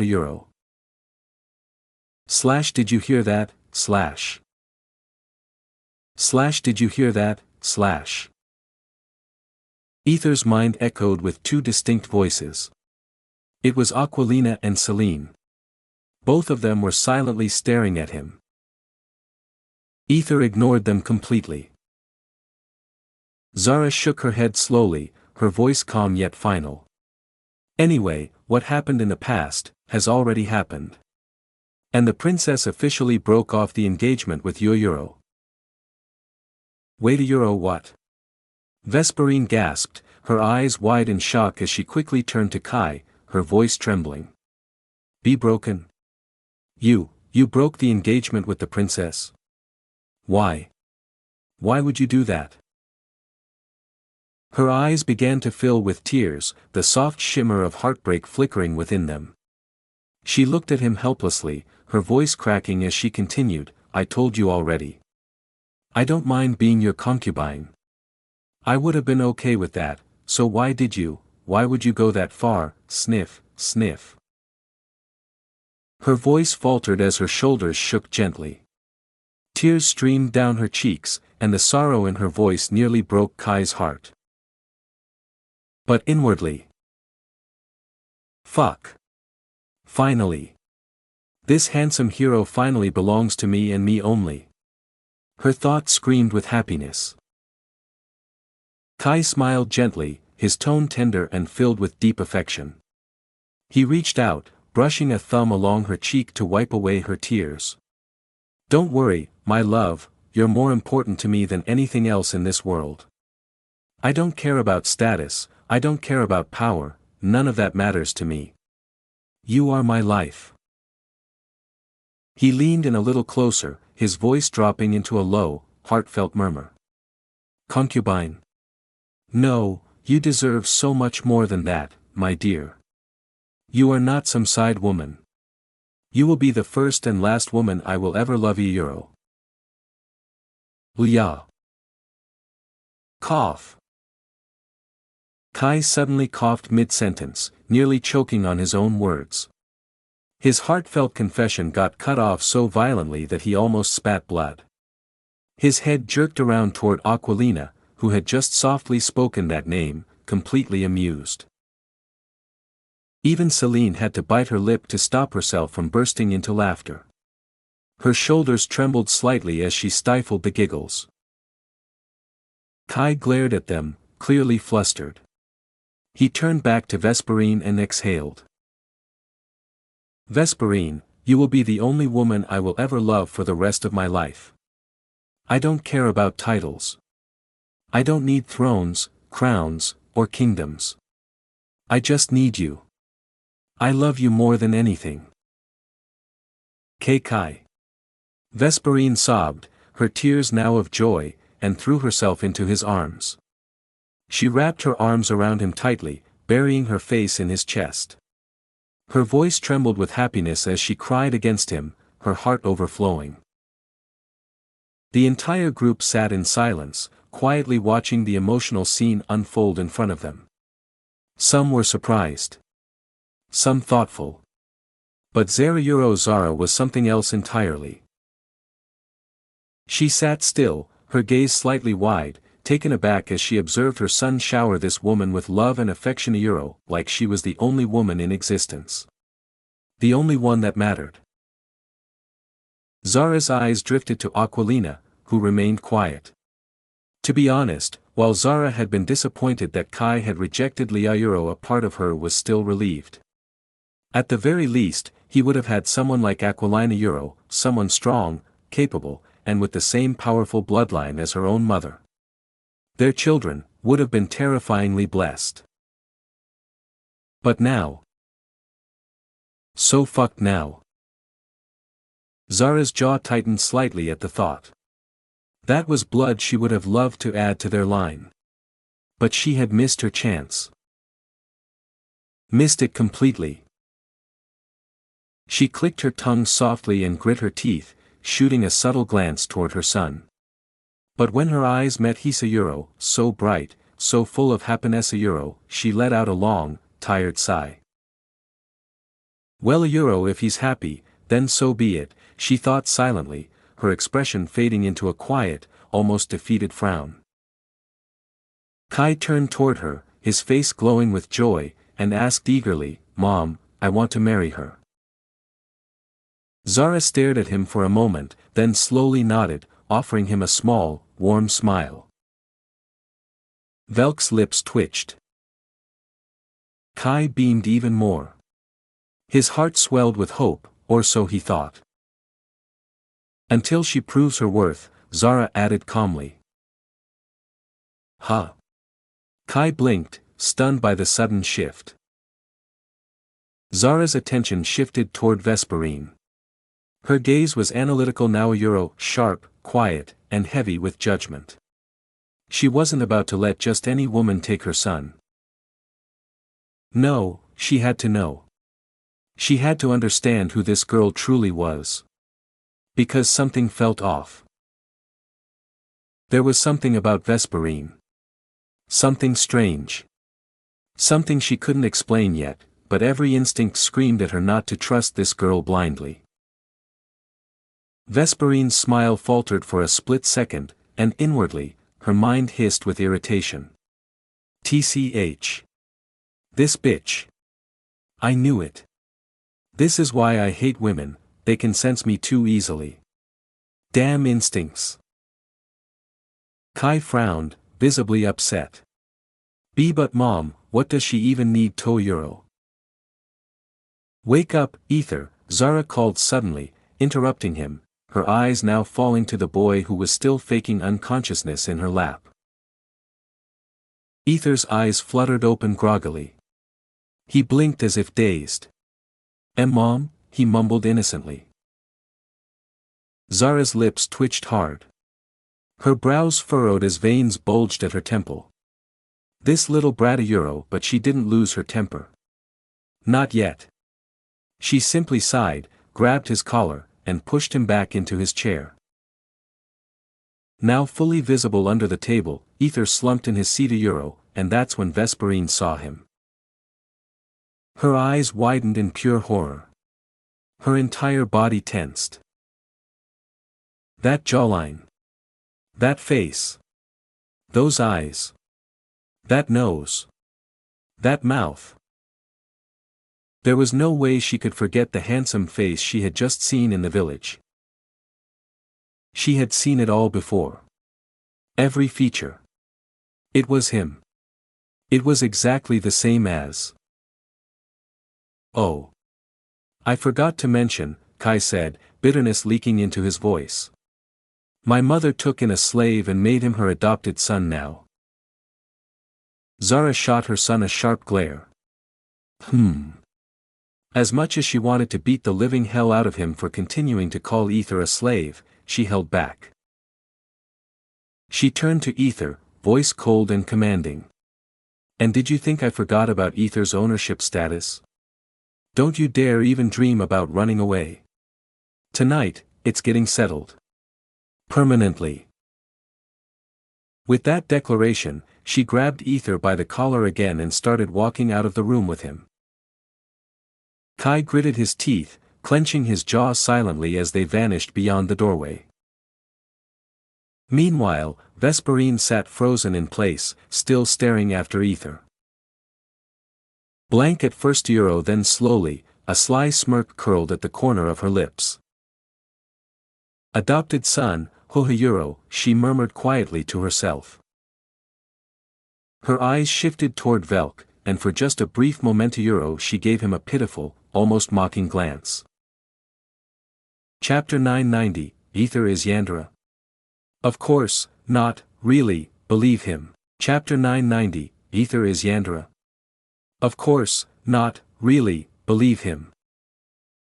After finishing lunch, well, kind of, both Zara and Ether walked with a hurried pace from the dining room, their footsteps echoing faintly in the hallway. Zara just kept dragging him, her hand wrapped tightly around his wrist as if afraid he might slip away, tugging him straight into his room without a word. And then, thud.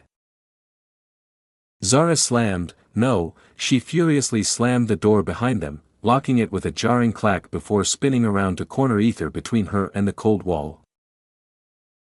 Do you have any idea what you were doing there? Zara asked, her voice quivering with restrained fury, frustration, and something much deeper, something dangerous and forbidden. She was barely holding herself together.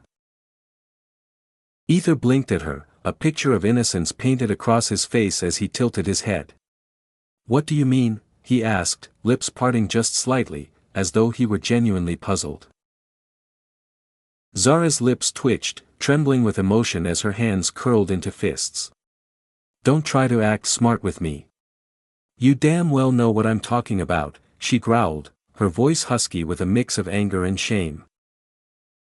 Still playing the fool, Ether placed a finger against his lips, putting on a thoughtful expression. I know. Ha. I don't recall doing anything wrong, he replied with confusion. Zara gritted her teeth, her whole body tensing. She knew. She damn well knew he was teasing her, pushing her buttons on purpose, playing this slow and delicious revenge on her. Zara gritted her teeth before, she damn knew he was getting revenge on her. But, was she really wrong back then? She had tried to be a good, responsible mother for him, firm, composed, gentle. She had been trying to guide him, to reason with him, protect him from things he wasn't ready for. That time, it was pure. But now. And now everything is different. Zara muttered under her breath, cheeks flushing a delicate pink, her words hitching as the weight of the moment cracked her composure. Ether leaned in slightly, still playing innocent, his voice smooth like honey. Different? How so? Explain to me. Mom, he asked with a sly grin, dragging out the last word. Her face twitched as veins popped on her forehead. Zara lowered her head, voice shaky and small. I hate it. She whispered. Ether's grin widened, eyes gleaming like a predator slowly closing in. Oh. Hate what exactly? Hearing me say, Mom. Zara drew in a deep breath, her chest rising and falling rapidly, her cheeks flushed and burning with unspoken emotions. Her lips parted. Sigh. Don't call me Mom anymore. It feels weird. Too weird. And. Her voice broke slightly as she added in a quieter tone, it's annoying, makes me feel things I shouldn't. And something else she muttered was no longer clearly audible. Still, Ether smirked even more. He was sure he had seduced her, but for whatever reason, his log wasn't accepting. Was he missing something? But look at the woman before him, she was literally shy and madly in love with him. He stepped closer, then what should I call you, he whispered, closing the distance between them with slow, dangerous grace. Zara let out a shaky sigh, her pulse fluttering as she nervously raised her head. Relief flooded her expression, she had expected more teasing, more torment. But instead, he asked her gently, almost sincerely. But before she could speak, she gasped and stumbled back, eyes wide in shock. Ether stood barely an inch away in his original form, his divine and ethereally dark aura overwhelming her senses. She nearly fell, but before gravity could betray her, Ether caught her with effortless ease, sweeping her into his arms like a prince out of a forbidden fairy tale.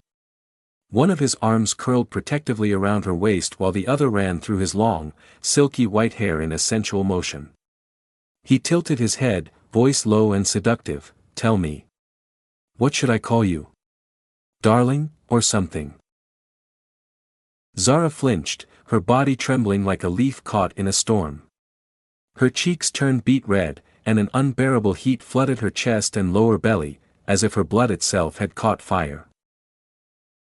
She tried to push against him, to escape, to regain control, but her limbs felt like jelly. Her hands were too weak. Her will too shaken. Ether. She murmured, but that was all her lips could manage. Ether leaned in even closer, his breath warm against her ear. Tell me. He whispered again, his tone thicker, heavier, more demanding. Zara bit her lip, her fingers weakly pressing against his chest. She lowered her gaze, heart pounding in her ears. See, come on. She whispered, trembling. But Ether shook his head slowly, his grip tightening ever so slightly.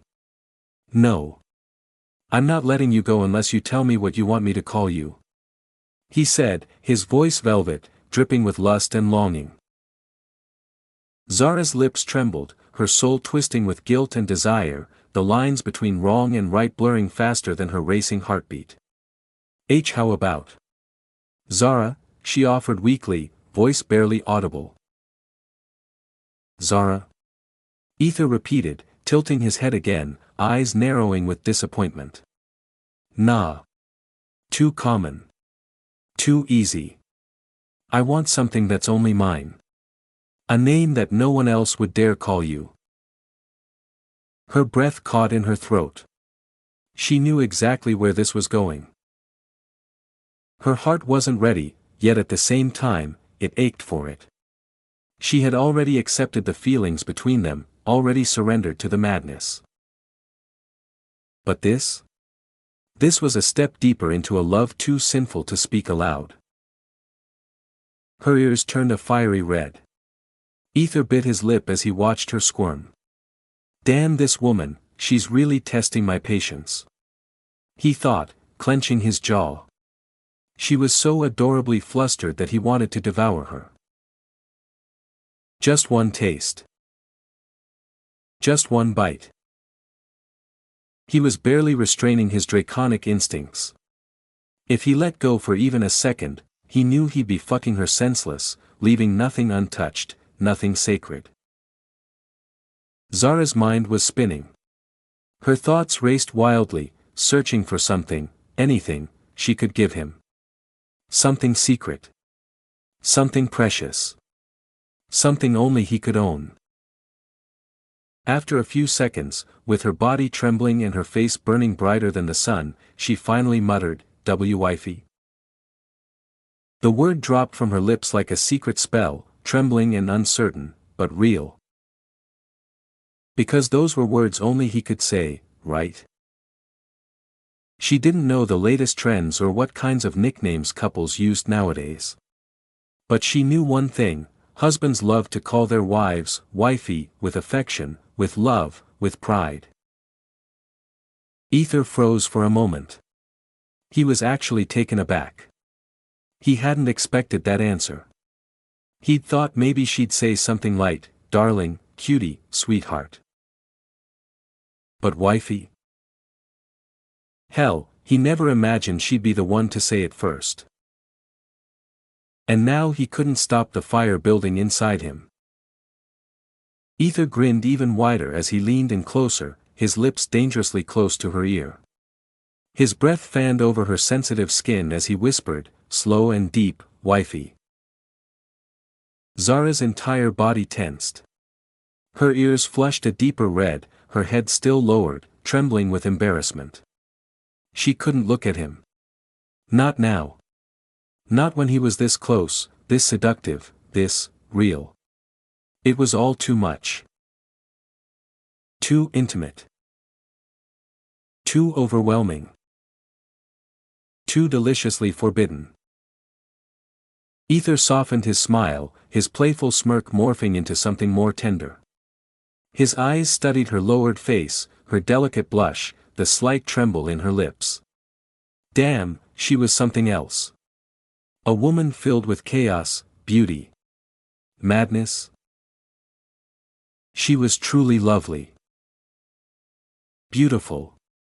Wild. Irresistible. Ether was thankful, deeply thankful, that he hadn't let his old, judgmental human morals turn him away from her. If he had, he would have missed this wild, addictive love. This danger was wrapped in soft curves and trembling lips. Still. His smile slowly faded. A shadow passed over his face. His grip around her waist tightened, fingers curling into her soft flesh. His voice dropped, low and possessive. "What's with that signal you made with Velk, huh?" His tone was calm, but underneath it, a storm was raging. Ether couldn't forget the way Zara and Velk had exchanged that silent look during lunch.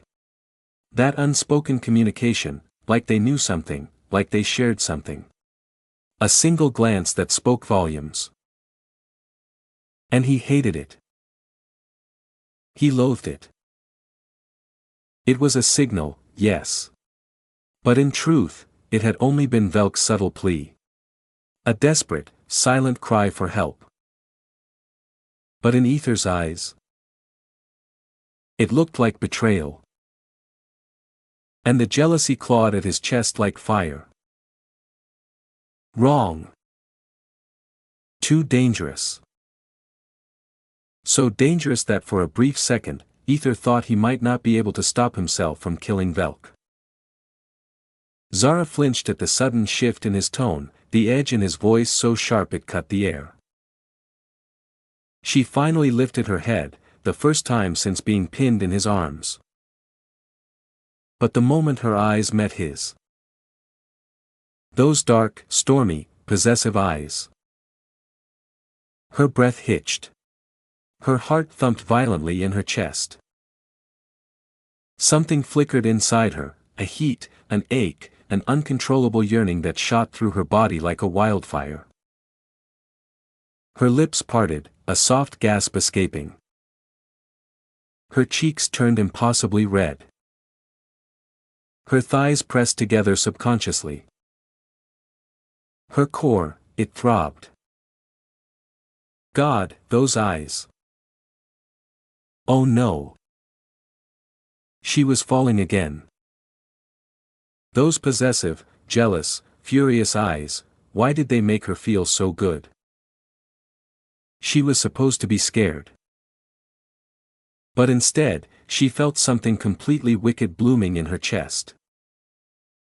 A wicked little grin tugged at the corners of her lips as her face burned hotter. He Ether, she whispered, voice breathy and laced with sinful delight. A thin string of drool slid from the corner of her mouth, so possessive. Before he could respond, she leaned up and kissed him. Soft. Wet. Warm. Her lips brushed his with surprising gentleness, but the heat behind it was unmistakable.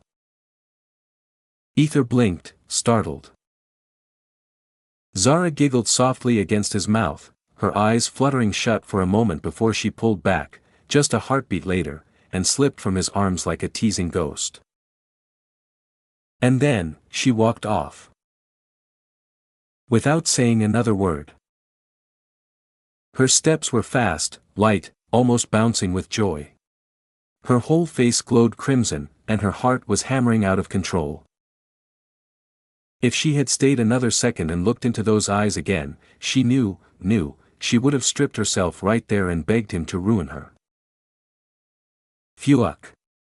I totally lost control there, she thought, face still steaming. Meanwhile, Ether stood alone in the room, blinking slowly. Her kiss lingered on his lips, confusing and warm. He touched his mouth absently. That's the first time she kissed him. Possessive? Me? He echoed, face contorting in confusion and disbelief. He took a deep breath, trying to calm his racing heart. He stared at his reflection in the nearby mirror. He was the calm one. The sane one. The normal one. He wasn't a crazed Yandra. He wasn't. I'm a good man, he told himself, nodding with growing insistence. I'm reasonable. I'm balanced. I don't act on emotions like that. He clenched a fist and declared aloud with deep seriousness, nope. Not Yandra at all. Totally. Completely. Sane. Believe him.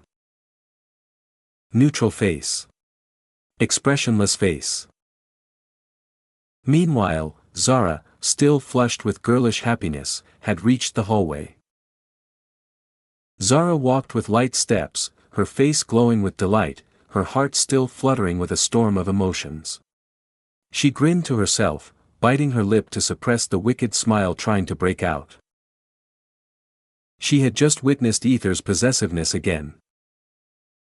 Not just playful teasing or casual affection, but raw, hungry, obsessive possessiveness. And gods, it felt good. Sure, she had seen glimpses of it before, those dark eyes, those firm hands, that jealous tone, but now.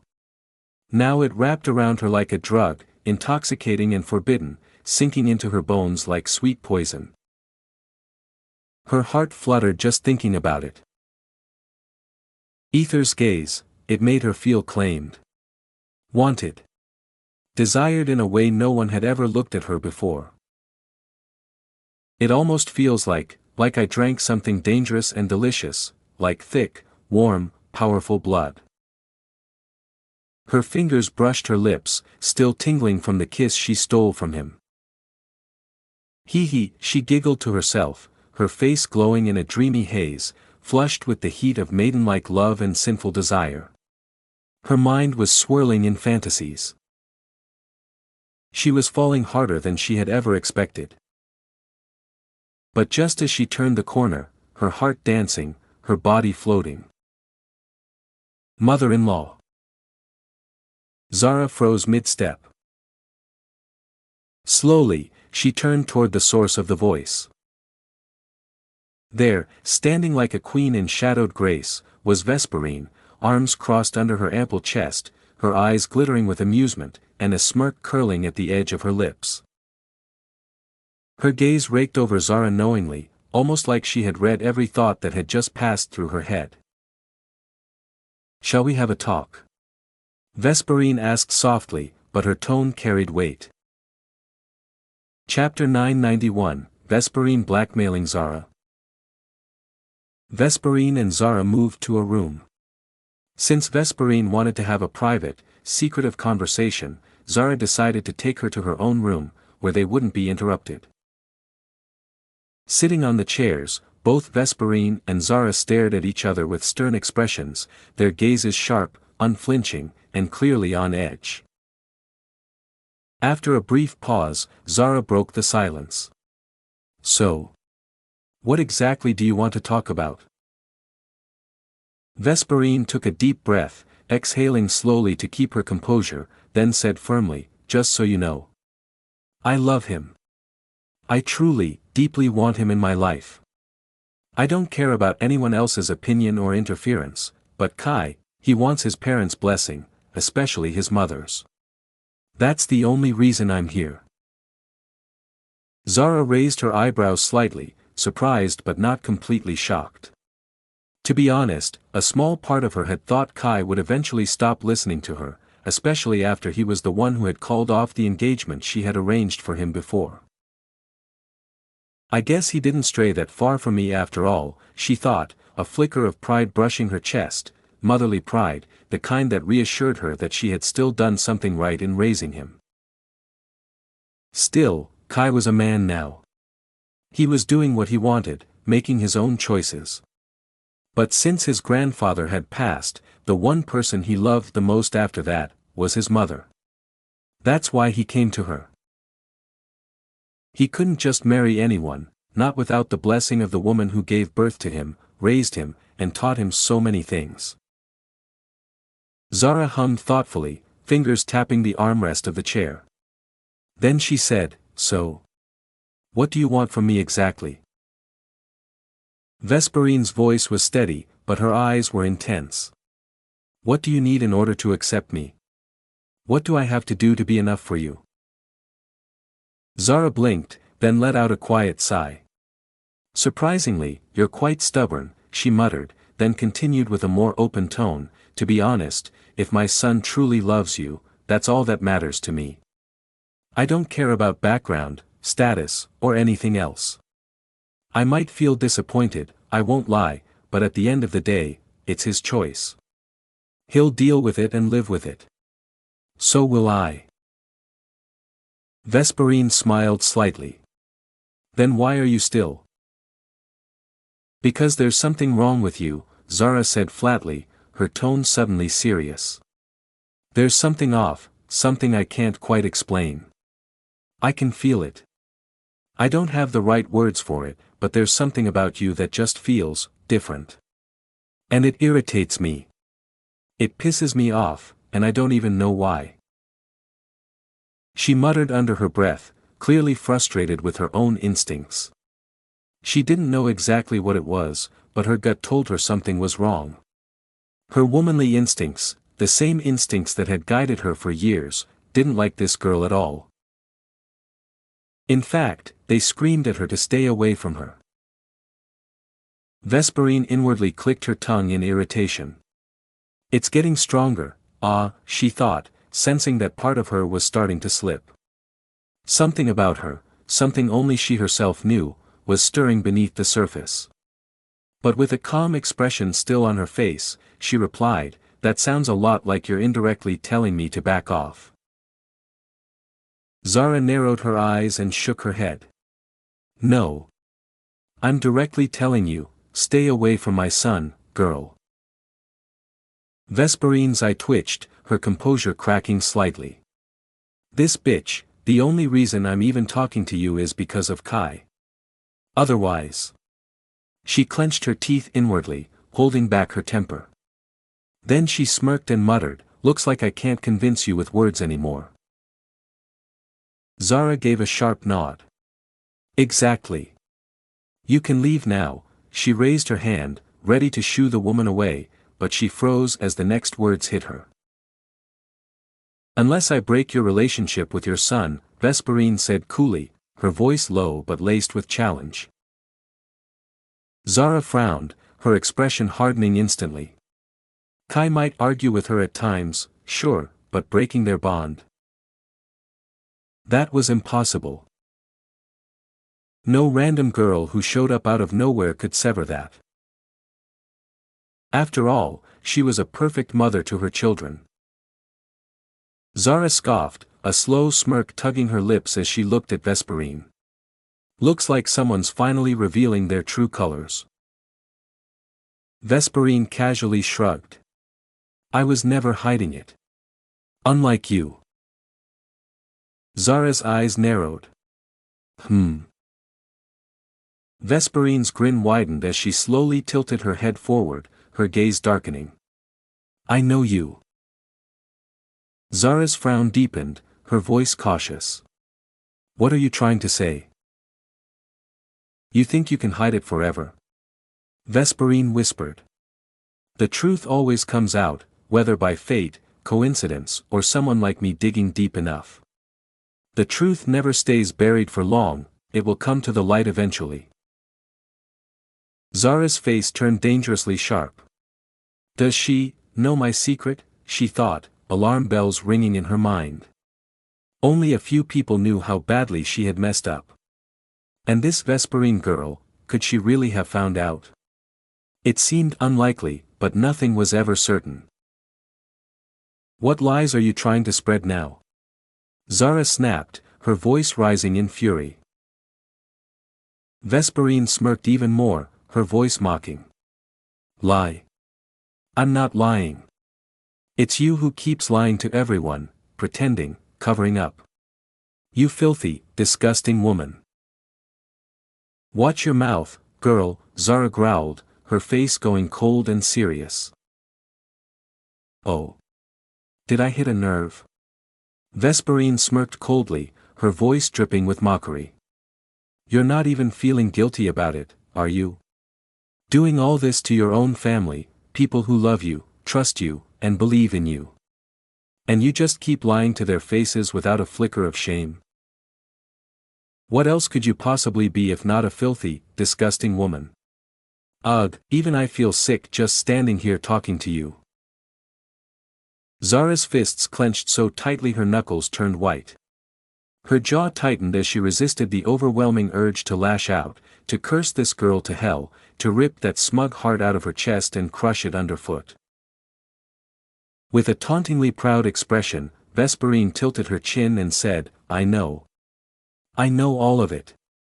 You, and that little adopted son of yours. I know everything." The instant those words left her mouth, Zara's eyes widened in horror, her body stiffening as if struck by lightning. Vesperine grinned wickedly, as if she had just sunk her claws into the softest part of her prey. She lifted one leg and propped it arrogantly on the table, smirking down at Zara like a predator who'd cornered her kill. Her sharp gaze observed every twitch in Zara's expression, every second of panic flashing across her face. How does she know? Zara swallowed hard, her mouth suddenly dry. They had taken so much care to keep it hidden. So how did this girl of all people find out? Beads of sweat formed on Zara's forehead, sliding slowly down her temple. It wasn't just about her anymore, this wasn't only her shame. It was about her son. Her daughter. If they ever found out about the truth, would they still look at her the same way? Or would they be disgusted? Heartbroken? Would they pull away from her, forever? She had carefully concealed her past, locked away her real self, just to preserve the love and warmth she now shared with her children. And now it was all about to fall apart. Don't worry too much, mother-in-law, Vesperine chimed sweetly, deliberately using the title like a blade pressed to Zara's throat. She flicked her twin-tailed hair with a smug air, as if she were in total control. As long as you just accept our love, and let me have Kai, completely, then that's all I need. Everyone stays happy. No one has to find out your little secret. It'll just be between you and me. It was blackmail. Vesperine was blatantly, shamelessly blackmailing her. Zara bit down on her lower lip so hard that blood welled up at the corner of her mouth. This was something she never saw coming. On one hand, if she refused, she could lose her son, to this manipulative, dangerous girl who was clearly hiding something dark. But on the other hand, if she resisted, the truth could break out like wildfire. Her children, her whole family, might abandon her. Her chest tightened with helpless rage. Oh, don't be so hard on yourself, Vesperine added with a mocking laugh. It's nothing serious, right? Cheating on your husband, that's not that wrong, is it? I mean, you're a woman, you had your own desires, your own taste. I understand it better than anyone. Each word hit Zara like a jagged knife. She wasn't actually cheating, of course, they had separated a long time ago, but the way it sounded now, she looked like some shameless woman chasing after a younger man. Like a pervert. A disgrace. Vesperine's grin stretched even wider as she saw Zara's proud facade crumbling. That icy confidence, that haughty composure, it was gone, with nothing left but silence and trembling lips. Just one final push, and Kai will be mine. All mine, Vesperine thought with a devilish gleam in her eyes. She leaned in, her voice low and taunting as she pressed the final nail into the coffin. Your adopted son. What was his name again? Shitter. Bitter. Zara's lips twitched, her breath caught in her throat.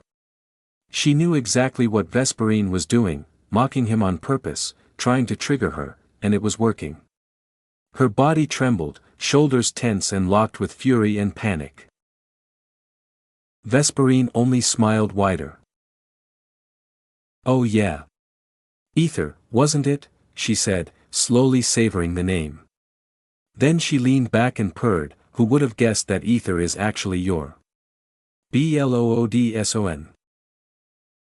Huh. Zara's voice came out hollow, her mind hitting a wall. It was like a short circuit had gone off inside her head. All the trembling, the panic, the fear, it vanished in an instant. Chapter 992, Honestly. I was hoping we could have some, you know. The face, the jawline, those sharp eyes, everything screamed the same person. Except, of course, that man had stark white hair, while Ether's was pitch black, clearly inherited from Zara, who also had black hair. Other than that one detail, Ether looked like a younger, perfectly miniaturized version of that man. And that alone said everything Vesperine needed to know. She had seen that man before. That handsome face, though dusty and shadowed back then, was unforgettable. He wasn't as overwhelmingly magnetic as Victor, perhaps, but still strikingly attractive. And now, connecting the dots, Zara with that white-haired man who bore such a resemblance to Ether, and then presenting Ether as her so-called adopted son. It all screamed a single truth. Zara was not just a guardian. She was the real mother. The blood mother. Ether was the product of an illicit affair. A child born from betrayal. He was almost the same age as Kai and Celine, which meant Zara must have betrayed Velk long before any of this came to light. She had been with another man, maybe in secret, maybe recklessly. But she had borne a child from that relationship. And to cover her tracks, to mask the scandal, she must have first introduced Ether into the household as a mere slave. A pitiful outsider. A boy she could manipulate and monitor closely.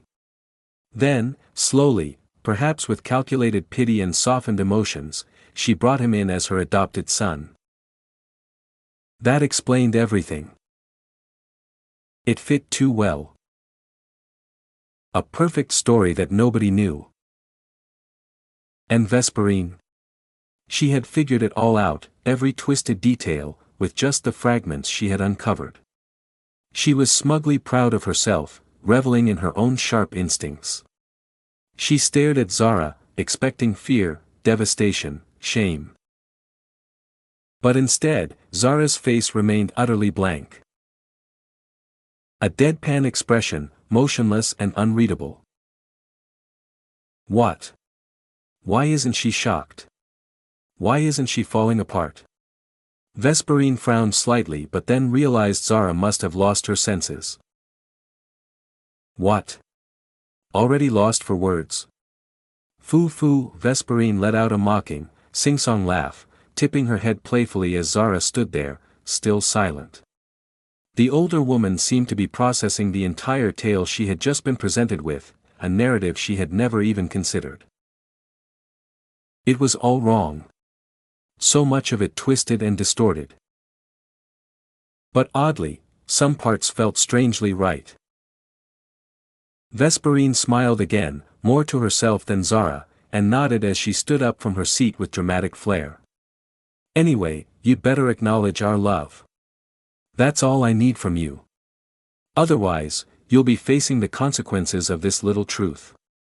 She flicked her twin tails with a dramatic turn and added with a cruel grin, I'll give you until tonight. Without hesitation, she strode out of the room, every step echoing her confidence and self-satisfaction. Zara stood still, watching her go. The tension in her shoulders slowly melted. The fear, the panic, it all began to fade. A long sigh escaped her lips, quiet, but full of something else entirely. Relief. So, she doesn't actually know. That's not what she thinks it is. Thank the heavens, Zara thought with a rare softness in her chest. At least, for now, she didn't need to worry about that terrifying possibility. I guess that girl is really dangerous. I need to be careful with he. Before she could even finish her thought, the door suddenly creaked open again. Vesperine stepped back in, an eerie smirk playing on her lips.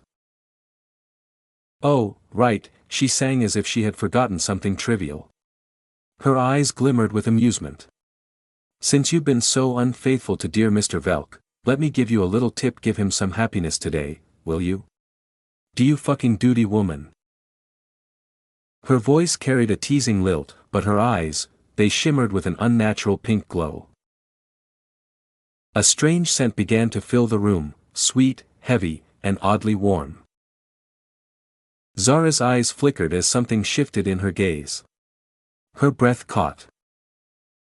Then, her cheeks flushed red, slowly blooming with heat. While all this was going on, Ether, inside his room, was being intensely stared at, by two beautiful women and one pouting little snake. Ether blinked. Why are you guys staring at me like that? If you want, I could take you both at the same time. Oh my God. Stop thinking like that, you idiot. Aquilina shrieked, her face beet red. She instantly turned to Celine for support but Celine softly blushed and lowered her gaze, her expression suddenly turning shy. Aquilina's eyes widened in horror. Why, you're okay with that? She gasped, her face going redder than ever. Just the thought was too much for her innocent brain to process. Celine blushed even deeper, but then her expression darkened into something twisted and dangerous. With a wicked, forced smile, she said, "Of course, anything for my darling." Aquilina felt a full-bodied shiver crawl down her spine. That's definitely a no-no, right? She screamed inwardly. Celine's face was saying something very different. Aquilina glanced at Ether, who wore a mildly amused smile, like he was enjoying every second of this absurd standoff. Her lips twitched. "Are you doing this on purpose?" she asked, clearly annoyed. Ether smiled lazily. "Honestly, I was hoping we could have some." He really wanted to say it out loud, but he held back. Celine would definitely slit Aquilina's throat, and that was a definite no-no. Aquilina sighed, pulling something from her side pouch. "Anyway, here," she said, handing him the document, the dissolution of their engagement. Ether's expression softened as he looked at it. He remembered teasing her about this before. He hadn't really been angry, well, maybe a little. But seeing her take this step on her own. Oh, he loved this side of her. She wanted to be clear about everything. Aquilina caught that warm look in his eyes and felt her heart flutter a little, smiling back, but then she felt a weird stare from her side. Ignoring Celine's death gaze, she turned back to Ether and asked, "So, how's it going?" Titled his head innocently. "Oh come on, you know what I'm asking, right?" she said with a dramatic pout and a sly look toward Celine. "Seducing her mother?"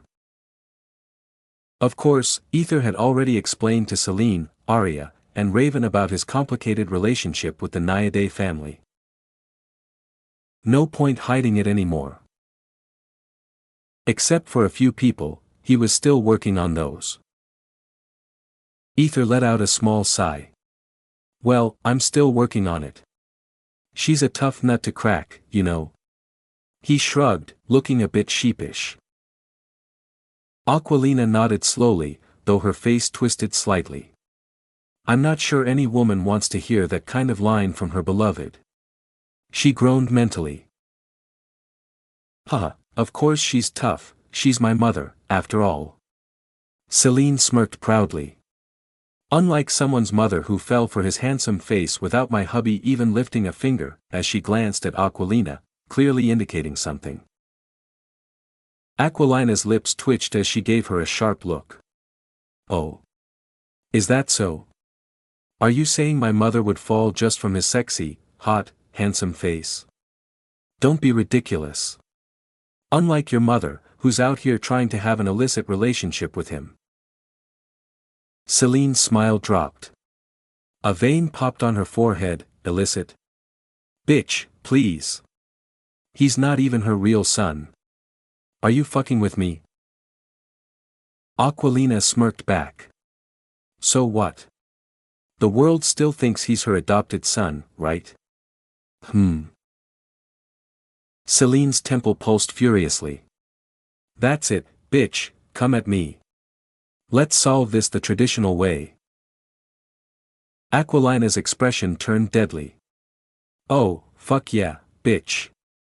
I'm gonna wipe your ass across the floor." Ether didn't say a word. After all, this was their bonding.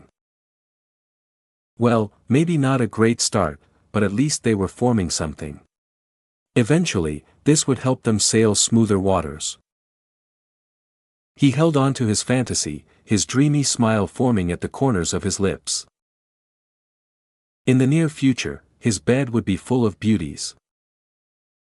He. Smirking face. Suddenly. Ether, you said we could talk to each other using our eternal connection, right? Aquilina asked out of nowhere. Celine frowned. He never said anything like that. Ether flinched.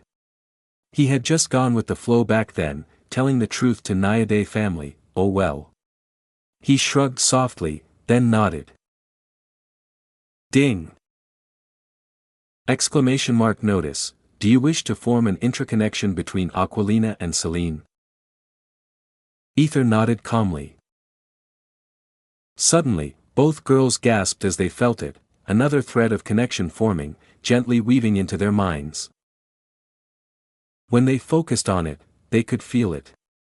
A link that allowed easy communication with just a thought. It was rather easy for them to feel it. Aquilina smiled as she focused. Can you hear me, Oh, yeah, Celine responded, her expression softening in surprise. They both smiled at each other. See? That's how you start building the connection. Ether grinned to himself, pleased, until. Add my mother, Celestia too. Arya too, and Raven. Ether blinked. Then sighed. It's not like anything bad will happen, right? He thought, helpless as he faced their sparkling puppy eyes. He bit his lip hard and grumbled, fine. He couldn't resist those eyes. So beautiful and heart-wrenching. Too dangerous for his innocent heart. You have an innocent heart? Ignoring his snarky log, Ether created the new connections, only for those who already knew one another. The rest could wait. Aquilina and Celine, without exchanging a single word, stormed out of the room with furious expressions. Their auras flared dangerously, flames of rivalry practically erupting from their bodies. The tension was thick enough to choke on. Ether smiled weakly. Well. I guess they're going to get along eventually. He told himself.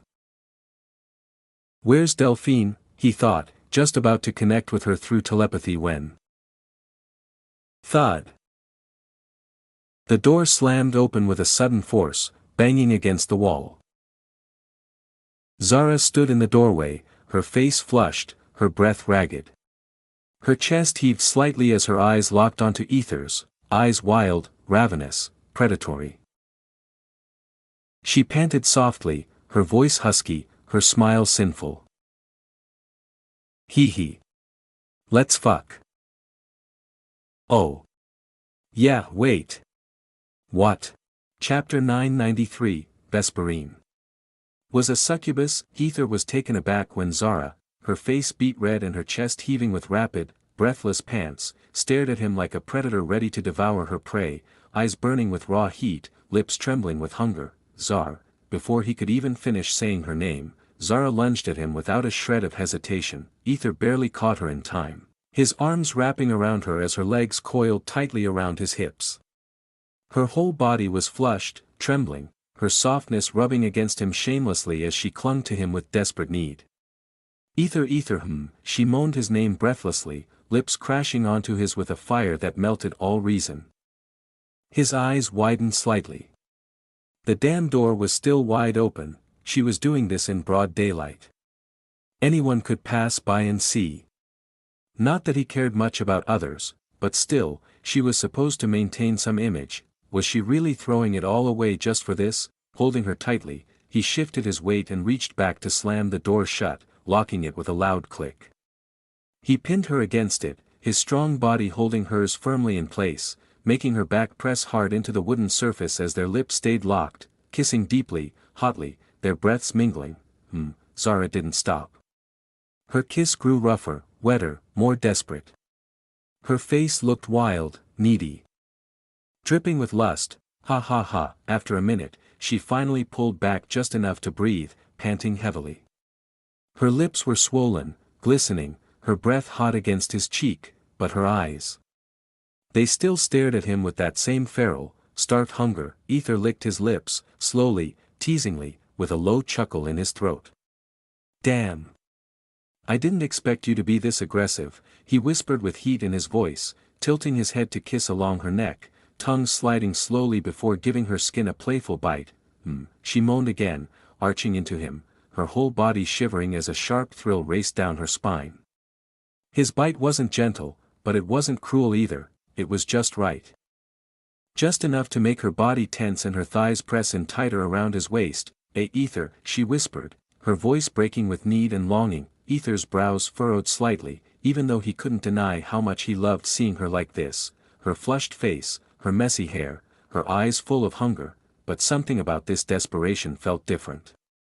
Still, he smiled, one hand rising to gently caress her cheek. "My wifey, what's with that look? That voice? Are you feeling lonely without me?" Is that it?" Zara bit her lower lip hard, her eyes almost pleading. Her voice trembled as she nodded, her whole expression dripping with yearning. "Why yes. I couldn't take it anymore. I couldn't control it. Please. Ether. Please take me. It's painful. It's burning down there. I need you." Her voice broke in places as she kissed him again, this time with even more force. Her tongue slipped into his mouth, swirling around his own, sucking on him greedily like she was trying to drain his soul. Her hands gripped his hair, her body rolling against his, grinding on his shaft through their clothes. Ether's fingers tightened around her hips, feeling the curve of her body press into him. She was hot, way too hot, and trembling against him like she was in heat. He thought to himself, was she seriously burning up like this? What triggered her? But honestly, who cares? She wanted him. And he wasn't going to hold back. He slowly walked her backwards toward the bed, lips never leaving hers, kissing her deeply with passion thick as smoke. When they fell onto the mattress together, it bounced under their weight. Neither of them stopped. Their tongues danced, saliva mixing, teeth clashing, bodies desperate. Ether deepened the kiss even further, exploring every inch of her mouth like he was mapping it for the 100th time, never satisfied. His hands roamed down her back, fingers digging into her ass, clenching it tightly as she ground against him. She let out a long, needy moan, full of heat, full of lust, that made his cock twitch hard against her. He finally pulled back, lips red and wet, his breath hot and uneven. He looked down at her, eyes half-lidded with desire. "You're the one who asked for this, remember," he growled softly, then leaned back and grabbed her clothes roughly. With a sharp pull, he tore through her upper clothing, revealing the mouth-watering sight beneath. Two gorgeous, full mounds were barely held back by a black bra that did little to hide her curves. Her breasts jiggled slightly from the force, round and flushed, begging for his mouth, her face turned even redder under his gaze. She looked up at him, cheeks burning, lips parted in hot pants, her dark hair sprawled messily over the pillow. Her eyes, lustful, shimmering with desire, met his with a trembling vulnerability. She slowly raised her hand, fingers curling as she beckoned him closer, welcoming him to feast on her body. Ether didn't need to be told twice. He leaned down, and her arms instantly wrapped around his head, pulling him into her chest. His face sank into those soft, heavy mounds, his lips brushing against the warm skin, already damp with sweat and arousal. They were soft. So soft. And so warm. Ether took in a long, deep breath, inhaling her scent, salty, milky, hot. The smell of sweat and arousal mixed together and hit his brain like a drug. His mind blanked out for a moment. Overwhelmed by how intoxicating she smelled, he pressed his face deeper, letting his tongue peek out to taste her skin, to feel her heat, to drink in her desire. Her fingers tightened in his hair.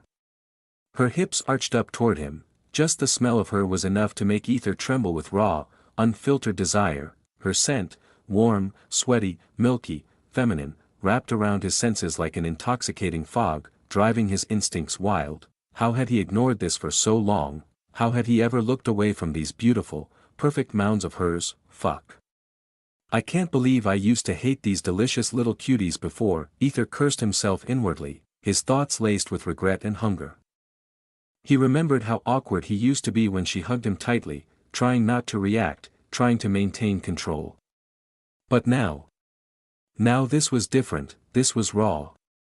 This was too real to ignore. He slowly leaned in, his lips parting as he kissed the upper swell of her chest, just above the bra.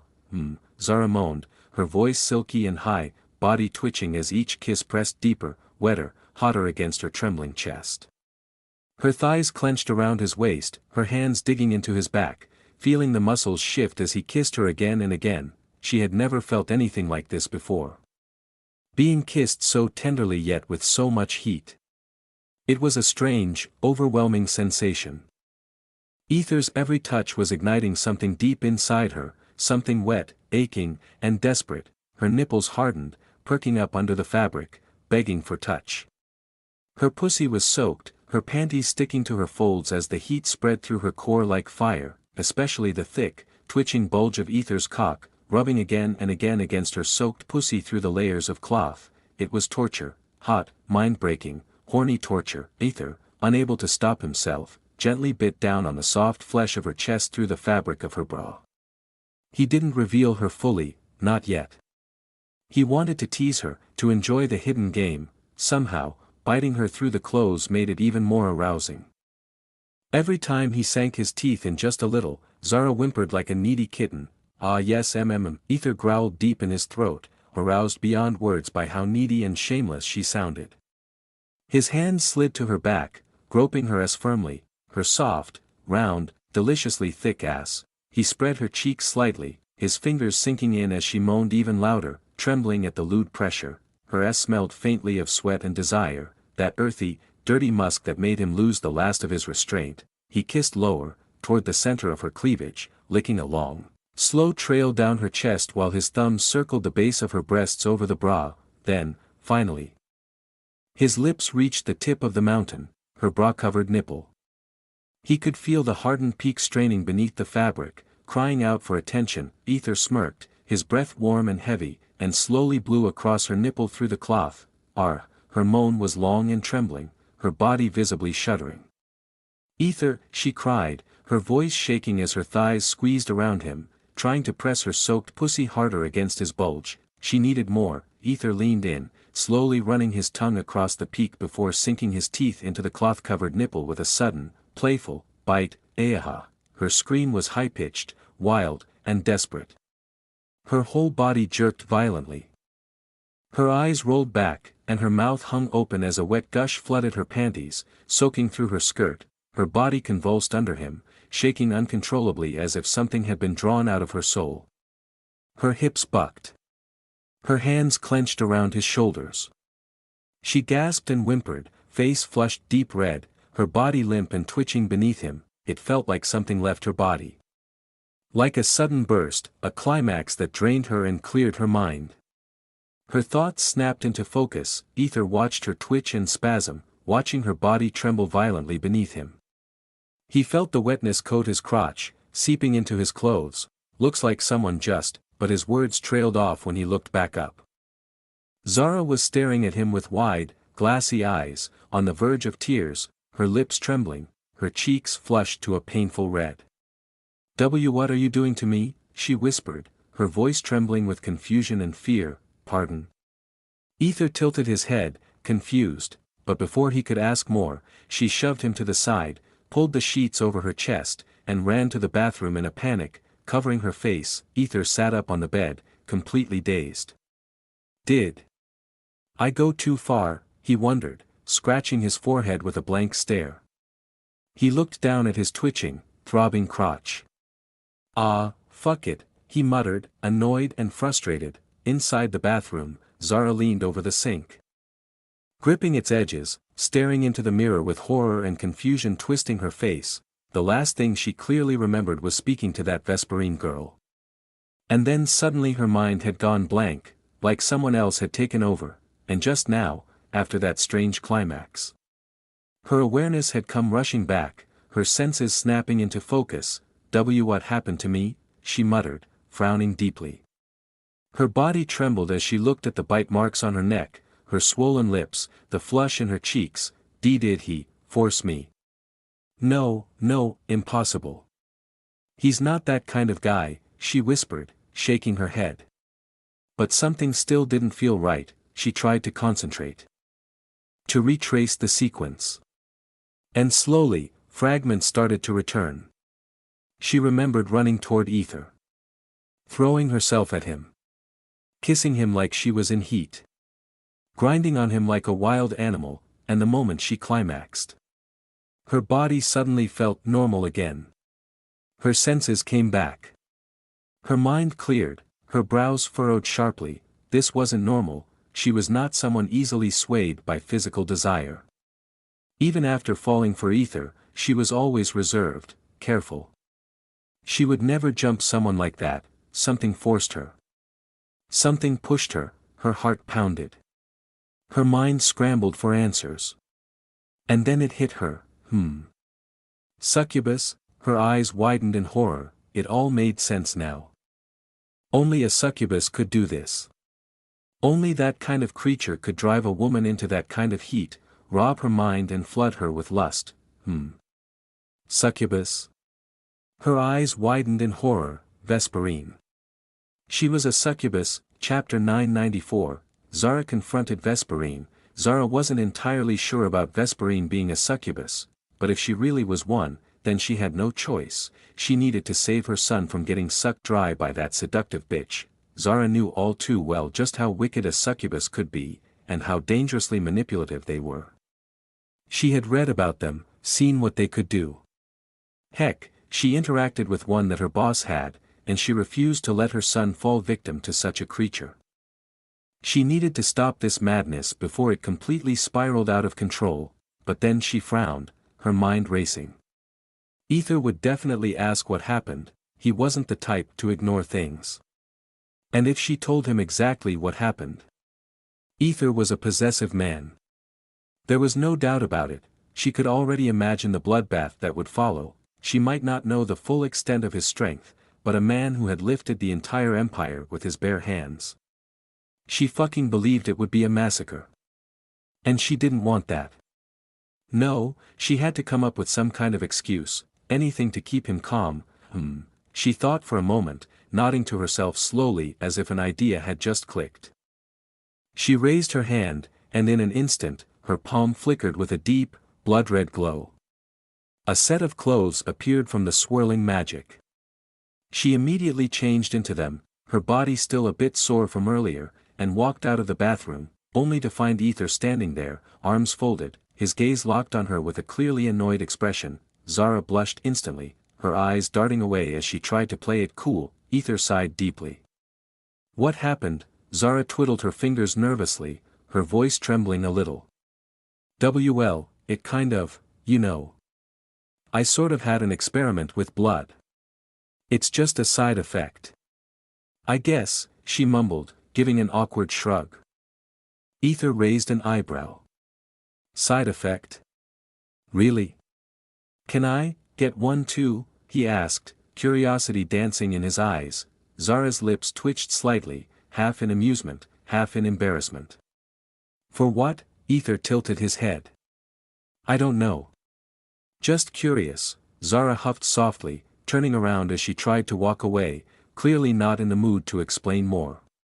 But before she could take another step, Ether suddenly appeared in front of her, making her flinch. Do you really think you can just walk away like that? What? I told you, it was an accident. She stuttered, trying to sound casual. Before she could stammer further, Ether leaned in and softly pressed his lips against hers. Stop it. Zara mumbled, her hands pushing against his chest as a heavy blush colored her cheeks. Her core was still slightly sensitive. Any more contact and she might end up soaking her clothes again. Ether grinned mischievously. First, you pounce on me, and now you tell me to stop. Aren't you being just a little selfish? His voice held a slight disappointment, just enough to make her wince. Zara flinched, her voice low. Well, I didn't mean to, it just happened like that, so. She trailed off, looking at him, seeing the way he looked, disappointed but understanding. she sighed softly. Her cheeks were beet red as she leaned forward and gave him a gentle kiss on the lips. Ether smirked, satisfied. Zara slowly stepped back, her eyes looking down as she whispered, "And now we're even." Ether smiled and shook his head. She was unpredictable, fierce one moment, then shy the next. It was strange, confusing, and yet, somehow, it made him happy. "I guess I still have a lot to learn about her," he thought, his expression softening. He leaned forward again and gently bit her neck. "Kyaa." Zara jumped like a startled maiden before spinning around and glaring at Ether, her face flaming red. "Why you?" Ether winked playfully at her. Just that alone made her cheeks burn even more before she angrily turned and stomped away. Ether chuckled, watching her retreating figure. "So cute," he murmured under his breath, shaking his head before reaching out mentally to contact Delphine through telepathy. "Hello, Del, are you there? / Ether. Oh wow, look who finally decided to speak to me after all this time. / Ether smiled, his tone gentle. / Come on now. I was kind of busy, you know. / Busy doing what? Ignoring your beautiful lover. / Ether blinked in surprise, clearly taken aback by her bold words. Then he chuckled and replied, / Please forgive this ignorant man of yours. My perverted wife. / Oi. Who are you calling perverted? Who are you calling why your wife? / She stammered so cutely, it made his heart ache. He wished he could see her face at that very moment. Ether giggled softly. / So, where are you right now? / Sigh. What can I say? I'm currently at the academy. The principal asked for my help with something. / Ether frowned. / Come on, Del. You've been working too much lately. First, you handled the Naiade Empire mess, and now this? You need to start saying no to people, seriously. / He couldn't hide his frustration. Ether knew exactly how much Delphine had been putting on her shoulders lately, and it angered him. It wasn't fair. Not to her. / Delphine. / Sigh. I'm sorry, okay? Please don't be mad. / No. Not okay. Where exactly are you right now? I'll come and pick you up. / Ether's tone was serious, firm. Leaving no room for excuses. / Pick me up. Oh really? / Ether could feel her joy swelling through their connection.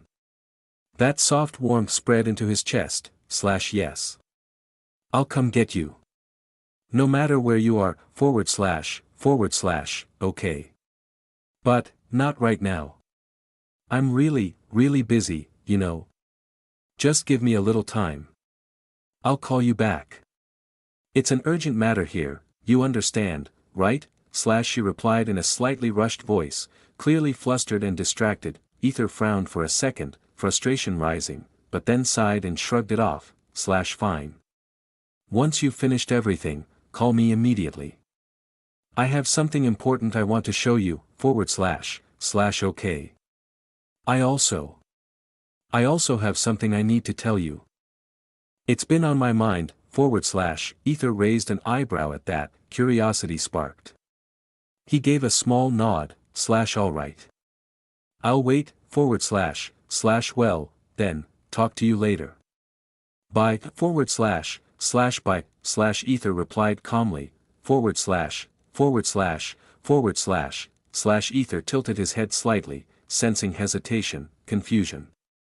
Something she wanted to say but was struggling to voice. / I love you. / She immediately severed the connection the moment those words left her lips. Ether blinked, completely caught off guard, then smiled softly, a deep warmth glowing behind his eyes. I love you too. He whispered gently, though no one heard it. Still, the words were real, and his smile lingered. Meanwhile, Zara stood outside Kai's room. Arms crossed, knocking rapidly and furiously. Her voice rang with intensity. Kai. Open the damn door. I know that girl is in there. Don't make me break it down. Open up, knock, knock, knock. She kept pounding her knuckles against the wood, her anger building. After a minute or so, the door creaked open, just a small gap. Kai peeked through with a flushed, panicked face. Mom. What are you doing here? He asked, clearly alarmed. Zara didn't answer. Without hesitation, she pushed the door open wide and stepped inside. Mom. What are you doing? This isn't. The room was dimly lit. A heavy, sweet aroma lingered in the air, thick and unmistakable. Zara's nose wrinkled in disgust. This smell, ugh, it's disgusting, fuck this. She thought bitterly, clenching her teeth, then her eyes locked onto Vesperine, her face flushed, clothes slightly wrinkled, though she sat composedly on a nearby chair, acting casual. Zara didn't need to be a genius to figure out what had happened. But she didn't come here to lecture about that, she just stared, her gaze sharp and full of fury. What are you doing here? Vesperine asked, trying to sound shy and innocent, but beneath her soft tone, she was seething. This bitch ruined the moment. That damn Velk must have finished too fast. That's why she barged in so quick, she cursed inwardly, clicking her tongue in frustration. Mom. You need to, Kai. Zara cut him off coldly, her eyes not leaving Vesperine. Get out of the room, Mom, get out of the room. Zara's voice was dangerous, low and cold, laced with pure venom. It made even Kai instinctively flinch. He turned to Vesperine, worried, but she gave him a small, silent nod, signaling him she'd be fine. Kai sighed heavily, then glanced quickly at the bathroom, almost like he left something there, before reluctantly stepping out. Now, the room was silent, only Zara and Vesperine remained, their eyes locked, and in a flash, without warning, Zara lunged forward and grabbed Vesperine by the throat, lifting her clean off the ground with terrifying strength. You filthy little thing, she hissed, eyes glowing with wrath. How dare you lay your hands on my son? Chapter 995. What happened inside the room? Vesperine gasped for air, her legs kicking slightly as she struggled in vain. Zara's fingers clamped around her neck with crushing force, her grip so tight it felt like she could snap Vesperine's spine without a moment's hesitation. That was how furious she was. Zara's eyes blazed with unfiltered rage. She was beyond furious, utterly humiliated and betrayed. Who wouldn't be? After all, this girl had used magic to manipulate her, twisting her emotions, making her act like a cheap slut in front of the man she loved, her beloved.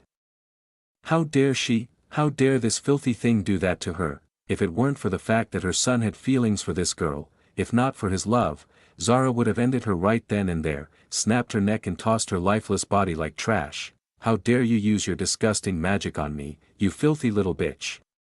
Zara shouted, her voice echoing with rage. Vesperine coughed, struggling to breathe. She managed to choke out in a raspy, trembling voice, what? Ha! Cough! I tried to help you, woman. It was you who betrayed your family, not me. Cough. You should be grateful, grateful. Zara spat directly into her face, eyes burning with disgust. Fucking whore. With a growl, she flung Vesperine to the ground with brutal force. Thud, Vesperine crashed onto the floor, her back aching as she let out a grunt. She winced but managed to push herself up slightly, glaring daggers at Zara from the ground. Zara sneered, towering over her. I see it now. You bitch, what the fuck have you done to my son? What kind of vile magic did you cast on him? She raised her foot, aiming a vicious kick at Vesperine's stomach, but the girl vanished from under her in an instant. In a blink, Vesperine reappeared, now seated casually on the bed, legs crossed, as if the last 30 seconds hadn't happened. Her breathing was still slightly ragged, and her fingers gently rubbed her bruised neck. Zara narrowed her eyes, slightly surprised by the speed. She turned, slowly, to face her again. I didn't use any magic on him, Vesperine said tiredly, her voice strained but defiant. I love him, don't you dare say those words again. Zara snapped furiously, her aura almost crackling with rage. Vesperine simply shrugged, her fingers still gently massaging her neck. It's the truth. Whether you like it or not. She gave an annoyed sigh. Man, you're rough. You nearly crushed my damn windpipe.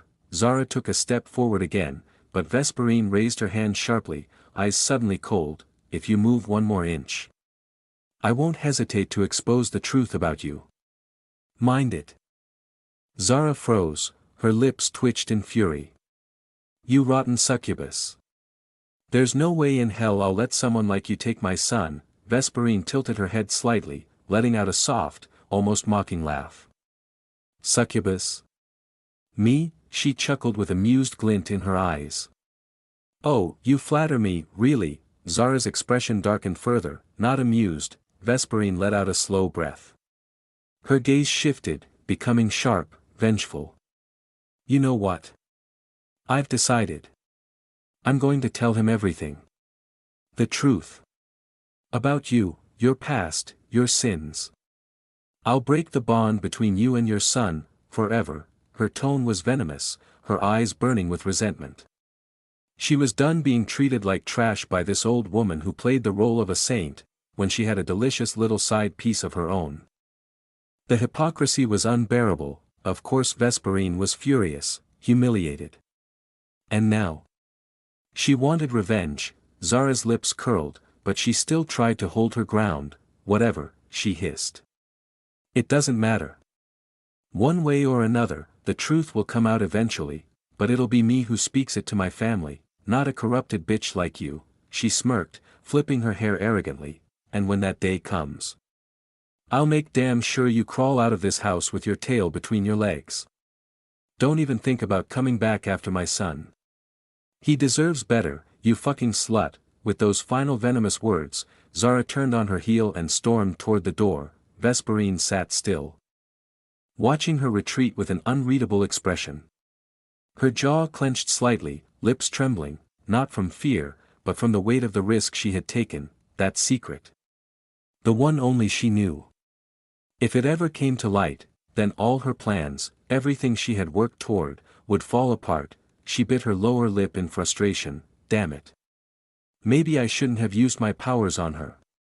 TSK, she clicked her tongue bitterly, her mood souring. Things had been going so perfectly, until that stupid mistake. Now the whole game had changed, and not in her favor.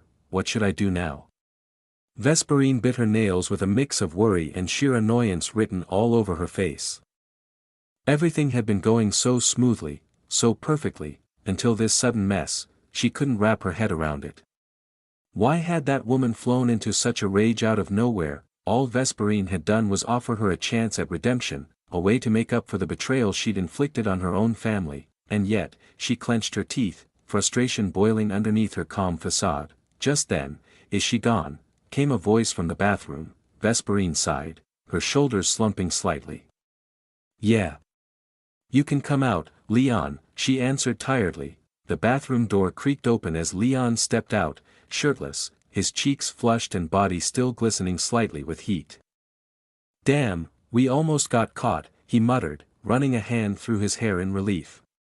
Thank goodness. What were they doing in there? Who knows? Leon looked over at Vesperine, his smile faltering slightly as he noticed the tension in her expression. Is something wrong, baby? He asked gently. He hadn't caught much of what happened outside, only loud shouting and what sounded like someone getting slammed into the floor. Did she hurt you? He asked, more worried now. Vesperine shook her head slowly, her eyes softening.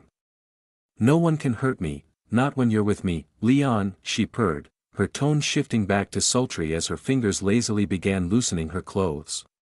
Now. Where were we? Leon's blush deepened, heat rushing back to his cheeks. Oh yeah, he grinned. But, what about Kai, TSK? His mother must have dragged him away. Annoying hag, Vesperine muttered with a roll of her eyes. Leon smirked, stepping closer. That means I get you all to myself now, of course, baby. Vesperine winked playfully as she opened her arms, inviting him back in. Yet even as she leaned into him, her mind still flickered with unease. That confrontation with Zara, something about it left a lingering bitter taste. Just then, ding, a soft mechanical chime echoed in her head. new mission, discover the hidden chamber of Zara and expose it to her family.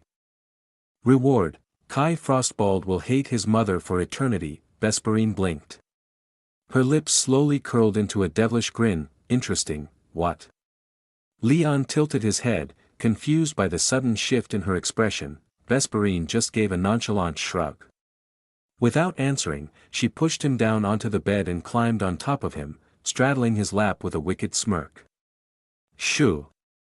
Let me ride my little dragon. Meanwhile, Zara stomped furiously down the hallway, dragging Kai by the wrist like a storm in motion. Mom. Let me go. I need to be there, please. Kai pleaded, trying to pull back, but Zara's grip was iron. Shut your damn mouth, she snapped, voice shaking with rage. You're never seeing that vile girl again, Kai struggled, casting desperate glances over his shoulder. His heart ached with longing, he cried out in frustration as he was hauled farther away. No fair, he screamed in his mind, seething with jealousy. Leon was probably getting all the fun right now while he got dragged away like a child. Chapter 996, Vesperine broke the bond between mother and son, Part 1. Time moved slowly in the Frostblade family, and somehow, so many things had unfolded within a single day. The sky had begun its descent into dusk, painting the world in muted purples and cold gold. Aquilina and Celine had one of their glorious, sisterly fight, one that nearly shattered a few nearby cities into rubble. Thank the stars Ether intervened just in time before it could escalate into full-blown catastrophe. After settling the chaos, he took Aquilina back to her home. She was adorably pouting about not being able to defeat Celine, so, naturally, he spent some time playing with her to calm her down. Then, he returned, and of course, Celine was pouting too. She didn't win against Aquilina either. So he played with her as well, doing his best to soothe her frustrations. Still, there remained one very furious, very cold-blooded little creature, Snowflake. She was sulking, because Ether didn't play with her.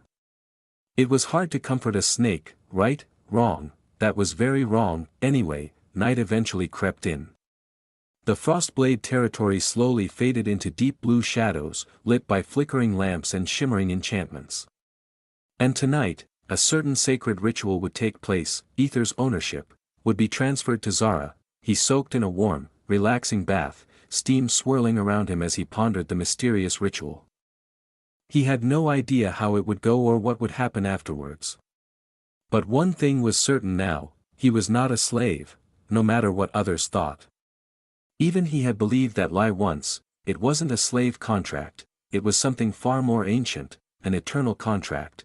Whatever the contract truly entailed, he would uncover it eventually. After stepping out, warm droplets still clinging to his skin, Ether opened his wardrobe and found clothes neatly arranged, elegant, formal, slightly ceremonial. They weren't too flashy or too dull, perfect balance. Of course, Zara had chosen them. Strangely, they were a bit bulky, the kind Zara preferred to wear. But then again, considering his true form. Maybe that was unintentional.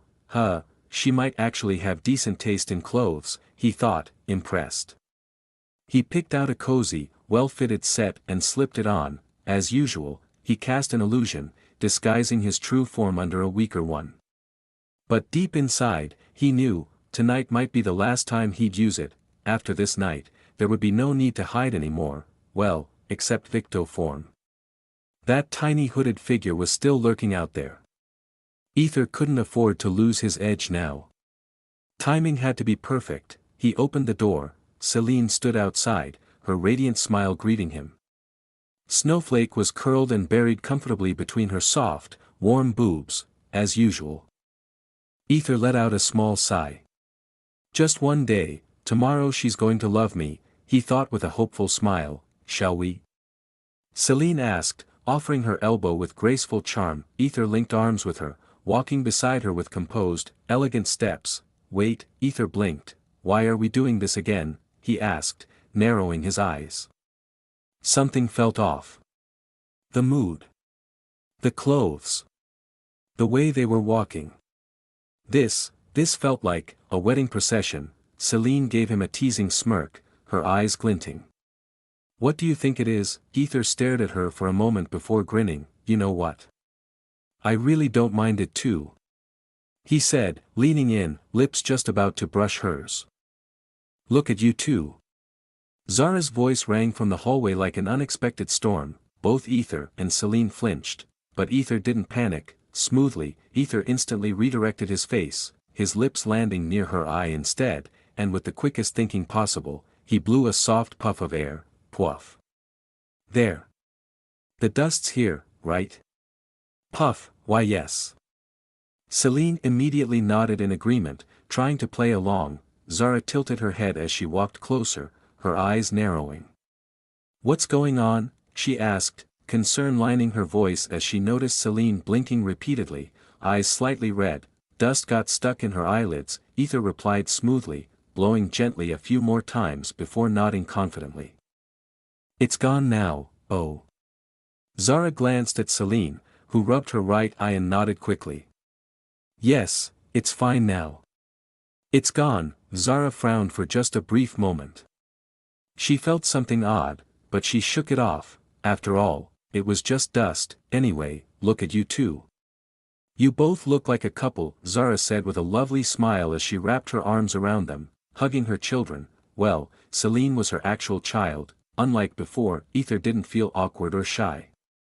He leaned into the embrace and hugged her even tighter, inhaling her soft, feminine scent as if savoring it. Then, with playful boldness, he pressed a sneaky kiss on her cheek. Zara's face turned red instantly. Why yo? Her voice caught in her throat as she noticed Celine looking at her with a curious tilt of her head. And nothing. She muttered quickly, averting her gaze and guiding them forward. Ether grinned quietly, clearly pleased with himself, and followed her without a word. Celine, catching all of it, glanced at Ether with a slightly pouty look. Without warning, she pinched his hip sharply. Ack. Ether flinched, nearly tripping. Soon, they arrived at a large, empty hall. The space was vast and echoing, but almost entirely bare, except for a strange diagram drawn across the floor in glowing ink. Around it, various odd-shaped objects had been carefully placed in specific positions. Kai and Leon were already there, standing off to the side. Velk was with them too, his expression sour and annoyed the moment his eyes landed on Ether. Everything is ready. Zara muttered softly. She wasn't wearing anything ceremonial, just her usual baggy clothes, comfortable but unassuming. Ether gave a smirk and casually walked over to Kai. Hello, little brother. Veins popped visibly on Kai's forehead. Little brother? You fucking, Kai, Zara said with cold voice, cutting him off instantly. Kai grunted and turned his face away, clearly fuming. Ether's grin widened. That reaction, perfect, he was pleased. Satisfied. This wasn't just about teasing Kai, it was calculated. He wanted everyone to witness Kai's hatred toward him, especially Zara. If, by some cruel twist of fate, Ether was forced to kill Kai one day, he couldn't afford to spring that truth on Zara out of nowhere. She was still his mother. Losing Kai would devastate her, unless she already knew, deep inside, that Kai's hatred ran deep, that he wanted Ether gone. That's why Ether kept provoking him. That's why he played the annoying role so convincingly. It was a slow, careful setup for a potential future he hoped wouldn't come. Everything needed to be stepped on carefully, right? Good. Everything is ready, Zara said as she double-checked the symbols and items, her voice low. She looked over the group, and for a lingering second, her eyes settled on Kai. Vesperine wasn't here, looks like she ran away after all. Zara thought with a small breath of relief. It meant she didn't need to explain anything to anyone, yet, then, slowly, she unfolded an ancient, faded parchment. The paper shimmered faintly with magical runes. She began to recite, Ee Thamar Venal Ishkar, En Zael Theron Vir En. The ground beneath them began to glow faintly, the symbols pulsing with soft light. The strange objects trembled gently as energy gathered between them. The air grew tense. Zara glanced toward Kai and gave him a subtle nod to step forward into the ritual circle. Just as Kai was about to take that step, hold on, a voice cut through the room like a knife. Everyone turned. Standing at the entrance was Vesperine, her clothes dirty, her hair messy, and her chest rising and falling with tired breaths. But her lips curled into a confident, mischievous smirk as she met Zara's eyes. Zara's lips twitched, she slowly lowered her hand, the glowing symbols faded. And the entire ritual was halted in an instant. Chapter 997, Vesperine broke the bond between mother and son, Part 2. Just when Zara thought everything was going smoothly, suddenly that bitch, Vesperine, popped up, literally out of nowhere. Zara had explicitly made sure that the woman wasn't allowed anywhere near this place. But clearly, the damn succubus had charmed the guards and somehow slithered her way into the household. Zara let out a long, exhausted sigh as the glowing ground dimmed and the ritual symbols faded into dull silence. Her face stayed composed, but her patience cracked. "What do you want?" "I told you to leave my son alone," Vesperine smiled sweetly, way too sweetly. "No matter what you do. I could never leave the love of my life, Vesp." Kai's voice trembled. His eyes welled with tears. He looked like he was on the verge of sprinting to her and embracing her with all the desperation he held back for hours. "But, Kai," Zara said flatly, "that single word. That single, emotionless tone."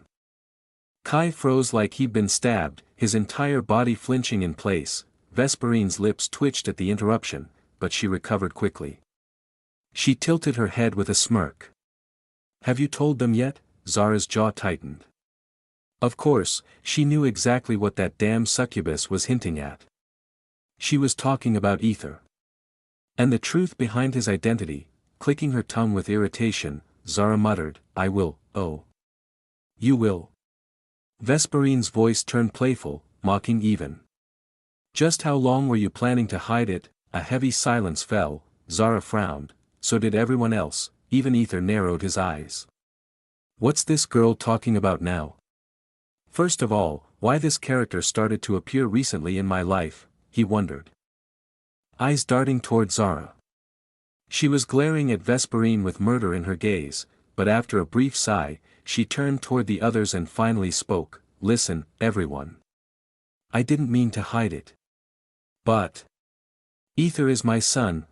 Utter silence. Celine frowned slightly, confused. "Of course, you adopted him. What are you, Tal, my real, blood son?" Zara cut her off. Everything stopped. Celine's face went pale with horror. Her mouth opened, but no words came. Kai nearly lost consciousness. He would have hit the floor if Leon hadn't caught him in time. "Velk, oh poor Velk," his face drained of color, and he nearly coughed blood from sheer emotional whiplash. Ether, for his part, could only think, "What the fuck?" He stared at Zara in confusion. But when he saw her give him a subtle wink, calm, composed, he exhaled quietly and realized. She was lying, but why? He turned his attention to Vesperine again. The way that woman was staring at Zara, it was loaded, like she had something on her, some kind of weaponized truth or secret. Ether's frown deepened. He didn't like this. Not one bit. Of course, he had informed Celine about the truth. Celine, meanwhile, sighed in relief. She hadn't been sure how to emotionally process the idea if Ether really was her mother's son. After all, Ether was kidnapped when he was child. What if that child belonged to her mother? But no matter what, even if the blood relation turned out to be true, Celine had already made her choice. She was not letting him go. Nah. Fuck it, bitches, who cared what the world thought? She loved him, that was all that mattered. But Kai. Oh, Kai was burning with fury. "What do you mean he's your real SSS on?" He stammered furiously, unable to even say that word. At his mother, Zara sighed again, clearly expecting this. "As you know, I already divorced your father." "What?" Vesperine gasped, clearly caught off guard. Zara smirked. "Yeah. I already divorced Velk right after we got married." The smugness in her voice was palpable. Vesperine stared at her, stunned, then glanced at Kai for confirmation. Kai slowly nodded, face still pale, lips tight. Even he recently learned that horrifying truth. Vesperine's expression cracked. Her confidence withered as a quiet, helpless disappointment bloomed in her chest. So, from the very beginning, I already lost this game, huh? She thought, a hollow sadness flickering behind her eyes, and now, everything made sense. Why Zara had decided to reveal the truth, why the timing, why the smile. It was all about control. Zara had just flipped the board. Again, Zara continued, after divorcing your father, I had a relationship with another man and Ether was born. Ether blinked and turned his head toward her again, eyes narrowing in disbelief as she quietly winked at him secretly again. What kind of bullshit is she spouting? His face twisted in horror. He was starting to seriously worry that she was just making a complete mess of her already tangled family. He really needed to have a talk with her after this. Seriously, Kai's face looked like it was cracking apart. Now it all made sense, every single thing. Why his mother always supported that slave, why she fed him, why she loved him, why she treated him better. It all clicked into place with a brutal snap. So he's my little brother? Kai asked with a trembling voice, panting, horrified, trying to hold on to the last pieces of his shattered understanding. Hell no. Ether screamed inwardly. But, yes, he is indeed, Zara responded with a soft, warm smile. Big brothers should take care of their little brothers. Don't you think? Kai looked at Ether with a gentle gaze and warmth. Nah, that was pure, unfiltered hatred. Ether gulped inwardly. Zara, you're really making things worse now. What the hell are you doing? Zara pulled them both into a hug with an affectionate smile. Just so you all know, I love all my children. No matter what. Believe me, she said with a soft tear gliding down her cheek, her lips trembling ever so slightly as she glanced toward Vesperine, who was biting her nails furiously. She's acting, isn't she? Ether frowned. Trying to dissect every twitch in her expression, her acting skills were almost on par with his. Kai reluctantly nodded, but Ether saw it. That glint in his eye, that rivalry, that sibling rivalry, oh, fucking God. Ether groaned inside. He really wanted to punch that smug face now. Zara smiled tenderly, nodding as if proud that her son and daughter accepted Ether without much resistance. What about Velk? Well, who cares about him to begin with? Zara softly said, now that everyone knows and understands why I did what I did. Shall we star? Hold on. Vesperine suddenly raised her hand. Now what? Zara frowned, her face scrunching in visible irritation. Vesperine smiled sweetly. I mean, I'm not even talking about all that. Heck, I really don't even know what the hell just happened. So, Ether's really your son? Huh. Interesting, she said, tilting her head with an expression of innocent surprise. Zara frowned deeper, suspicious now. What is this girl trying to pull now? Vesperine gave a sly smirk, tilting her head again, her twin-tailed hair bouncing cutely. To Kai and Leon, that attempt at looking cute. Well, maybe Velk found it cute. But absolutely no one else did. I was just lurking around. After being thrown out of the house, she said in a dejected tone, pouting slightly. Kai's face instantly turned sad, gloomy, his heart aching for her. But then Vesperine's face shifted. Serious. Intentional. I didn't know where to go. So I wandered around the territory's borders. Just walking through the empty spaces. That's when I encountered something.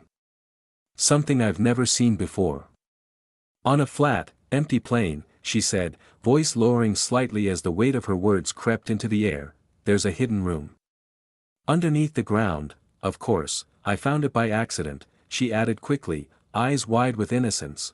Zara and Ether's eyes widened at the same time, locking on each other as a silent wave of dread passed between them. How? That was the question screaming in both their minds. Vesperine's lips curled into a wicked smile. Now, it's time to break the bond, bitch, she grinned inwardly as her gaze locked onto Zara, filled with smug vengeance. What are you talking about? What proof do you have? Why are you even saying there's something there? And what does it have to do with me? Zara stammered, her voice cracking as the edges of panic seeped through. Her hands trembled ever so slightly, betraying her composed appearance. Ether inwardly screamed, "Come on, Zara. You're making it too damn obvious." "Just calm down," he thought, gritting his teeth. And just as he feared, Vesperine's grin widened. "Proof?" Vesperine tilted her head, voice soaked in playfulness. "Why don't you come with me, then? All of you." Her gaze slid across the room slowly, letting the weight of her words settle. "I'll show you the proof." Right before your very eyes. Ether's frown deepened. His eyes sharpened as he studied her face, the confident way she held herself, the way she subtly glanced at Kai for emotional leverage, then back at Zara. This girl, who is she really? He thought. Chapter 998, Vesperine broke the bond between mother and son, Part 3. Ether, Celine, Kai, Zara, Belk, and Leon, all followed Vesperine's steps as she carefully led them toward the outskirts of the Frostball territory. Ether and Zara exchanged a quick glance, both frowning. There was something unsettling about the path Vesperine was leading them on. It was obvious now, she was really heading in that direction, a direction only Ether and Zara knew existed. How could she possibly know about this place? The question echoed silently between them. It was turning into a complicated mess. Ether hadn't told Celine anything about Zara's secret. He had deliberately kept it hidden. He wanted Zara to be the one to come clean, not him.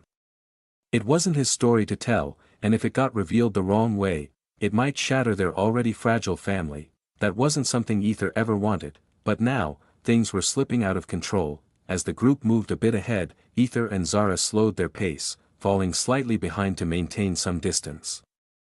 Leaning closer, Ether whispered under his breath, "How the hell did she know about this place?" Zara's brows drew tight. Her voice was low but sharp. "I thought maybe you slipped, told her by accident." Ether's lips twitched, part annoyance, part disbelief. "Of course not. I didn't even know her until recently. Why the hell would I just hand over that kind of information to a stranger?" Zara's frown deepened.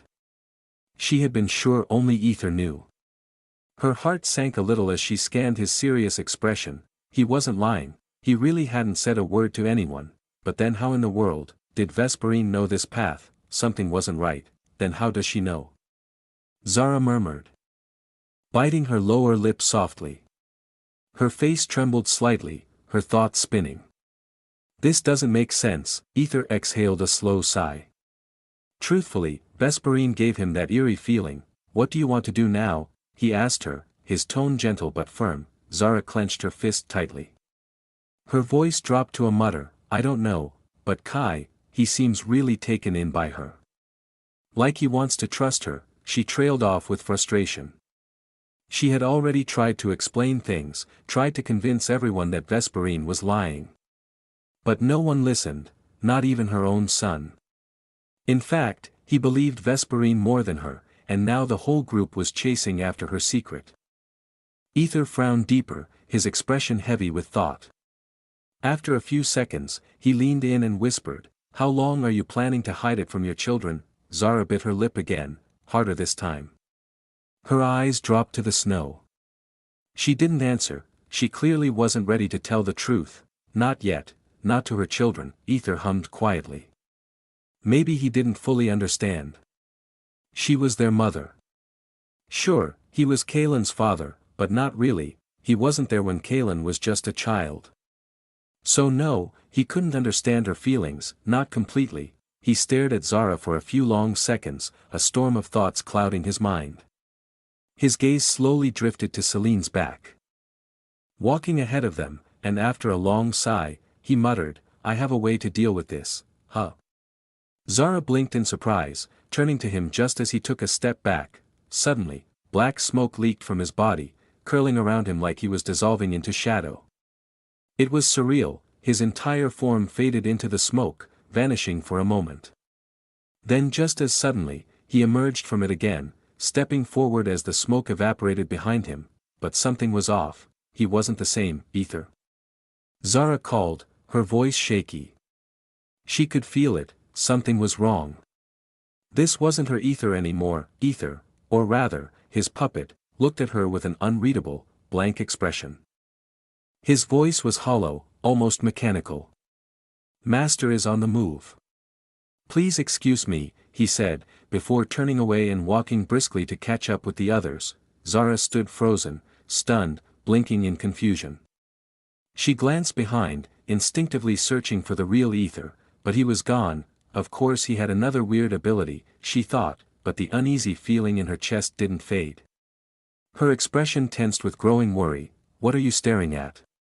Vesperine's voice echoed coldly. Zara turned her eyes forward and saw Vesperine smirking back at her, eyes gleaming as if savoring the sight of Zara's unease. We've almost reached the place, Vesperine said, her smile widening with a knowing edge. Zara's lips twitched. Her gaze flicked to the snowy path ahead, her feet moving forward, but her thoughts lingering in shadows. She followed, a slightly worried expression painting her face. Right now, she could only depend on Ether, and soon, very soon, everyone appeared on a wide, plain surface of an empty land. There was nothing around them, just a quiet, open stretch where small blades of grass danced gently in the breeze, swaying as if welcoming them. Why are we here? Kai asked, his brows furrowing as he looked around. His eyes soon landed on his beloved, who stood still, staring intensely at the ground beneath her feet. Kai frowned deeper, noting her focused expression. Is there something down there? He asked curiously, stepping closer and squinting at the soil she stared at so intently. Vesperine simply nodded, her voice low and steady. Yeah. It's here. Her lips curled slightly as she turned her head and gave Zara a knowing, almost taunting smirk. Zara visibly flinched. How did she even know this?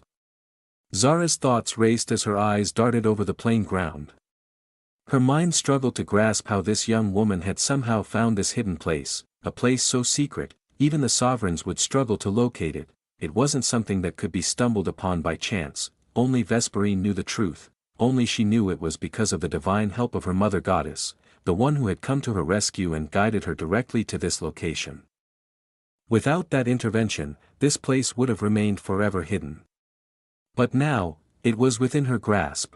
Vesperine smiled faintly as she pulled a small ceremonial knife from her sleeve. Now then. She whispered and without hesitation, sliced her arm with a shallow cut, just enough to let a single drop of blood fall onto the earth below. Everyone stood still, watching curiously, but nothing happened. Kai frowned, glancing around with clear confusion. What are you doing? Vesperine calmly turned to face them. Just wait, she said, nodding to the spot where her blood stained the dirt. Each of you, pour a single drop of your blood right here, exactly where mine landed. She pointed at the precise place. The group hesitated. Kai, Velk, Leon, all exchanged uncertain glances. Zara's frown deepened, her unease growing with every breath. Still, Vesperine remained patient, her tone gentle but persuasive. Trust me on this. I know it sounds strange, but I just want you all to do it, so you can understand what's really happening here. Her gaze rested directly on Zara as she spoke. Zara's face remained indifferent, but her mind was anything but calm. This is wrong, definitely wrong. How the hell does she know blood is needed to unlock the path? Her thoughts grew more frantic, her eyes narrowing. This isn't normal, she shouldn't know this. Reluctantly, one by one, everyone followed Vesperine's instructions. Each person made a small cut, allowing a drop of blood to fall exactly where she had shown, but still, nothing happened. Then Vesperine slowly turned to Zara. Her eyes gleamed. Now you, mother-in-law, she said with a small, satisfied smile, extending the knife toward her. Zara stood still, her gaze locking with Vesperine's. The tension between them thickened like a blade against the throat. Vesperine could feel the hesitation, sensed the anger bubbling beneath Zara's calm mask, but so what? Zara was cornered. She couldn't stop it now. Zara's voice came out shaky. I still think this isn't, Mom. Kai interrupted, his tone stern and final. It's just a drop of blood. There's nothing to be afraid of, unless Vesperine is lying, right? His eyes held hers with firmness, urging her to comply. Zara sighed quietly. I believe in you, Ether, she thought silently, gripping the knife Vesperine handed her. Her hand trembled slightly as she brought the blade to her finger and made a small cut. A single drop of her blood fell, but unlike the others. Her blood didn't just stain the ground, it was absorbed, the soil soaked it up instantly. Everyone gasped in collective shock, their eyes widening, but it wasn't over, the ground beneath them shuddered with a faint tremble. Then, with a deep, rumbling sound, a square block of the earth slowly began to rise, lifting upward, revealing a hidden passage or entrance concealed beneath the plain. All eyes turned toward Zara. She stood there, staring at the rising block in stunned silence. Her face was blank. She said nothing anymore. Vesperine's lips curled into a wide grin. Finally, she thought, she couldn't suppress the wicked smirk stretching across her face. Now everyone understood this belongs to her, even if she said it's not. Chapter 999, Vesperine broke the bond between mother and son, Part 4. The group finally arrived at the secret chamber. Everyone blankly stared into the dimly lit room. The faint glow barely offered enough clarity, but even that much was enough to make them freeze. The group looked around the eerie surroundings with slow, unsure steps. Every single cage that lined the walls contained a different kind of animal. Some looked like wild beasts, others mutated or unnaturally still. All of them were locked up, and all of them seemed like they had been experimented on. What the? Kai muttered under his breath, his voice trembling with shock. He walked slowly between the cages, his eyes flicking from one creature to another. What the hell is this place? Celine didn't speak. She just kept walking, her foot echoing faintly as she moved deeper in, her expression a mix of confusion and disbelief.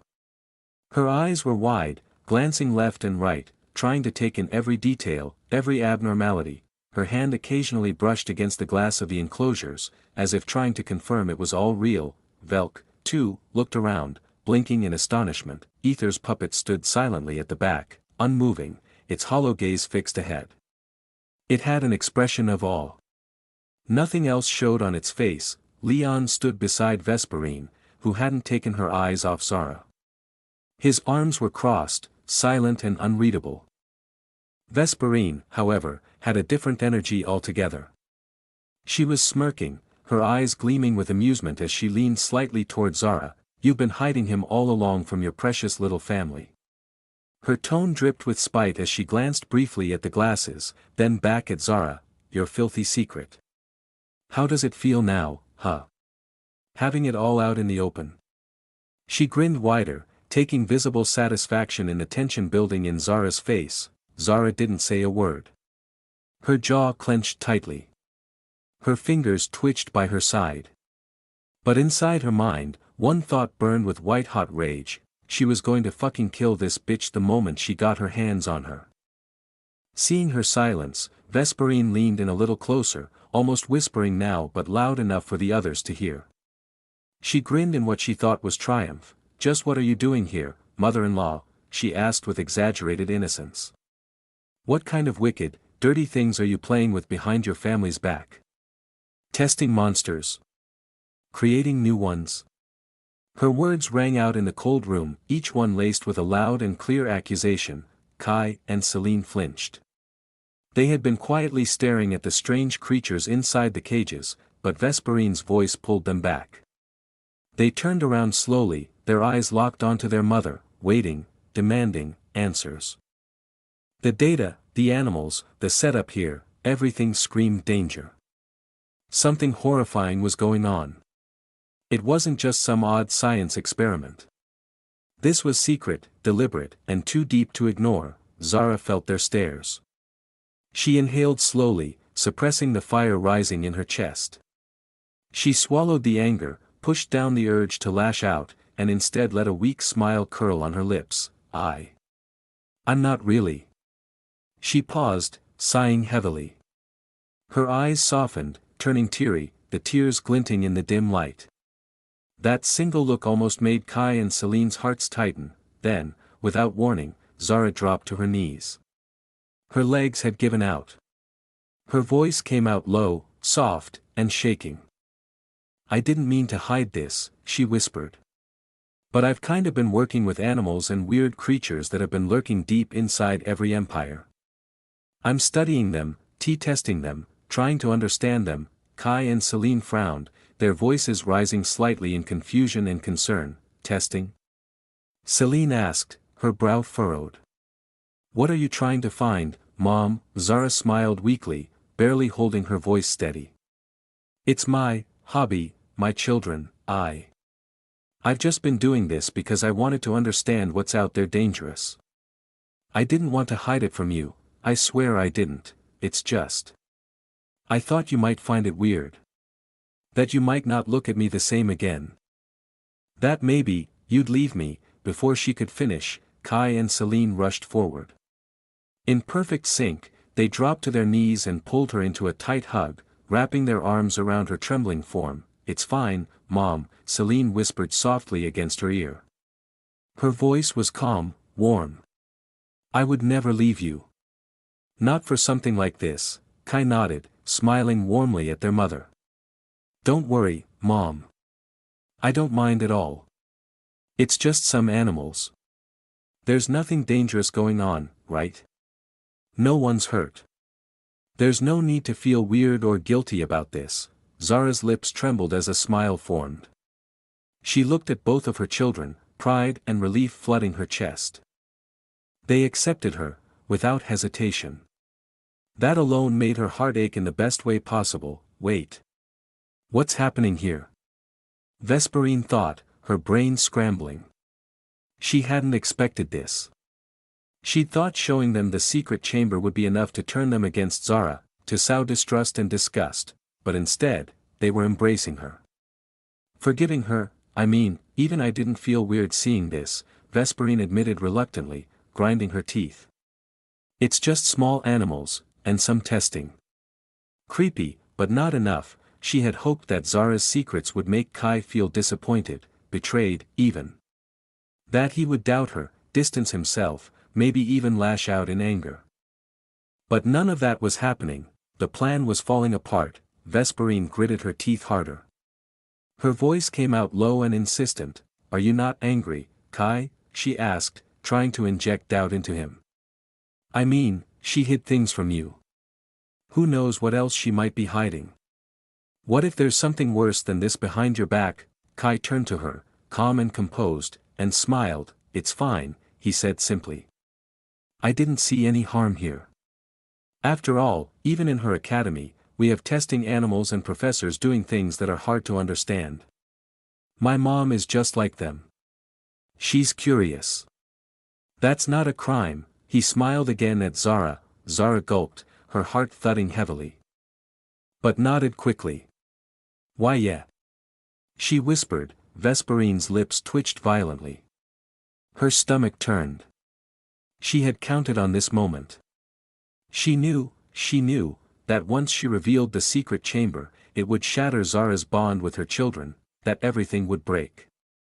And yet, nothing was falling apart. In fact, Kai seemed to be more connected to his mother than before.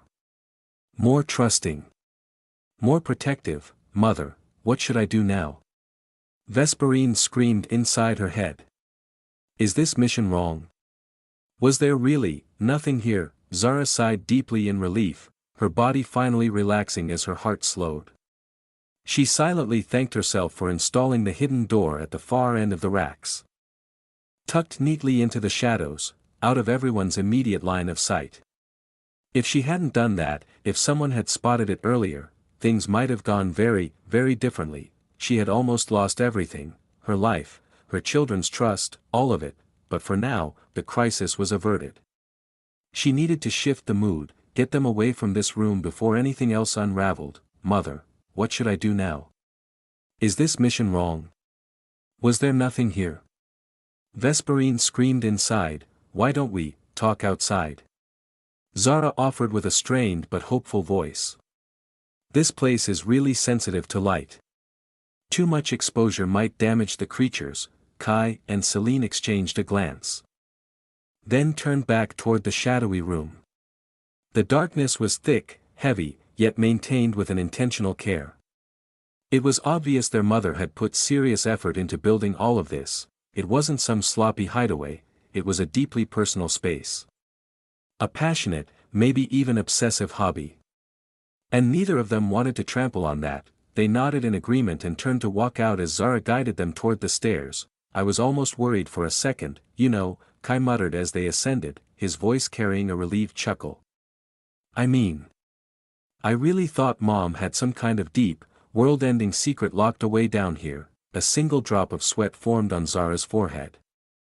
Celine shook her head, a faint smile tugging at her lips, though her tone was more introspective. Yeah. I still don't get why she even tried to hide this. I hate that we made her feel like she had to. Another appeared, but still, Zara maintained her cool. Vesperine's steps hesitated behind them. Her jaw clenched. Her smile had long vanished. W8. That's it. No arguments. No screaming. No betrayal or hate toward your mother for hiding something this big from you. Her voice was rising, desperation leaking through every syllable. Are you really okay with this? Kai halted his steps and muttered with disappointed tone, I cannot believe you acting like this. Vesperines gasped in fear seeing his visible displeasure.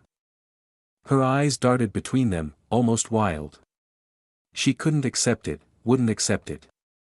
If they kept this bond, if nothing broke them apart, then Kai would never drift away from Zara, he would never be truly hers. Just as they reached the stairs, a sharp sound pierced the silence. Crack, trrnnggg, the unmistakable shatter of glass breaking echoed throughout the room. Everyone flinched, spinning on their heels. Zara's eyes flew wide open, a sudden bolt of panic striking through her. She knew exactly where that sound came from, and it wasn't good. Vesperine's ears twitched. Her instincts kicked in. Without hesitation, she dashed toward the noise. W8. Zara cried out. Trying to stop her, her voice shrill with urgency. Don't go there, but it was too late. Vesperine reached the far corner of the racks, and her grin spread as she stood before a door. Her eyes sparkled with smug satisfaction. There's another door here, she announced loudly, turning her head with a victorious grin plastered across her face. Everyone froze on the stairs. Slowly, Kai, Celine, and the others turned back around, curious. Their steps echoed as they walked back toward the racks. Zara's breath caught. Her legs trembled slightly. There's nothing here, she blurted out too quickly, the panic rising in her throat. Just, more animals. Just like the ones outside. Nothing more, I swear. Vesperine's grin only grew. Then why are you trying so hard to hide it? She asked sharply, her tone mocking. If it's really just more animals, why the panic, mother-in-law? She reached for the handle. Zara moved quickly to block her path, pressing her back against the door. These ones are different, she hissed, her voice trembling. They're dangerous. They might attack. I don't want my babies to get hurt. Her eyes pleaded as she turned to Kai and Celine, her voice cracking with motherly fear. Please, believe me. I just want to keep you safe. Kai frowned deeply. His heart clenched at the sight of his mother's desperation, but then Vesperine's voice cut through again, softer now. But laced with calculated intent. Kai. I truly believe something important is in there, she said, her tone suddenly serious. Her eyes locked onto his. I'm not saying your mother is evil. But if you trust her, why not just look?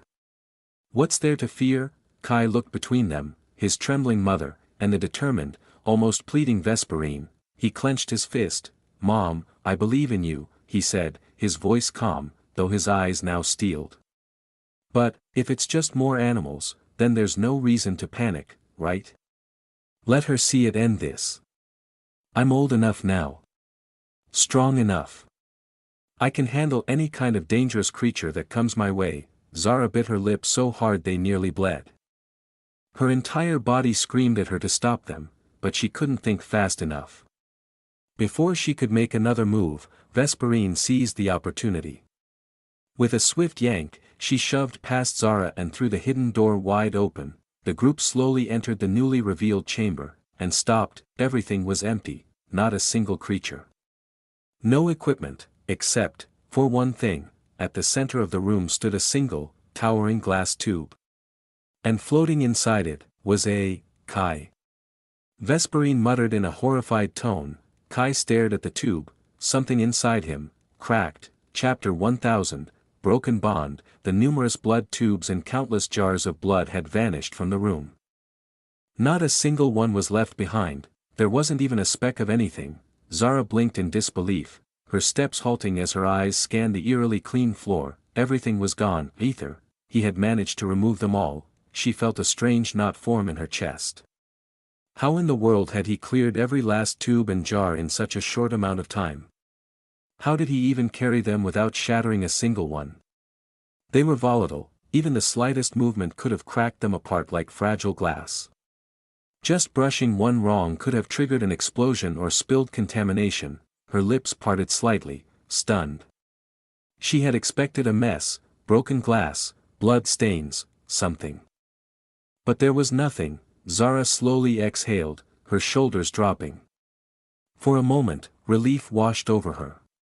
It was faint, but she found herself almost thankful to Ether. However, Kai, she flinched as soon as she heard it, as if the name alone jolted her nerves. She looked straight ahead, and her heart sank.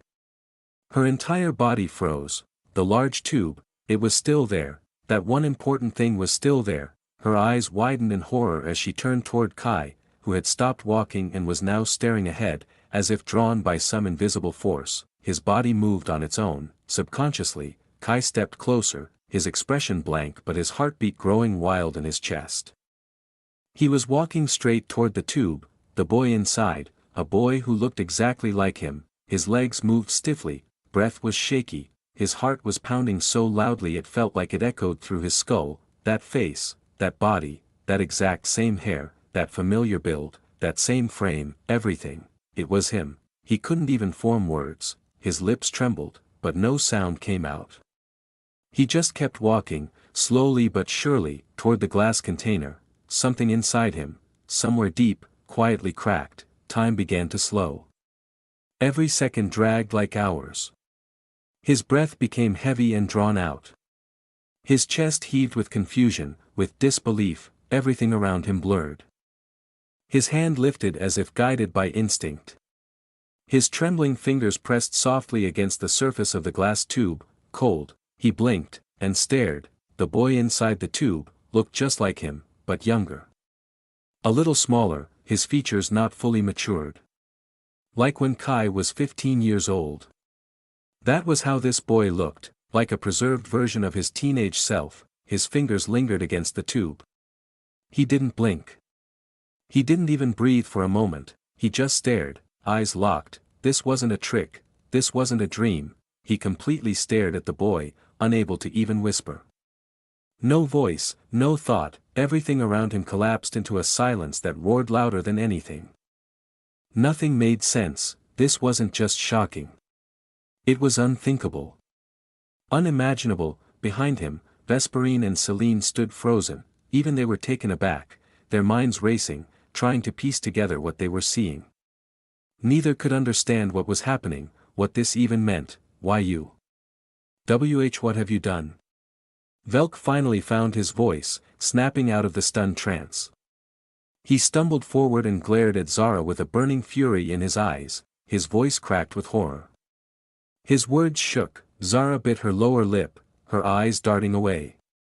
Her hand slowly rose, nudging her forehead as if trying to massage away the building pressure. Answer him, Kai's voice suddenly echoed, low. Quiet, but laced with something sharp and hollow. The kind of emotionless tone that made the air turn cold. Everyone flinched, even Celine twitched beside Vesperine. Vesperine's lips curled into a small smirk. Her eyes narrowed. Her plan was finally moving forward. She could feel it. Her gaze shifted to Zara, but Zara, she was trembling, her hands clenched into fists at her side, her entire body was heavy. Her breath was rough and broken. Everything inside her felt muddy, like she was sinking in her own mistakes. Moam, Kai's voice rose. It was louder, cracking with restrained rage. There was a fury behind it, the kind that didn't scream, but burned. Zara's eyes shut tight. She nodded slightly, almost like it took all her strength just to move her head. I tried to create a perfect being. She said, her voice barely above a whisper. A being I was searching for, one I believed could exist. I found it in Velk's blood. Velk's face turned pale, truly pale, his lips parted as the weight of her words slammed into him. So all this time, she had been draining his blood for this shit, he spat. That means, he too is yes, Zara whispered. Our son. There was no hesitation. She looked directly at Velk when she said it. Velk staggered back as if he had been punched in the gut. His knees buckled. He fell to the floor, unable to stand. He stared at the boy inside the tube with wide, horrified eyes. How could you? He whispered, his voice trembled with betrayal, with shock, with something far deeper than hate. Zara's lips trembled. She looked down, her face breaking. Vesperine, seeing the opportunity open like a wound, stepped forward with sharper intent. So that's it, huh? She said, her tone teasing, amused, yet cruelly precise. You created a perfect being. And what exactly are you trying to achieve, Zara? She took another step. Don't tell me. Kai too was like this. You created him. The smirk on her face grew as her voice twisted to provoke. She wanted to stir the storm, to get Zara to deny it. To break her spirit in front of Kai. To destroy her standing in his heart. If she succeeded, she'd own Kai completely, but... Zara lowered her head. Silence, real, terrible silence. Everyone in the room gasped. Vesperine froze. The smirk dropped from her lips. She hadn't expected that. Not even close. Her eyes widened. Holy shit, is she for real? The thought echoed in her mind, chilling her spine as she stared at Zara with disbelief. Celine took a step back, blankly staring at her mother. Her lips trembled. She couldn't even form a word. Nothing came out. Leon looked shaken as well. He never expected Kai's mother to be this cruel. You monster. Velk suddenly roared. His voice breaking, his fury unleashed. Even our children too. Kai and Celine. Did you create them like this filthy way? This cursed thing? He spat on the ground, still on his knees, his legs numb with shock and despair, his hands trembled. His eyes were wild with disbelief, staring from Zara to Kai, and back to the boy in the tube. Zara immediately shook her head, her voice trembling, and no. I didn't create them like this. Kai and Celine, they were born from my womb. I carried them inside me with my own body, and gave birth to then what about this thing? Vesperine cut in coldly, her voice sharp as she pointed at the tube behind Kai. Zara gritted her teeth. Eyes narrowing. I don't think I need to answer her, Kai interrupted, his voice calm, but filled with a chilling certainty. She will be my future wife, he declared with unwavering confidence and conviction, without even a hint of hesitation. Zara's eyes widened just a little, startled. But then, she gave a weak smile. Her heart was too broken, too exhausted. She knew her children were breaking apart right in front of her eyes, and she had no power to stop it. Her lips quivered. Listen, please, we could talk about this later. Kai's voice turned cold, eyes still locked on the tube. Just how long were you planning to hide this from us, Mom? Huh? If it wasn't for my beloved discovering the truth. You would have kept this secret buried forever, wouldn't you? He slowly clenched his fist, fingers tightening against the glass. You're only acting like this now because she cornered you. She caught you. Zara lowered her head, and her eyes welled up with tears. She had no answer, because he was right, she had planned to take this secret to her grave. And now it was exposed, everything she had tried to hide was laid bare in front of the people she loved the most. Is this karma? She wondered, her body trembling as she glanced toward her daughter, Celine. Her eyes, those broken eyes filled with shock and betrayal, were far more painful than any punishment. Don't look at me like that. Dear, please, Zara pleaded, crawling toward her daughter with desperation in her voice. Her trembling hands reached for Celine, who only stared back in utter silence, her emotions unreadable, frozen. Vesperine leaned in slightly, a wicked grin forming on her face.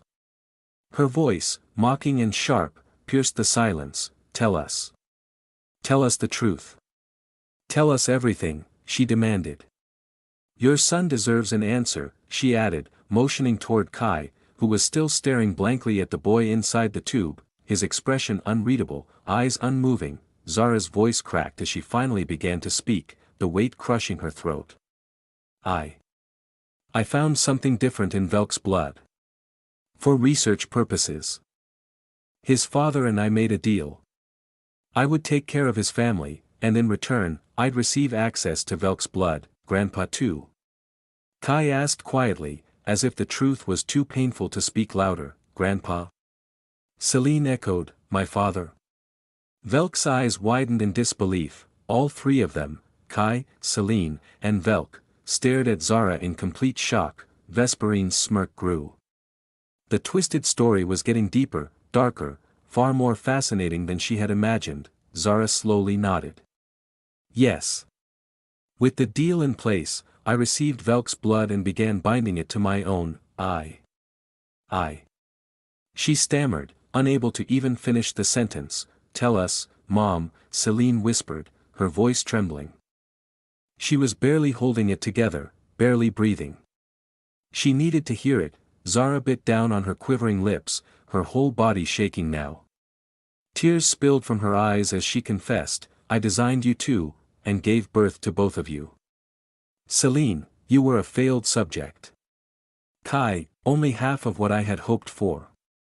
So I used the lost data and collected Kai's blood, and from it, I cloned him, a new life.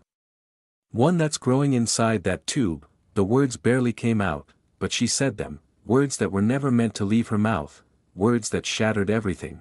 Thud, Celine's legs gave out beneath her. I can't move.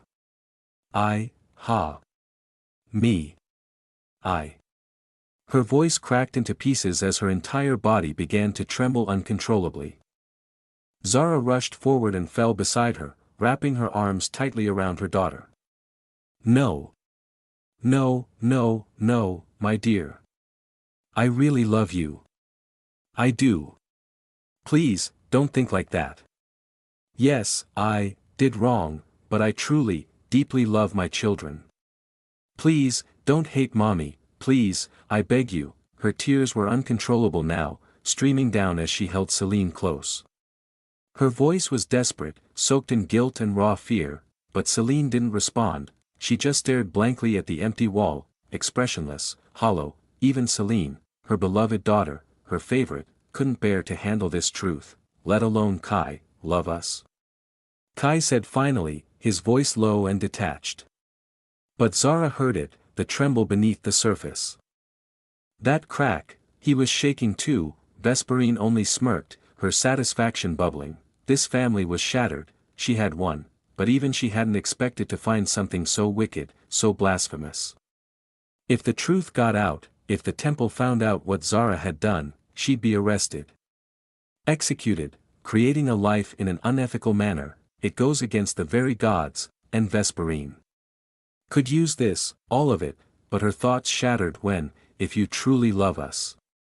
Kai began slowly, his voice cold but certain, then there's no need for this thing, right? Before anyone could move, Kai's fingers flared with a bright light, his sword appeared instantly. No. Zara screamed. Her eyes widening in horror. Boom! The entire underground facility exploded, the blast roared like a dragon's scream, tearing through the stone, earth, and sky. The surface trembled. The whole area erupted, the explosion launched everyone into the air. Zara and Celine were thrown skyward, but in the next instant, a figure blurred through the smoke. Strong arms caught them mid-air, cradling their bodies before landing back onto the ground with a heavy thud.